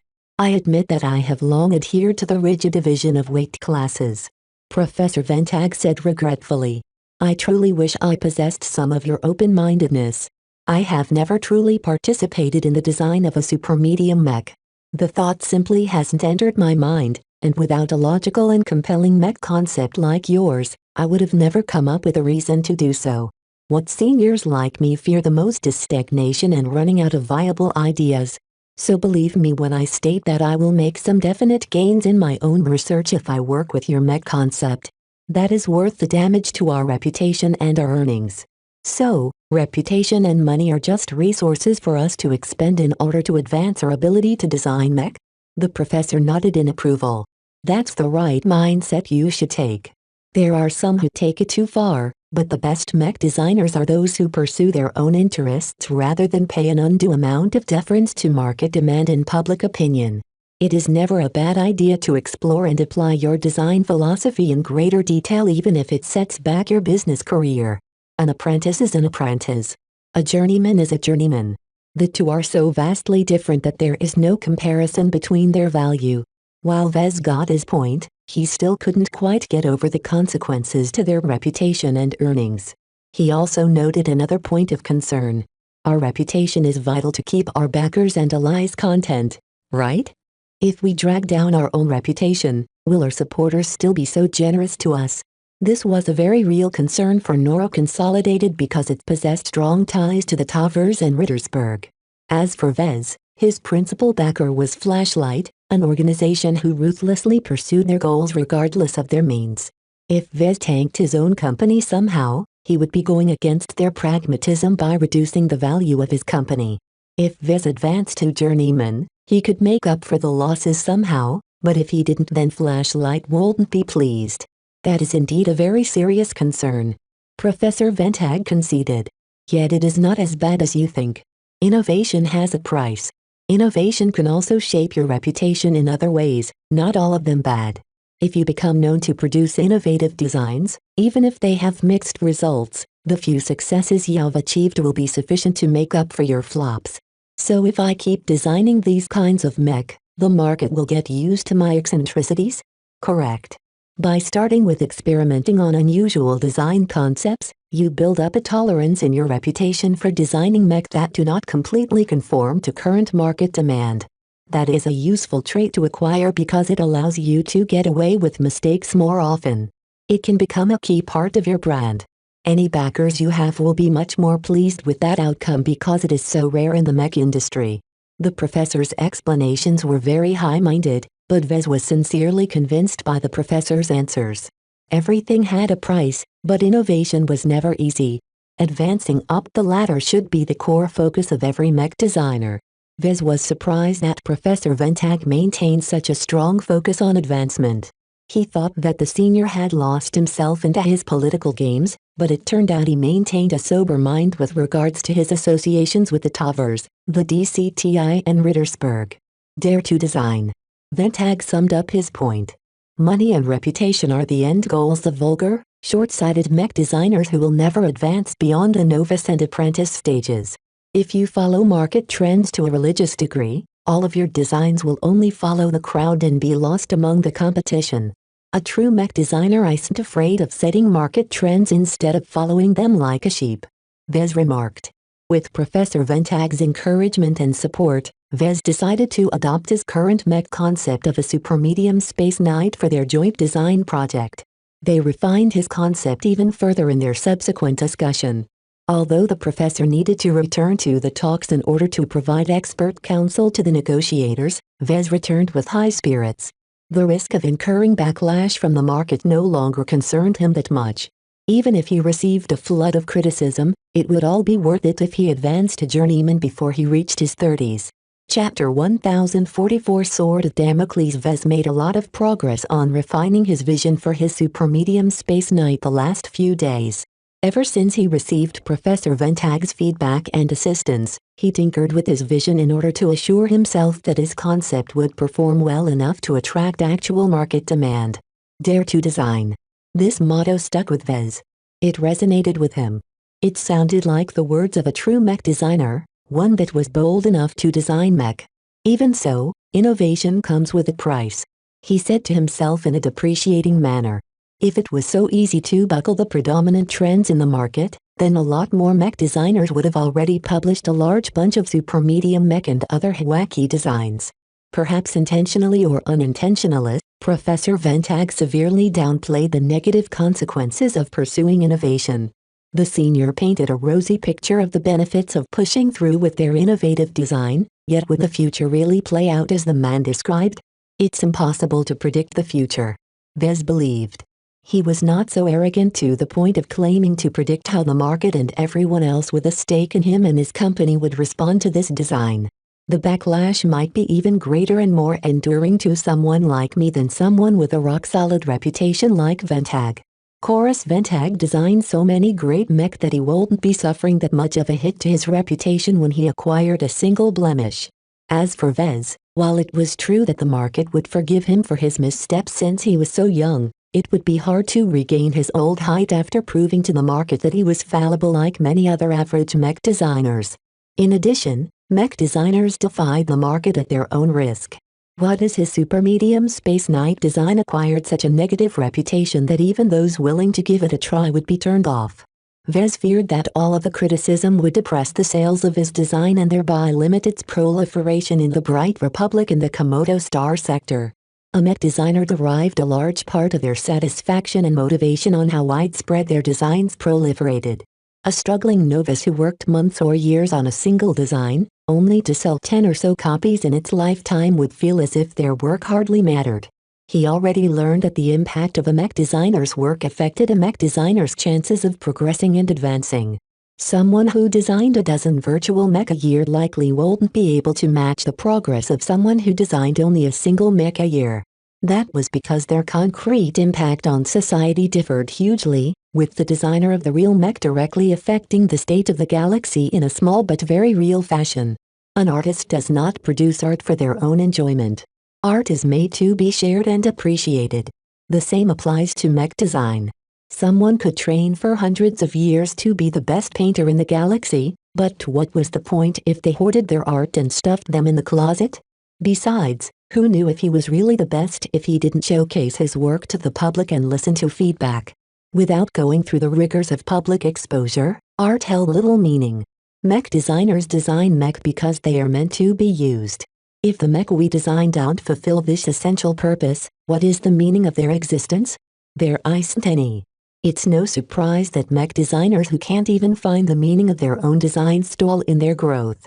Naturally, the presence and absence of spirituality played a role as well, but even so, if the joint design project sold less than 100 copies in its lifetime, it wasn't a worthwhile mech design to Vez and Professor Ventag. He was aware that many mech designers would be happy at selling more than a dozen copies of their mech. Not Vez. Not anymore. The sales figures of my Blackbeak and Crystal Lore designs are much higher than that. There should be no good reason for me to regress to the level of a struggling novice. No. Vez wanted to move forward and close the chapter of his life as an apprentice. However, in order to advance to journeyman, his mech design needed to possess sufficient appeal that it attracted a sufficient amount of sales even under a storm of criticism. The stakes of the joint design project was already high. By deciding on designing a super medium Space Knight, Vez made the risky gamble even riskier by making a leveraged bet. If he won this bet and achieved success despite the inevitable backlash he incurred, then all of the pain would have been worth it as he rode a high tide of innovation to journeyman and beyond. On the other hand, if he lost this bet, he not only wasted a priceless opportunity to collaborate with a senior mech designer, he also risked tanking his company and set back his business aspirations.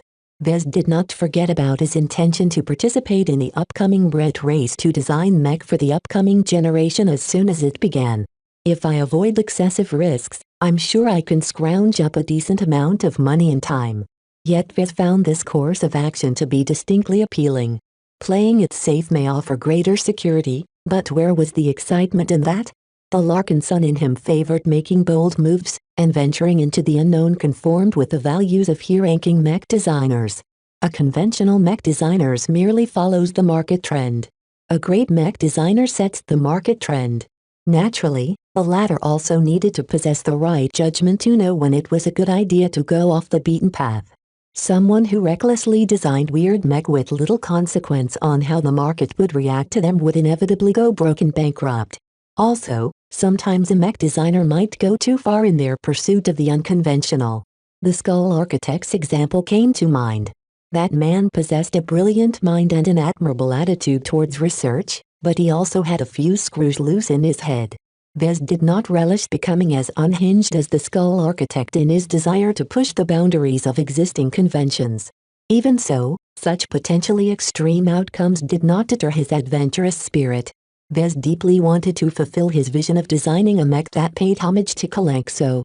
The high stakes involved with this course of action only piled up the pressure on him, making him more serious yet more passionate than ever before. This is my most significant mech design to date. As long as everything goes right, even the Blackbeak and the Critical Crystal Lord pales in comparison to the impact of this joint design project. As he continued to work over his vision in his mind during the following days, his good mood stood in stark contrast to the depression that enveloped Kester Hills. The negotiations hadn't gone well at all. No progress had been made at all. In fact, the relations between the Tovar Peace Delegation and the Colchester Peace Delegation even regressed into an even greater degree of mutual dislike. I've been a bit distracted lately, so I haven't been following the negotiations. Vez said to Secretary Lowe when the diplomatic assistant made his regular visits. Why is everyone staring daggers at each other? Lowe sighed. It's a complicated issue. Since you've recently been stationed on Bentham, surely you must be aware of how the Visions pushed into the Bright Republic with the express aim of taking the fight directly into our port system. This is a risky strategy that they've pursued in this edition of the war. The Visions already paid a heavy price to push in so deep, and the invasion forces are constantly at risk of getting cut off. However, the threat of attacking the Bentham system is in itself a potent tool in the negotiations. Like brandishing a sword of Damocles over our heads, the Visions aren't shy about alluding to severe devastation and ruin on the Bright Republic's most important economic center should they fail to get what they want out of the negotiations. Now he could see why relations dipped below freezing point. Vez knew that the fear of such a direct invasion was real among Briters. How did our side respond?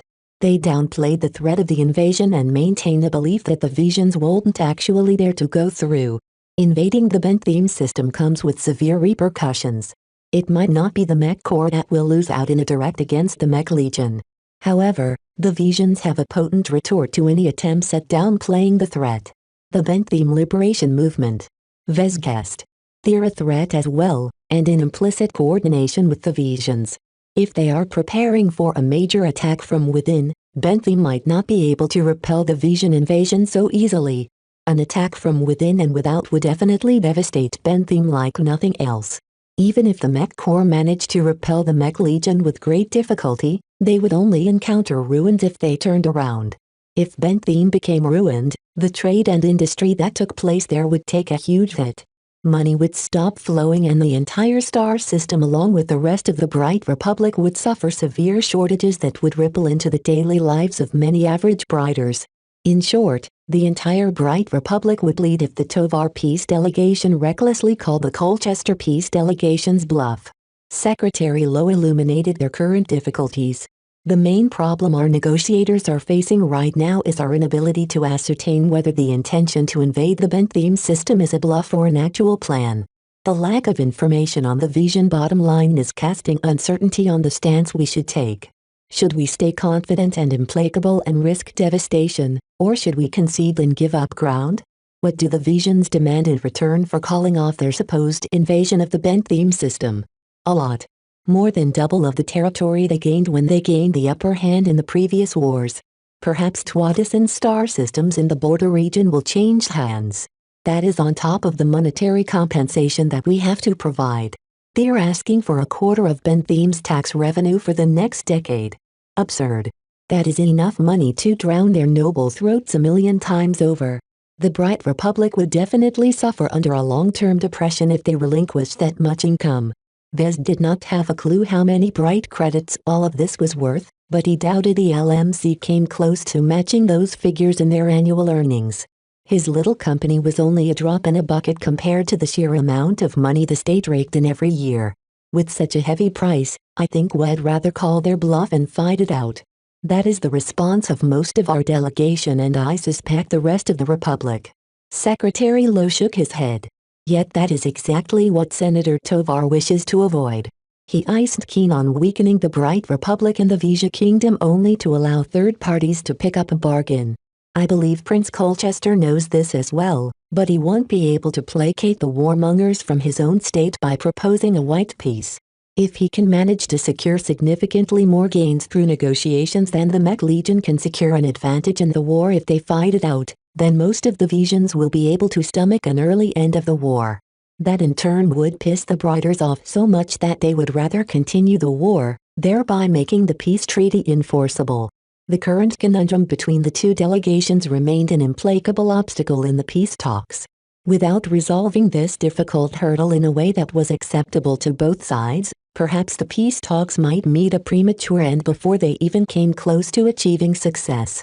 Chapter 1045 Intractable. The sword of Damocles the Visions dangled over Bentham threw the entire peace talks into a very precarious phase. As long as no one could manage to find a way to resolve the deadlock acceptable to both parties, they could forget about making other agreements. A small mech designer like Vez could offer no input at all in such a high-stakes game of chicken. Right now, Vez somewhat felt that the current standoff tested each other's patience. The side who conceded first lost out or something like that. Discussions still went on as each side tested the limits of the other. They frequently descended into over-exaggerated shouting matches. Vez barely noticed the deteriorating situation in Kester Hills. His head was up in the clouds as his inspiration ran amok in his mind. He continued to sketch the vision of his mech, refining its overall shape and picking and choosing what attributes he wanted to emphasize. In a break from his previous methods, he met up with Professor Ventag every evening once the talks for the day ended. Vez shared his current thoughts and difficulties, and Ventag offered various hints or solutions, some of which were so difficult or advanced that only a senior could realize these design aspects. All of these improvements and additions elevated the design in his mind to a higher standard. To be honest, the technical planning involved already went beyond the reach of an apprentice. It's not completely my design anymore.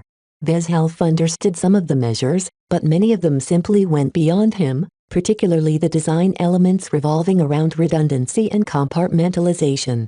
The drafts that Professor Ventag casually sketched in a projection sometimes made the younger mech designer's eyes turn dizzy.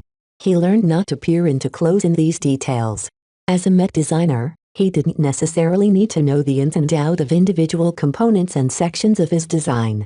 From a pure design ideology, they merely needed to fit the pieces of the puzzle together in the most optimal and synergistic combination. Even if it's not completely my design anymore, as long as I maintain overall control of the direction of the design, it's still my work. The assistance provided by Professor Ventag was only supplementary to his design process.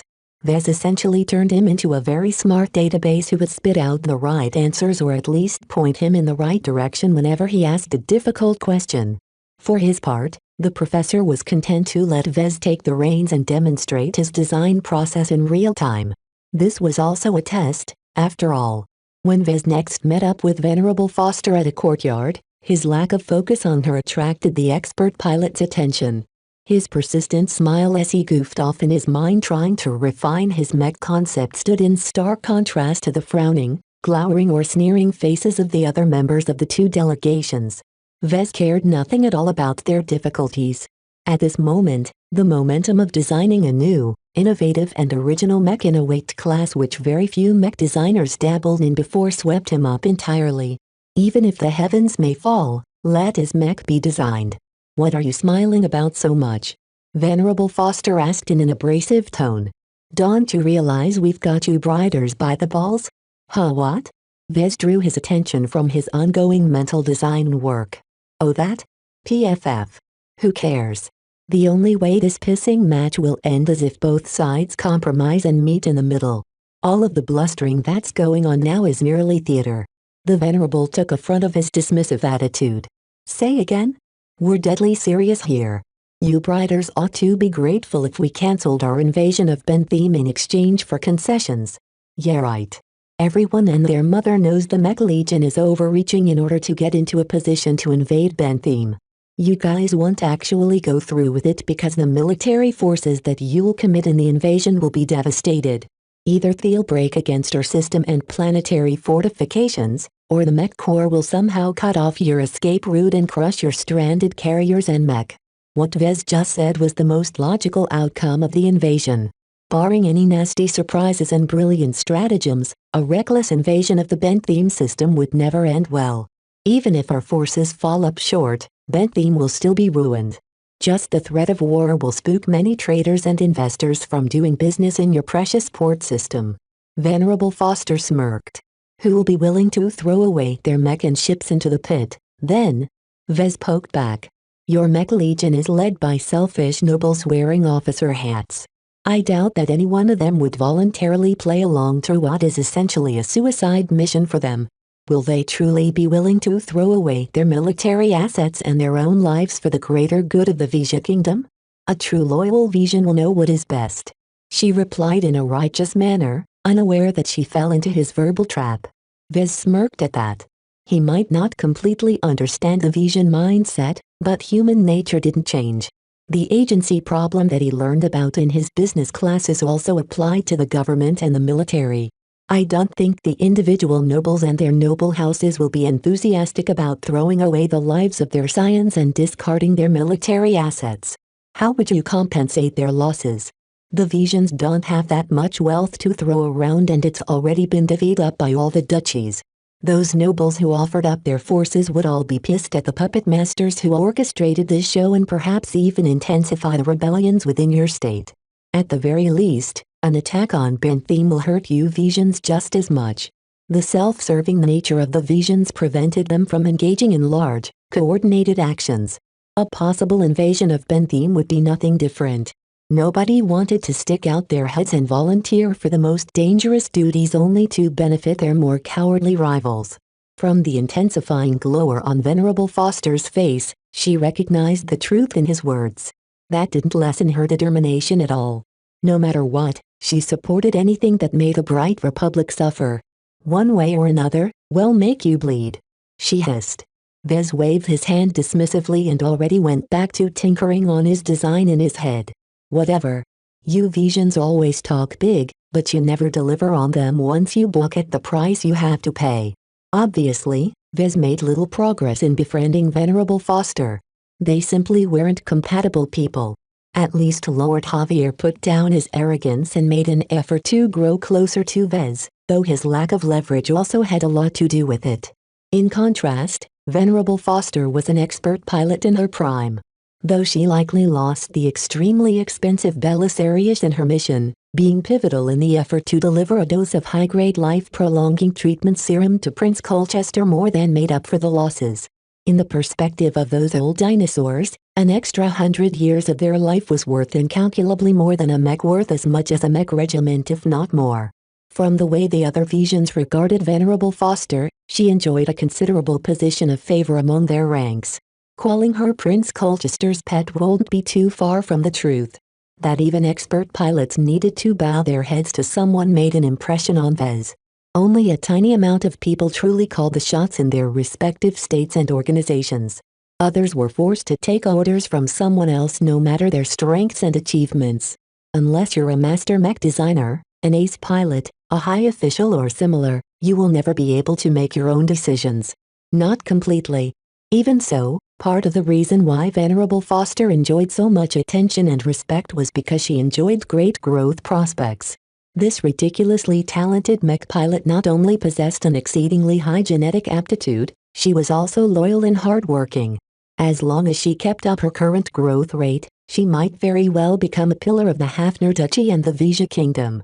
Vez still found her presence at the peace talks to be wholly out of place. He understood why Prince Colchester needed her support in gaining traction for a possible peace treaty, but she did not even try to play along with the rules of the game. Why is she here, really? He drew his head from the clouds long enough to realize that the worsening moods between the delegates was detrimental to the goal of the peace talks. Why couldn't both sides recognize that all of this posturing was useless? Vez felt something in the air. This standoff was building up to something. To what exactly, he couldn't figure out. He wasn't conceited enough to try and predict what Senator Tovar and Prince Colchester had in store for the stalled negotiations. Those two are absolutely not simple. They won't let this deadlock continue. At some point, he received an invitation to attend an informal dinner with Colonel Zelvin and a couple of military attaches. Vez frowned at the message on his comm. What does the colonel want with me? He attended the dinner that night at one of the largely empty restaurants of Kester Hills. The original chefs did a great job turning freshly imported ingredients into wonderful dishes. During the occasion, Colonel Zelvin grilled Vez on his impression of Venerable Foster. Do you believe she is a supporter of Prince Colchester? That was a difficult question for Vez to answer. I think she's in his camp, but she doesn't care too much about politics. I think she's only aligned with Prince Colchester due to special circumstances. She's prower, but she cares too much about the kingdom to let that get in the way of recognizing Prince Colchester's attempt to save them from a greater calamity. The colonel's whirled his glass of wine as he contemplated Vez's response. I'm told she is rather direct as well, is that correct? She's no diplomat. That's for certain. It's not an act either, Vez stated confidently. However, she's also intractable for that reason. Colonel Zelvin looked disappointed. You must work harder to break the ice with her. I'm sure you're aware of our current difficulties. We need every avenue at our disposal if we wish to break the ongoing deadlock in the negotiations. If Zelvin went as far as pushing Vez to achieve some sort of breakthrough in his attempts to get Venerable Foster to act cordially to him, then the situation was truly dire for the Tovar Peace delegation. Are we about to give in, sir? I can't comment on that, least of all here, Mr. Alarkinson. The colonel said mildly. Besides this, I also want to give you a warning. Don't wander off in or around Kester Hills. Something untoward might happen if you don't pay attention to your own safety. Vez narrowed his eyes. What did that mean? The honored ones made sure that no one would attack the peace delegations. Who could possibly be so stupid to launch an attack on individual members? He nodded regardless. I'll be a bit more prudent in where I go. I haven't been wandering off very much in the first place. With hope, we will come to a satisfactory accord with the Visions. We are not fooled by their inflated ambitions. Everyone else agreed with that standpoint, though Vez wasn't sure if anyone truly believed it. The Vision Sabaretlings spooked many Briders, particularly the businessmen with lots of assets in Bentheme. Will the Tovar Peace delegation still be able to maintain a united front against the Vision threats? Chapter 1046 Unglamorous role. When Vez next met up with Venerable Foster at their usual courtyard, an attendant poured some tea for the both of them before drawing back to the sides. Why are you still agreeing to meet with me? Vez asked. His patience was wearing thin after several more fruitless days of trying to get Venerable Foster to open up. You obviously don't enjoy my presence. The expert pilot huffed and raised her chin at him. It has never been about befriending you. I am performing my duty here. And what exactly is your duty? Because it doesn't seem like you are trying to act cordially to me at all. Do you even care about the peace talks? You're dangerous, Mr. Alarkinson. Venerable Foster's burning eyes bore into his own. Her force of will pressed on his mind like a tsunami washing against a seawall. Ever since I first met you at the ship, I knew there was something more about you. The events that took place there and your seemingly effortless escape makes me wonder if your current persona is a facade. Vez smiled ruefully at her. I'm a mech designer. You say that like it's a talisman that absolves you of all suspicion. No. You're more than that. I can feel it. There is a certain vibe about you that raises my hackles. Until I can expose you for who you really are, you'll remain within my sight. I won't allow you to wander off in order to manipulate my fellow Visions with your duplicitous arguments. What was her problem? Vez sighed in an exasperated manner and crossed his arms. Even if he partially agreed with her assessment, he was not some devious mastermind who meant any ill during the peace talks. He knew better than to pull off some shenanigans in such a sensitive time and place. No matter what you think of me, we are both part of our respective peace delegations. We're here in an attempt to make peace. Why can't you set aside our differences and focus on what we share in common instead? Anyone who befriends a devious twa-faced man like you will regret it. Venerable Foster declared with no uncertainty. How could Vez ever worm his way into her shell when she was as prickly as a hedgehog? Her ostensible aim of keeping an eye on him lest he charmed her fellow Visions sounded ridiculous. Surprisingly, Foster asked a question of her own. One which did not include some sort of insult or accusation. I heard you are working on a design. I've noticed that you've been distracted lately as well. What are you working on that commands so much of your attention? Where she heard that, Vez didn't know, but it signified that the Visions hadn't stopped in their endeavors to gather intelligence. Nonetheless, he was glad to take advantage of the opening Foster afforded him. Talking about Mech was a lot better than trading snide remarks. Even so, Vez felt reluctant to reveal the details of his upcoming design. It was so sensitive and controversial that leaking it prematurely might lead to all kinds of negative outcomes. The Visions would certainly make use of the information and turn it against him in order to sabotage his rise. I'm working on a Space Knight design, he said, sparing little details other than the mech type in question. It's going to have a number of quirks, but it will essentially be a simple Space Knight at its core. A Space Knight, huh? She wondered.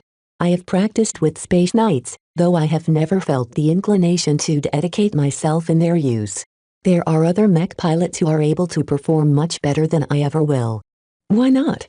Aren't you good at anything with your amazing talent and genetic aptitude? Or is it more about adopting the correct mindset? The latter made Venerable Foster surprised.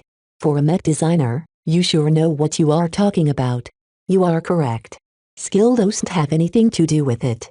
Piloting a night mech, whether on land or in space, is easy to learn. It is not a coincidence that mech cadets begin their training by learning how to pilot a night mech. Their slow, deliberate movements and their tolerance for damage and rough treatment makes them ideal platforms to get mech pilots acclimated to humanoid mech. Yet not a lot of people end up specializing in piloting night mech. Foster shook her head. It is not a mech type which satisfies those who wish to fight proactively. A night mech main role is to act as a wall for their allies. However, the few people who stick with night mech and adopt the proper mindset of a protector can pull off amazing feats with their sturdy mech. They are an admirable if melodramatic class of mech pilots. Having experienced the perspective of a night mech pilot firsthand, Vez understood her meaning. Those chivalrous mech pilots can be a handful, but their hearts are in the right place. I would have thought that their mindset would be a good fit for your own. Perhaps in an earlier age, that would have made some sense. However, in the age of mech, night mech pilots are relegated to grunts. Mech pilots do not need to be particularly skilled to make good use of a night mech, whether on land or in space. It is enough to know how to move and how to orient a shield at certain angles. There is a reason why expert pilots who specialize in piloting night mech are the rarest of us all. There was a tone of admiration in her voice that Vez did not expect to hear. She exhibited genuine respect and admiration towards those who dedicated their lives to protecting their comrades. Having worked out a super medium mech concept for his vision for his upcoming design, Vez knew that his work would be beyond the realm of an average mech pilot. While he predicted that all-rounders would still be able to pilot his Kalanxo-inspired mech with some effectiveness, they needed to endure a lot more burdens compared to piloting a more basic space knight. In light of these complications, Vez reoriented his target audience away from casual mech pilots. Mech pilots specialized in piloting space knights would be able to appreciate the extra options Vez intended to add in his design. Their mastery in the basics of operating a space knight ensure that they won't be unduly mentally encumbered when they worked with extra features. Making use of the limitless options the polarizing module provided to the mech had the potential to substantially increase the defensive prowess of the mech, but only if the mech pilot made the correct decisions. If they recklessly activated an omnidirectional polarizing field to defend against a volley of laser beams coming from a single direction, they'd be wasting the majority of the mech's limited energy reserves. A skilled space knight pilot would know how narrow they needed to configure the polarizing field to offer the most adequate level of defense while wasting as little energy as possible. The more efficient the mech pilot made use of the polarizing module, the longer its protective effects lasted, thereby increasing its impact on the battlefield. Thus, recognizing that his vision for his design would result in an advanced machine with a high skill floor and an astronomically high skill ceiling, Vez gave up on the large audience of all-rounder mech pilots. Vez spoke again after a short pause. Do you think night mech pilots get a bad rap? They are underappreciated. She responded. It is like a group of children wanting to play hide and seek. Every child wants to hide, but none of them wants to take the role of seeking them out. However, a game of hide and seek won't begin until they decide who gets to be the unlucky seeker. So the same dynamic goes on in most outfits? Correct. Those who volunteer to pilot night mech are usually the least skilled or least regarded among them. I think it is a rather deplorable way to decide what is perhaps the most pivotal role in a unit. It's not necessarily a good idea to put the worst mech pilot in charge of the vital job shielding friendly mech. Vez caught her logic. However, regardless of what you think, it will happen anyway. Piloting a night mech simply isn't popular enough. Certainly, this wasn't universally the case. For example, Vez made sure that his Blackbeak mech were a pleasure to pilot. While they did not perform their defensive roles as well as a defensive night mech, the Blackbeak's high mobility and endurance opened up many options to enterprising mech pilots. It helped that he positioned the Blackbeak as a premium mech model. More expensive mech were always better regarded than more disposable mech. This would also aid his next design to a certain extent. There's a lot of bad night mech models for sale. Venerable Foster remarked. Although I don't pay too much attention to the market, I've heard lots of complaints about the space nights that mech designers cook up in their labs. What's wrong with the models? Their designers are too narrow-minded. Just because a space knight is meant to serve as a defensive bulwark doesn't mean they should be constrained to that role. You may have a point when it comes to offensive space knights, but defensive space knights are too slow to pull off advanced maneuvers. Who says you need to employ advanced maneuvers to pose a threat to an enemy? Venerable Foster prodded back. They don't need to be particularly fast or agile either. However, what they do need is power. Enough power to dent the hull of a starship. You can't believe how many mech designers neglect that space knights need a good amount of mechanical strength. Vez admittedly hadn't thought too deeply about this issue. In fact, more than once, he contemplated reducing the space the artificial musculature took up in order to make more room for other features. After all, a slow and fat space knight wouldn't be entering into melee range very often, right? How important is it for a space knight to retain its strength in melee combat? Very important, Foster replied. Having the option to be a threat in close range serves to reassure mech pilots that they aren't impotent. Good space knight pilots and good mech commanders will find a way to position space knights in a position where they can leverage their strengths and defensive capabilities. Her remarks gave Vez a lot of food for thought. While he had his mastery of landbound knight mech to lean upon to help him understand the mindset of his target audience, space knight pilots faced different concerns. Vez needed to identify these differences and make the appropriate adjustments. Otherwise, he might make some missteps due to his mistaken assumptions. Thank you for illuminating me about space knights, Venerable Foster. I don't need your thanks. She acerbically replied. It's not my intention to help you out. I just don't want you to mistreat mech pilots. What's it to you? Most of my customers will probably be mech pilots from the Bright Republic. I don't fear your mech designs. Venerable Foster grinned with a bloodthirsty glint in her eyes. In fact, I want to see you succeed. I want you to sell your mech as much as possible so that whenever I encounter them in battle, I'll do everything in my power to crush them completely and utterly. That is, quite some reason. It figured that Venerable Foster only wanted to build him up so that she could personally tear down his works. She took an almost perverse pleasure at the thought of ruining his products in person. Venerable Foster released a devious laugh before she abruptly wavered on her seat. Something strange is happening. What? My body is not under control. A creeping sense of foreboding entered the courtyard. Vez hadn't quite adjusted to the sudden change. What is wrong with you? To the sides, the attendants present in the courtyard all collapsed and lost consciousness at the same time. Poison, Foster declared and then turned her gaze at Vez. You. How come you aren't affected? Is this your plot? Are you the culprit? Vez quickly held up his hands. Hey, I don't have anything to do with it. My body is resistant against poison, that's all. Just look at my face. Do I look like someone who would stab everyone in the back and ruin the peace talks? The expert pilot looked skeptical, but eventually made up her mind. Kill me now if you're responsible. If not, go sound the alarm. When Vez raised his comm and tried to send out an emergency call, the device failed to light up. It had been sabotaged. My comm is not working. This attack was more serious than everyone thought. Chapter 1047 Silent Kester Hills. When Colonel Zelvin warned him of the possibility of foul play, Vez put up his guard since then.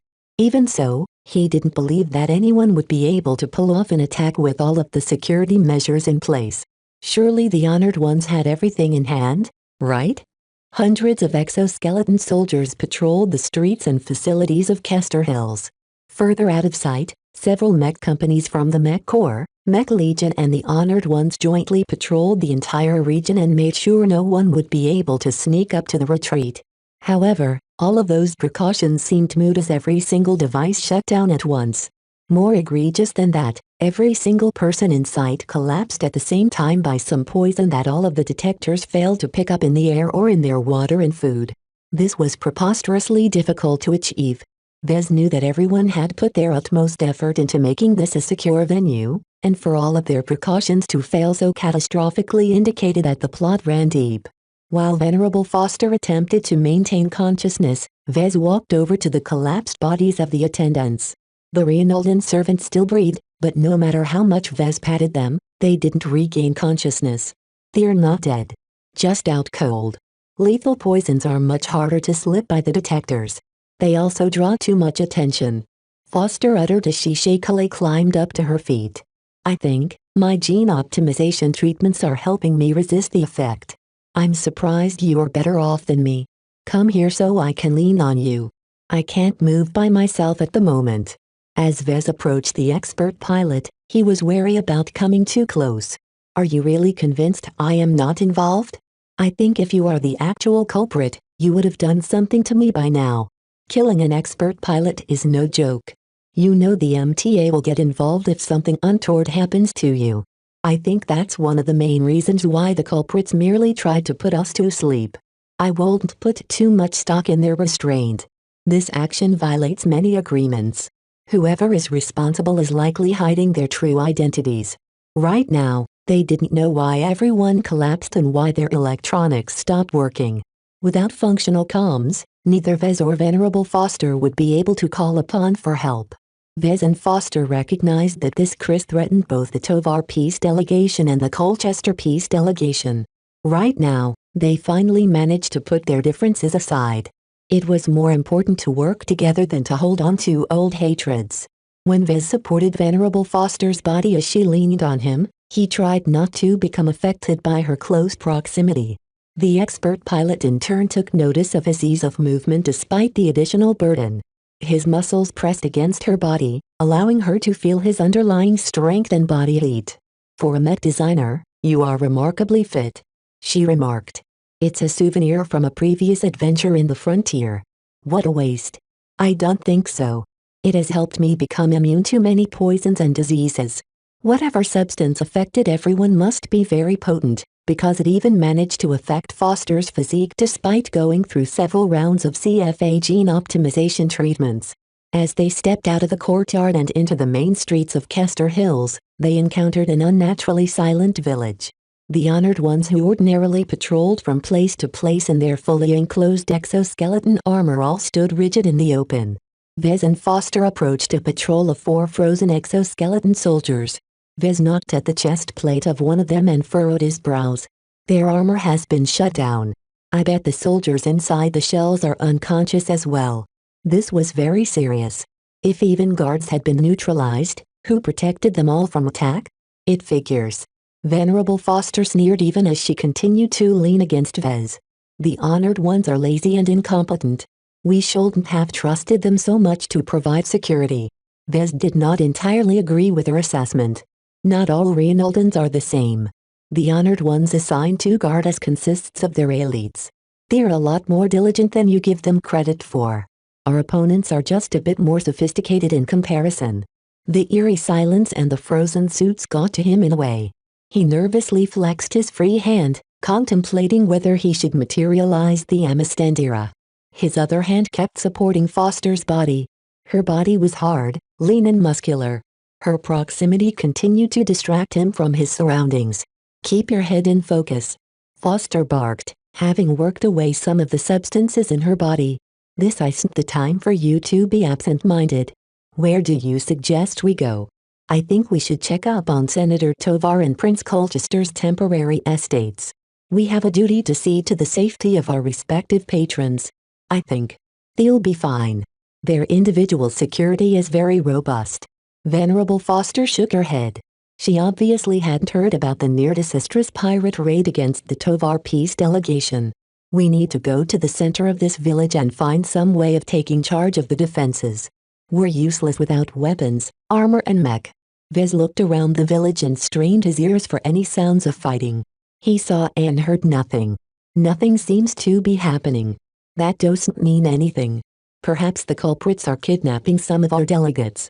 We need to arm ourselves before we can contemplate anything else. Checking up on our fellow delegates can wait. He tentatively agreed with her course of action.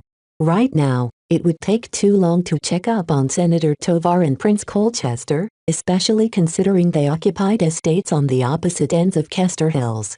The conference chamber where the negotiations took place behind closed doors was situated very closely to the security center where the honored ones coordinated all of their patrols. It would be easy for Vez to check up on Colonel Zelvin and all of the other main negotiators once he was finished with the security center. As they walked the short distance to the center of the village, they encountered more and more frozen exoskeleton armors. Brighter and Vision delegates also popped up from time to time. They all fell unconscious without exception. When Vez studied their bodies, he noted that some of them were hybrids just like him. Underneath their human appearances, these members of high society hid scales, unusual coloration and other alien organs beneath their prim and proper clothes. Even so, their added alien enhancements failed to protect them from the substance that put them all out cold. As Venerable Foster leaned right next to Vez, she saw exactly what he looked out for. Frankly, she looked rather shocked at the frequency of alien traits. How come there are so many people who chose to go hybrid? Was she for real? Vez gazed at her face in close proximity and could see genuine puzzlement in her eyes. He lowered his irritation. I always suspected that a lot of powerful people are hybrids, he admitted. It's kind of an open secret in high society. The advantages afforded by certain alien traits can give them an advantage over baseline humans. Yet at least half of them are hybrids. That is way more than I thought. Even Vez was momentarily surprised by the frequency of alien hybridization. The folly and pitfalls of reckless genetic modification were very well known. Even so, it appeared that many humans simply couldn't resist the temptation of blending their human genes with alien genes, thereby gaining a powerful boost in their attributes as well as gain some unique alien traits. Those with enough money could draw upon much higher quality gene mod templates which focused on enhancing their lifespan or increasing their mental attributes. Those were also the most delicate and prone to side effects, but those side effects could be mitigated to an extent as long as enough money was involved. Vez shouldn't complain. He had inadvertently joined the club of hybrids and benefited from it, so he could not fault other humans from pursuing something similar. It took some time for them to reach the center of the village. As they shuffled over to the entrance of the security center, they found the front gates to be locked. They tried to go around but found no other way to enter the facility. Strangely enough, throughout their wandering so far, they encountered no hostiles at all. The eerie silence and lack of activity began to weigh heavier and heavier on their minds. What was going on? We won't be able to get into the security center unless we break in, Venerable Foster concluded. Even if we manage to break in, all the gear and equipment are likely sabotaged as well. There's no point trying to get inside. All right. Should we check up on the conference chamber? We might as well. Aside from Senator Tovar and Prince Colchester, the lead negotiators are all important people. They are also at risk. Vez continued to support Venerable Foster's weak body as they crossed over the street and entered the reception hall of the conference chamber. The gates that led into the main chamber were sealed shut. It would take considerable force to open them up manually. Foster studied the obstacle preventing them from checking if anything happened inside. These gates are too heavy for us to force open by our own strength. We need to force it open somehow. Vez was pretty sure he could burn a hole through the solid gates with the Amastendera, but the last thing he wanted to do was brandish this weapon in front of a vision like Venerable Foster. He looked around for another solution. He eventually settled upon the frozen ranks of exoskeleton soldiers. Their shuts had been shut down and the weapons in their grasp were inactive as well. Yet that did not mean they turned into useless ornaments. These gates look formidable, but they're mainly big slabs of alloy. I think I can force an opening if I rig up an explosive device from the energy cells and batteries of those exoskeleton soldiers. Whatever sabotage deactivated their gear may have turned them inactive, but I doubt it touched their energy reserves. Do it. We need to get inside. Vez put Venerable Foster's body down on the floor and approached one of the frozen armors. He had seen many models of exoskeleton armor, and understood their general layout and principles. It wasn't easy to open up the section of their armor that granted access to the small energy cells that powered everything. However, by borrowing some nearby objects, he pressed and shimmied his way into opening the respective compartment after a few minutes of fiddling around. He retrieved 4 energy cells designed specifically to power exoskeleton armor and put them aside. Is that enough? Foster asked. If I can induce these energy cells to discharge their energy at once, the damage will be severe. I don't think it's enough to burn through those thick gates. I need at least a dozen energy cells. Once he fidgeted with the other exoskeleton armors and retrieved the necessary amount, he began to link them up with metal wires. He ripped off some kind of strange artwork in the hall. When he placed his jury-rigged explosive against the gates and activated the individual cells, he quickly ran away as they grew hot. Vez picked up Venerable Foster in an unceremonious grasp and quickly ran outside. Hang on, the explosion is going to be violent. Boom! A hot and fiery explosion scorched from behind, flashing Vez and Venerable Foster with a wave of heat. As the dust of the explosion settled, a lingering heat still made it uncomfortable for Vez and Foster to get close. They waited for a couple of minutes for the immediate surroundings to cool off. Venerable Foster looked impressed at the damage. At least it worked. Vez said. Do you hear that? Something is active inside. Vez heard some murky sounds through the other side of the hole. It seemed that even as the rest of Kester Hills went silent, something was definitely going on inside the conference chamber. Chapter 1048 Convenient Shield. When Vez rigged the energy cells, he pried off the paralyzed exoskeleton armors to explode. He underestimated their explosive yield. How could he know that the elite guards of the Honored Ones made use of high-capacity infantry-grade energy cells? Although not as exaggeratingly stuffed with energy as ultra-compact batteries, these high-capacity energy cells stored at least 50% more energy in the same volume compared to a regular one. Of course, their price was a lot more expensive as well. Normally, an infantry troop would ordinarily carry spares or resupply themselves when they ran out rather than use these high-capacity energy cells. The enormous blast that broke the gates into the formal conference chamber did more than breach an opening. It also cracked the floor, flung debris everywhere, heated the surroundings to a dangerous degree and unleashed a concussive blast that would have walloped anyone standing in the reception hall or the conference chamber. The lingering heat and toxins from the side of the blast made it rather dangerous to cross through the smoke obscuring the conference chamber. Vez needed to at least wait for some time before the safer parts of the ground looked cool enough to walk over. Just to be safe, Vez momentarily diverted to place a low bench over the affected ground to walk over. Do you hear that? What is that sound? Venerable Foster puzzlingly asked. The weakness in her body still didn't allow her to walk by herself, forcing her to either sit on the ground or lean against Vez. She did not enjoy her moment of weakness. If only the poison hasn't affected me so much. You should be lucky you can stay awake and talk.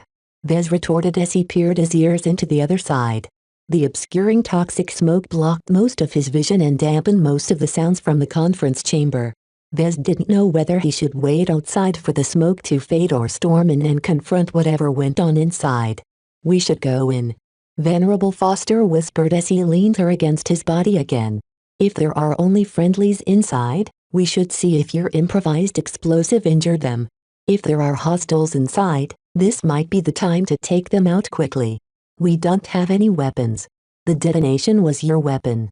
Are you so weak that you can't finish off a human with your hands? Vez shrugged.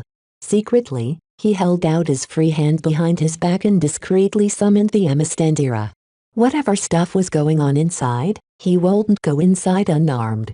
With his decision made, they climbed up the low bench and walked over it, sparing their expensive shoes and their feet from getting scorched from the cracked and irregular surface of heated stone and glowing gunk. As they entered the massive vault-like chamber, a huge window from above illuminated the massive ring-shaped table in the center. Right now, most of the delegates sitting at two distinct sides of the table were unconscious. Just like the people outside the chamber, they too had been affected by the poison slipped into their bodies. Yet different from everywhere else, two people managed to retain their consciousness. Not only that, they spent their time awake fruitfully. Major Deborah Sanon. Vez uttered in shock. Lord Brennan of House Novine. Foster exclaimed as well. Major Deborah Sanon served alongside Lieutenant Colonel Zelvin as his seconding command during this assignment. While Vez hadn't interacted with her much, he knew that Zelvin considered her to be his protégé within the Bureau of Sector Affairs. As for Lord Brennan of House Novine, he was a cousin of Count Reginald of the same house. Count Reginald also served in the Mech Legion and acted as Colonel Zelvin's counterpart during the negotiations. The Count held Prince Colchester's direct trust, so in turn Lord Brennan should have been loyal to the Prince in turn. Yet what Vez and Venerable Foster encountered put the loyalties of the other pair into question. That was because they were sprawled close to the bodies of Colonel Zelvin and Count Reginald. Headless bodies. "What have you done?" Vez asked with horror. The huge blast took Major Sanon and Lord Brennan by surprise. Whatever they had been up to, they'd been rudely interrupted by the concussive wave that swept over their bodies and flung them a distance away from the two headless corpses. "Look over there." Foster weakly pointed with her chin. "They cut off the heads of our lead negotiators to smuggle them away." Flung into a different direction, a pair of transparent cages held two macabre heads locked in artificial sleep. They were the heads of Colonel Zelvin and Count Reginald. The only reason why they looked asleep and not dead was the machinery hooked up in the neck portion. As long as oxygen and blood circulated through their heads, their brains and the valuable information contained within would still be retrievable. The plot immediately became apparent to Vez. The true threat did not solely come from the outside. Regardless of how much Senator Tovar and Prince Colchester vetted the members of their delegation, they completely missed the treachery brewing within their third in commons. "Don't move, Vez." Major Sanon yelled as she popped off the hand from her wrist to reveal an organic ballistic gun barrel within the exposed flesh. "Eve, read the reports. I know you are always armed. If you move that arm from your back, I'll shoot." Vez inwardly cursed to himself. He finally paid the price of showing off the Amistandira. How many people had access to those reports? The concussive blast that bowled over the traitors affected their coordination. The organic weapon implanted within Sanon's forearm wavered in its aim, though not to the extent of missing the mark. Lord Brennan apparently stood closer to the side of the blast because it took more time for him to regain his wits. Even so, soon he would be drawing out his own holdout weapon, doubling the danger Vez needed to face. One way or another, he needed to resolve this matter quickly. Yet as he rapidly went through his options, he wondered why Major Sanon hadn't shot him yet. Why was she holding him at gunpoint? Even if her aim was rather shaky, her organic weapon surely possessed more shots, right? Realization struck him as Venerable Foster breathed loud enough to tickle his ears. He immediately adjusted his grip on Foster so that she pressed to the front of his body. His forceful movement elicited an angry squawk from the weakened expert pilot. "What are you doing, you brute?" Yet despite the movements, Major Sanon didn't shoot. "You're afraid, aren't you?" Vez grinned as he felt he regained some control during this crisis.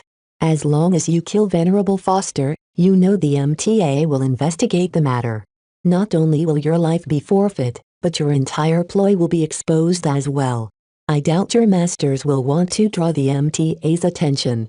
The extent to which the MTA enforced their own laws always struck fear in the hearts of humans. Although Vez witnessed plenty of times that their intervention had waned to an extent, as demonstrated by the Skull Architects' continued survival in exile to the frontier, just the threat of MTA intervention was enough to stop Major Sanon. However, what Vez didn't count on was that Venerable Foster did not take kindly to being used as a human shield. She immediately squirmed in his grasp and weakly bashed her elbows against her captor. "Unhand me, you foul brider. I am not a shield for you to block incoming fire." Vez tightened his grip over the angry expert pilot and tried to keep her in his grasp. Her lack of strength and leverage prevented her from harming him, though her thrashing grew increasingly violent, making it difficult for him to position her body to cover his own against Major Sanon's organic weapon. If there was one benefit to Venerable Foster's thrashing, Major Sanon seemed slightly distracted by the spectacle. Even as Vez tried to wrangle the expert pilot's body in his tight grip, he hadn't missed her momentary lack of focus. Chance. Vez immediately whipped out his Amistandira from behind his back and fired a bright laser beam at medium power at Colonel Zelvin's protege. A bright flash of golden light engulfed the room as the laser barely missed Major Sanon's form. Vez expected that his aim might be off, but the current configuration of the Amistandira burned for 2 seconds, enough for him to correct his aim. He flicked the muzzle of his laser pistol to the left, cutting through Major Senon's service dress uniform and the vulnerable body underneath. The traitor instantly collapsed, half of her torso cut and burned. Unlike Vez, Major Senon did not possess any convenient expert pilot to make him hesitate in firing. "Shoot Lord Brennan as well," Foster shouted, having calmed down in her grasp. She finally set her priorities straight. Though she still questioned where Vez whipped out such a big and powerful laser pistol, this was no time to ask questions. "He's going for a weapon as well, I think." Vez calmly shot the Vision 13 comment without any suspense.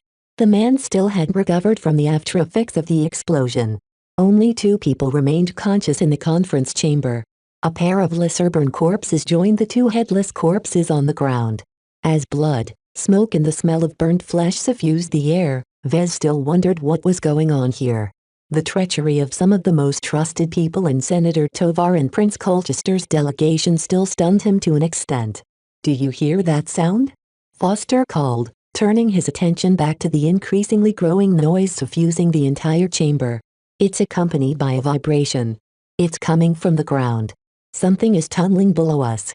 The hard tiles in the middle of the conference chamber already started to bulge from the tunneling machine about to breach the floor.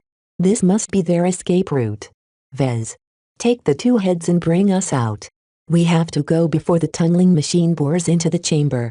There's not enough time." Vez quickly judged. "Besides, I can't bring you and 2 of those head boxes at the same time. I have a better idea." Vez kept her within her grasp but also whispered a set of verbal commands to the Amistandira. He tweaked its power setting to maximum and turned its firing mode into a cutting beam. He hoped that he made the direct decision. Within seconds, the tiles in the center of the ring-shaped table bulged and broke. A narrow tunneling machine as wide as an air car emerged from the opening. It was one of the smallest tunneling machines Vez had ever encountered. Already, he could vaguely spot that its exterior consisted of sensor-dampening materials. Clearly, the narrow tunneling machine served a similar role as Calabast's stealth crawler. The tunneling machine was meant to sneak into high-security areas from below in order to extract a small number of agents or operatives in the field. If there was one major weakness common to every vehicle focused on stealth or minimizing their sensor signature, it was that their exterior armor plating didn't hold up well against direct damage. Even before the hatch of the tunneling machine opened up, Vez fired his Amistandira at full power. The cutting beam took only moments to sear through the armor of the machine, damage whatever was inside. Faint screams echoed from the opening as Venerable Foster witnessed the Amistandira's power at first hand through her squinting eyes. "I knew there was more to you than a mech designer," she yelled accusingly at Vez. "Who do you work for, really? Flashlight? Searchlight?" She squirmed anew, and somehow managed to stumble out of his grip. As soon as Venerable Foster opened her mouth yet again, the health-crippled tunneling machine suddenly self-destructed. Both of their bodies were flung away from the concussive shockwave released by the explosion. Chapter 1049. Holding the cards, the conference chamber fell into ruins. Rubble and debris from the self-destructed tunneling machine bombarded most of the space with dangerous fragments. The shockwave sweeping over the entire chamber flung the unconscious delegates and their seats backwards and against the walls. Vez cracked open his eyes roughly a minute after the explosion. His resilient physique allowed him to recover faster than anyone else, not that most would be waking up anytime soon. He threw his gaze at Venerable Foster's body. She suffered some cuts as some sharp pieces of metal debris brushed past her bodies. Other than that, she wasn't in danger of losing her life, so Vez quickly cast aside his worry. Slowly but surely, he climbed back up to his feet. He spotted the Amistandira ripped from his grasp and thrown to the ground a few steps away from him. Vez concentrated on the weapon and caused it to dematerialize back into his inventory. "That's a handy trick." He turned his gaze towards the middle of the conference chamber and spotted nothing but a broken and debris-strewn hole in the ground. Only fragments remained of what used to be a stealth-oriented tunneling machine. Vez guessed that it would be impossible to gather any clues from the remnants. He shook his head at the awful sight but walked closer and peered into the hole. No sounds. No vibrations. "I doubt another machine will come." That gave him some relief. He had a feeling the conspirators did not employ any other assets for fear of discovery.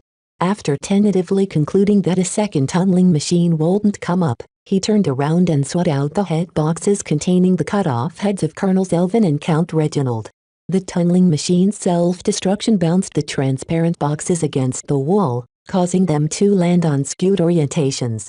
Fortunately, it appeared the head boxes had been designed to be robust, as the machinery keeping the heads stuffed inside some sort of preservative liquid still worked normally as far as he could see. The sight of them still creeped him out. Vez couldn't help but write their orientation. What is going on here? He wondered. Whoever masterminded this attack apparently didn't plan on killing everyone. Instead, they just wanted to put everyone asleep and render all equipment inactive so that they could extract 2 traitors bearing 2 valuable head boxes. For some reason, the value of the information contained in the minds of Colonels Elvin and Count Reginald surpassed almost everything else in Kester Hills. The only heads more valuable than the 2 were the heads of Senator Tovar and Prince Colchester. Have they been attacked as well? Even if they were, Vez doubted that the 2 VIPs would be so easy to take away. Senator Tovar would have definitely learned his lesson from last and intensified his security at the very least. Just as he contemplated whether he should stick around or go check up on Senator Tovar's estate, Vez heard a vague noise coming from above. He looked at the skylight illuminating the chamber from above only to see several objects punching through. Vez closed his eyes and shielded his face with his forearm. A series of thuds sounded from the middle of the chamber as a small squad of exoskeleton soldiers bore their weapons in each direction. 2 of the soldiers noticed that Vez was still conscious. Freeze. Hey, I'm on your side. Don't move. Vez did as commanded as the newcomer swept and secured the entire chamber as well as the reception hall and other side rooms. He sighed in relief as he read their markings. The heavily armed exoskeleton soldiers that just arrived hailed from the 1st Adamant Fists of the 3rd New Foundation Division of the Mech Corps. Vez faintly heard more noises in the air from the holes in the skylight. More reinforcements arrived from above. It was a given that the Honored Ones and the others took notice of the blackout that engulfed Kester Hills. The conspirators timed their operation precisely. If everything went according to plan, then the treacherous Major Senon and Lord Brennan would have just made it off with the head boxes by jumping into the stealthy tunneling machine. Is this really the extent of their plan? For all the elaborate planning and preparation, Vez again doubted whether they went through all this trouble just to steal away 2 heads. Even so, with those 2 heads, they can do much. Both Colonels Elvin and Count Reginald served as the lead negotiators on behalf of their respective patrons. They knew almost as much as Senator Tovar and Prince Colchester, but enjoyed much less security. Anyone plotting to keep the war going would be able to dig up a wealth of information from their heads. They could easily use their gains to figure out everything the peace advocates had in mind, thereby allowing them to undermine any subsequent attempts at forging an early peace. If this was the main plan of the conspirators, then Vez had to admit it was clever and exceedingly well executed. They probably had several more men on the inside to facilitate such an extensive range of sabotage. They encompassed not only the Briders and Visions accompanying the peace delegations, but also the supposedly neutral Honored Ones as well. This conspiracy certainly ran deep. While the exoskeleton soldiers of the Adamant Fists secured the conference chamber, more armed soldiers arrived from the Visions and the Honored Ones. The Reinaldans arrived last, of course, but they worked twice as hard in order to make up for their many inadequacies. The reinforcements took away the 2 head boxes as well as their damaged and bleeding corpses. The bodies might be salvageable if they revitalized them. At the very least, they offered a good baseline for cloning new bodies for the decapitated heads to house themselves on. Such procedures no longer confounded modern medical science. After some time, the new arrivals managed to get the security center back online. As they worked away the sabotage, other soldiers took Vez, Venerable Foster and every other member of the delegation into an underground infirmary built underneath the security center. Naturally, the suspicious soldiers also kept an eye on them in case they posed a threat. Vez merely shrugged at the somewhat rough and unfriendly treatment. Having been subject to similar situations, he knew better than to take it to heart.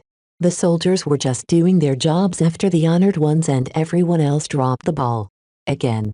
His faith in security dropped by another notch. No matter how many precautions someone took, There was always a way to disable or circumvent them as long as you had a man on the inside.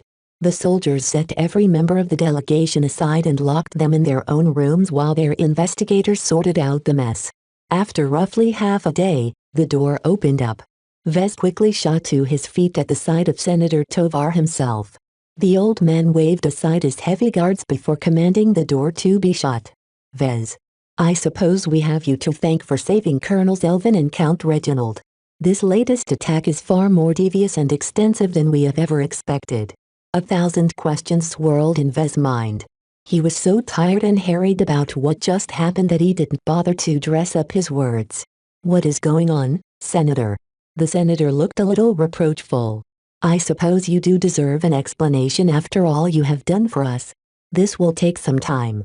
Camden Tovar calmly stepped forward and sat on a spare seat meant for guests. When Prince Colchester and I initially came into contact to organize the peace talks, we quickly received indications that certain elements within our states are aware of what we wish to accomplish. It is very hard to keep a secret in this day and age. The only way we can deal with this problem is to accept that our enemies will not sit still and act accordingly. You mean, you knew we'd be attacked? We knew. Senator Tovar nodded lightly. In fact, Kester Hills is not as barren and peaceful as you thought. We had many more Meccan soldiers in reserve in the periphery of this retreat, ready to spring into action if anything went amiss. Nothing happened for a long time after everyone fell unconscious. We made some mistakes. Our backup forces fell under the same sabotage that befell Kester Hills. While our fleets in orbit quickly found out that something went wrong, it took time for them to deploy reinforcements to the surface. It's because of Major Sanon and Lord Brennan, right? Correct. Prince Colchester and I trusted our respective people. Both have served as loyal retainers for a very long time that it is almost unimaginable that they would betray us so. Major Sanon, how long has she worked for Ramza family? Vez raised his eyebrow. How do you know she worked for the Ramza family? The senator smiled at that moment. Prince Colchester and I kept a close eye on our most likely domestic opponents to act against our initiative. Within the Bright Republic, it has always been the Ramza family that stood against my Tovar family. Now, we have gathered enough clues and circumstantial evidence to pin this event to the Ramzes. That is, great. There must be a reason why Senator Tovar mentioned the Ramza family besides informing Vez that they identified one of the masterminds. Was the senator attempting to ruin Vez's impression of the Ramzes so that he would grow closer to the Tovars? As suspicions welled up in his mind, Vez voiced some of the thoughts he formed during his time of rest in the underground infirmary. Regardless of your plans to catch the conspirators in the act, I think it is to coincide that Venerable Foster and I have been brought along. Oh, for what it's worth, Vez, I really do appreciate you and your uncanny ability to survive various perils. I think that's the main reason why you brought me along, right? Vez asked with his eyes narrowed in suspicion. I have a track record of that. You also know my secret weapon by now. It's a weapon that's nearly impossible to hack. The old man smiled genially at Vez, as if he was a grandpa smiling at a grandchild for impressing with its childish antics. Vez pressed on. Something similar must have prompted Prince Colchester to include Venerable Foster in his delegation.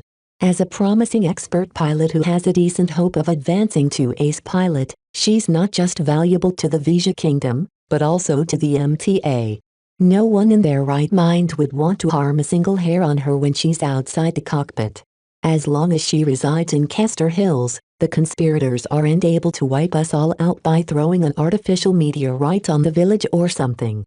That is very clever of you. Senator Tovar chuckled. Indeed, expert pilots are just as valuable off the battlefield. Prince Colchester isn't the first person to take advantage of the MTA strictures and he won't be the last. Expert pilots are one of the most valuable bodyguards in the galaxy. I believe Secretary Lowe once described the two of you as wild cards. That is exactly what you and Venerable Foster are. Both of you complicate the plans of our enemies by your presence alone. Calling them wild cards was a generous way of describing them as pawns. In both cases, the person holding the cards or pawns called the shots. Realizing that it had been used in this fashion left a foul taste in his mouth. Even so, Vez knew better than to express his dissatisfaction. What was done, and Vez already sided with the Tovar family anyway. So what now, Senator? Have we at least gained something out of this mess? Camden Tovar smiled brightly. Now, the real negotiations begin. Chapter 1050 Depth of Thinking. Once Kester Hills got over the attack, the peace talks slowly resumed. Most people affected by the poison recovered without any complications. All of the sabotaged equipment had either been patched up or replaced with more secure gear. Security practically tripled overnight. Mech openly patrolled in the outskirts of the retreat without any concern of distressing the members of the delegations with their close proximity. Frankly, the presence of Mech reassured them. They were much more difficult but not impossible to sabotage, as demonstrated previously when men on the inside scrambled their operating systems. The honored ones were still rooting out the units assigned to secure Kester Hills for treacherous agents. Even though the peace talks suffered a major interruption that almost threatened to break them off entirely, the negotiators who resumed the negotiations didn't act very reserved despite the absence of their former leaders. Not everyone knew what exactly happened. Colonels Elvin and Count Reginald. Only a couple of people, included Vez, knew that their decapitated heads had been brought back to a specialized Reinaldan medical facility elsewhere on Harkensenii to attach them back onto healthy bodies. Even with the best care the Reinaldans could offer, it would take at least a couple of months to ensure a complete and healthy reattachment. As for Vez, he mostly spent his time in his quarters brooding by himself. He wanted some alone time to clear his mind and go over recent events. Besides, it wasn't as if Venerable Foster wanted to meet him anymore. Ever since he used her as a human shield and surprised her with some of his tricks, she no longer wanted to hang out for him for some reason. Vez chuckled to himself. Of course she hates me now. Not that it's any different from before.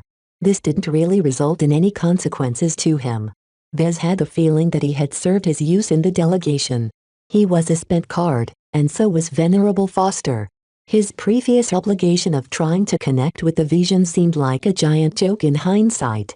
The senator never brought him along to make friends with the Visions in the first place. I'm merely a wild card who can be put into play when every other card is neutralized. Senator Tovar kept the rest of his cards close to his chest, revealing little to Vez. This prompted him to spend his time in contemplation by guessing what kind of scheme the senator and prince were running. Both of them are aware that they drew the attention of enemies within their own states. Vez observed. They made several precautions while they waited for their enemies to make a move. He made another important observation. Though Vez mostly stayed in his quarters, he did hear some gossip every now and then when he went out to eat. The negotiators quickly came to an agreement on the intractable Bentheme issue. It only took 2 days after the attack for them to settle for a compromise that forced the Bright Republic to concede a small but unspecified amount of tax revenue to the Vija Kingdom for the next decade. Before the attack, the peace talks have stalled for several weeks without a solution in sight. How can they get over their differences so easily all of a sudden? By now, the negotiators already moved on to finalizing the issue of settling the ownership of dozens of star systems in the border regions. The brisk pace discomforted everyone, but some were glad that they wouldn't be forced to stick around for months.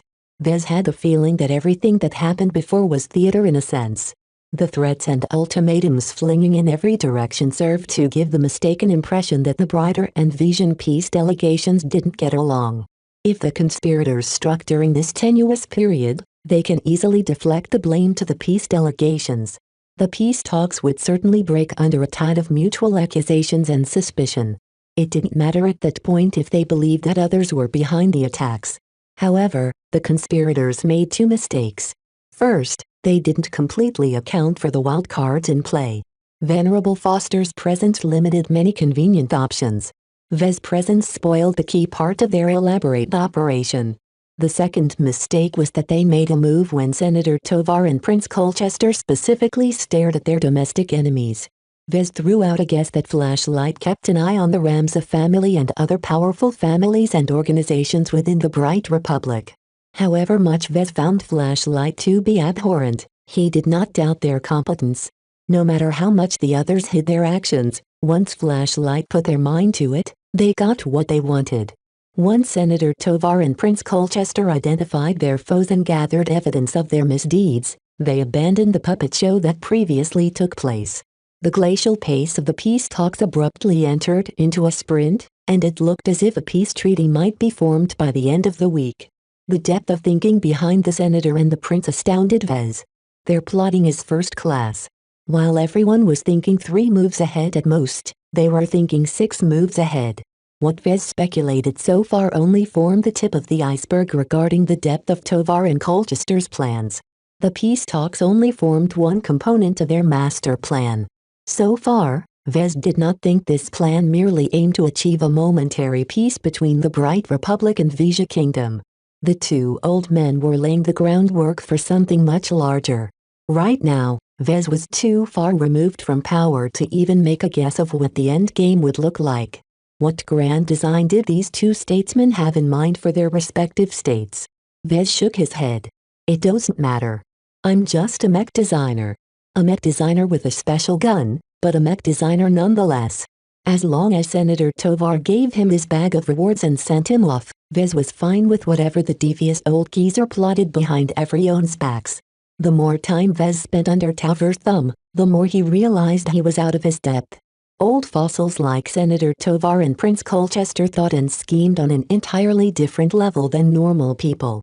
The closer Vez got to them, the higher the chance of getting pulled into another dangerous scheme. If there was one benefit to the brisk peace talks, it was that Vez saw actual hope in an early end of the war. From the way negotiators agreed on every point and how the Brighter and Vision members of the delegation bonded over their shared experiences, the impetus to achieve peace was never stronger. In fact, one of the main reasons why both sides wanted to achieve peace so badly was to spite the conspirators who plotted against them. It was incredibly frightening and discomforting to be laid low so utterly and completely. The warmongers overplayed their hand, Vez remarked. While Vez didn't know how exactly Senator Tovar and Prince Colchester held the known conspirators to account, it was evident that they no longer feared their opposition that much. After some time, Professor Ventag finally dropped by his quarters one evening. My apologies for my extended absence, Vez. The negotiations picked up so much speed that I've been swamped with work. I understand, Professor. You have better things to do than pay me a visit. Come now, Vez. Don't discount yourself. I heard that you stopped going out since the attack. Are you suffering from any physical and mental repercussions? I can call for specialized aid if you need the assistance. Vez shook his head. No, I'm fine.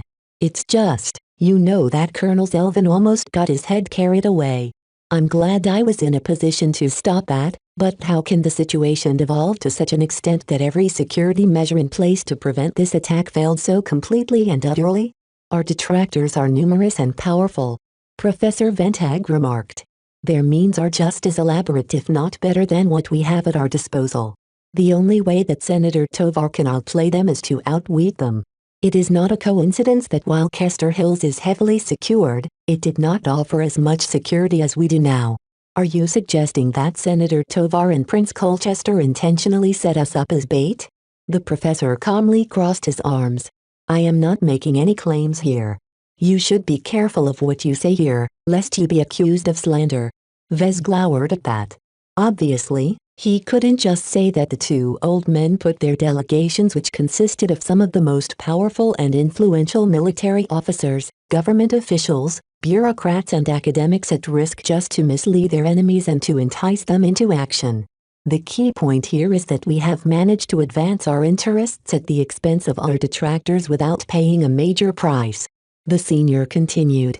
The balance between the supporters of peace and the supporters of war is no longer tilted against us. No matter how much people disagree with Senator Tovar's intentions, it does not change the fact that he carries an official sanction directly granted by the highest officials of the state.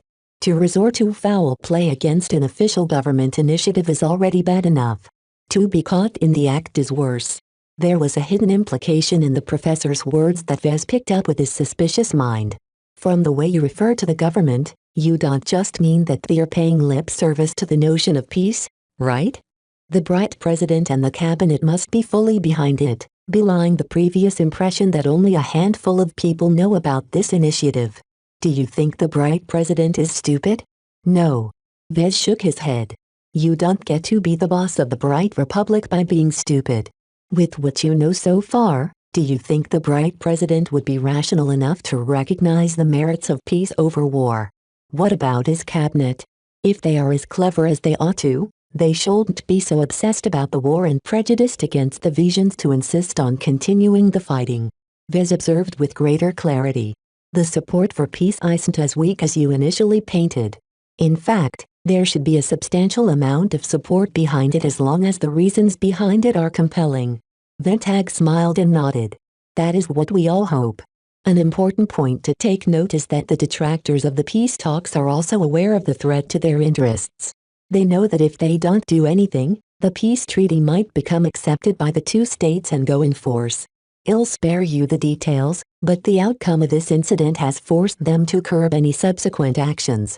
What does that mean for us, then? It means that peace is very likely, Vez.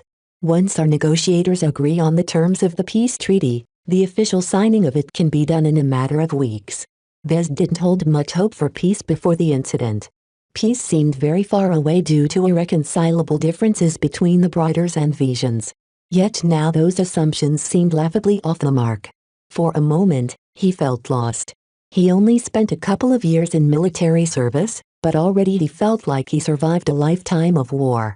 His memories of his experiences before the war paled in comparison to the perilous but unforgettable missions he took part in.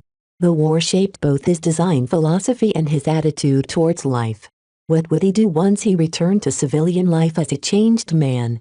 Would he miss the excitement and crave for more? Or would he be able to find the peace he lost as he was constantly subjected to danger? Whatever the case, peace didn't sound so bad.